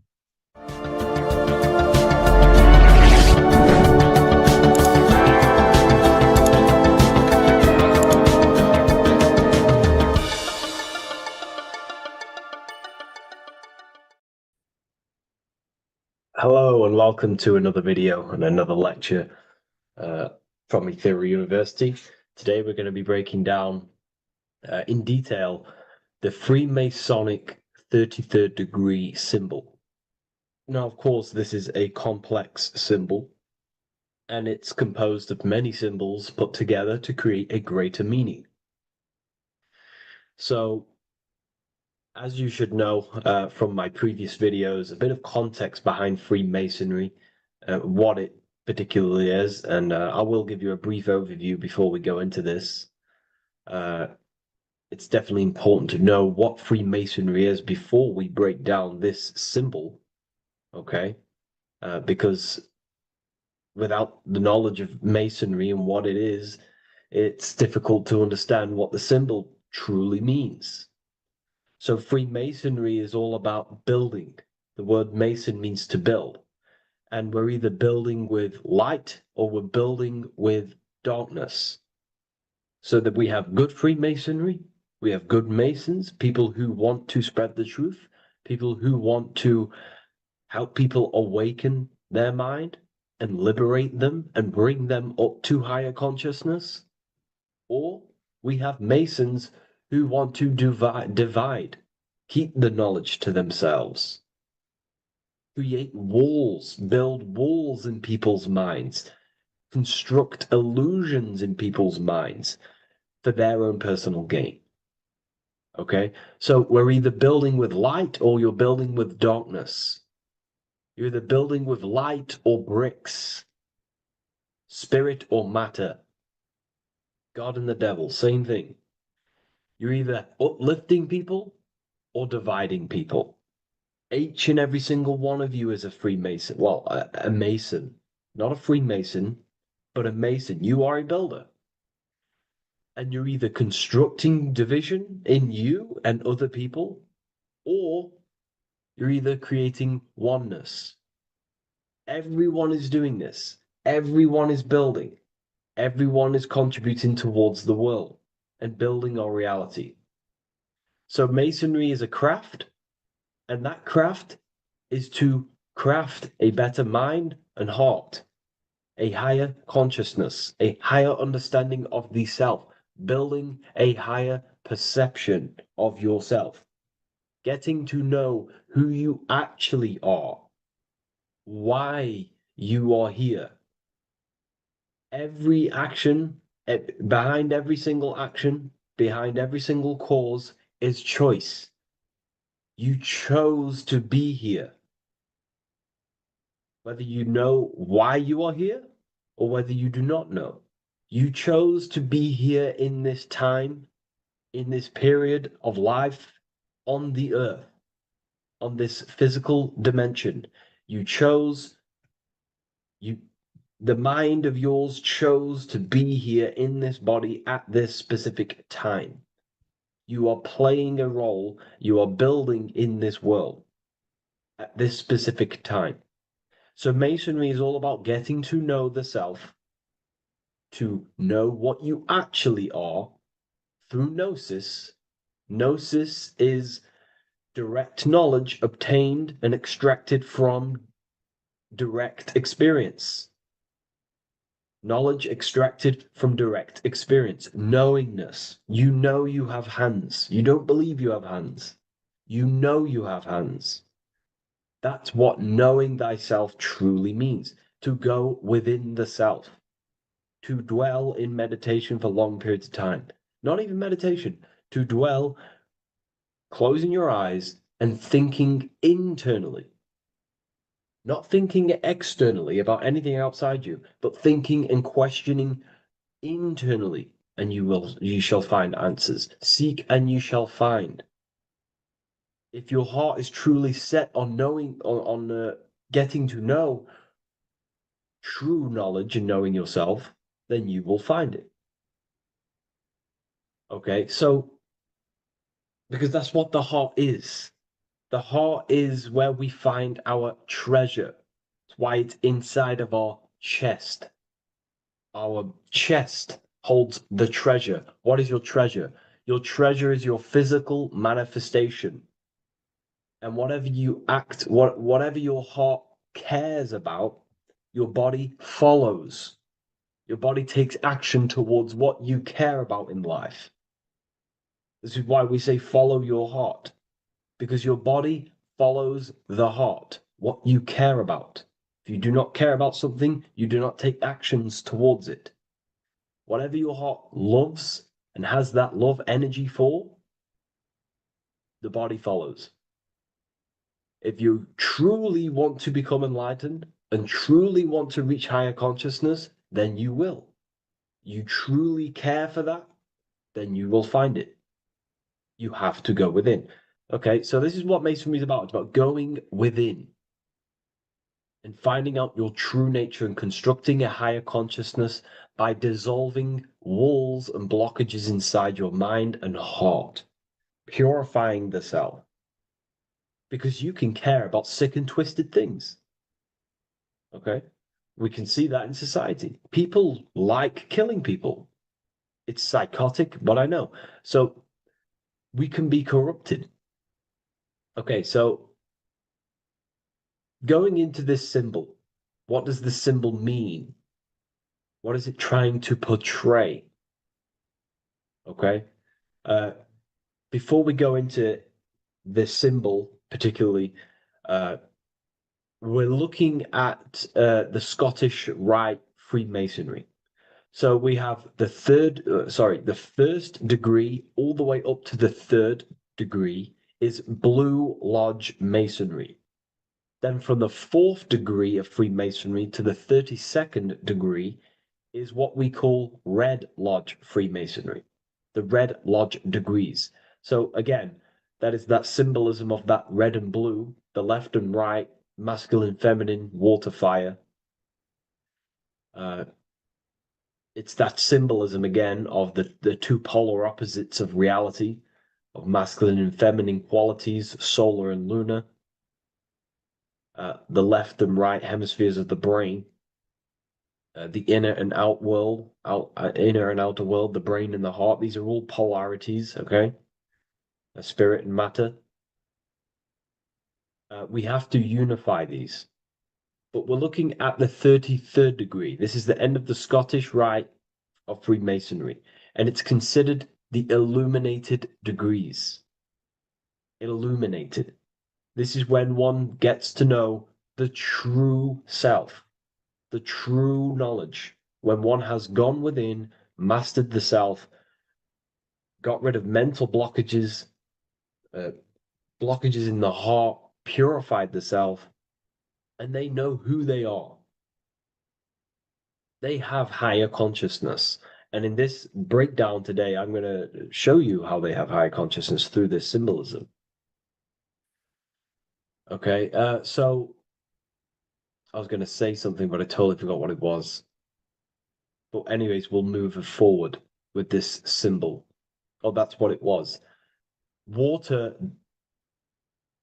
melts, well, ice melts at 33 degrees, symbolizing ice represents solid matter, ego, the physical body, left brain thinking, physical reality identification, identifying self with the ego, the name, the job, the reputation. That's the ice, that's solid, that's ego thinking, left brain thinking. When we identify ourselves with the body, our ego, our name, our job, our reputation, our family, that is ego. That is pure earthly survival base level consciousness. This is the degree, this is the level of state of mind that we need to rise out from and figure out what we are, what you actually are inside you. When you turn off your thoughts, what are you then? If you do not think, you are not your name, your job, your reputation, your family, your beliefs. Because when the mind is turned off, there is still something left. That is you. And that is the substance that we have to get to know through gnosis, through going within and thinking internally and dwelling within. Okay. So Freemasonry is all about learning about the psyche, the true nature of consciousness, how it functions, the mechanics of consciousness, how we can integrate universal law with consciousness. We're going to be going into that. Natural law, how we can become one with God's law. We can become one with the universe and integrate universal consciousness into yourself. Okay, so the first thing I'm going to say about this symbol, straight away, the first thing you probably notice about the symbol is the eagle. The eagle is a bird. Okay, what do birds do? They are high in the air. They are above the earth, which represents rising, rising consciousness, rising the mind out of the lower mind, earth-based survival, impulsive, reactive, egotistical mind, and we're pulling ourselves, we're rising from that. The earth represents that lower base survival consciousness, ego-driven thoughts, and we're rising up. The bird is free. It's free from the earth. Okay? It's free. It's elevated. It looks down upon the earth. So the eagle is a bird which represents higher view of self, a higher understanding of the self. It's elevated. We have a higher view of myself when I reach the 33rd degree. That is what it's showing you. That is what it's symbolizing. Okay? It's above the earth. It is free. It looks down. When you have higher consciousness, you become enlightened. It's impossible not to look down. You do look down on people, but not in a bad way. Not in a bad way. That sounds bad. I understand if that sounds bad, but that's not a bad way. I don't mean that in a bad way or a bad-hearted way.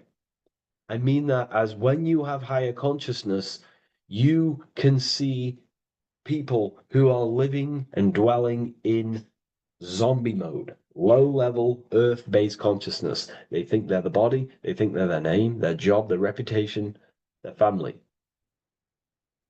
So it represents looking down because I have higher awareness of myself. I know what I truly am. The water is flowing at the 33rd degree. The water melts at the 33rd degree, representing the flowing of consciousness, the flowing of the mind, flowing of light energy entering the body. Because when we reach higher consciousness, when you raise your consciousness, which is just an easier way of saying mastering thoughts, mastering yourself, we no longer give attention to negative thoughts because we understand what thoughts are. And why would you let your own mind take away your own power? So again, Freemasonry is about gaining personal power, not in a bad way. Well, it can be used for bad. Gaining mental power, a strong mind. Most people have very, very, very weak minds in this world. Very weak minds. This world is a mental world. We have to gain strength in the mind. It's a mental universe. The stronger the mind, the better your reality. The less affected you are by external things. Nothing external should ever bother you. Okay?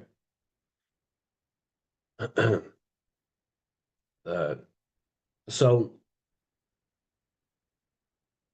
it's about gaining mental strength, mental clarity.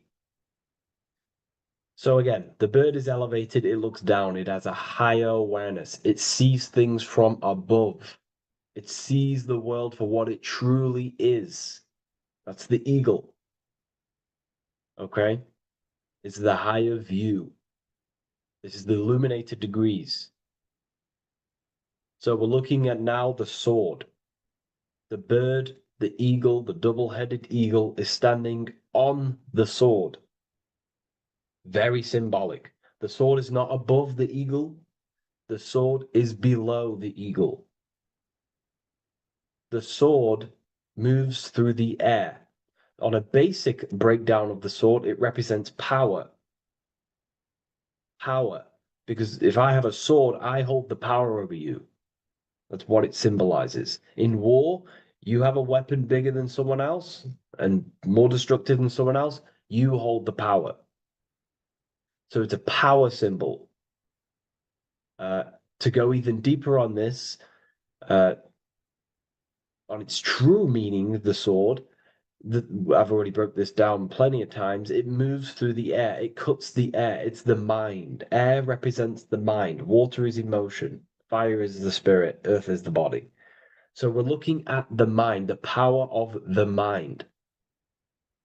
And the eagle is standing on top of this, representing, I am conquering my own mind.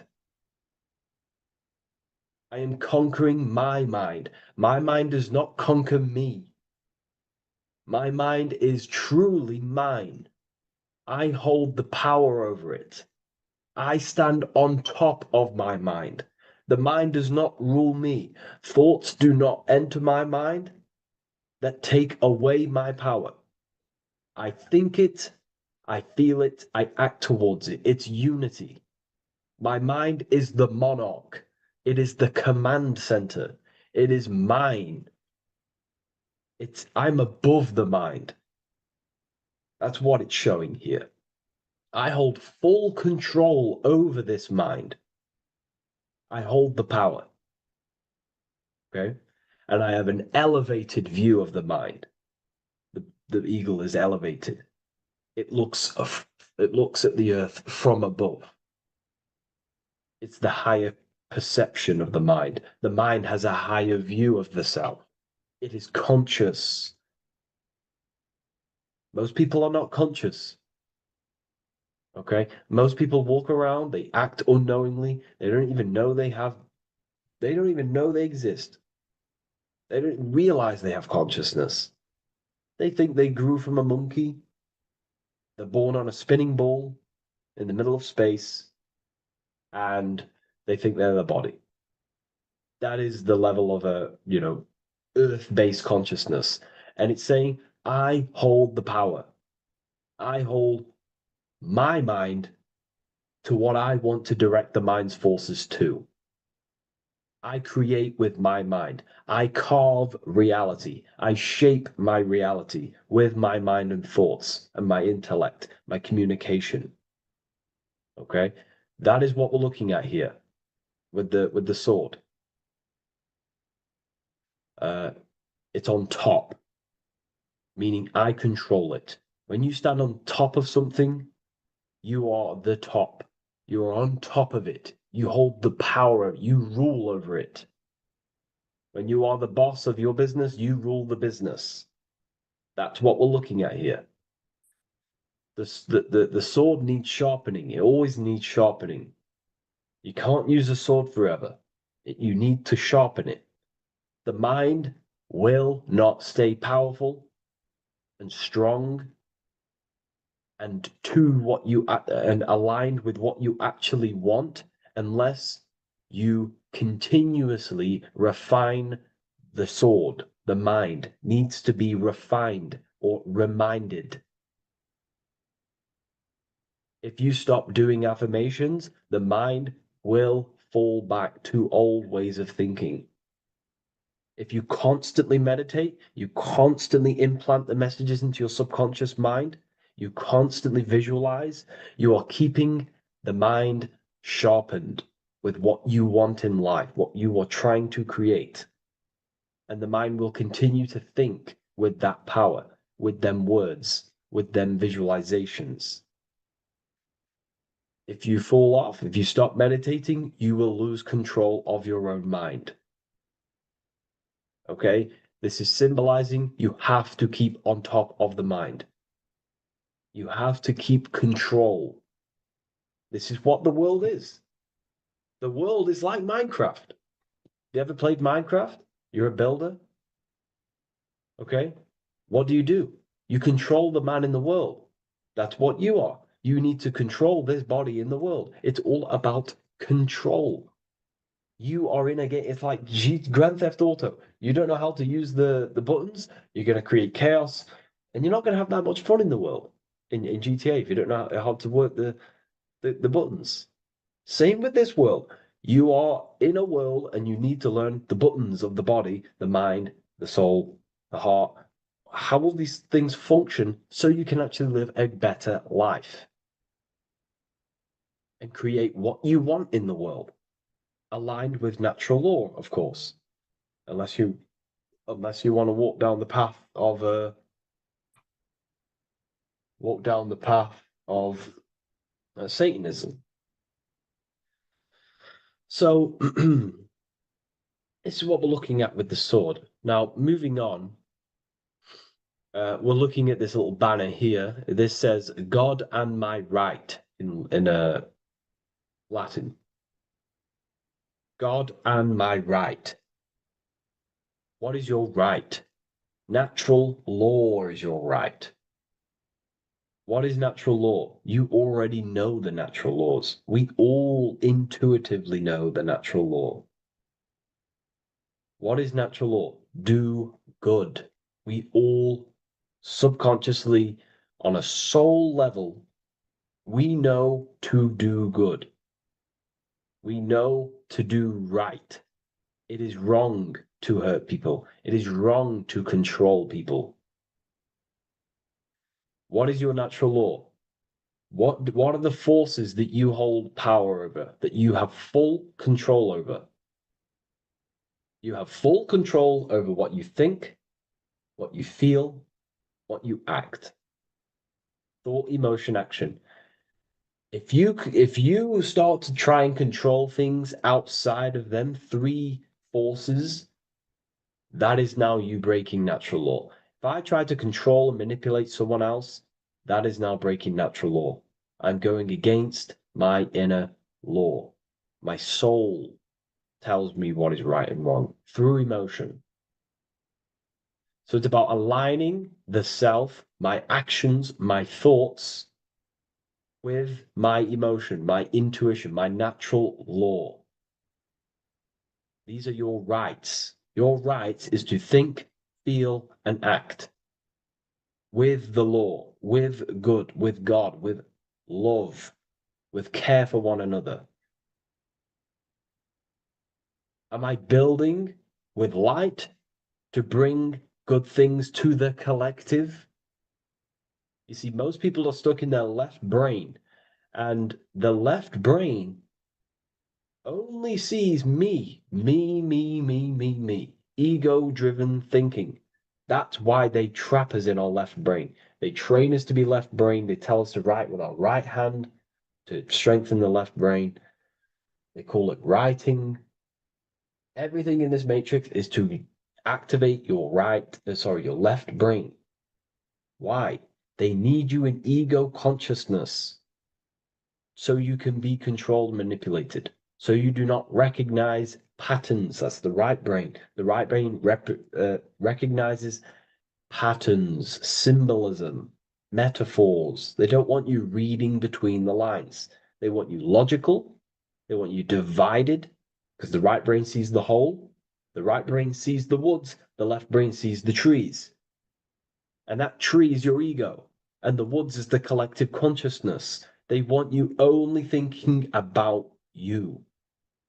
Because that way you are divided from the collective consciousness. And we're all one consciousness family. We're all God. We're all God experiencing himself. And we are all building this world. So it's about aligning the self with my right, with God, with natural law. It's what Freemasonry is about.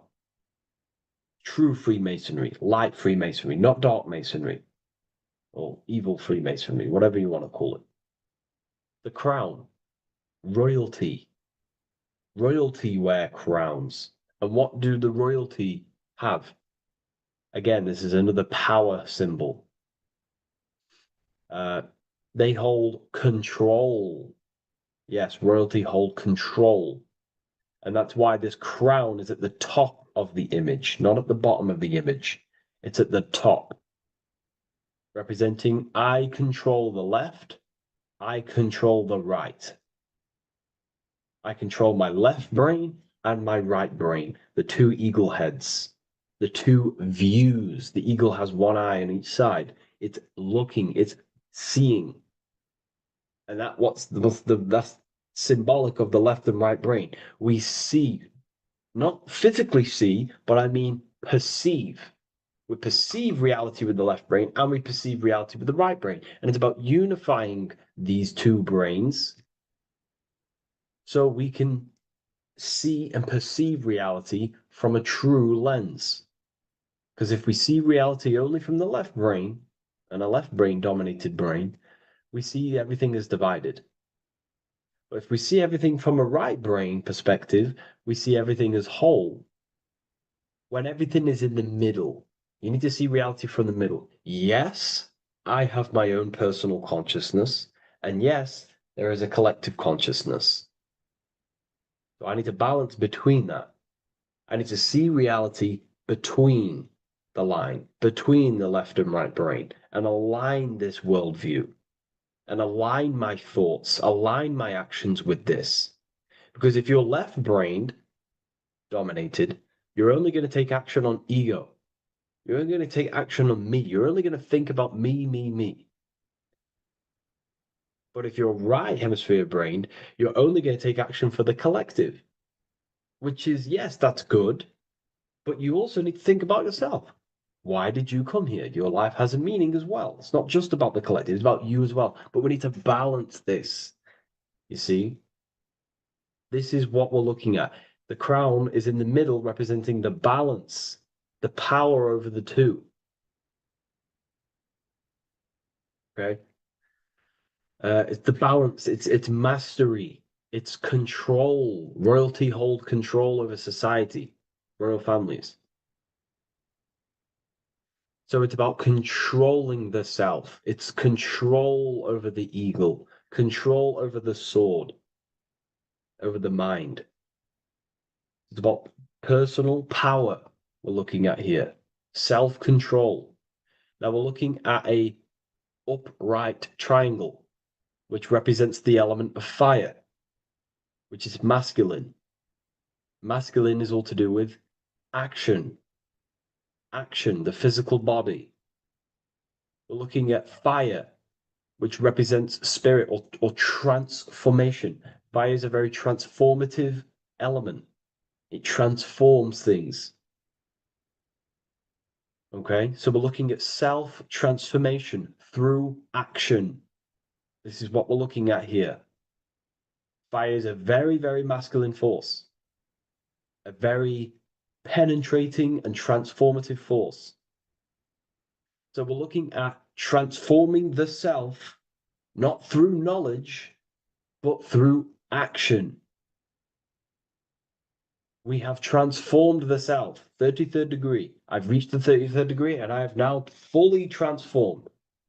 Now, there are higher degrees than 33rd degree, but we're just breaking down the symbol. That's a whole of a lecture. But this represents full transformation. 3, another, if you watch my video on numerology, you know 3 is all about what? Transformation. Thoughts, emotions, actions. These are the transformative forces that turn and create reality.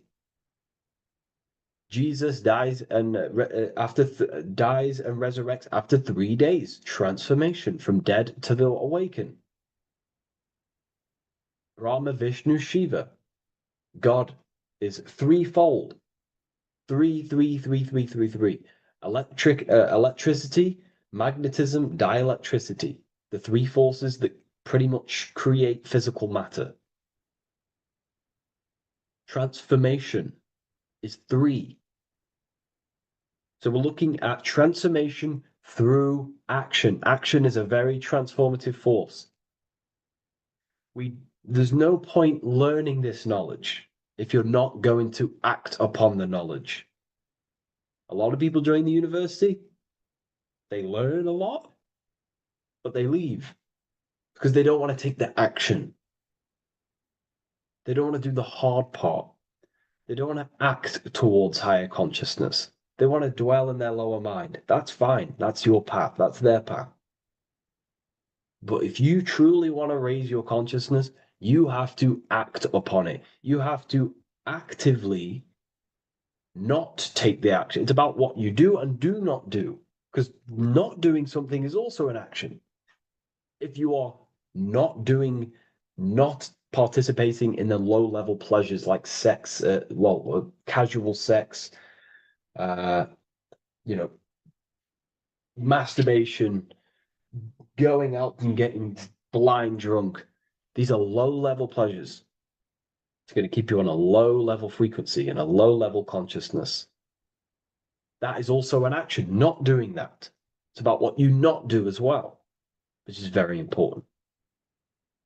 You have to act upon it to reach this degree. You will not reach this degree if you have not taken a lot of action towards reaching higher consciousness, reaching self-mastery over the mind, controlling the mind. This is what, again, it's about taking action on actually controlling the mind, controlling the self, gaining your power.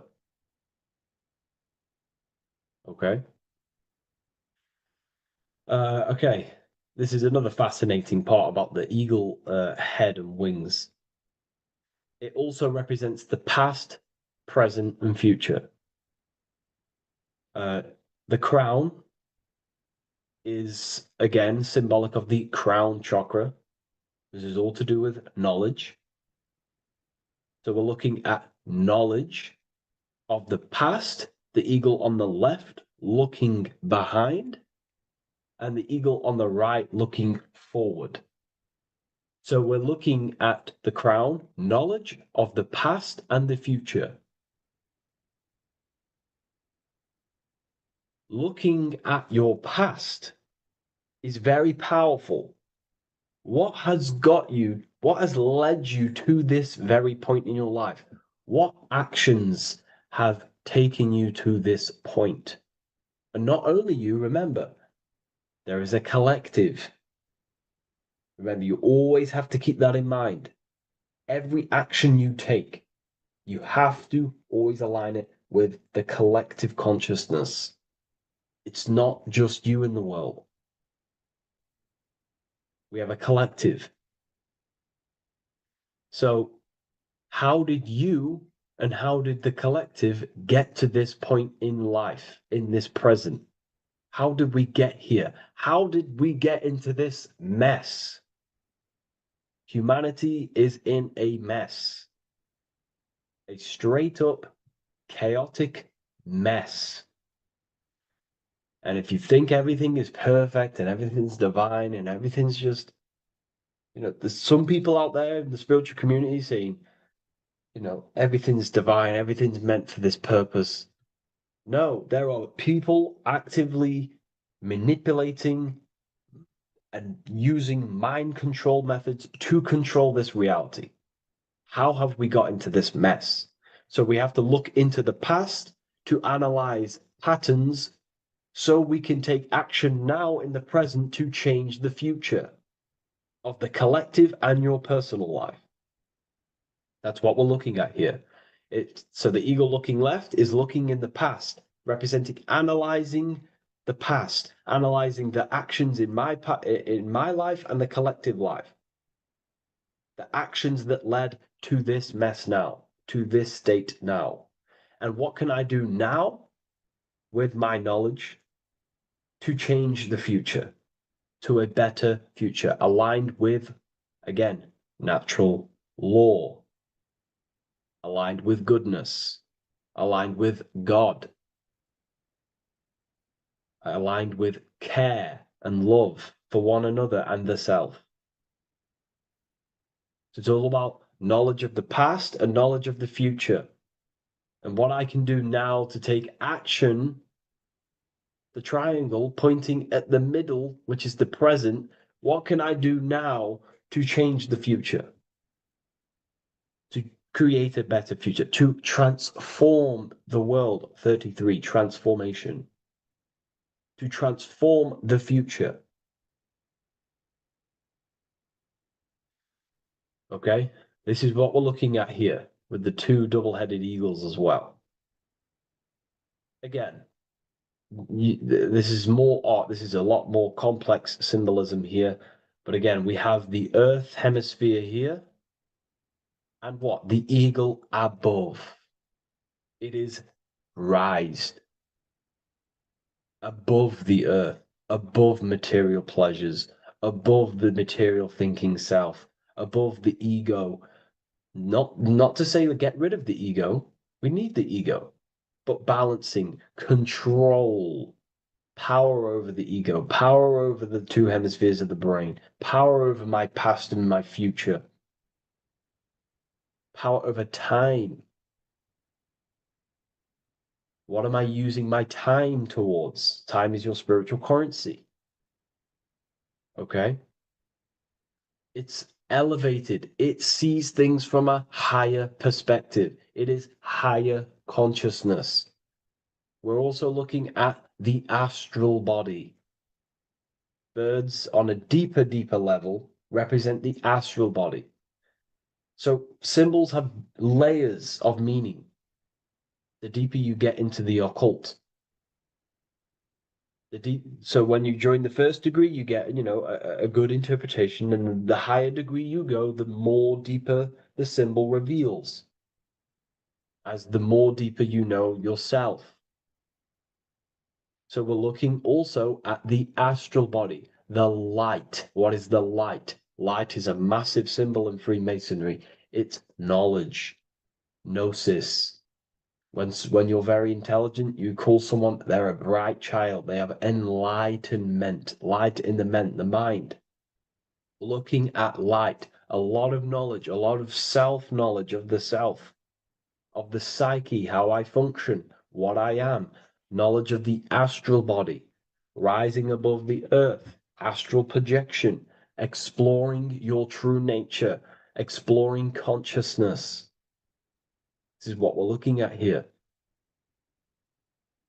And in order to explore your astral body and explore the astral realm, you have to control the sword, the mind. And you can then explore. You are free like a bird to fly. This is all symbolic of rising consciousness. All symbolic. So I hope this video has gained a bit more clarity on this symbol and given you some insights. And I will see you in the next one. Thank you for tuning in today.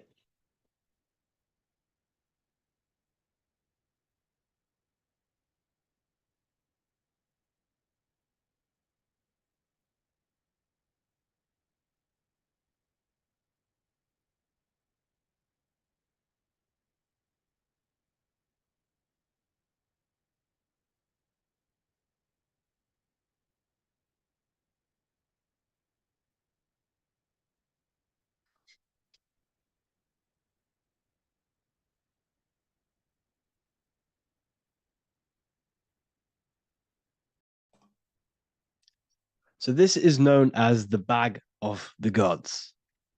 This symbolism is widely known, but no one knows what it truly symbolizes. We see this in ancient Sumerian artwork. We see this in the Mayans' artwork. We always see this bag with the gods. What does this actually represent? Okay, so the bag itself represents carrying. Carrying what? It represents information, represents knowledge. Your mind is the carrier of the information. So this is why in his left hand, he carries the bag, and the right hand has the pine cone. This represents carrying of information. Why is it a bag? A bag can be passed on to someone else. The information can be taught to someone else.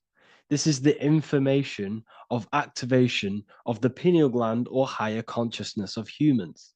Because as humans, we all possess an animal nature, the nature that tells us to eat, to steal, to gain material wealth, to survive, to hate. This is our animal self. This is our animal behavior. But we also have a divine nature of consciousness, which we have access to, the higher planes of consciousness, the planes that manipulate this material world and create all things in this material world. The human mind has access to. The animal does not. The animal has no idea he exists. The animal has no inner dialogue, but humans have the inner dialogue. Humans can create infinitely. We can expand our minds infinitely into new realms of thought. So we have this higher divine nature and a lower nature.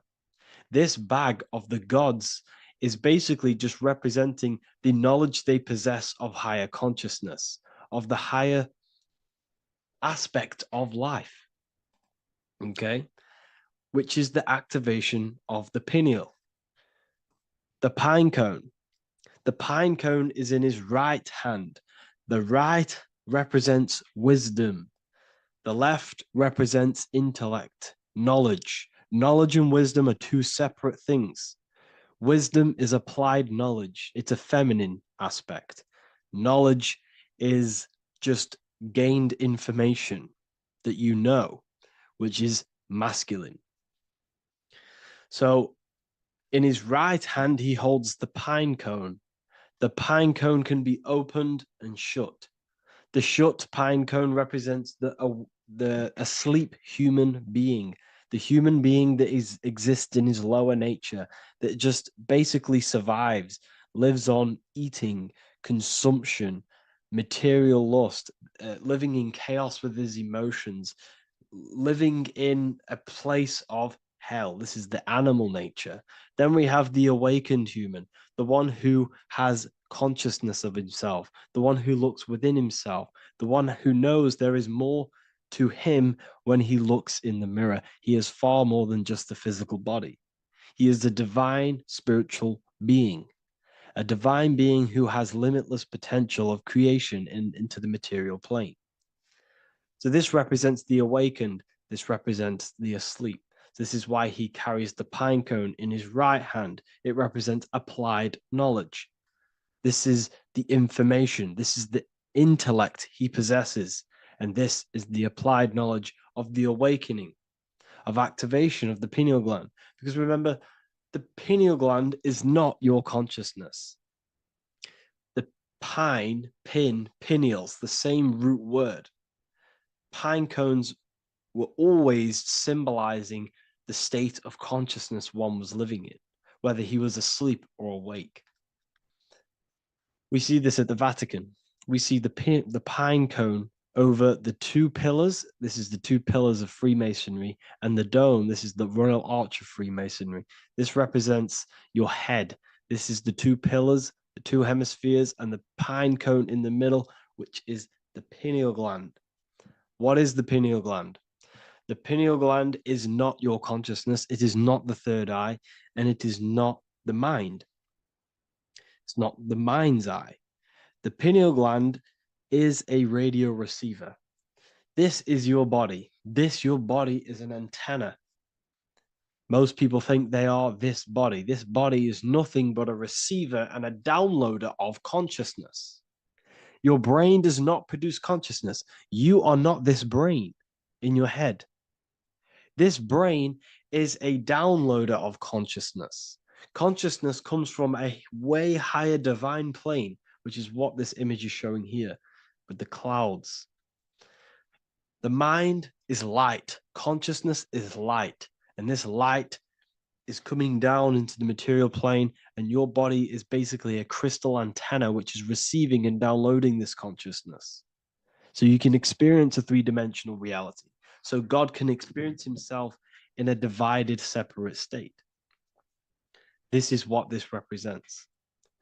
Now, the pineal gland can be activated, okay, and stimulated, because the pineal gland has phytoluminescent crystalline jagged-shaped cells on it.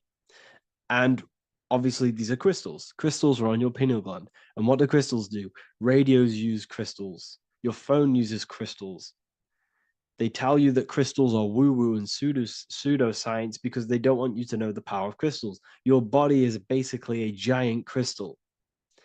Your pineal gland is a radio receiver for your consciousness. So if they can ruin your pineal gland and damage it, this will damage your connection to the divine, to your true self, to consciousness, to God, whatever you want to call it, the source. There is all one source consciousness, and we're all collectively connected to it. And this is our connection. This is our antenna. So what a radio does, a radio has an antenna, and the frequencies are all around us because all the radios are playing in your ear right now. But what the antenna of a radio does is tune into a specific frequency to pick up that frequency and play that frequency. It's the same with your consciousness. You're all a fraction of God's consciousness. So that is essentially what we are looking at here. We're seeing knowledge, intellect in the left hand, and applied knowledge, activation of waking up to higher consciousness, to the higher human form. Because we can reach beyond our physical form. We can turn our animal self into a divine being, into one of these so-called gods. These gods are nothing but human beings. The Anunnaki were not gods. They didn't come from the sky. These are normal, regular human beings who activated their higher consciousness. This is what we have here. This represents spirit. Birds represent spirit. So do we have any questions? I'll take some questions now. That was just a short lecture on what that symbol truly means. Okay. So if we have any questions, feel free to go ahead and ask some questions. Anything that you don't understand, anything that you want to know. Okay.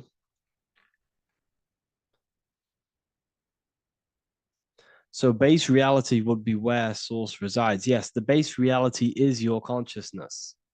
Are these lectures available in the university? There's a whole section, basically inside the university, there's a whole section with like over 30 long form lectures like this. So the base reality is where the source resides. Yes, the base reality is your inner world, your consciousness. That is the only thing that exists. Your outer world is just an effect of your consciousness. Your consciousness, everything that has gone on within the mind and emotion, is pushed outwards into your reality. You have thought and felt your way into your external circumstances. Your life is a direct correlation of every thought you thought in the past. Therefore, your inner world of consciousness is creating and molding your outer world.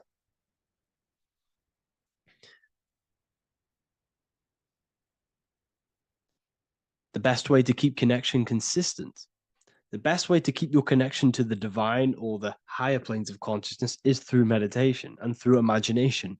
Imagination is the fourth dimension. It is the astral plane. That screen that you have in your mind is not a physical screen. That is the divine plane of the astral. And this is essentially where all objects of this material world comes from. The phone that you are holding, the laptop you're watching this on, whatever you're doing, every single object you see in your room that you are in right now began inside of the plane of imagination. This is not a physical plane. This is a metaphysical plane that you have access to. And you have the ability to bring down this plane into physical form. That's what we call manifestation. That's what the ancients called magic. This is what we now call in science metaphysics. It's all the same thing. So yes, you all have access to the divine planes, unlike animals. This is why humans are so advanced.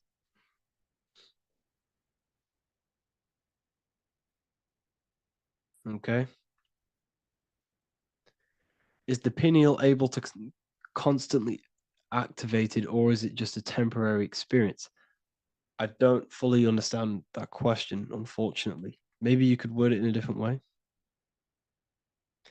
The real meditations on the university, legit, y'all, yes. In order to connect to consciousness, you need to sit in meditation and turn off your feelings, and the feeling of unity will come. Do I understand correctly? Yes, that is correct. So when you sit in silence and in stillness, I highlight the word stillness because stillness, when you are still, no information from your nervous system is being decoded by the brain. So when your body is still and does not move, your nervous system starts to relax and comes to a balanced state. Your brain starts to relax, it comes to a balanced state. The left and the right brain stop working. The nervous system stops working. Then, once the body, the material body is shut down, you then have access to consciousness. You can't access consciousness if the body's in such a busy state. If electricity is being fired every 2 seconds, Your whole body's electrical. When you move your foot, that's electricity being fired from the brain to the foot instantly through the nervous system. Your brain, your whole body is a technological machine. So you must shut down the technological machine to access the divine that exists beyond the technological machine. Do you understand that? Did we create ourselves from the higher plane? When you say yes, you created yourself, you manifested yourself in this material form for a reason in this specific time and place. Wisdom books, are these available inside the university? Yes, they are. So anyone who joins the university, they all gain 50% off the store. So you can get anything you want inside the store for 50% off. Plus, you get the Book of Wisdom Volume 1 PDF for free. You get the Human Health Guide. Plus, you get all of the library books. There's a load of different books on occultism, symbolism, esotericism. Do you need to place your attention somewhere specific during meditation? You can do. Okay, you can do. So if you struggle, when you first start to meditate and you struggle to turn off the thoughts, think of the back of the brain, the back of your head. Don't think of it, place your attention on it. Okay, so when you place your attention on the back of the brain, this now shuts off thought because the back of the brain doesn't have any activation to do with thought. The front brain does, the neocortex. That's all to do with activation of thinking. So place your attention on either the back of the brain or your breath. What's more important, creating yourself or finding yourself? It's balance of both. So in order for you to create fully, you must have awareness of self and awareness of thought and control over the mental dialogue, the inner voice inside of you. Okay. When you control that inner voice, that is when you gain power.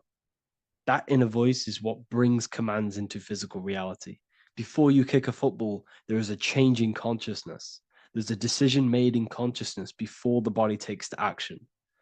Therefore, every physical manifestation is a change of inner consciousness before it's a physical reality.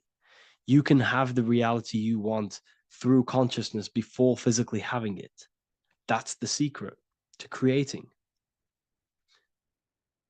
But you must believe it like you know the sun is going to rise in the morning. That's how much you should know that you have that reality in consciousness through feeling and thought and imagination. And that's how you can truly create in your reality. Shrooms help with consciousness or ego. I can't really talk about that because I'm maybe uploading this to YouTube, unfortunately. But we need to clean our pineal gland first from calcification. Yes, definitely. You should go on a detox the body. Because you can't really connect with consciousness if your body is in such a dirty state. Because the brain is, your nervous system is in a state of fight or flight, trying to fight off all these toxins. So when you meditate, you're probably going to be having thoughts all the time because your brain's firing, your nervous system's being attacked through toxins. So you must detox to have a true connection with the divine. Your diet plays a big role in your spirituality and mentality.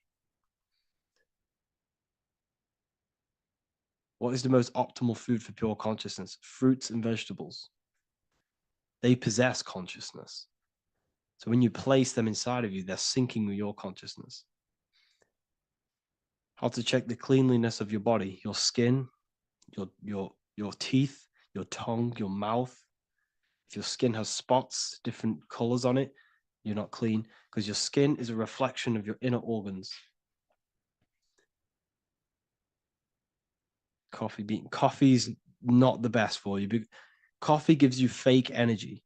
Okay. So what coffee does, that buzz you get off coffee is actually the toxic effect of the chemicals reacting with your body. If I'm inside the university and wanted to buy your book, you said it would be 50% off because we are your student. Is that automatic or we need to have a code? You will have a code. Yes, I'm going to releasing a code for all the students after this. Caffeine equals neurotoxin. Yes, it fries your brain. It fries your nervous system. It fries your dopamine receptors. Will the Q&A last week about money symbolism be posted? Oh, I didn't post that. That's my bad. I totally forgot. I will post that after this. Thank you for reminding me. How to detox the body. The best way to detox the body is going through a week cleanse of fruit. So only consume fruit, sea moss, and cayenne pepper, and lots of freshly pressed juice. Do that for a week or 2 weeks, depending on how you feel, and then start to fast. You will lose weight, but you're not losing weight. You're losing impurities. It's good to do this every couple months, to just go on a raw fruit diet, cleanse the body, push everything out, and then start to fast while consuming sea moss and having lots of freshly squeezed juices. What is an alternative for coffee? Something with high energy levels. Okay, we're not taught the most simplest thing about the human body. It is an electromagnetic machine. It's electrical. It runs off electricity. The only energy you need is electricity, and that is found in fruits, vegetables. If you want energy, drink pure, fresh, pressed juice. That will give you more energy, more electricity than coffee. Can we cleanse ourselves through oil pulling? Do you recommend it? I do oil pulling every day with coconut oil in my mouth. Celery juice is a good one, very good one. Yeah, celery juice.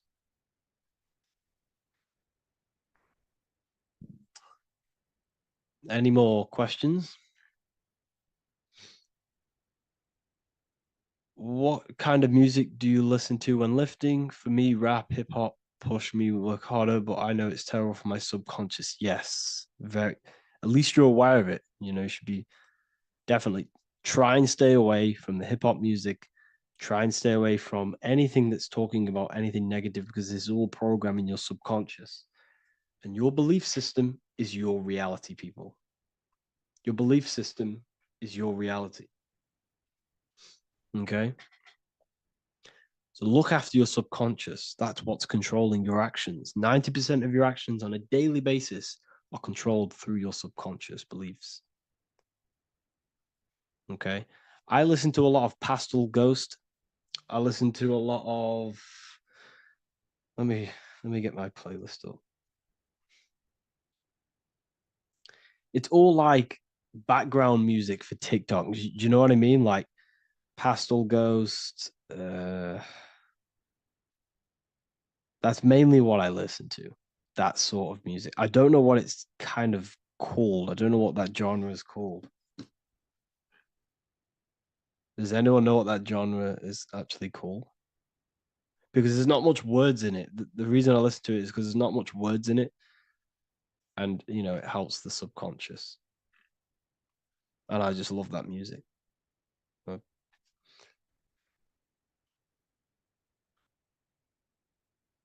Like Lofi, yeah, a bit of Lofi.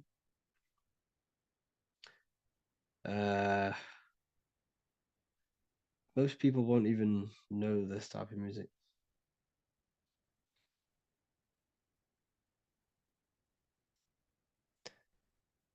Can you tell us how you use cayenne pepper? So I mix it with freshly squeezed orange juice every morning. So the first thing I have, empty stomach, I have a teaspoon of cayenne pepper, mix it in and just down it every morning. And sometimes at night. The feeling you get in your stomach after putting cayenne pepper on an empty stomach is absolutely amazing. It tingles in your stomach. It kills parasites. It kills all horrible organisms.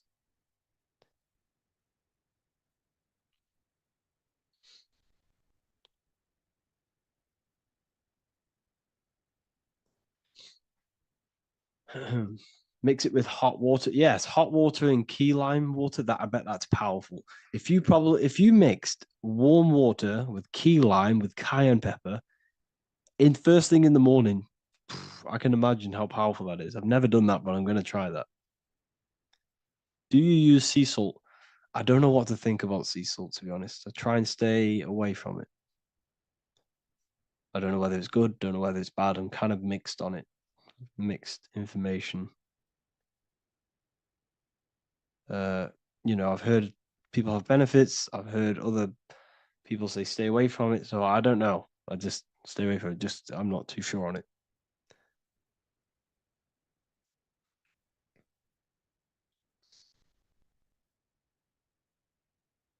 I drink fresh pressed celery juice every morning. Yeah, definitely. Is there any chance we could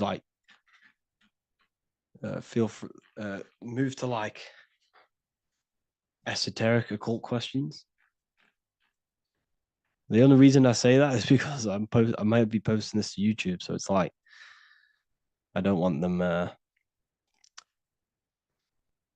don't want them thinking I'm giving health advice, because I'm not. This is what I do. I'm not giving anyone medical advice. This is what I would do to myself. Because I can probably get in trouble for that. So the subconscious is the all-knowing. It is the all-seeing eye. The subconscious knows everything. Your conscious mind does not. Your subconscious knows every single cell in your body. Your subconscious is making your heart beat. It's talking to your heart. It's talking to every organ, every cell in your body is being connected and spoken to by your subconscious mind. It is the all-knowing. The subconscious has access to the astral plane, imagination, the fourth dimension. It has access to the mental plane, thoughts. It has access to the ethereal plane, energy. And has access to your physical body. It's the door. It's the portal. The subconscious is the portal to the divine. You must go through the subconscious in order to access the divine. Any coupon codes for book 2? Yes, inside the university, there will be a 50% off coupon code. Speaking of ancient civilizations, why did they use symbols to give us true knowledge? This is a very, very good question. Very good question indeed. The reason they use symbols is because symbols are their keys. They hide meanings. They hide things. For example, if it was written down, if all of this sacred knowledge that I'm speaking now was written down, it can be easily taken. It can be easily misused. Someone can take it, read it, and steal it and misuse it and abuse the world and create horrible things. The reason they use symbols is because they're hidden. They hide the teachings. Only the ones who possess the key, that possess the knowledge, can read the symbol. So the symbols act as a guard towards this higher wisdom, this higher knowledge, which gives you power. All of the knowledge I teach you gives you power. And you can misuse it. You can misuse your imagination. You have no clue, unless you've put this into action, how powerful your inner consciousness is. You can become a Okay, listen. If you hate your job, it's not the job that you hate. Think about it. It's not the job that you hate. The hate is coming from your inner consciousness. It's the state of consciousness that you hate. So what does that tell you? You can change that inner consciousness to another reality, the feeling of another reality. You can become that consciousness within before you actually externally have it. And by becoming and knowing that reality, that's what produces effect on shaping your outer world. When you really, truly know that reality inside of you, of being free, of being wealthy, of having abundance, your outer world has no other choice but to rearrange itself to your new inner state of consciousness. That's what magic is. It's manipulating your inner state of consciousness. It's convincing yourself that you already have it, not believing it, knowing it. Okay? Knowing is different than believing. Believing is a lie. You should know thyself. Okay? So we can say that human overpopulation is intentional. There is no human overpopulation. We're all cramped in these cities. We're all cramped into one little place. We're not supposed to live like that. We're not supposed to live so cramped. This is why there's so many weirdos out in public. So many weird people doing weird things. This is when things start to go weird, and we shouldn't be living in this state, in this condensed state. We should be spread out. Okay.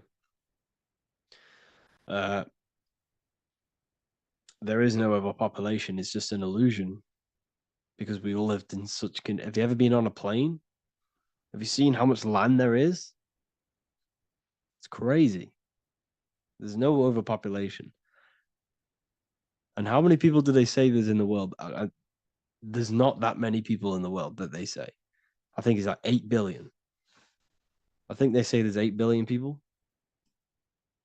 There's not 8 billion people. There's probably more like 2 billion.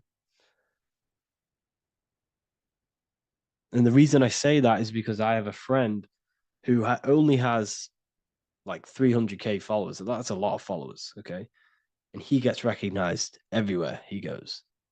And he's into all this stuff. And he says, listen, the population is definitely not 8 billion or whatever they say. I think it's like a couple billion. It's probably more like a billion. How to properly manifest intentions. Thought, emotion, and imagination are the key. You must know that you have that reality. Don't believe it. Become that reality within your consciousness. All day long, as much as possible. Feel it. Imagine it. Say it. And have zero doubt. How to have zero doubt. You can't, well, okay, so the doubt, that little voice that will seep into your mind saying, you can't do that. You can't do this. That's your old voice of your subconscious program. Listen, the reason why most people fail in life is because they have trained their subconscious that they will fail. They have told and believed that they will fail. The reason I will succeed for the rest of my life is because I have trained my subconscious to say, I will win, I will succeed, I will solve any problem. That's my belief system. And if my belief system is that, then my external reality, my conscious mind will seek a way to fulfill that belief. It will seek to control and create that belief in my external world. It will seek to solve any problem. I've trained my subconscious mind to know that I already have the reality, to know that I'm abundant, to know that I have everything that I already need. Therefore, if any problem comes, I can sort it straight away. But most people have a different belief. It's not your fault. We've been kind of manipulated and told this, that they will fail, that they can't do anything, that it's too hard. And that basically casts a spell on the conscious mind, where your conscious mind is just like, no, I can't do that, because of this subconscious belief that you hold. So you must reprogram your subconscious that you can do it, that you will solve any problem, and that you are abundant. That's the reason why successful people succeed. It's because they have a complete different mind state, a complete different belief system in their subconscious.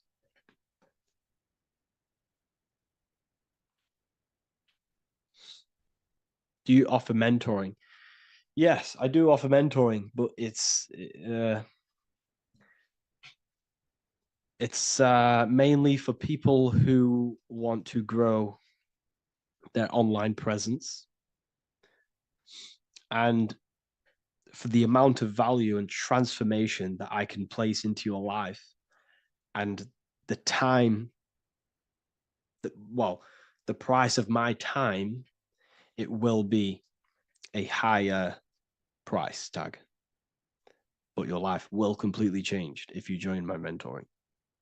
Because I will transmute your life. I will transmute your mind, and I will transmute your whole reality. Because I could tell you exactly what you need to do.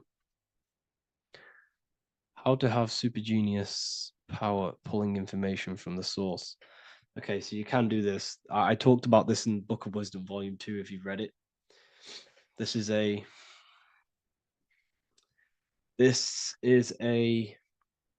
technique that Albert Einstein used. This is a technique that Thomas Edison used. This is a technique that all of the ancient geniuses have used. So you get it on a chair, you place metal below you or plates, and you hold a metal ball in your hand, and you fall asleep. And every time you fall asleep on the chair, you're going to drop the ball because your body will become unconscious, and you will basically drop the ball and it will wake you up because it's going to hit and make a loud bang on the plate. And every time you go to sleep, basically what this is actually doing is shifting your consciousness from conscious into the subconscious. So from physical into the astral. Your consciousness is shifting between these two planes. And as you do this, you can bring down great ideas from these higher planes. So when you fall asleep, have an intention. And when you fall asleep, you'll drop the ball. And when you wake back up, you'll have an idea, and you just got to write it down.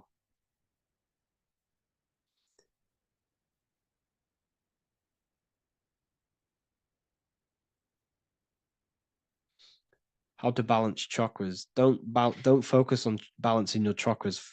Focus on the mind. The mind is the cause of the chakras being blocked. If you have a blocked throat chakra, this is a problem in your mind, not the chakra. You see, the chakras are a result of the mind. You transmute the mind, you can transmute the chakras and cleanse them.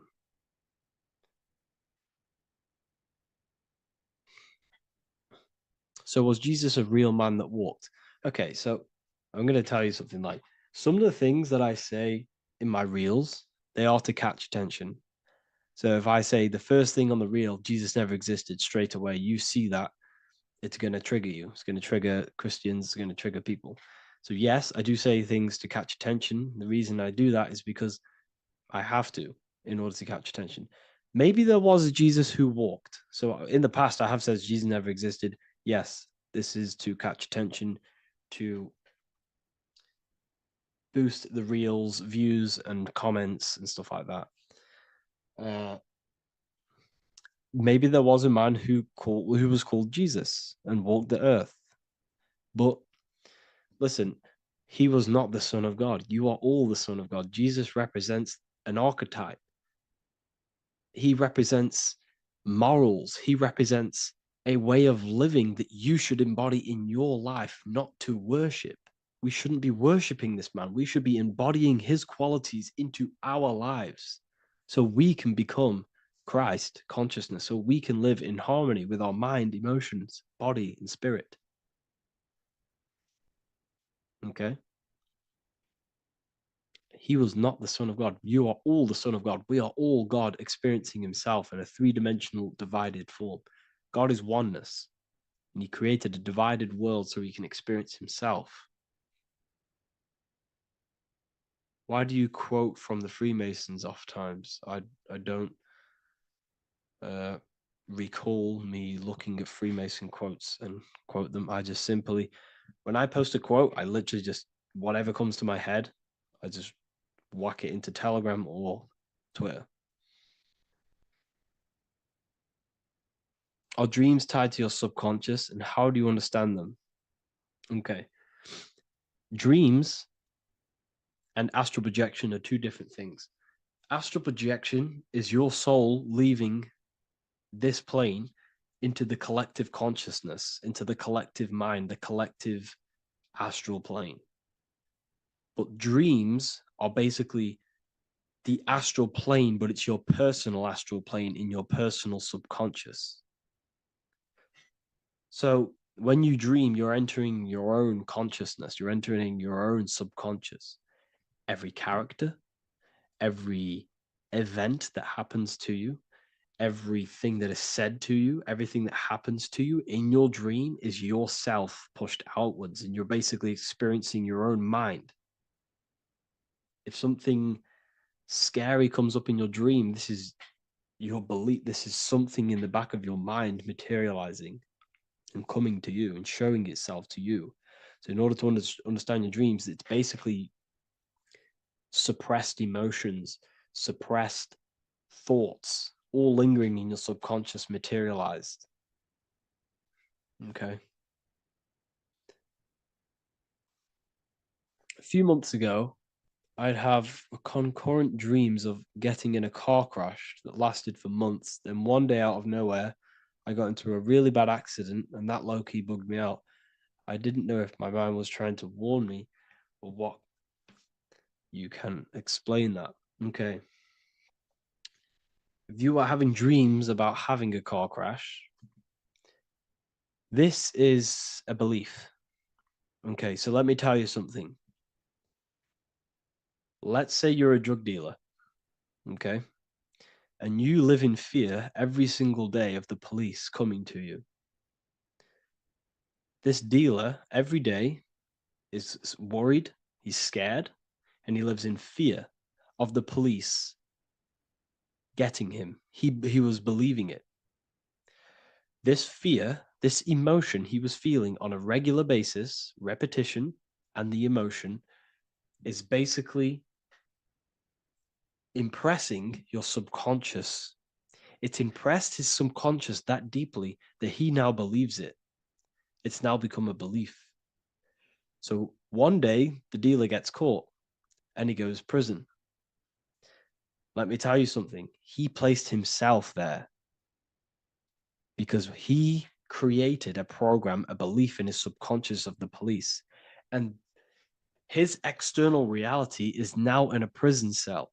But that prison cell is just an external manifestation of the prison cell of fear he installed in his subconscious mind. The four walls he's now trapped in is just basically an externalization of his own belief system that he created through consciousness, through the subconscious. If you embedded your belief that you will be in a car crash, you will be in a car crash. He placed himself there. He materialized that reality through the thought, through the emotion, through the belief. He put himself there. You see? So if you were having dreams, this was maybe, it could have been anything. You could have watched a program when you were a child about a car crash and that maybe scared you, or you saw a car crash when you were very young and that scared you and that impressed your subconscious. Then you had a dream about it. Then you started to believe it. And then one day, bang, it happens. That's the power of the subconscious mind. It holds control over you. It holds control over every aspect of your reality, of your being. So, I hope you all enjoyed this live. I'll see you all inside Ethereal University. I'll be posting another lecture this week. And yeah, let me hold on. Hello, everyone, and welcome to another lecture inside Ethereal University. In this lecture, you will learn about the death process and how to prepare for it, and why that preparation is so important. So let's get straight into this. You must understand, as a spiritual creature that you are, you have a visible nature and an invisible nature. You never truly die. You are an eternal soul experiencing a temporary physical world. The inner world of thought and emotion is eternal, while the outer world of matter is mortal. Everything that is seen is mortal. Everything that is unseen by the eyes is immortal. When you die, your external physical world will be stripped away, leaving only your pure consciousness in its raw form, drifting within the astral plane. So here you see your physical external body and your internal world. And your internal world is your state of consciousness. It's your state of consciousness. Your thought and emotion is one overall state. Okay? So you must understand these planes. You have the physical body, the etheric double, an astral body, a mental body, and the Buddhic body. When you die, you leave the physical plane. Then you will more than likely leave the etheric plane because the ether acts as like a portal. Everything comes out of the ether and returns back to the ether. I can break that down in another video in electromagnetism. But electromagnetism is ether, energy coming in and out of the ether. You will, every single day you die, every single day. There's a cycle of life and death occurring all the time. Every single day, you go to sleep, you go back, your consciousness slips back through the ether. And then when you wake up, your consciousness comes back through the ether into the physical plane. Death is just a bigger macrocosm of the microcosm cycle of life and death. So you will return back to the astral, which is the realm of imagination, infinite possibilities. And this is where thought forms start to manifest. Okay. So depending on how advanced you actually are mentally and emotionally, will depend how long you stay in the astral. Now, what we must understand is that there is many different components to the astral. We have the higher astral, the middle astral, and the lower astral. These are all vibrational states. So if your mind and soul is operating in lust, lust, desire, hate, food, physical addiction, smoking addictions, then these are quite heavy. These are quite heavy attachments to your consciousness, and they're quite low level desire, which means they have a low vibration.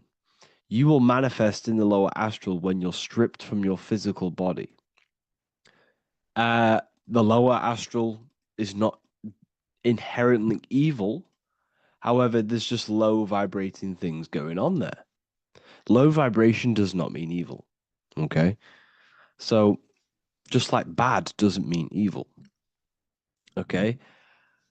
In the lower astral, you are going to see lower astral beings. You're going to see spirits, souls with low level desire. Okay? People who are attached to the physical plane, people that lust, people that do these things.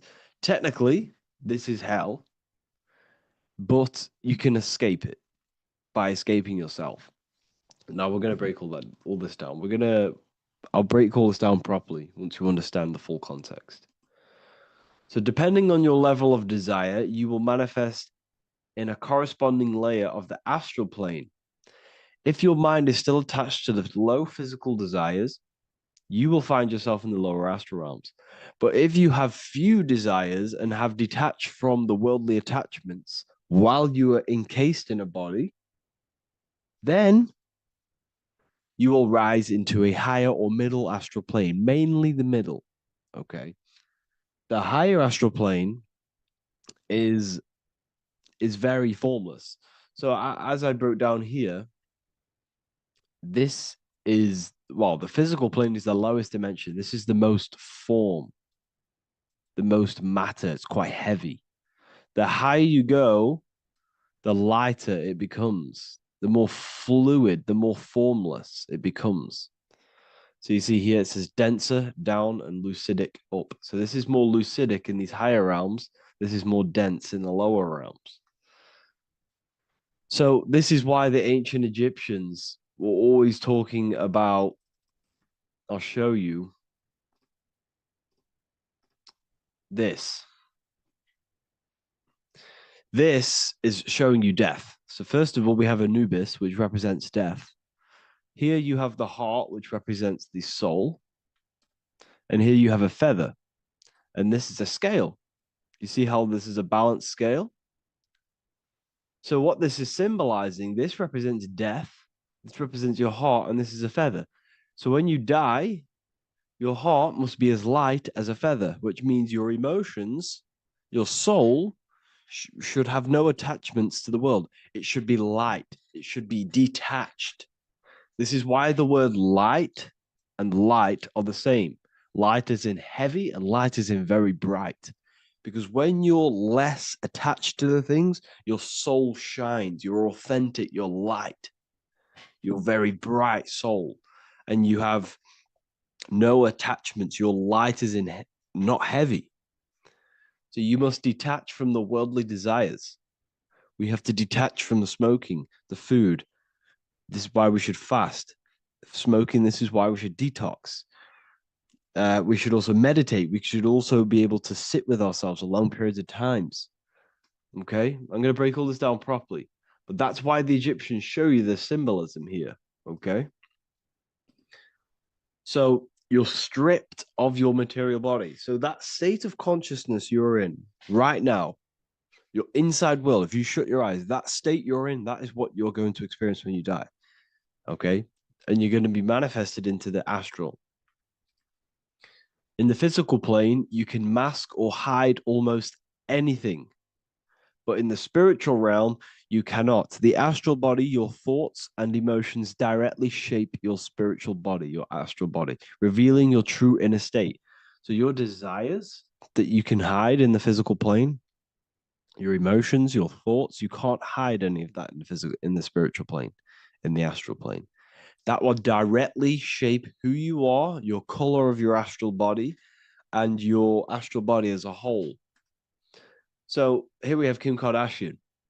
If you could see this lady's astral body, you would run so far that you would be horrified for the rest of your life.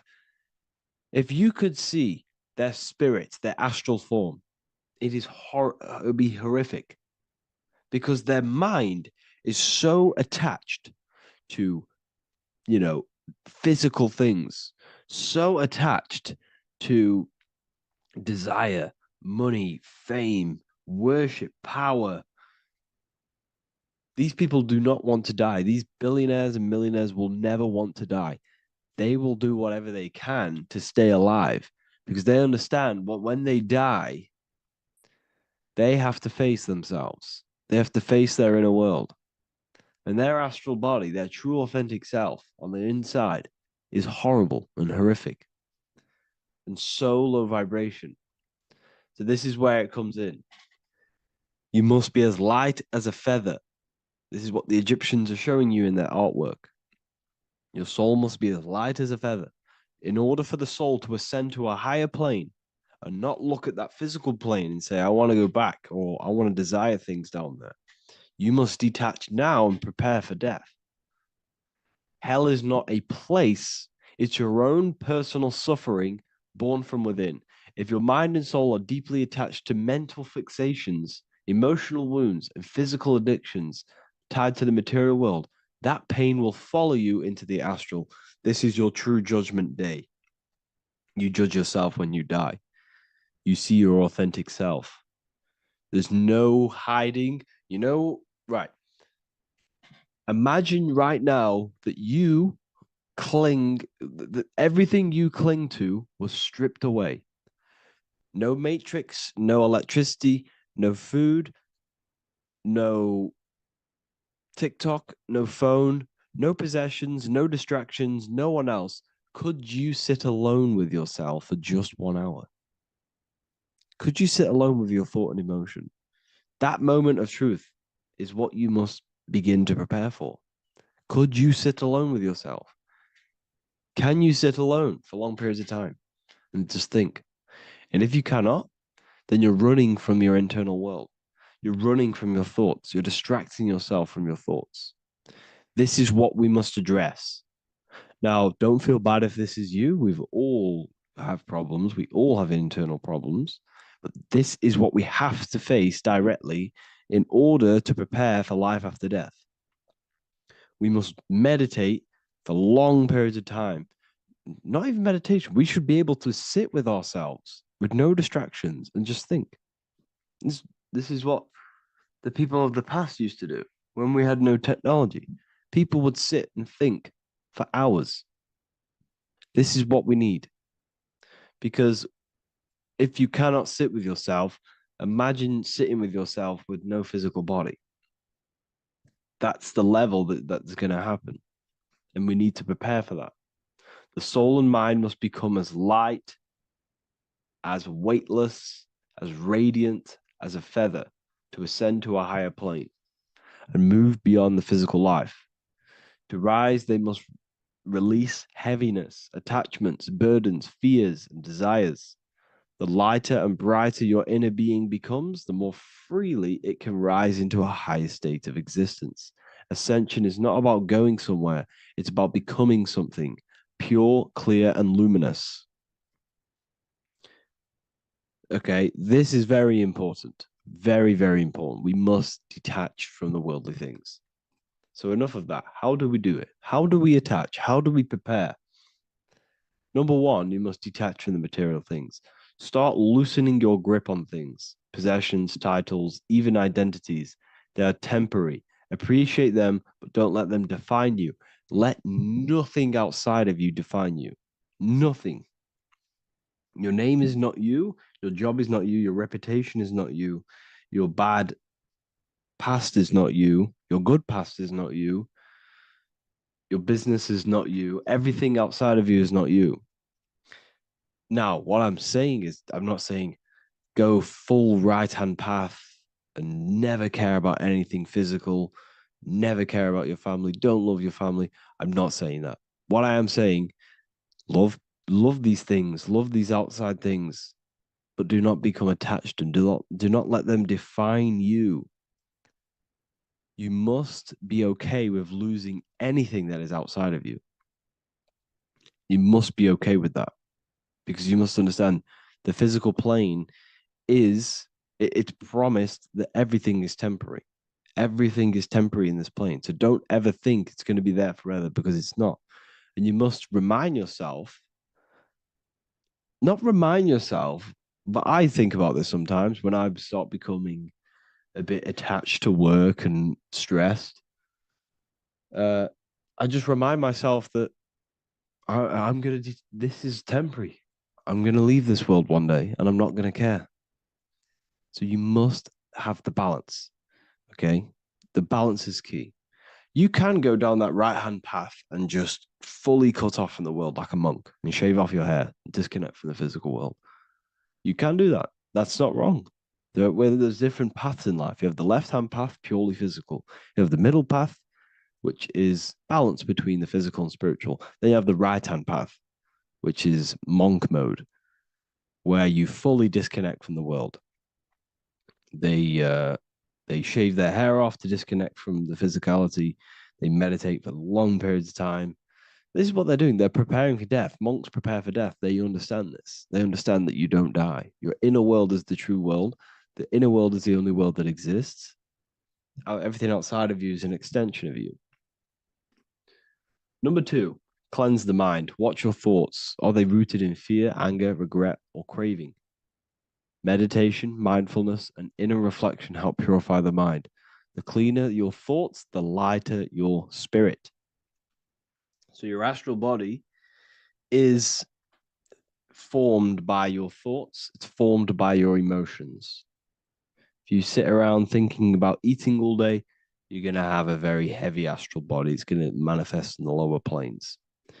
But if your mind is thinking about good things with good intentions, love, knowledge, expansion, you're going to manifest even the middle or the higher.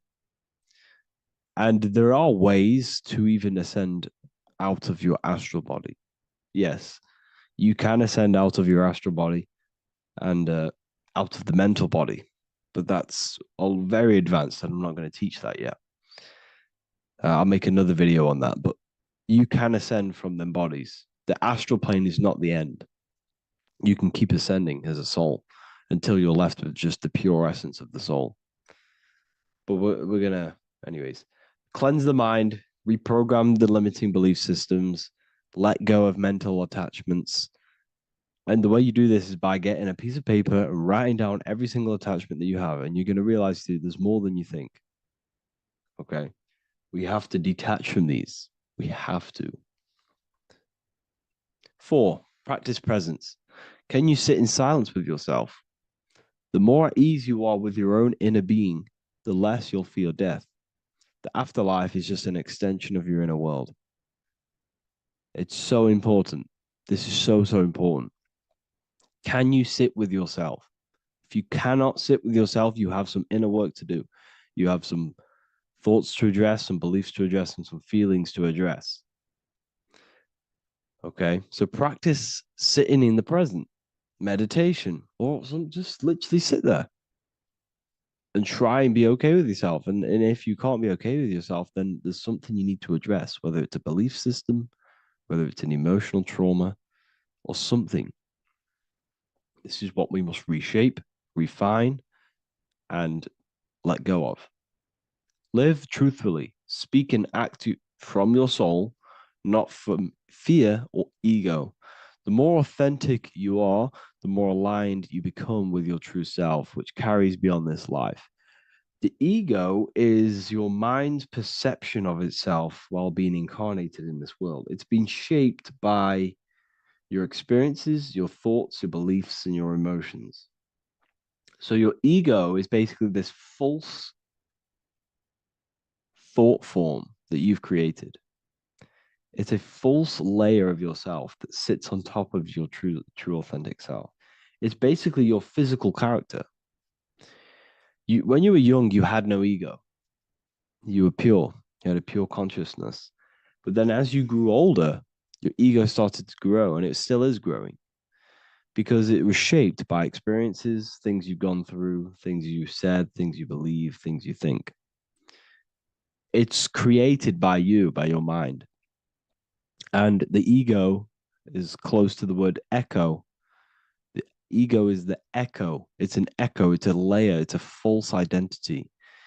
It's a false layer that sits on top of your soul. And if you don't get rid of that ego, if you don't know how, well, not get rid of it, but balance it. If you don't know how to rise above that ego and you die, it's that ego that's going to be pulling down when you die. It's that ego that's going to be your suffering. Okay. 7, connect with the divine, whether through prayer, meditation, tune into something greater than yourself. The connection is the soul's compass beyond this world. If you can meditate and rise above them clouds of thought, that's the soul, that's the observer. We must connect with that. Okay, this will definitely help with just allowing yourself to connect with your true self. Meditation's great because you can just fully detach from the world. And the more you meditate, the more you can prepare for death. A powerful way to cultivate detachment is through daily detachment meditation, done either at night or in the morning or the first breath upon waking. Or do this as many times as possible per day. Start by physically grounding yourself in the present moment. Say out loud, I am here right now, nothing else matters. Let that phrase draw your awareness into the now. Just keep saying it until you're present. Then begin to slowly list everything you identify yourself with, one by one. I am not your body. I am not my body. I am not my name. I am not my possessions. I am not my house. I'm not my children. I'm not my everything. I am not my thoughts. Release each layer gently. Imagine, if you want to, if you have a good imagination, imagine placing these things into a big box. Placing your body, placing your name, placing your possessions, placing your house, your car, your thoughts, your beliefs into a box, and then shut that box. If you have a good imagination, do that. That can help. And you'll be left with yourself. And you're not even that. It goes even deeper. Eventually, you'll reach the mind itself. Detach from the language that the mind is even using. Now, that's very difficult. And not many people have ever thought about that, and they've ever even been there. Detach from the language that the mind is using. Think about that for a second. Your mind is not what you actually think. It goes very deeper. Your mind is not that little voice. It's that voice that the language is using. So even the language is a spell on your mind. Okay, it's an attachment. Eventually, you'll reach the mind itself, detached from the language it uses, the voice in your head, the need to define. What remains is something beyond thought and beyond words. I can't even describe what's left, because words, once the language is gone, it's purely metaphysical. All I can say it is pure awareness, and it's symbolized. This is why symbols are so amazing, because they can symbolize things that are beyond words. A flame, it's just a flame, and you won't be able to understand that until you've been there. It's just a flame. It's pure cause. Words can't describe it. You'd have to experience it. Connect with this essence daily. This is truly who you are. So this is a great way to detach. We can do these detachments every single day during meditation. This will definitely help over long periods of time. Of course, you're not going to be ready tomorrow for death, but just try and prepare for these things. This is the whole reason people used to meditate. It's the whole reason why people do these spiritual practices, because they understood that this plane is temporary and your soul moves on from this plane. And you'll never truly believe in the soul until you experience it. So I can show you these things, but you must go out and experience it. The soul is real, but you won't understand unless you cast off everything else. Okay. So I hope this video helps. It's a very deep video. I'm going to be making more of these stuff, of more self-mastery. And of course, we've made the self-mastery section now. So I'm going to start filling up this place with lectures. And I think it's a great time to start this, because a lot of people have been asking on how to master yourself, prepare to death. So hope this video helps. See you in the next one. In this video today, we're going to be breaking down some Freemasonic artwork, what we have here on the screen. And particularly, this is called the Freemasonic Royal Arch. Now, this is the archway that we're going to be breaking down. Now, this is what we call complex symbolism. Now, what do I mean by complex symbolism? This consists of many different symbols all together, producing one piece of artwork. It's many symbols used together to portray one meaning. Now we have checkered floor, we have pillars, we have an eye, we have an archway. This is all complex symbolism. It's painting a picture, an overall symbol. Now, when we're talking about Freemasonic symbolism, it's all about how to gain enlightenment and more self-awareness. Now, that is the aim of Freemasonry, of the spiritual path that you are walking, consciousness and gaining higher awareness, because this is the eye. The eye is conscious. The eye sees, it perceives. It's about gaining more consciousness, more light, more awareness of yourself, understanding of your power, the power of the mind, the power of yourself, the power of the body. Okay, so this is symbolism and instructions. These symbols are hiding instructions on how to gain higher awareness, which is symbolized as light. Okay, so when we look at this image, the thing that stands out the most is that we have these two pillars. We have a left and right pillar. The left pillar represents masculine forces, because normally we have like a sun here and a moon here in their different artwork. But in this one, we don't have a sun and moon.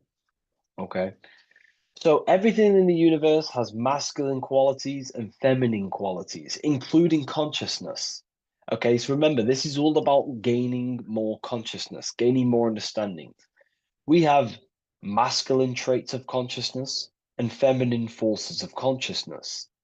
Okay, so the left masculine force of consciousness would be direct action, the physical world, the physical body moving. That's a masculine force. Okay, and What else? We have action. We have the material world, the material body. This is what we can see with our two eyes, the material world. We can see action. We can see physical reality. However, we have a right pillar, a feminine pillar, which represents what we cannot see. This is the feminine pillar. This is more of things that we can't see, the forces of consciousness that we can't see, such as thoughts, emotions, visualizations. These are internal qualities. Because remember, we don't have one world. We're not this material body. We're not the external world. We are the internal world also. The internal world is a mirror of the external. The external mirrors the internal. So this is why these two pillars stand the same. However, they're different. They are mirrors of each other. Your internal world of consciousness produces the external world of material reality. It is the inner forces of thoughts, emotions that shape our external experience and our external actions. Okay? So essentially, what this is showing you here is these two masculine and feminine forces within us. The inner world, the feminine pillar, more emotional, intuitive, and the external world, the action, physical action, what we can see. Okay. And they're mirrors of each other. However, most people on surface level base consciousness is what the occult and esoteric call it. That conscious state that we're in when we just wake up, we realize we have consciousness and we realize our mind is not powerful because we have divided thoughts, we have divided actions, our mind and body are not working together. We have a very negative. When we become awakened, we realize that we're in an animalistic state, a divided state of consciousness. This is what we're looking at here. This chessboard, the checkered board. It's black and white. It's duality. It's opposing. This symbolizes consciousness. Remember, symbols are symbolic of you, nothing external, but the state of your consciousness. This represents base level consciousness, hence why it's on the ground. The ground represents low. It's at the base, it's the surface, it's the ground upon we rise upon. We have to climb these pillars, remember. We climb these pillars towards the archway, the eye. Now we're going to break that down later. So the black and white checkered board is confusion. It represents base level earth consciousness. It's me versus you thinking. A lot of the world is stuck in this. They think, they're stuck in their ego. It's me versus you, when in fact we are all part of the whole. We're all part of an infinite awareness, an infinite consciousness. We're all actually one. We're all one. But on this chessboard down here, it represents base level thinking, base level consciousness, base level awareness. It's you versus me. We see life through the ego of of selfishness, pretty much. This is the internal division where our inner world is not aligned with our external world, where our mind, our internal thoughts are not being acted upon. Now, and that's not to say, oh, you should act on every single thought, because we all have intrusive thoughts. However, if you say you're going to do something in your internal thought and in your mind, the body needs to be a follow-up of that. You need to have honor within you that your body acts out the mind's will, the mind's desire. If you say you're going to start something, you need to start something. You should not have the contradiction between the inner and the outer world, which is this division you're in. If you say you're going to better your life, which is what Freemasonry and the spiritual path is about, bettering your consciousness, mastering your mind, and leveling up your awareness. Okay, you have to do what your internal world is saying. You have to act out left pillar action, your internal world. You need to build a connection between the mind and the body. The mind is the monarch. It is the command center. It is it's above all forces. The mind is the force. The body needs to obey. If you want to get out of this division, you have to align your mind's will and desire with your body's actions. You have to act according to rise above this base level consciousness. Okay? So, what we're looking at here is how to achieve wholeness, singularity, unity consciousness is what they call it in the occult. Unity consciousness, where there is no external physical body and internal mental body contradiction. There is no contradiction between the feeling of doing good and the action, because we all have a feeling in our soul. Our soul communicates to us the right thing to do at all times. We all know the right thing to do at all times, and that is a feminine force of consciousness. That's the right pillar. We must act on what we know and feel is good at all times in order to climb these pillars towards unity consciousness. Okay? We must, upon the feeling of doing good. You know, when we're in an environment, we feel inside whether we should be here or not. Whether on your phone, you know intuitively whether you should be on your phone or doing something else, studying, reading, whatever it is. Your higher mind tells you what is right and what to do at all times. You know you shouldn't be on your phone wasting time subconsciously and on an emotional, intuitive state, which is a feminine internal quality, a right pillar quality. And the body's not acting out this. It's not acting it out. The body's on TikTok. The intuition is telling you to reach the higher mind. That's the division. That's base level consciousness. Okay. And in order to climb these pillars, we have to act according to our internal intuition to build these bridges between left and right. The inner world and the outer world need to be synced, not divided down here. This is the division. That's base level consciousness. If you want to gain higher awareness, you want to gain personal power, mental power, you have to become a strong force. You have to gain a strong connection between the inner and outer, the intuition and action, the mind, the higher mind, with the physical body. Most people live in this war, and we've all been there. I was in it too. You know, we all begin here in this internal war. It's the same war between Jesus, Satan, Horus, Set, day, night, good, evil. That's the war between the mind, the body, the higher mind and the body, the intuition and the body. There needs to be bridges built between the two so that you align the left pillar with the right pillar to gain higher wisdom, higher awareness, higher powers.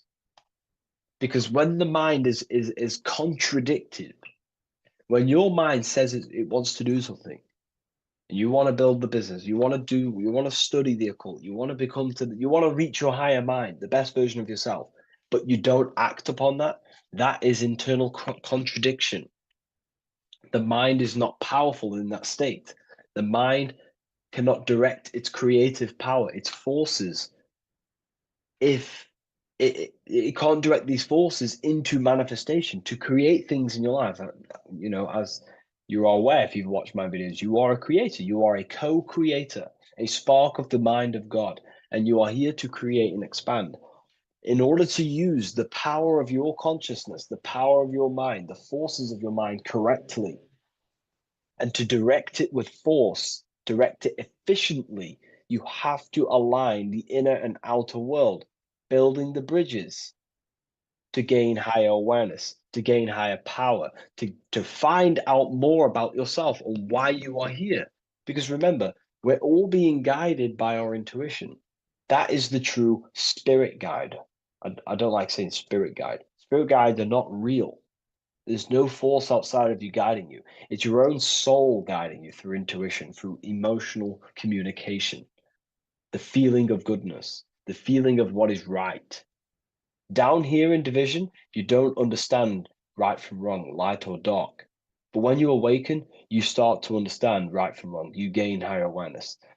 And this is what you need to act upon to climb these pillars, to align the left with the right, the inner and the outer, the masculine with the feminine, the action with the emotion. Okay? And this is why we have this symbol here. Because remember, let me draw this for you. Upward triangle represents fire, which is masculine, left pillar. The downward triangle is water, which is feminine. And together they combine to create this symbol, which is, again, symbol of unity consciousness. And when you gain unity of the inner and outer world, and you climb the pillar, which takes time, you don't just take one action and you end up all the way here. It takes time. You have to go up and up and up. Then you build the bridge between the left and the right, the inner and the outer, and you gain power. This is the unification. This is why these two angels are holding hands here. They're unifying, they're holding hands, they're working together. This is symbolic of the collective consciousness also. Our life is shaped by the collective consciousness. We need to work together. The elites are using this symbol as chaos. It's a symbol of chaos, internal division, chaos. And they keep us divided. They keep us on the chessboard. Why? Because we're weak on the chessboard. When you have chessboard-based consciousness, you're manipulated by the people who have higher awareness of the mind. You see, life is a mental game. Life's a mental game. We live in a mental universe. Life is mental. Okay? And the ones who use the mind more, the ones who know about the mind more, win the game. It's throughout history. You know, you can moan about this, you can whine about this, and it's okay. But this is life at the end of the day. The ones who know the forces of consciousness, the ones who know the mind, always rule over the ones who do not. You know, we can moan about it. I used to moan about it. However, it gets you nowhere. This is the game we're in. This is the situation we are in. We have to learn how the mind functions. And if we do not, you will be moved by the chess master, by the people with higher awareness, and you will be stuck in division, you versus me, light versus dark, racism, division, all just division tactics for us to be manipulated. Because we're not working together, that's when we're easy to be manipulated. So in this state down here, you're easily manipulated because you don't know how your mind functions. You have a base level awareness. You know, you live to survive. In fact, you're not living. You're just experiencing. Okay, you don't question whether you have consciousness or not. You take consciousness and life for granted. Okay, and you don't realize the power of consciousness and the forces of consciousness and the forces that are shaping your life, such as thoughts and emotions and visualizations. Okay, so I was there too.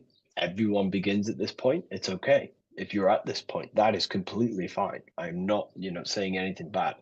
We all start at this base level and we rise up. Okay, and we have to take action. So this is a massive misunderstanding in the spiritual community today is that, most people just focus on the left pillar, meditating, visualizing, trying to manifest things, or they sit around visualizing all day, hoping something's going to change. Action is just as important as visualizing and meditation. It's just as important. They come hand in hand. Masculine, feminine need to be unified. Okay. This is why we have these tools up here, right? We have the spade and a pickaxe. These are Masonic tools. The spade does what? It digs. It digs down. Because these are tools to lift ourselves out of this base level consciousness. We have to dig ourselves. We have to actively, masculine force, action, dig ourselves out of our lower mind. We have to shovel We have to destroy our old self. We use the pickaxe to destroy action, our old mind, our old thinking habits, our old actions, our old, emotional chaos. We have to actively destroy our old self. Okay. And the spade represents shoveling. Why is the spade on the right side? This is the feminine pillar. This represents our subconscious mind. We have to actively seek into our subconscious mind, dig deep into ourselves, and question, why am I taking certain actions? Why am I posting on social media? Am I seeking validation? Where are these actions coming from? Am I actively seeking a relationship with someone to actually love them? Or am I actually secretly, subconsciously fulfilling a childhood trauma of being alone? We have to actively seek within our subconscious and question and go deep within ourselves with the spade to question, where are these lower actions, these low level actions coming from? What forces are driving our actions that are keeping us stuck in the lower mind, in the division? You have to question our subconscious. We actively have to dig within ourselves to build this bridge, this archway, which unifies our consciousness, which unifies the inner with the outer, the left with the right, the body with the mind, the emotions with the action. It's all about mastery, self-mastery, mastering the self so we gain light. Now, why do we have an eye? The eye needs light to perceive. Your physical eyes on your brain and your head needs the sun. It needs light to see, so you can see into the world. But a single eye represents the mind or consciousness, awareness, right? So it represents light, and the mind needs light. Light is symbolic for information. Okay, light is symbolic for information. The mind needs information to perceive truth. So when we say someone's intelligent, we say they're very bright. So the physical eyes need light to see, and the mind needs information to perceive. Same thing, symbolic. And when we align the left with the right, the masculine with the feminine, we gain higher light of awareness. You gain deeper understanding of your consciousness, who you are, what you are. You gain deeper awareness of the power of your consciousness, the power of the forces of consciousness. You gain more light, more power, personal power. Now, it's up to you how you use that power. Do you use that power to manipulate others because of the others that are not aware of your, forces of consciousness? Or do you use that power to create goodness in life? That's completely up to you. Okay? And how you use that power. This is why secret knowledge is hidden, because you gain a lot of power, personal power, when you can direct the forces of consciousness properly. They're very powerful. In fact, it's the most powerful force in the universe, consciousness. It is. It shapes all things. It's created all buildings, all creations. Okay, so I hope this has gained you a better understanding. Please leave a like, comment, and a subscribe to the channel, and I'll see you all in the next one.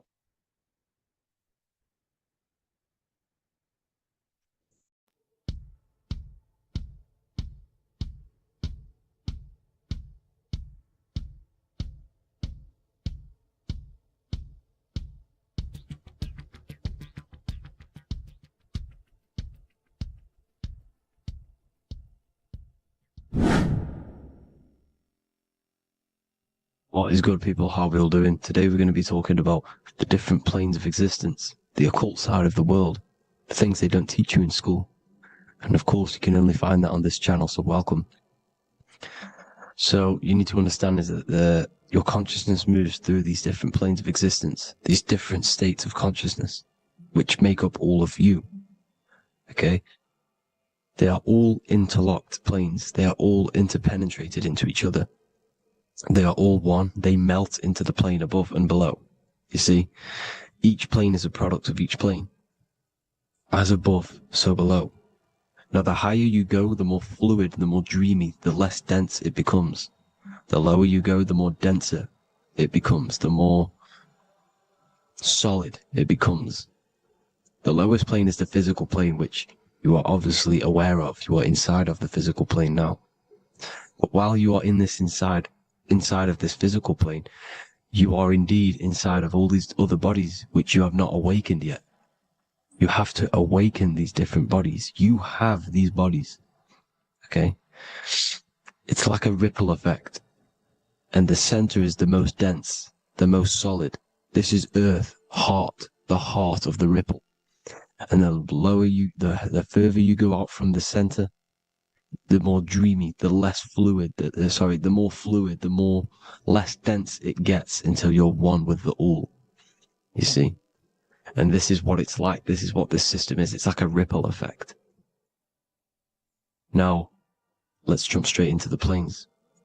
First, you have the physical plane, made out of 4 elements. Five elements. The ether is the mother of the elements. It's the womb of the elements. It's the 5th element. And it gives birth to the 4 other elements. 4 is stability. Tables have 4 legs, and this is why the ether gives birth to 4, because it's the foundation of the physical world. Fire, earth, water, air. They are not pure. Each one of the elements melts into the other one. For example, earth and water both share cold. Water and air both share wet. You see, they compose of each other. They melt, they mold into each other based off the vibrational state of the ether. That's what it is.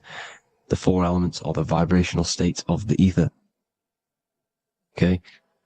So you have the 4 physical elements making this, physical world. It's the lowest world. It's the world of effect. This world, whatever you see, whatever you experience, it's the effect. You can't change anything by manipulating this world. You got to manipulate the higher worlds to affect this world, you see? As above, so below. This is the lowest plane. It has 3-dimensional. It's the 3rd dimension. Space, height, and thickness. That's all it is. Front, backwards, upwards. You see, it's 3-dimensional. We cannot perceive the hidden side, which is the interior of this existence. We cannot perceive the interior from our exterior view. We are looking into this world. Okay? This is the exterior view. We can't see what's inside of that. That's the 4th dimension, which is the next one. It's the most gross and dense plane. 4 states of matter, the most slowest vibrational molecules exist in this plane. Above this plane, you have the ether. Okay?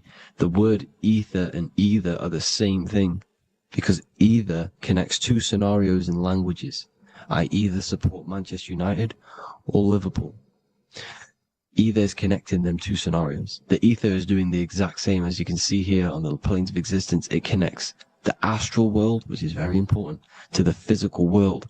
It's connecting these 2 worlds. So it's the ether. It's the ether. The ether is pure potential. Energy flows through the ether. It is pure energy, pure potential. Okay? The physical body is an exact copy of the etheric counterpart body. So every physical object has an etheric energy double.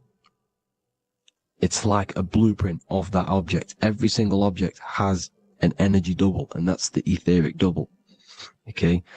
The etheric body determines the shape of our physical body through its lines of force.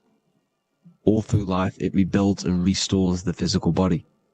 Physical problems show up first in the etheric body, because as above, so below. You manipulate the higher planes, it will manipulate this plane. And this is why sorcery works. Contact with astral plane entities. We'll get into that a bit later. So, the reason why we can't see this plane, this energy world, which is all around us, which we are inside of right now as we speak, is that the molecules that compose it are further apart than those of the physical plane, making it invisible to the 2 eyes. That we can't perceive it. Our eyes cannot physically suck in that sort of information, and our brain cannot decode it. This is why, they brainwash us with all these programs to keep us asleep, to keep these other bodies we have asleep so we don't find out about these other bodies, and is to make you believe that everything's just a material. Only the material world exists.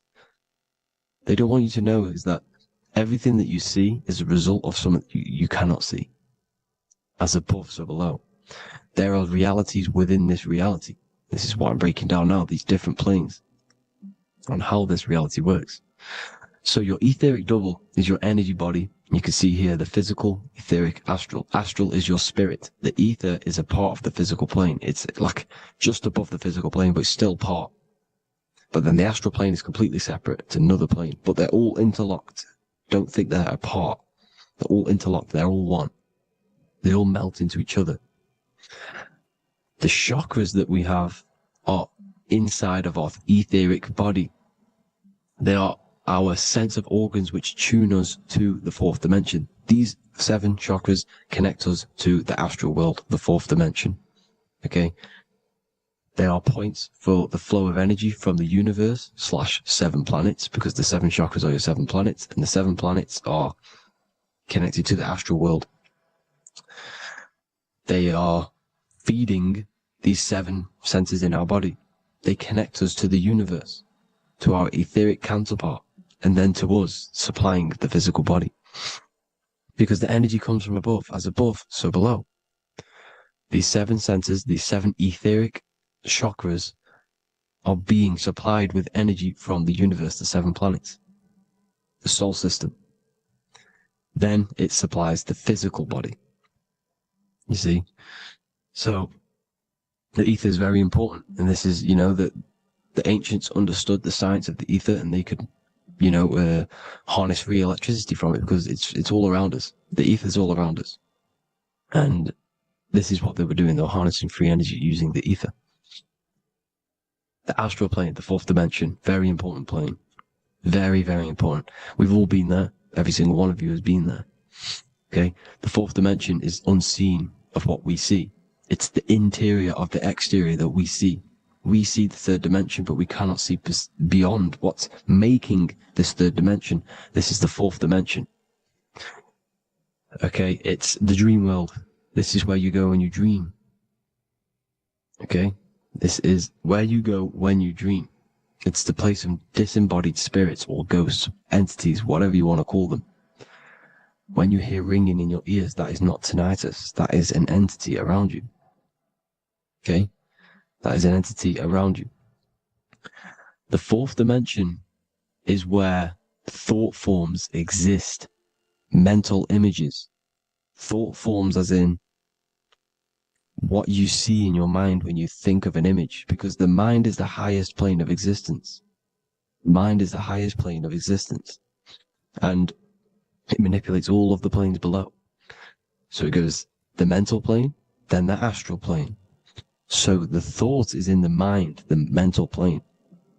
That just the thought alone, no image, but then the form depiction, the thought form exists. It manifests in the astral plane as a sort of image, an entity, a living conscious being. So this is why thoughts are things. You see, thought forms exist within the fourth dimension. So when you imagine something, when you are, for example, right now, look into your hand and imagine there's an apple in your hand. If you can see that, you are seeing into this fourth dimension. You can only see into this fourth dimension using the mind's eye, not the 2 eyes, the mind's eye. When you shut off the 2 eyes into darkness, the third eye opens. The mind's eye is open. And you can see, this is astral travel. You got to work on astral travel. And you will see this astral plane, this fourth dimension. And there are 3 different sections to this astral plane. Higher, middle, or lower. So yes, there is a kind of a heaven and hell, and a mid-God. Heaven being the higher vibrational entities manifesting higher vibrational thought forms existing there, the lower vibrational thought forms existing in the astral plane. But these thought forms are beings. You can create these beings. They're called elementals. Okay? If you entertain specific thoughts for long enough, this will plant a seed and it will grow. If you keep, so for example, You have a bad feeling or whatever. What's a good example? Unforgiving someone. You keep that energy inside of you for long enough, it will manifest in the fourth dimension. You entertain that thought long enough, it will manifest. And it will create an etheric body, and it will be an entity which will harm you. It will feed off you this low vibrational energy. Your mind is so powerful. It creates thought forms, and these thought forms can take consciousness, can take bodies, etheric bodies. Now, that's why it's very important that you master your mind, master your thought patterns. So this fourth dimension is the astral world. So when you have a nightmare, this is the lower astral plane. You're in the lower astral plane. Whilst this physical body rests at night, your consciousness, you awaken this other body, your consciousness goes inside of this other body, whilst the physical body lays asleep. You see? So it's all inside of you. This way you need to understand. You just haven't awakened these bodies yet. You can awaken them. You just got to awaken them. Okay? The next is the mental plane. This is the mind, the source, pure cause, pure motion, the most less dense, the most fluid. No form. There's no form to the mind. Astral plane is the first plane where a form takes existence, pretty much. The mental world has no form. It's pure mind, pure intelligence. Thoughts alone exist here without any images or manifestation. The most fluid, the most dreamy, the most causal plane. All of the rest take the effects of this plane. That's why it's mind over matter. Your thoughts they create vibrations. Each vibration is vibrating on a specific frequency, which creates mental images, creates effects down here on this physical plane. This is why it's so important to master your mind. Master what you think. Master your mind. It's the hardest thing to master. You could conquer the world, but it's probably harder to conquer your own mind than to conquer the whole world. I can promise you that, because the mind can play tricks on you. You got to listen to that inner guide within you that will constantly manifest the good things. So anyways, people, hope you learned a lot from this. Please work on trying to activate these other bodies. I will maybe do another video on trying to activate these bodies if you wish. Please comment down below if you would like to see that. And have an amazing day. Please like, subscribe, comment down below any video ideas you want me to do, any information you want me to spit. Thank you all. Have an amazing day.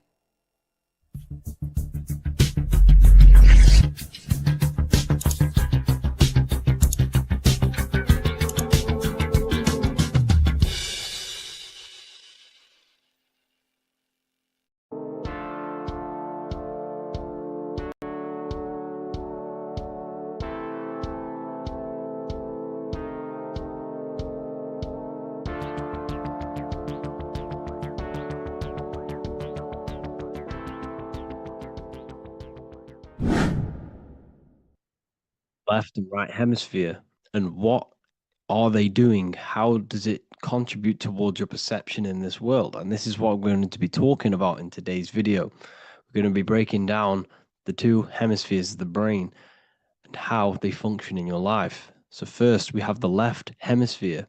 This is the logical hemisphere. This is the analytical, divided, scientific, or verbal hemisphere. The right hemisphere is creative, wholeness, artistic, symbolic, and metaphorical. The right hemisphere does with non-verbal things. It produces a holistic perception. It is more to do with creativity. Because what you must understand is that we are not in the external world. The world is produced by our brain. We see with our brain. Our eyes are a part of the brain. What we touch is the brain's interpretation of electrical signals on the nervous system. What we smell is the brain's interpretation of smell through the nose. What you taste is your brain's interpretation of chemical reactions on your taste buds. So what you are experiencing is the brain. The brain is a computer creating a simulation. and you have two hemispheres which breaks down this reality. So essentially, the brain is the perception creator. It creates perception. So if the brain is creating this, who is the one experiencing the brain? Well, that is you, the consciousness, the mind, the all-seeing eye. You are the all-seeing eye experiencing the brain, the observer behind the brain, behind reality, behind the emotions. So if you're walking through a woods, this left brain sees individual trees. The right brain sees the whole woods. It sees the biome. It sees the bigger picture. So when you are walking through this woods, the right brain picks up a holistic perception of reality. It creates the woods as one unified woods. The left brain's job is to break this down and analyze it so that we can see individual things. And this is also necessary for humans to have the ability to break things down and manipulate things in this world. So without this left hemisphere, we could not manipulate things and break things down. So this right hemisphere is important because it sees the whole woods. It sees humanity as one unified consciousness. However, the left hemisphere sees individual egos. So the left hemisphere is the place of the ego because it only understands it sees the world very divided. Okay. So, for example, here's another example of the left and right hemisphere. If someone pulls out in front of you in traffic, your left brain is going to start going crazy and analyzing them, calling them names. The right hemisphere, however, sees the bigger picture. Maybe he didn't see you. Maybe it's just a mistake. Maybe he's in a rush. You see how the two brains are very different. They do the same thing, but they function in different ways. The right hemisphere is feminine, the left hemisphere is masculine. So, like I said, this person pulls out in front of you, you start to think with the left. If you start to perceive that in the left brain, you're going to start analyzing them, you're going to start going crazy and calling them names because you're analyzing it. You're not seeing the bigger picture behind it. You're not seeing it from his perspective. So there is a crossover. So the left hemisphere of the brain controls the right side of the body, the right ear, the right eye. Everything to do with the right side of the body is connected to the left hemisphere, and the right hemisphere controls everything on the left side of the body, including your eyes, your arms, your legs. So everything is crossed over, and even your visual field is crossed over. So this is your visual field, as you can see here, and even the left side of your visual field goes to the right brain. There is a crossover. No one really knows. There's not really a reason for this. However, this is how the human body is designed. As we all know, the human body is the most advanced piece of technology on the face of the earth. They cannot replicate the human body. And they tell you it has no creator. This is crazy. People are that brainwashed, they can't even understand that their body is the most advanced piece of technology. Your body is so advanced, the computers that you use are mimicked of the body. Everything they create is mimicking nature, but they don't show you how intelligent nature is because they don't want you to understand you're in an intelligent design. So anyways, let's get back on track. There is a crossover in the brain, and this is why they teach you to write with your right hand. And I was speaking to someone who's in a nunnery, or whatever you want to call it. They were a nun, or they knew someone who was a nun, and they forced these people, these nuns, to write with their right hand. You had to write with your right hand. This is why, I'd say at least 70% of the world, or 80%, is right-handed and right-legged, because they taught us this to activate the left hemisphere more because of this crossover that happens in the body. So when we are using this right side more, we are using that left hemisphere more. Why? Why are they doing this? Well, they also called it writing. Writing is a spell, to cast a spell on you, to use that right side of the body so that you use this left hemisphere, because they want you to see the world as a divided perception. They don't want you using the right hemisphere. using that left side of the body to activate the right hemisphere to see the bigger picture and see how everything is all one and everything is created. This left hemisphere domination keeps you from seeing the connections between everything, because that left hemisphere analyzes, it breaks things down. So when we are left hemisphere dominated by using the right side of the body, we are essentially seeing everything as divided. And this is why so many people will not understand my work, because my work connects dots and connects fields of knowledge, and makes you see the bigger picture. So people who are left hemisphere dominated will see my work and think this guy's crazy. But everything, it's all about activating that right hemisphere. So they called it writing because every word you say is molding your mind in some sort of way. The things you see is molding your mind. Everything you take in through the five senses is molding your mind. And language is a massive spell, especially the English language. They called it writing so that you use that right side. It's a spell because your subconscious mind picks up everything you say. And 90% of your daily basis behavior and thought patterns is produced by these subconscious programs within the subconscious mind. Essentially, your conscious mind is only the 10% of you. The conscious mind is just what you're aware of, what you're wearing, how you're feeling, what you're thinking. That's your conscious mind. The subconscious mind is controlling every system in your body. It's telling your heart to beat without you being conscious of it. So essentially, this is what they're programming. They're programming this system in the back of the mind, which is controlling everything through the words. And this is what spells are, because it's all about creating perception in the subconscious. So they want you to use that right side more. I truly believe the ancients, they were balanced. They used the left and the right side of the body. They didn't have a stronger side because they understood this science of the body and how the body works. So this is actually called phonetics. It's not etymology. Etymology is the study of root words. Phonetics is the study of how words sound similar. The way words are spoken. So phonetics, phone, is why we call them a phone, because you speak into a phone. So this is write and writing, to use that right side to activate the left hemisphere more. So your hands are a manifestation of your brain. The left hand is the right brain, the right hand is the left brain. And as a child, we were always taught that when you place your hands together like this is the size of your brain, which is true because your hands are a part of your brain. They're an extension of your brain. Every part of your body other than your brain is an extension of the brain. Everything's working and feeding back information to the brain because you're experiencing the brain. So another trick that you can do, or another exercise, is looking in the mirror and closing one eye at a time. If you close your right eye, if you take your top off, for example, you'll analyze your body if you close your right eye, because you're using that left hemisphere. Sorry, other way around. If you look at yourself through your right eye, you'll use that left hemisphere, which will analyze yourself. You'll see individual body parts.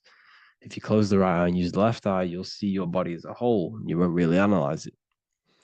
This is how you can analyze yourself using these two hemispheres. So this whole system is created to keep you thinking logically and to restrict you from creating and restrict you from understanding symbolism, allegories, metaphors, and teamwork. They want you stuck in a logical way of thinking and a logical way of seeing the world. This is why when you go to school, you are told exactly what to do. You're told to think this way and no other way. You're told to do orders, do this. It's a very left-brained system, because if we all started to open up this right hemisphere, we'd all see, wow, everything is all one, everything's all connected. And this is what my work is doing. I'm showing you everything is one. The physical world is an illusion of duality, but everything comes from the one source, the one mind. The universe is a giant mind. I am mind, you express mind. We all possess mind. Behind the physical body is the same mind consciousness. And we are all expressions and fractals of this infinite consciousness called mind. And this is what they don't want us to figure out, is that we are all just one consciousness expressed. It's an infinite consciousness. It's even in the squirrel, it's in the dog. All of these different animals, they're just different bodies, but behind the bodies is the same consciousness, which is mind. That's what the pineal gland is. The pineal gland is not the mind, and it's not the third eye. The third eye is your mind. If you have a closed third eye, it just means you have a closed mind. If you have an open third eye, it just means your mind has expanded from beyond physical things through astral projection and mystical experiences. This is how you gain an open third eye. It's just an open mind. A mind that has astral travel, that has explored the realities within the mind. So everything they do is to keep us in a divided state. Divide and conquer, right? That's their motto. All to keep you thinking how everything is divided. Everything they've done is division. Postcodes, countries, everything is divided. Like football teams and all this stuff. It's also a natural process when you grow up, because as you grow up, your brain is constantly analyzing the world. So this is sort of a natural process of how you become more left hemisphere dominated, because your brain is always analyzing. And unless something awakens you, you can awaken that right hemisphere where you can start to see the bigger picture. Even the music, all tuned to 440 hertz, shuts down the right hemisphere of the brain. 440 hertz, Spotify, Apple Music, the radio. Every time you turn on the radio, it's tuned to 440 hertz. This was specifically tuned. It never used to be tuned to this. It was in the 1950s. It was changed. The standard music tuning was changed to 440 hertz because it shuts down that right hemisphere of the brain. They don't want you thinking, seeing the world in this way and perceiving things as one. I'm going to show you. It tells you this in the Bible. Cast the net onto the right-hand side of the boat and you will find the fish. What was Jesus saying? You see, people read the Bible and they don't understand it. If the Bible is not talking about you, then it has no meaning. The Bible, everything you read in the Bible is about you and how it can better your life. It occurs to you. So if Jesus says, cast the net onto the right-hand side of the boat, this is an allegory. The boat is your body.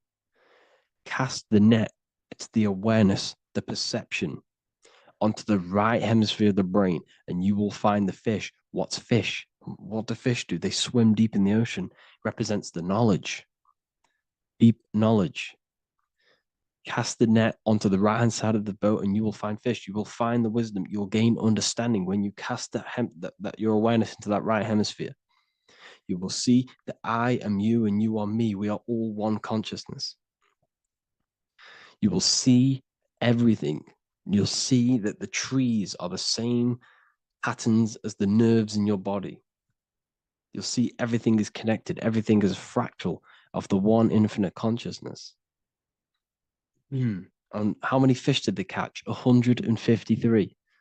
That adds up to 9. This is now numerology. The Bible's filled with numerology. Adds up to 9. What's 9? Human consciousness. It represents consciousness. You're in the womb for 9 months. Feminine. It's all about consciousness.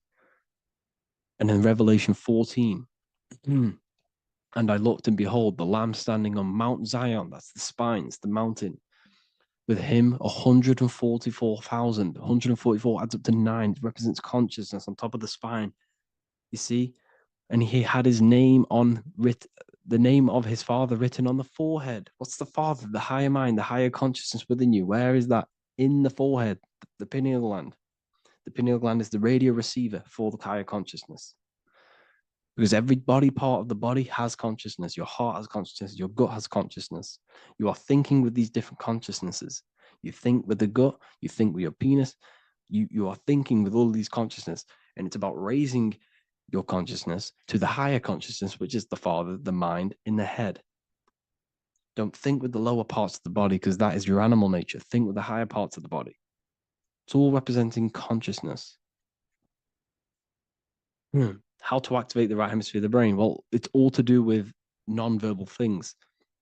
So music, Music will activate the right hemisphere. Make sure it's tuned to the right frequency, though. 432 hertz, 528 hertz. Any frequency that adds up to 3, 6, or 9 is good for you. Meditation, turning off the thoughts, and you raise yourself to the higher brain. Symbolism. Symbolism is all right hemisphere. Reading between lines, metaphors, determining the Bible, it's all right hemisphere. Seeing the bigger picture, it's reading between the lines. So tithing in the Bible. These people in the churches are giving 10% of their money to the church. It's nothing but a scam. What these people have done is they have externalized the Bible. They have taken the Bible and literalized it so that they can make a business out of it. So what they're doing is a tenth of the produce of what it says in the Bible, a tenth of the produce of the land, whether grain or fruit, is the Lord's and is holy. So what's that saying? The tenth of it's basically saying give the 10% to the Lord, to God. What does that mean? Well, what's the land and the fruit? This represents physical things, the physical things that you have. The tenth of the physical things that you have. What's that? That's your ego. All the physical things that you have is all to do with your ego. That's the lower self. The ego, what is the ego? It's the mind's perception of the physical self. You had no ego when you were a child. Okay, when you were a child, you had no ego. As you grew older, you created the ego. But the ego is the full self. It's the echo. Ego, echo. It's the echo of the full self. So it's saying give the ego over. Take away the animal self. In that left hemisphere, that's all to do with the left hemisphere. That left hemisphere sees the ego. It sees individuality. It's divided. So it's saying give that 10%, give that 10% of you over to the right hemisphere, the 90%. The 90% of you is in that right hemisphere, the higher self. Now, I'm not saying the left hemisphere is bad. Okay, I'm not saying that at all, but it sees it sees things divided. It's like I said, the left, the hands are manifestations of the brain. So when these Christians are praying, they're putting their hands together. What are they doing? That they're syncing the brain hemisphere is what you're doing, because everything's an extension of your brain. So if you put your hands together, you're putting the two hemispheres together. And what's happening when you place the hands together? All the electricity in the body is now running in a circuit. So once you connect these two hands, the electrical energy is now running in a circuit. And energy can move around the body quicker and more efficiently. So when you pray, when these people are praying, they don't realize that they're engaging in ancient forms of meditation, of balancing the two hemispheres. So now we're talking about balancing the hemispheres, not the right hemisphere. This is what Israel is. Look at the symbol for Israel, the up triangle and the downward triangle. What's that? The up triangle represents male. The downward triangle represents female.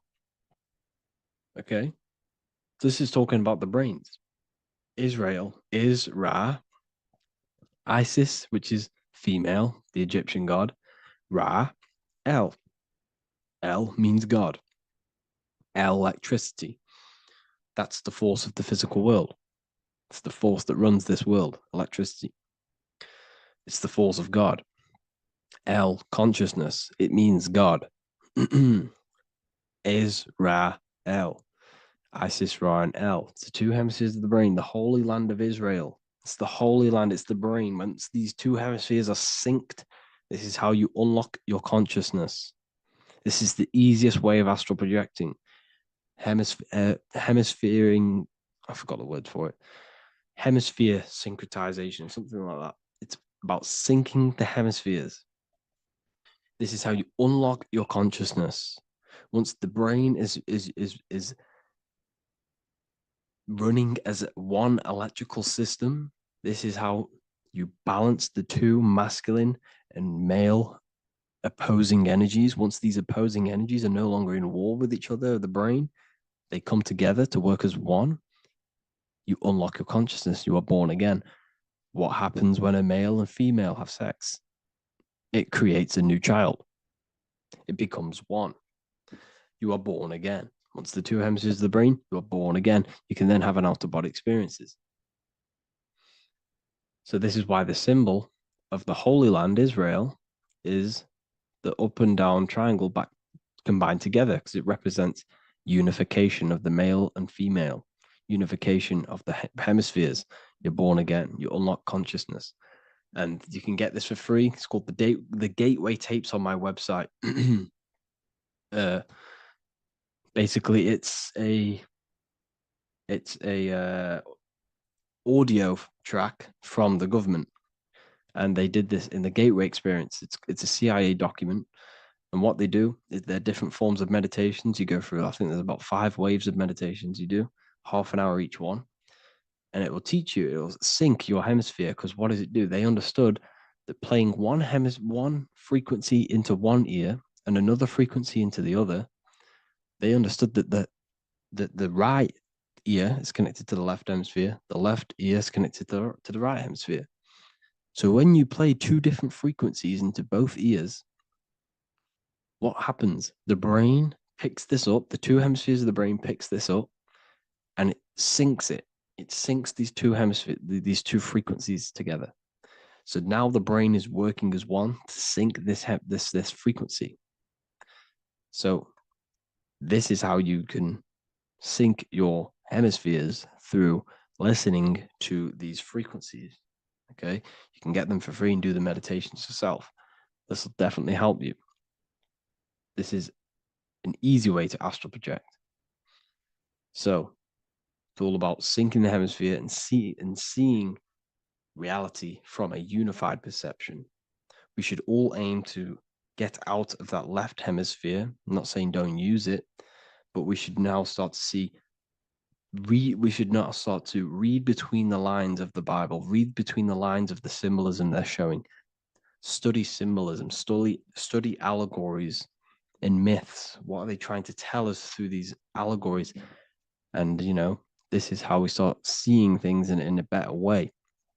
Once we understand that we are all microcosms of an infinite consciousness, we can all come to one, because love is the unifying force of this infinite consciousness. We are all divided. We are all disconnected from our hearts. Once we all connect with our hearts and see that everything is one, we can all start to love and come together as one, because love is the unifying force of consciousness. So if you haven't already seen, I now have launched the Ethereal University. I will be doing lectures like this one, but even better, deeper, and even releasing knowledge that I can't talk about online, as they are censored. I'll be doing lectures every single week. I'll be doing live calls every single week. You also gain access to my library, which is filled with over 45 occult books, filled with knowledge. Okay, I'll show you now. Plus, you get my book, The Book of Wisdom, PDF form, and the Human Health Guide, PDF form. You also get all of this stuff, the health section, Q&As, ethereal meditations.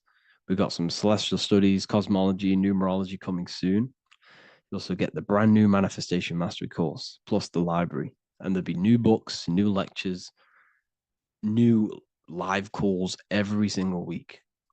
Or you can get the Book of Wisdom, use the code WISDOM in all capital letters to gain 40% off. This sale will be ending very, very soon. So if you're watching this, be very quick to get yourself a physical version or a PDF of my book. You can get it in all these languages. Hope you enjoyed this video, people. I'll see you inside the Ethereal University, the real university. Have an amazing day.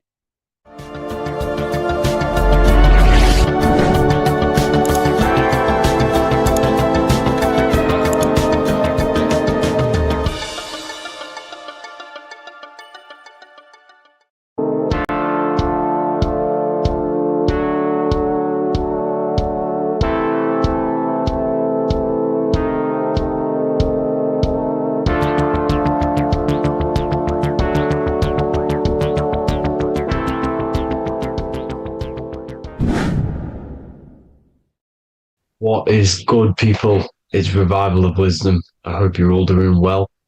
of this video is how to raise your holy oil or your kundalini. Let's get straight into this. So this is a monthly cycle. Every month, when the moon is in your zodiac sign, this oil is released. Now, the moon is in control of monthly cycles. For women, it's the menstrual cycle, and as well, this holy oil cycle. The moon changes sign every 2.5 days and passes through the zodiac signs in 27 days. So the moon tells the day, the sun tells the time, the stars tell the month. This reality is a massive clock, if you like to say. It's a cycle.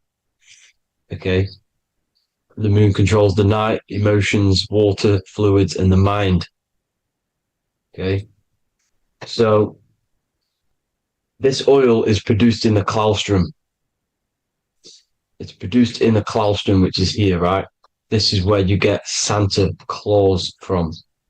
Now, the claustrum is at the center of the brain, and it is next to the pineal gland and the pituitary gland.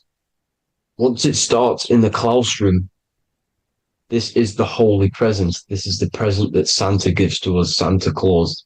And it goes to the pituitary gland and the pineal gland. And what's connected to the pituitary gland and the pineal gland is the Ida and the Pingala. The Pingala is the pineal gland's nerve, which is the honey, which is the positive charge, electric. And the pituitary is the Ida nerve, which is the magnetic charge. This is the milk, the land flowing with milk and honey. This is the brain, the heaven, okay? And it travels down the spine using these two nerves, these electromagnetic charge. And this is what the ancients symbolized with the two serpents wrapped around the spinal cord, the Ida and the Pingala. And this travels down to the sacrum or the solar plexus. Okay. So once it's here, okay, the spine is an elongation of the brain. So the spine is pretty much the brain. It's an extension of it. And it's kind of a microcosm of how we descended from heaven to physical reality, to physical matter, which is our consciousness has done. Our consciousness has descended from heaven into physical matter. And this is a microcosm of it. Okay. So once we're in the sacrum bone, this holy oil, like I've just explained, this holy oil starts in the Santa Claustrum, goes down the chimney to the sacrum. This is the sacrum, the solar plexus, and drops the present off at the sacrum. Now, once we're at the sacrum, we need to raise our vibration to take this oil back up the spine. Okay. And the River Jordan symbolizes this in the Bible. King Herod wants to kill Jesus in Nazareth, which is here, this is the River Jordan, is Nazareth.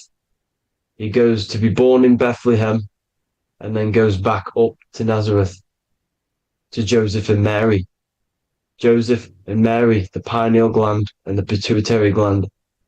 The Bible is huge symbolism. It's all metaphors for this sacred process which goes on inside of your body. You are the Temple of Solomon. You are the Holy Land. The Holy Land is your brain. Once this oil is at the sacrum, you need to raise your vibration in order to take it back up. Once this oil has gone back up to the pineal gland, it activates the crystals which are wrapped around your pineal gland. Your pineal gland is this tiny little beam here. This is the claustrum. This is the pineal gland. And it's wrapped in crystals. And when this oil travels back up the spine by raising your vibration, back to the upper room where Jesus met the 12 disciples, or the 12 cranial nerves in the brain. And it activates and it turns on this pineal gland. And once it's turned on, it illuminates all the cells and the nerves in your brain and turns them all on and activates the higher God man, the God consciousness, Christ consciousness. And it regenerates the whole body. This is the secret to regeneration. It regenerates all the cells in the body. And this is how the ancients lived for thousands and thousands of years, as talked about in ancient texts. They lived for hundreds and thousands of years because they knew this secret. And this fluid, this brain fluid, the secretion, or the Christos in Greek, which means gold, because this is the alchemical process from turning lead to gold. Your body is the alchemical furnace. Now, the ancients knew about this center of the brain because they symbol that this is the eye of Ra, and it's the brain, and this is what's wrapped around our consciousness. Our consciousness isn't wrapped around the brain. The brain is built around the consciousness. We are the consciousness. You don't have a soul, you are the soul. Okay? Now, the head, heaven, hell, heel at the bottom of your foot, that's hell. Head is heaven and hell. Simple. Now, the pineal gland produces DMT, which is dimethyltryptamine, which is known as the spirit molecule. So, let's move on. Now, when this oil travels up, back, the spine, the chimney, it crucifies at the top, which is called the vagus nerve. So when it reaches here, the optic thalamus, it crosses and crucifies once it's raised back up. And this is why Jesus dies at 33. He was crucified at 33. Because you have 33 vertebrae on the back of your spine. And then it's crucified by the cross of the vagus nerve. When this oil crosses the vagus nerve, this is the crucifixion at 33. And it symbolizes the death of the physical consciousness. You then become spirit. You then become God consciousness, activating the Kundalini, regenerating the body and the mind. Okay. The Garden of Eden. You are the Garden of Eden. The land of milk and honey is upstairs. The pituitary, which is the milk, the pineal gland, which is the honey, which is DMT. It even says this in the Bible. As he brought us into the place, and he has given us this land, a land flowing with milk and honey, which is also symbolized as the sun and the moon. The Bible also says, the light of the body is the eye, not the eyes, the eye. If therefore thine eye be single, thy whole body shall be full of light. This is the activation of the pineal gland by raising this oil back up to the pineal gland, to the center of the brain. Neither shall they say, see that here, or see there, for behold, the kingdom of God is within you. So he's saying, don't look out there. Nothing is out there. It's all inside of you. Everything's inside of you. You're the universe. Now, how to raise this oil back up to the pineal gland? Every month, like I said. The moon controls the cycle. The moon controls monthly cycles. When the moon is going into your zodiac sign every month, this oil goes down the spine and you must raise your frequency to get it back up. You must retain your seed. This is the most important. Your fluid, your secret, your holy fluid, your life force. You can't let that go. That life force is the reason you're alive. This holy oil is the reason you're alive because it feeds all of the systems in your body. It feeds all the systems in your body. You have to retain your seed, alkaline diet, positive thinking and meditation. Okay? When you retain your seed, you will live longer. The moment you release it, you're killing yourself. You're killing a piece of yourself every time you release your seed. Every single time. You're killing a part of yourself. Okay? Now, This could be why this could be the illumination, the single eye on the Illuminati's symbol, the Freemasonic symbol, the illuminated eye, the triangle, which could symbolize the body, mind, and spirit, but the eye illuminated. Now, in the Bible, it talks about the two trees, the tree of knowledge and the tree of life. The tree of knowledge is the tree of good and evil, which is the most important system in your body, which is the nervous system. The nervous system, the most important. The tree of good and evil. And the tree of life, which is the cardiovascular system. Now, this oil, when it's released every month, feeds these two systems, and these two systems feed everything. Now, it's important you understand that. Okay? The ancients knew all of this knowledge. The Bible's telling you this knowledge. But it's in a metaphorical way. You have to understand the context behind it so you can read it properly. Now, eating of the tree of life, which is when it talks about in the Bible, eating from the tree of life is actually symbolizing a bad diet, ejaculation, because you're eating from these two systems. You're killing yourself with a bad diet. You're killing yourself with an ejaculation. Okay? So, that's important to understand. Now, this is Jacob's ladder in the Freemasons. Jacob's ladder, which is the spinal cord. It's the stairway to heaven. And this is Jack and the Beanstalk when he goes up the beanstalk and finds the golden egg in the grey clouds.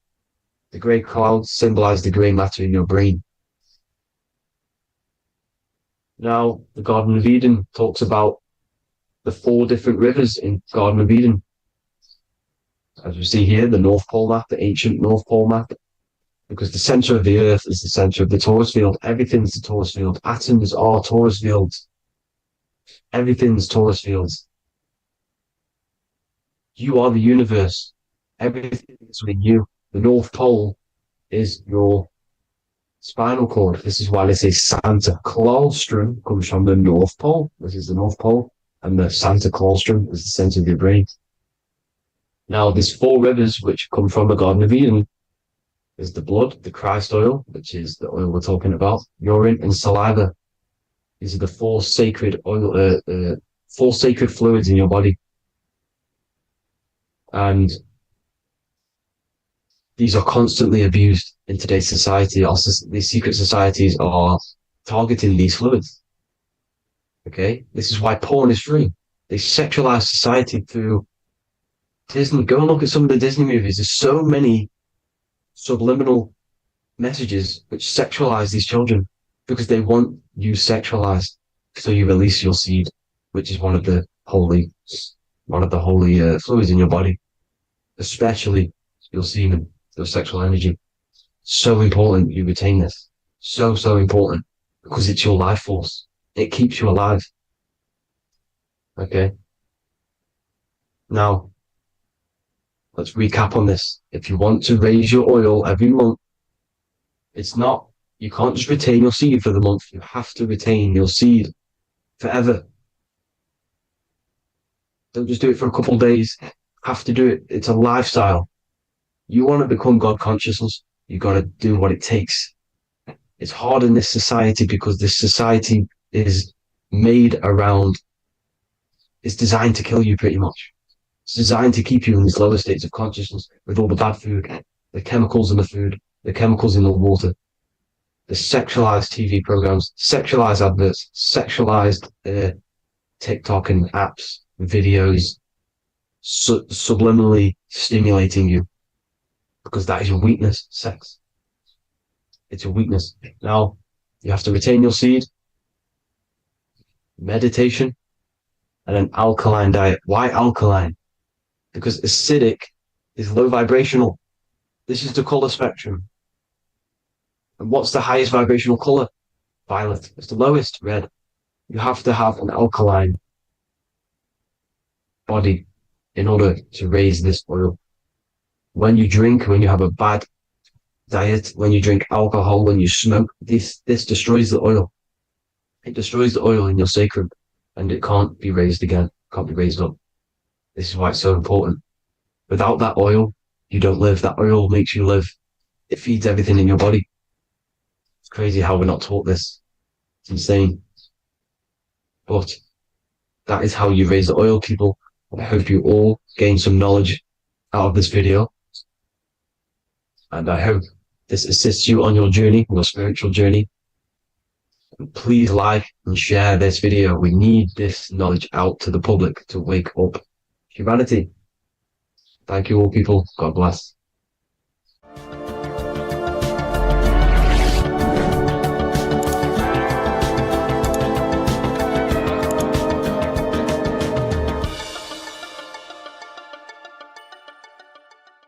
Welcome to Revival of Wisdom.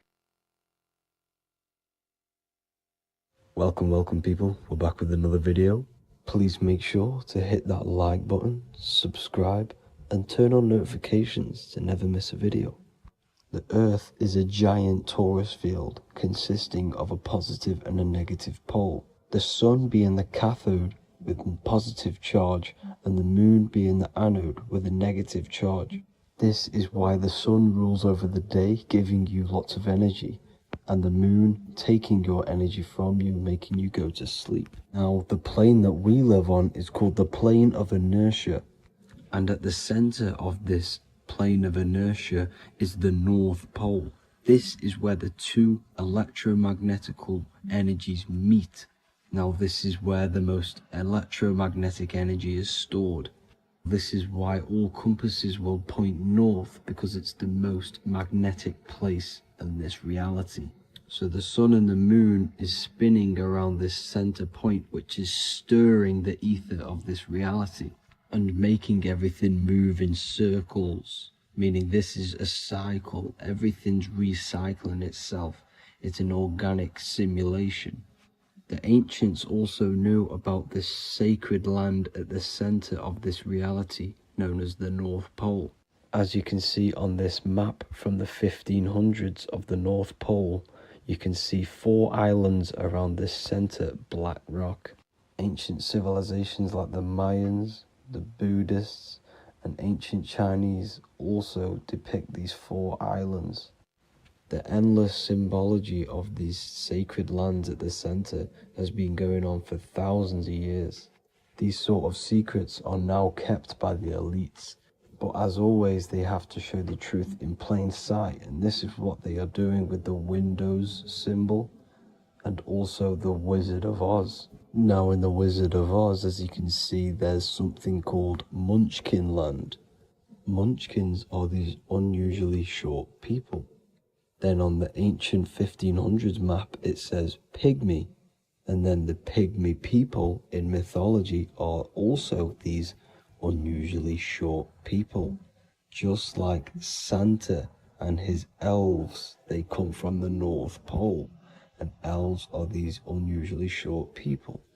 These stories that we are told about Santa and Munchkins are putting truth in plain sight about this sacred land. This sacred land at the center of the earth is where the aurora borealis comes from and is being emitted from this black hole in the center, also known as the black sun. The aurora borealis is the earth's aura, hence why it has the word aura inside of it. It is the life-giving essence to all life within this realm. As this dualistic reality we live in consists of both physical and spiritual, the black sun is like our sun for the spirit. It's our spiritual umbilical cord, connecting us to the spirit realm. And the rising sun is the opposite. It's our sun for our physical 666 carbon suits, known as our human body, our physical aspect. As it states in the 40,000-year-old emerald tablets, deep in Earth's heart lies the flower, the source of the spirit. The flower of life is as thine own place of spirit, and streams through the earth as thine flows through thy form, giving off life to the earth and its children. So the North Pole is the core of this spiritual reality, and the closer you get to it, the more spiritual and lucid it becomes. So the elites have covered this up in order for us to forget the true nature of this reality. And they did this cover up by introducing the globe model. Nicholas Copernicus was around in the 1400s and he introduced the globe model. As you can see, he is a Freemason. He depicts himself with a globe and a Masonic compass in all of his paintings and portraits. Galileo was also a Freemason, as you could see in all of his portraits with a globe and a Masonic compass. He was also a massive part of introducing the globe model after Nicholas Copernicus. So yes, the globe model was a spiritual and political move to gain more control over the masses. After the globe model was then introduced, they introduced the theory of evolution by another Freemason, Charles Darwin. See how these two theories go hand in hand? They both degrade humanity and they make you confused of where we actually came from. By hiding the true form of this divine creation and hiding the true power of each and every one of us, they maintain control over the masses. Now this is order out of chaos, known to be the 33rd degree slogan of Freemasonry. Now this is the Masonic cosmology, and as you can see you have the checkered board for the duality, the 5-pointed star for the 5 elements, the 4 corners for the 4 pillars, the all-seeing eye, which is Polaris, the sun, the moon, and the 7 stars. So even Freemasons are taught the flat earth cosmology and the true form of this reality. Now the true nature of the sun, the moon, and the earth is shown and reflected through the Masonic compass. The Masonic compass is the sun, the moon, Polaris at the top, and the black sun at the bottom. It makes sense why all the scientists who introduced the globe model all used the compass and the globe together, because it's truth in plain sight. As I explained in my other video, all Freemasons have to take the oath, so it goes to show, why are we all learning these theories from Freemasons who can't talk about certain topics that they learn about? Why should we believe their theories when they're holding back the real truth about this reality? Now going on to NASA. NASA means to deceive in Hebrew, and they are also funded by the government. They are not a private company. The old owner of NASA, Werner von Braun, on his grave has the Bible verse Psalms 91. The heavens declare the glory of God, and the firmament showeth his handiwork. Now why would the owner of NASA put this on his grave? Seems a bit suspicious to me, alongside with the NASA astronauts are all Freemasons. And not to mention the countless mistakes they've made on their live videos in space stations, the moon landing, and the CGI footage of the Earth, which is obviously photoshopped. Just by tricking the masses that they live on a spinning ball, the elites gain the perception of the masses. Not only does it hide the divine creation we're inside of, it hides the divine spark within you. It hides the creator, the source. And by believing in space and we live on a spinning ball, it makes people come to the interpretation of that we are a coincidence and we do not have any purpose. And of course this is false. When you come to realization that we are all a divine creation and we can create our own divine life in this reality, life becomes more sacred and you start to enjoy little things. The elites want you to believe everything exists only in the 5 senses. They want you constantly looking outside of yourself because they know that will keep you on lower states of consciousness. Now this brings me to our next point. By tricking the masses into the heliocentric model, the elites started to advertise aliens in the movies, in cartoons and magazines in the late 1940s. Now this is subconsciously programming us about aliens and extraterrestrial threats, which then they can use to their advantage. And this is something called Project Bluebeam. They are more than likely going to fake an alien invasion to push this 2040 agenda, which is for one government and one ruling currency. That's it for this video, guys and girls. Hope you all enjoyed. Please make sure to leave a like and a comment. God bless you all. Hello, everyone. Today we're going to be discussing the esoteric and occult meaning behind the story inside of Genesis, the story of Adam and Eve. This is a widely known story, but not many people know the true esoteric meaning behind it. Okay. So today we're going to be breaking this symbolism down. Before we get into this, please leave a like and a subscribe on the channel. I would greatly appreciate it. And please comment below any lectures or anything you wish to know, and I could maybe make it in the future. The first thing we must understand about the Bible is that it is an esoteric and occult book. It is written in allegory. It is written in such a way that we understand the book compared to our level of perception. Now, what do I mean? If a child read the Bible, they would gain a standard meaning and story behind it. They would gain a normal interpretation of the book, of being good, praise God, and be a good person. However, me, who have studied the occult and esoteric and symbolism for a very long time, when I read the Bible, I see a deeper meaning. I can read between the lines of the allegories, which means the Bible is written in such a genius way that it speaks to your level of intelligence. Depending on how advanced you are mentally and with knowledge, will depend on how you decipher this book and how the parables inside the book can speak to you in your personal life. Okay? So the Bible is the greatest psychological book ever written in history. This is why it's known as the greatest story ever told. It's a story. What we must understand with the Bible is that the Bible creates on the surface a logical way of thinking, which is what we call religion. We read the Bible and if we think logically and we take that book literally, then we gain a religion.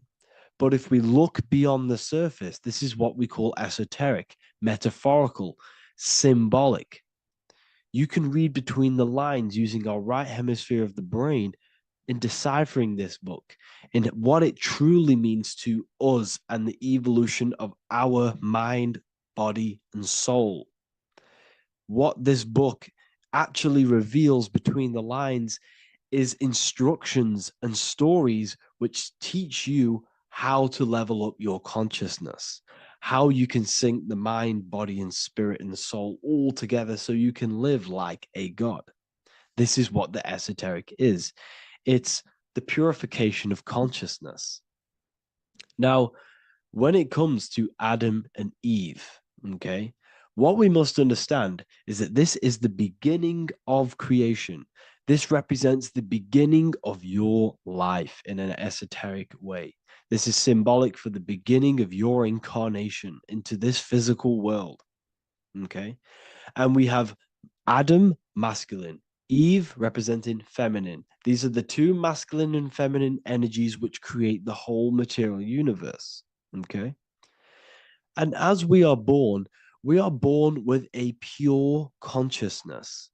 We are born with pure consciousness. Well, now, what do I mean? As a baby, we have no knowledge. We are pure essence of the soul.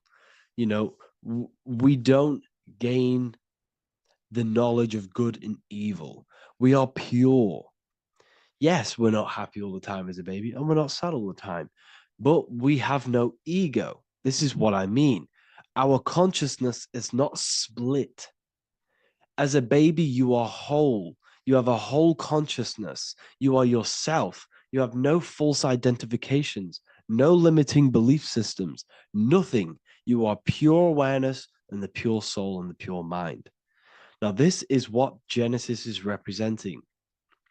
As we grow older, the more experiences we gain, the more thoughts we start to think, the more knowledge we gain of this world, the more impure our mind, our heart, our soul, our spirit becomes, the more impure our body becomes. As we grow older, we're infected with negative beliefs, negative thoughts, and society norms. This is a big one. As we grow older, we are molded by society. We shut off areas of ourself and we push them away so that we fit in with society. We all know this. We all did this in school. We pushed away parts of ourselves to act cool or to fit in, whatever it may be. Whatever type of person you were in school, we all went through this because society and culture is programmed. So as we grow older, our consciousness splits. We gain a persona, an ego, and we gain a shadow self, the subconscious, and we gain an ego. Now, the ego is what you show to people. It's that character that you show, that you put on to your culture, to your family, to your friends. This is a false identification. And we also gain a shadow self. The shadow self is gained through experience. This is the subconscious. Our ego is created through experience. And so is the subconscious and the shadow self. Okay. So as we gain age in this material body, we fall from the Garden of Eden. We gain the knowledge of good and evil. This is what the symbolism represents of us leaving the garden, us eating from the fruit. Now, the fruit represents the knowledge, it represents the insight, the experience, which splits our pure consciousness. Our soul splits. Okay? We lose connection with the divine. We lose connection with our pure self through material experiences. We may lose ourselves in material experiences. We may lose ourselves in lust and material gain, wealth, and all of these lovely things that the material world offers.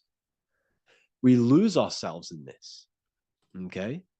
And not only that, there's another symbolic thing that we're missing with being a child.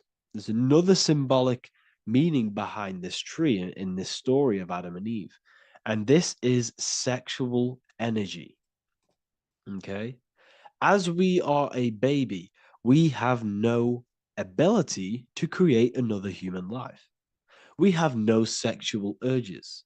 We have no desire for the material things as a baby. Nothing. As we grow older, our sexual energy cultivates around the age of, it's like 10, maybe earlier for some people or later for some people. This is what we call puberty, when our sexual energy activates. This is when the masculine and feminine energies are present within the body. And we are now given the ability to create human life. We're now given the ability to bring in a soul into the material world. Now, this is what we believe and know in the esoteric world. That is what sex is. You're bringing a soul from the astral into the physical. Okay? So, as you grow older, you gain this ability to use the power of creation. You gain this force within you that allows you to open a portal in the astral and bring in a soul to the material. Now, this power can be misused. This power is very powerful and should not be misused.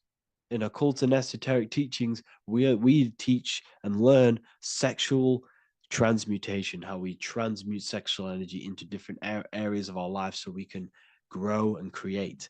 Because sexual energy is creative energy. It creates a whole new human being. So if we retain it, we can transmute it into creativity. So this energy is kind of corrupting us as well. And now I'm not saying growing up is evil, all this thing is evil. This is a natural cycle that we must go through. The soul of us must go through this cycle so that we learn, so that we overcome it, so that we gain mastery over ourselves, so that we expand ourselves. I recommend you watch the Evolution of Consciousness lecture that I did on my YouTube. An amazing lecture. It talks about the evolution of consciousness and how we're on a never-ending cycle of life and death and expansion. So leaving the Garden of Eden is symbolic. You see, Eve represents emotion. She's feminine. Adam represents action. That's why he bit the apple. You see, Eve takes the apple and tempts Adam because she's the emotion. She's the sexual desire. And Adam eats it. He releases. He misuses the power of his creation. He misuses his consciousness because of material illusions and material desires. This is natural. Okay. As we grow older in this life, our soul has to experience sin. We have to experience negativity. We have to experience evil. Okay.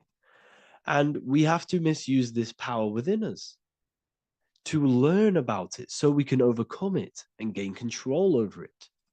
Now, this is why the Bible says in Genesis 3:6, for God doth know that in the day ye eat thereof, then your eyes shall be opened. Ye shall be as gods, knowing good and evil. This is very, very, very symbolic. We come into this world to experience a dualistic way of reality. We come into this world to challenge ourselves so the soul can grow, because the soul comes from pure love from God. But we come into this world so the soul may know what it's like to be evil.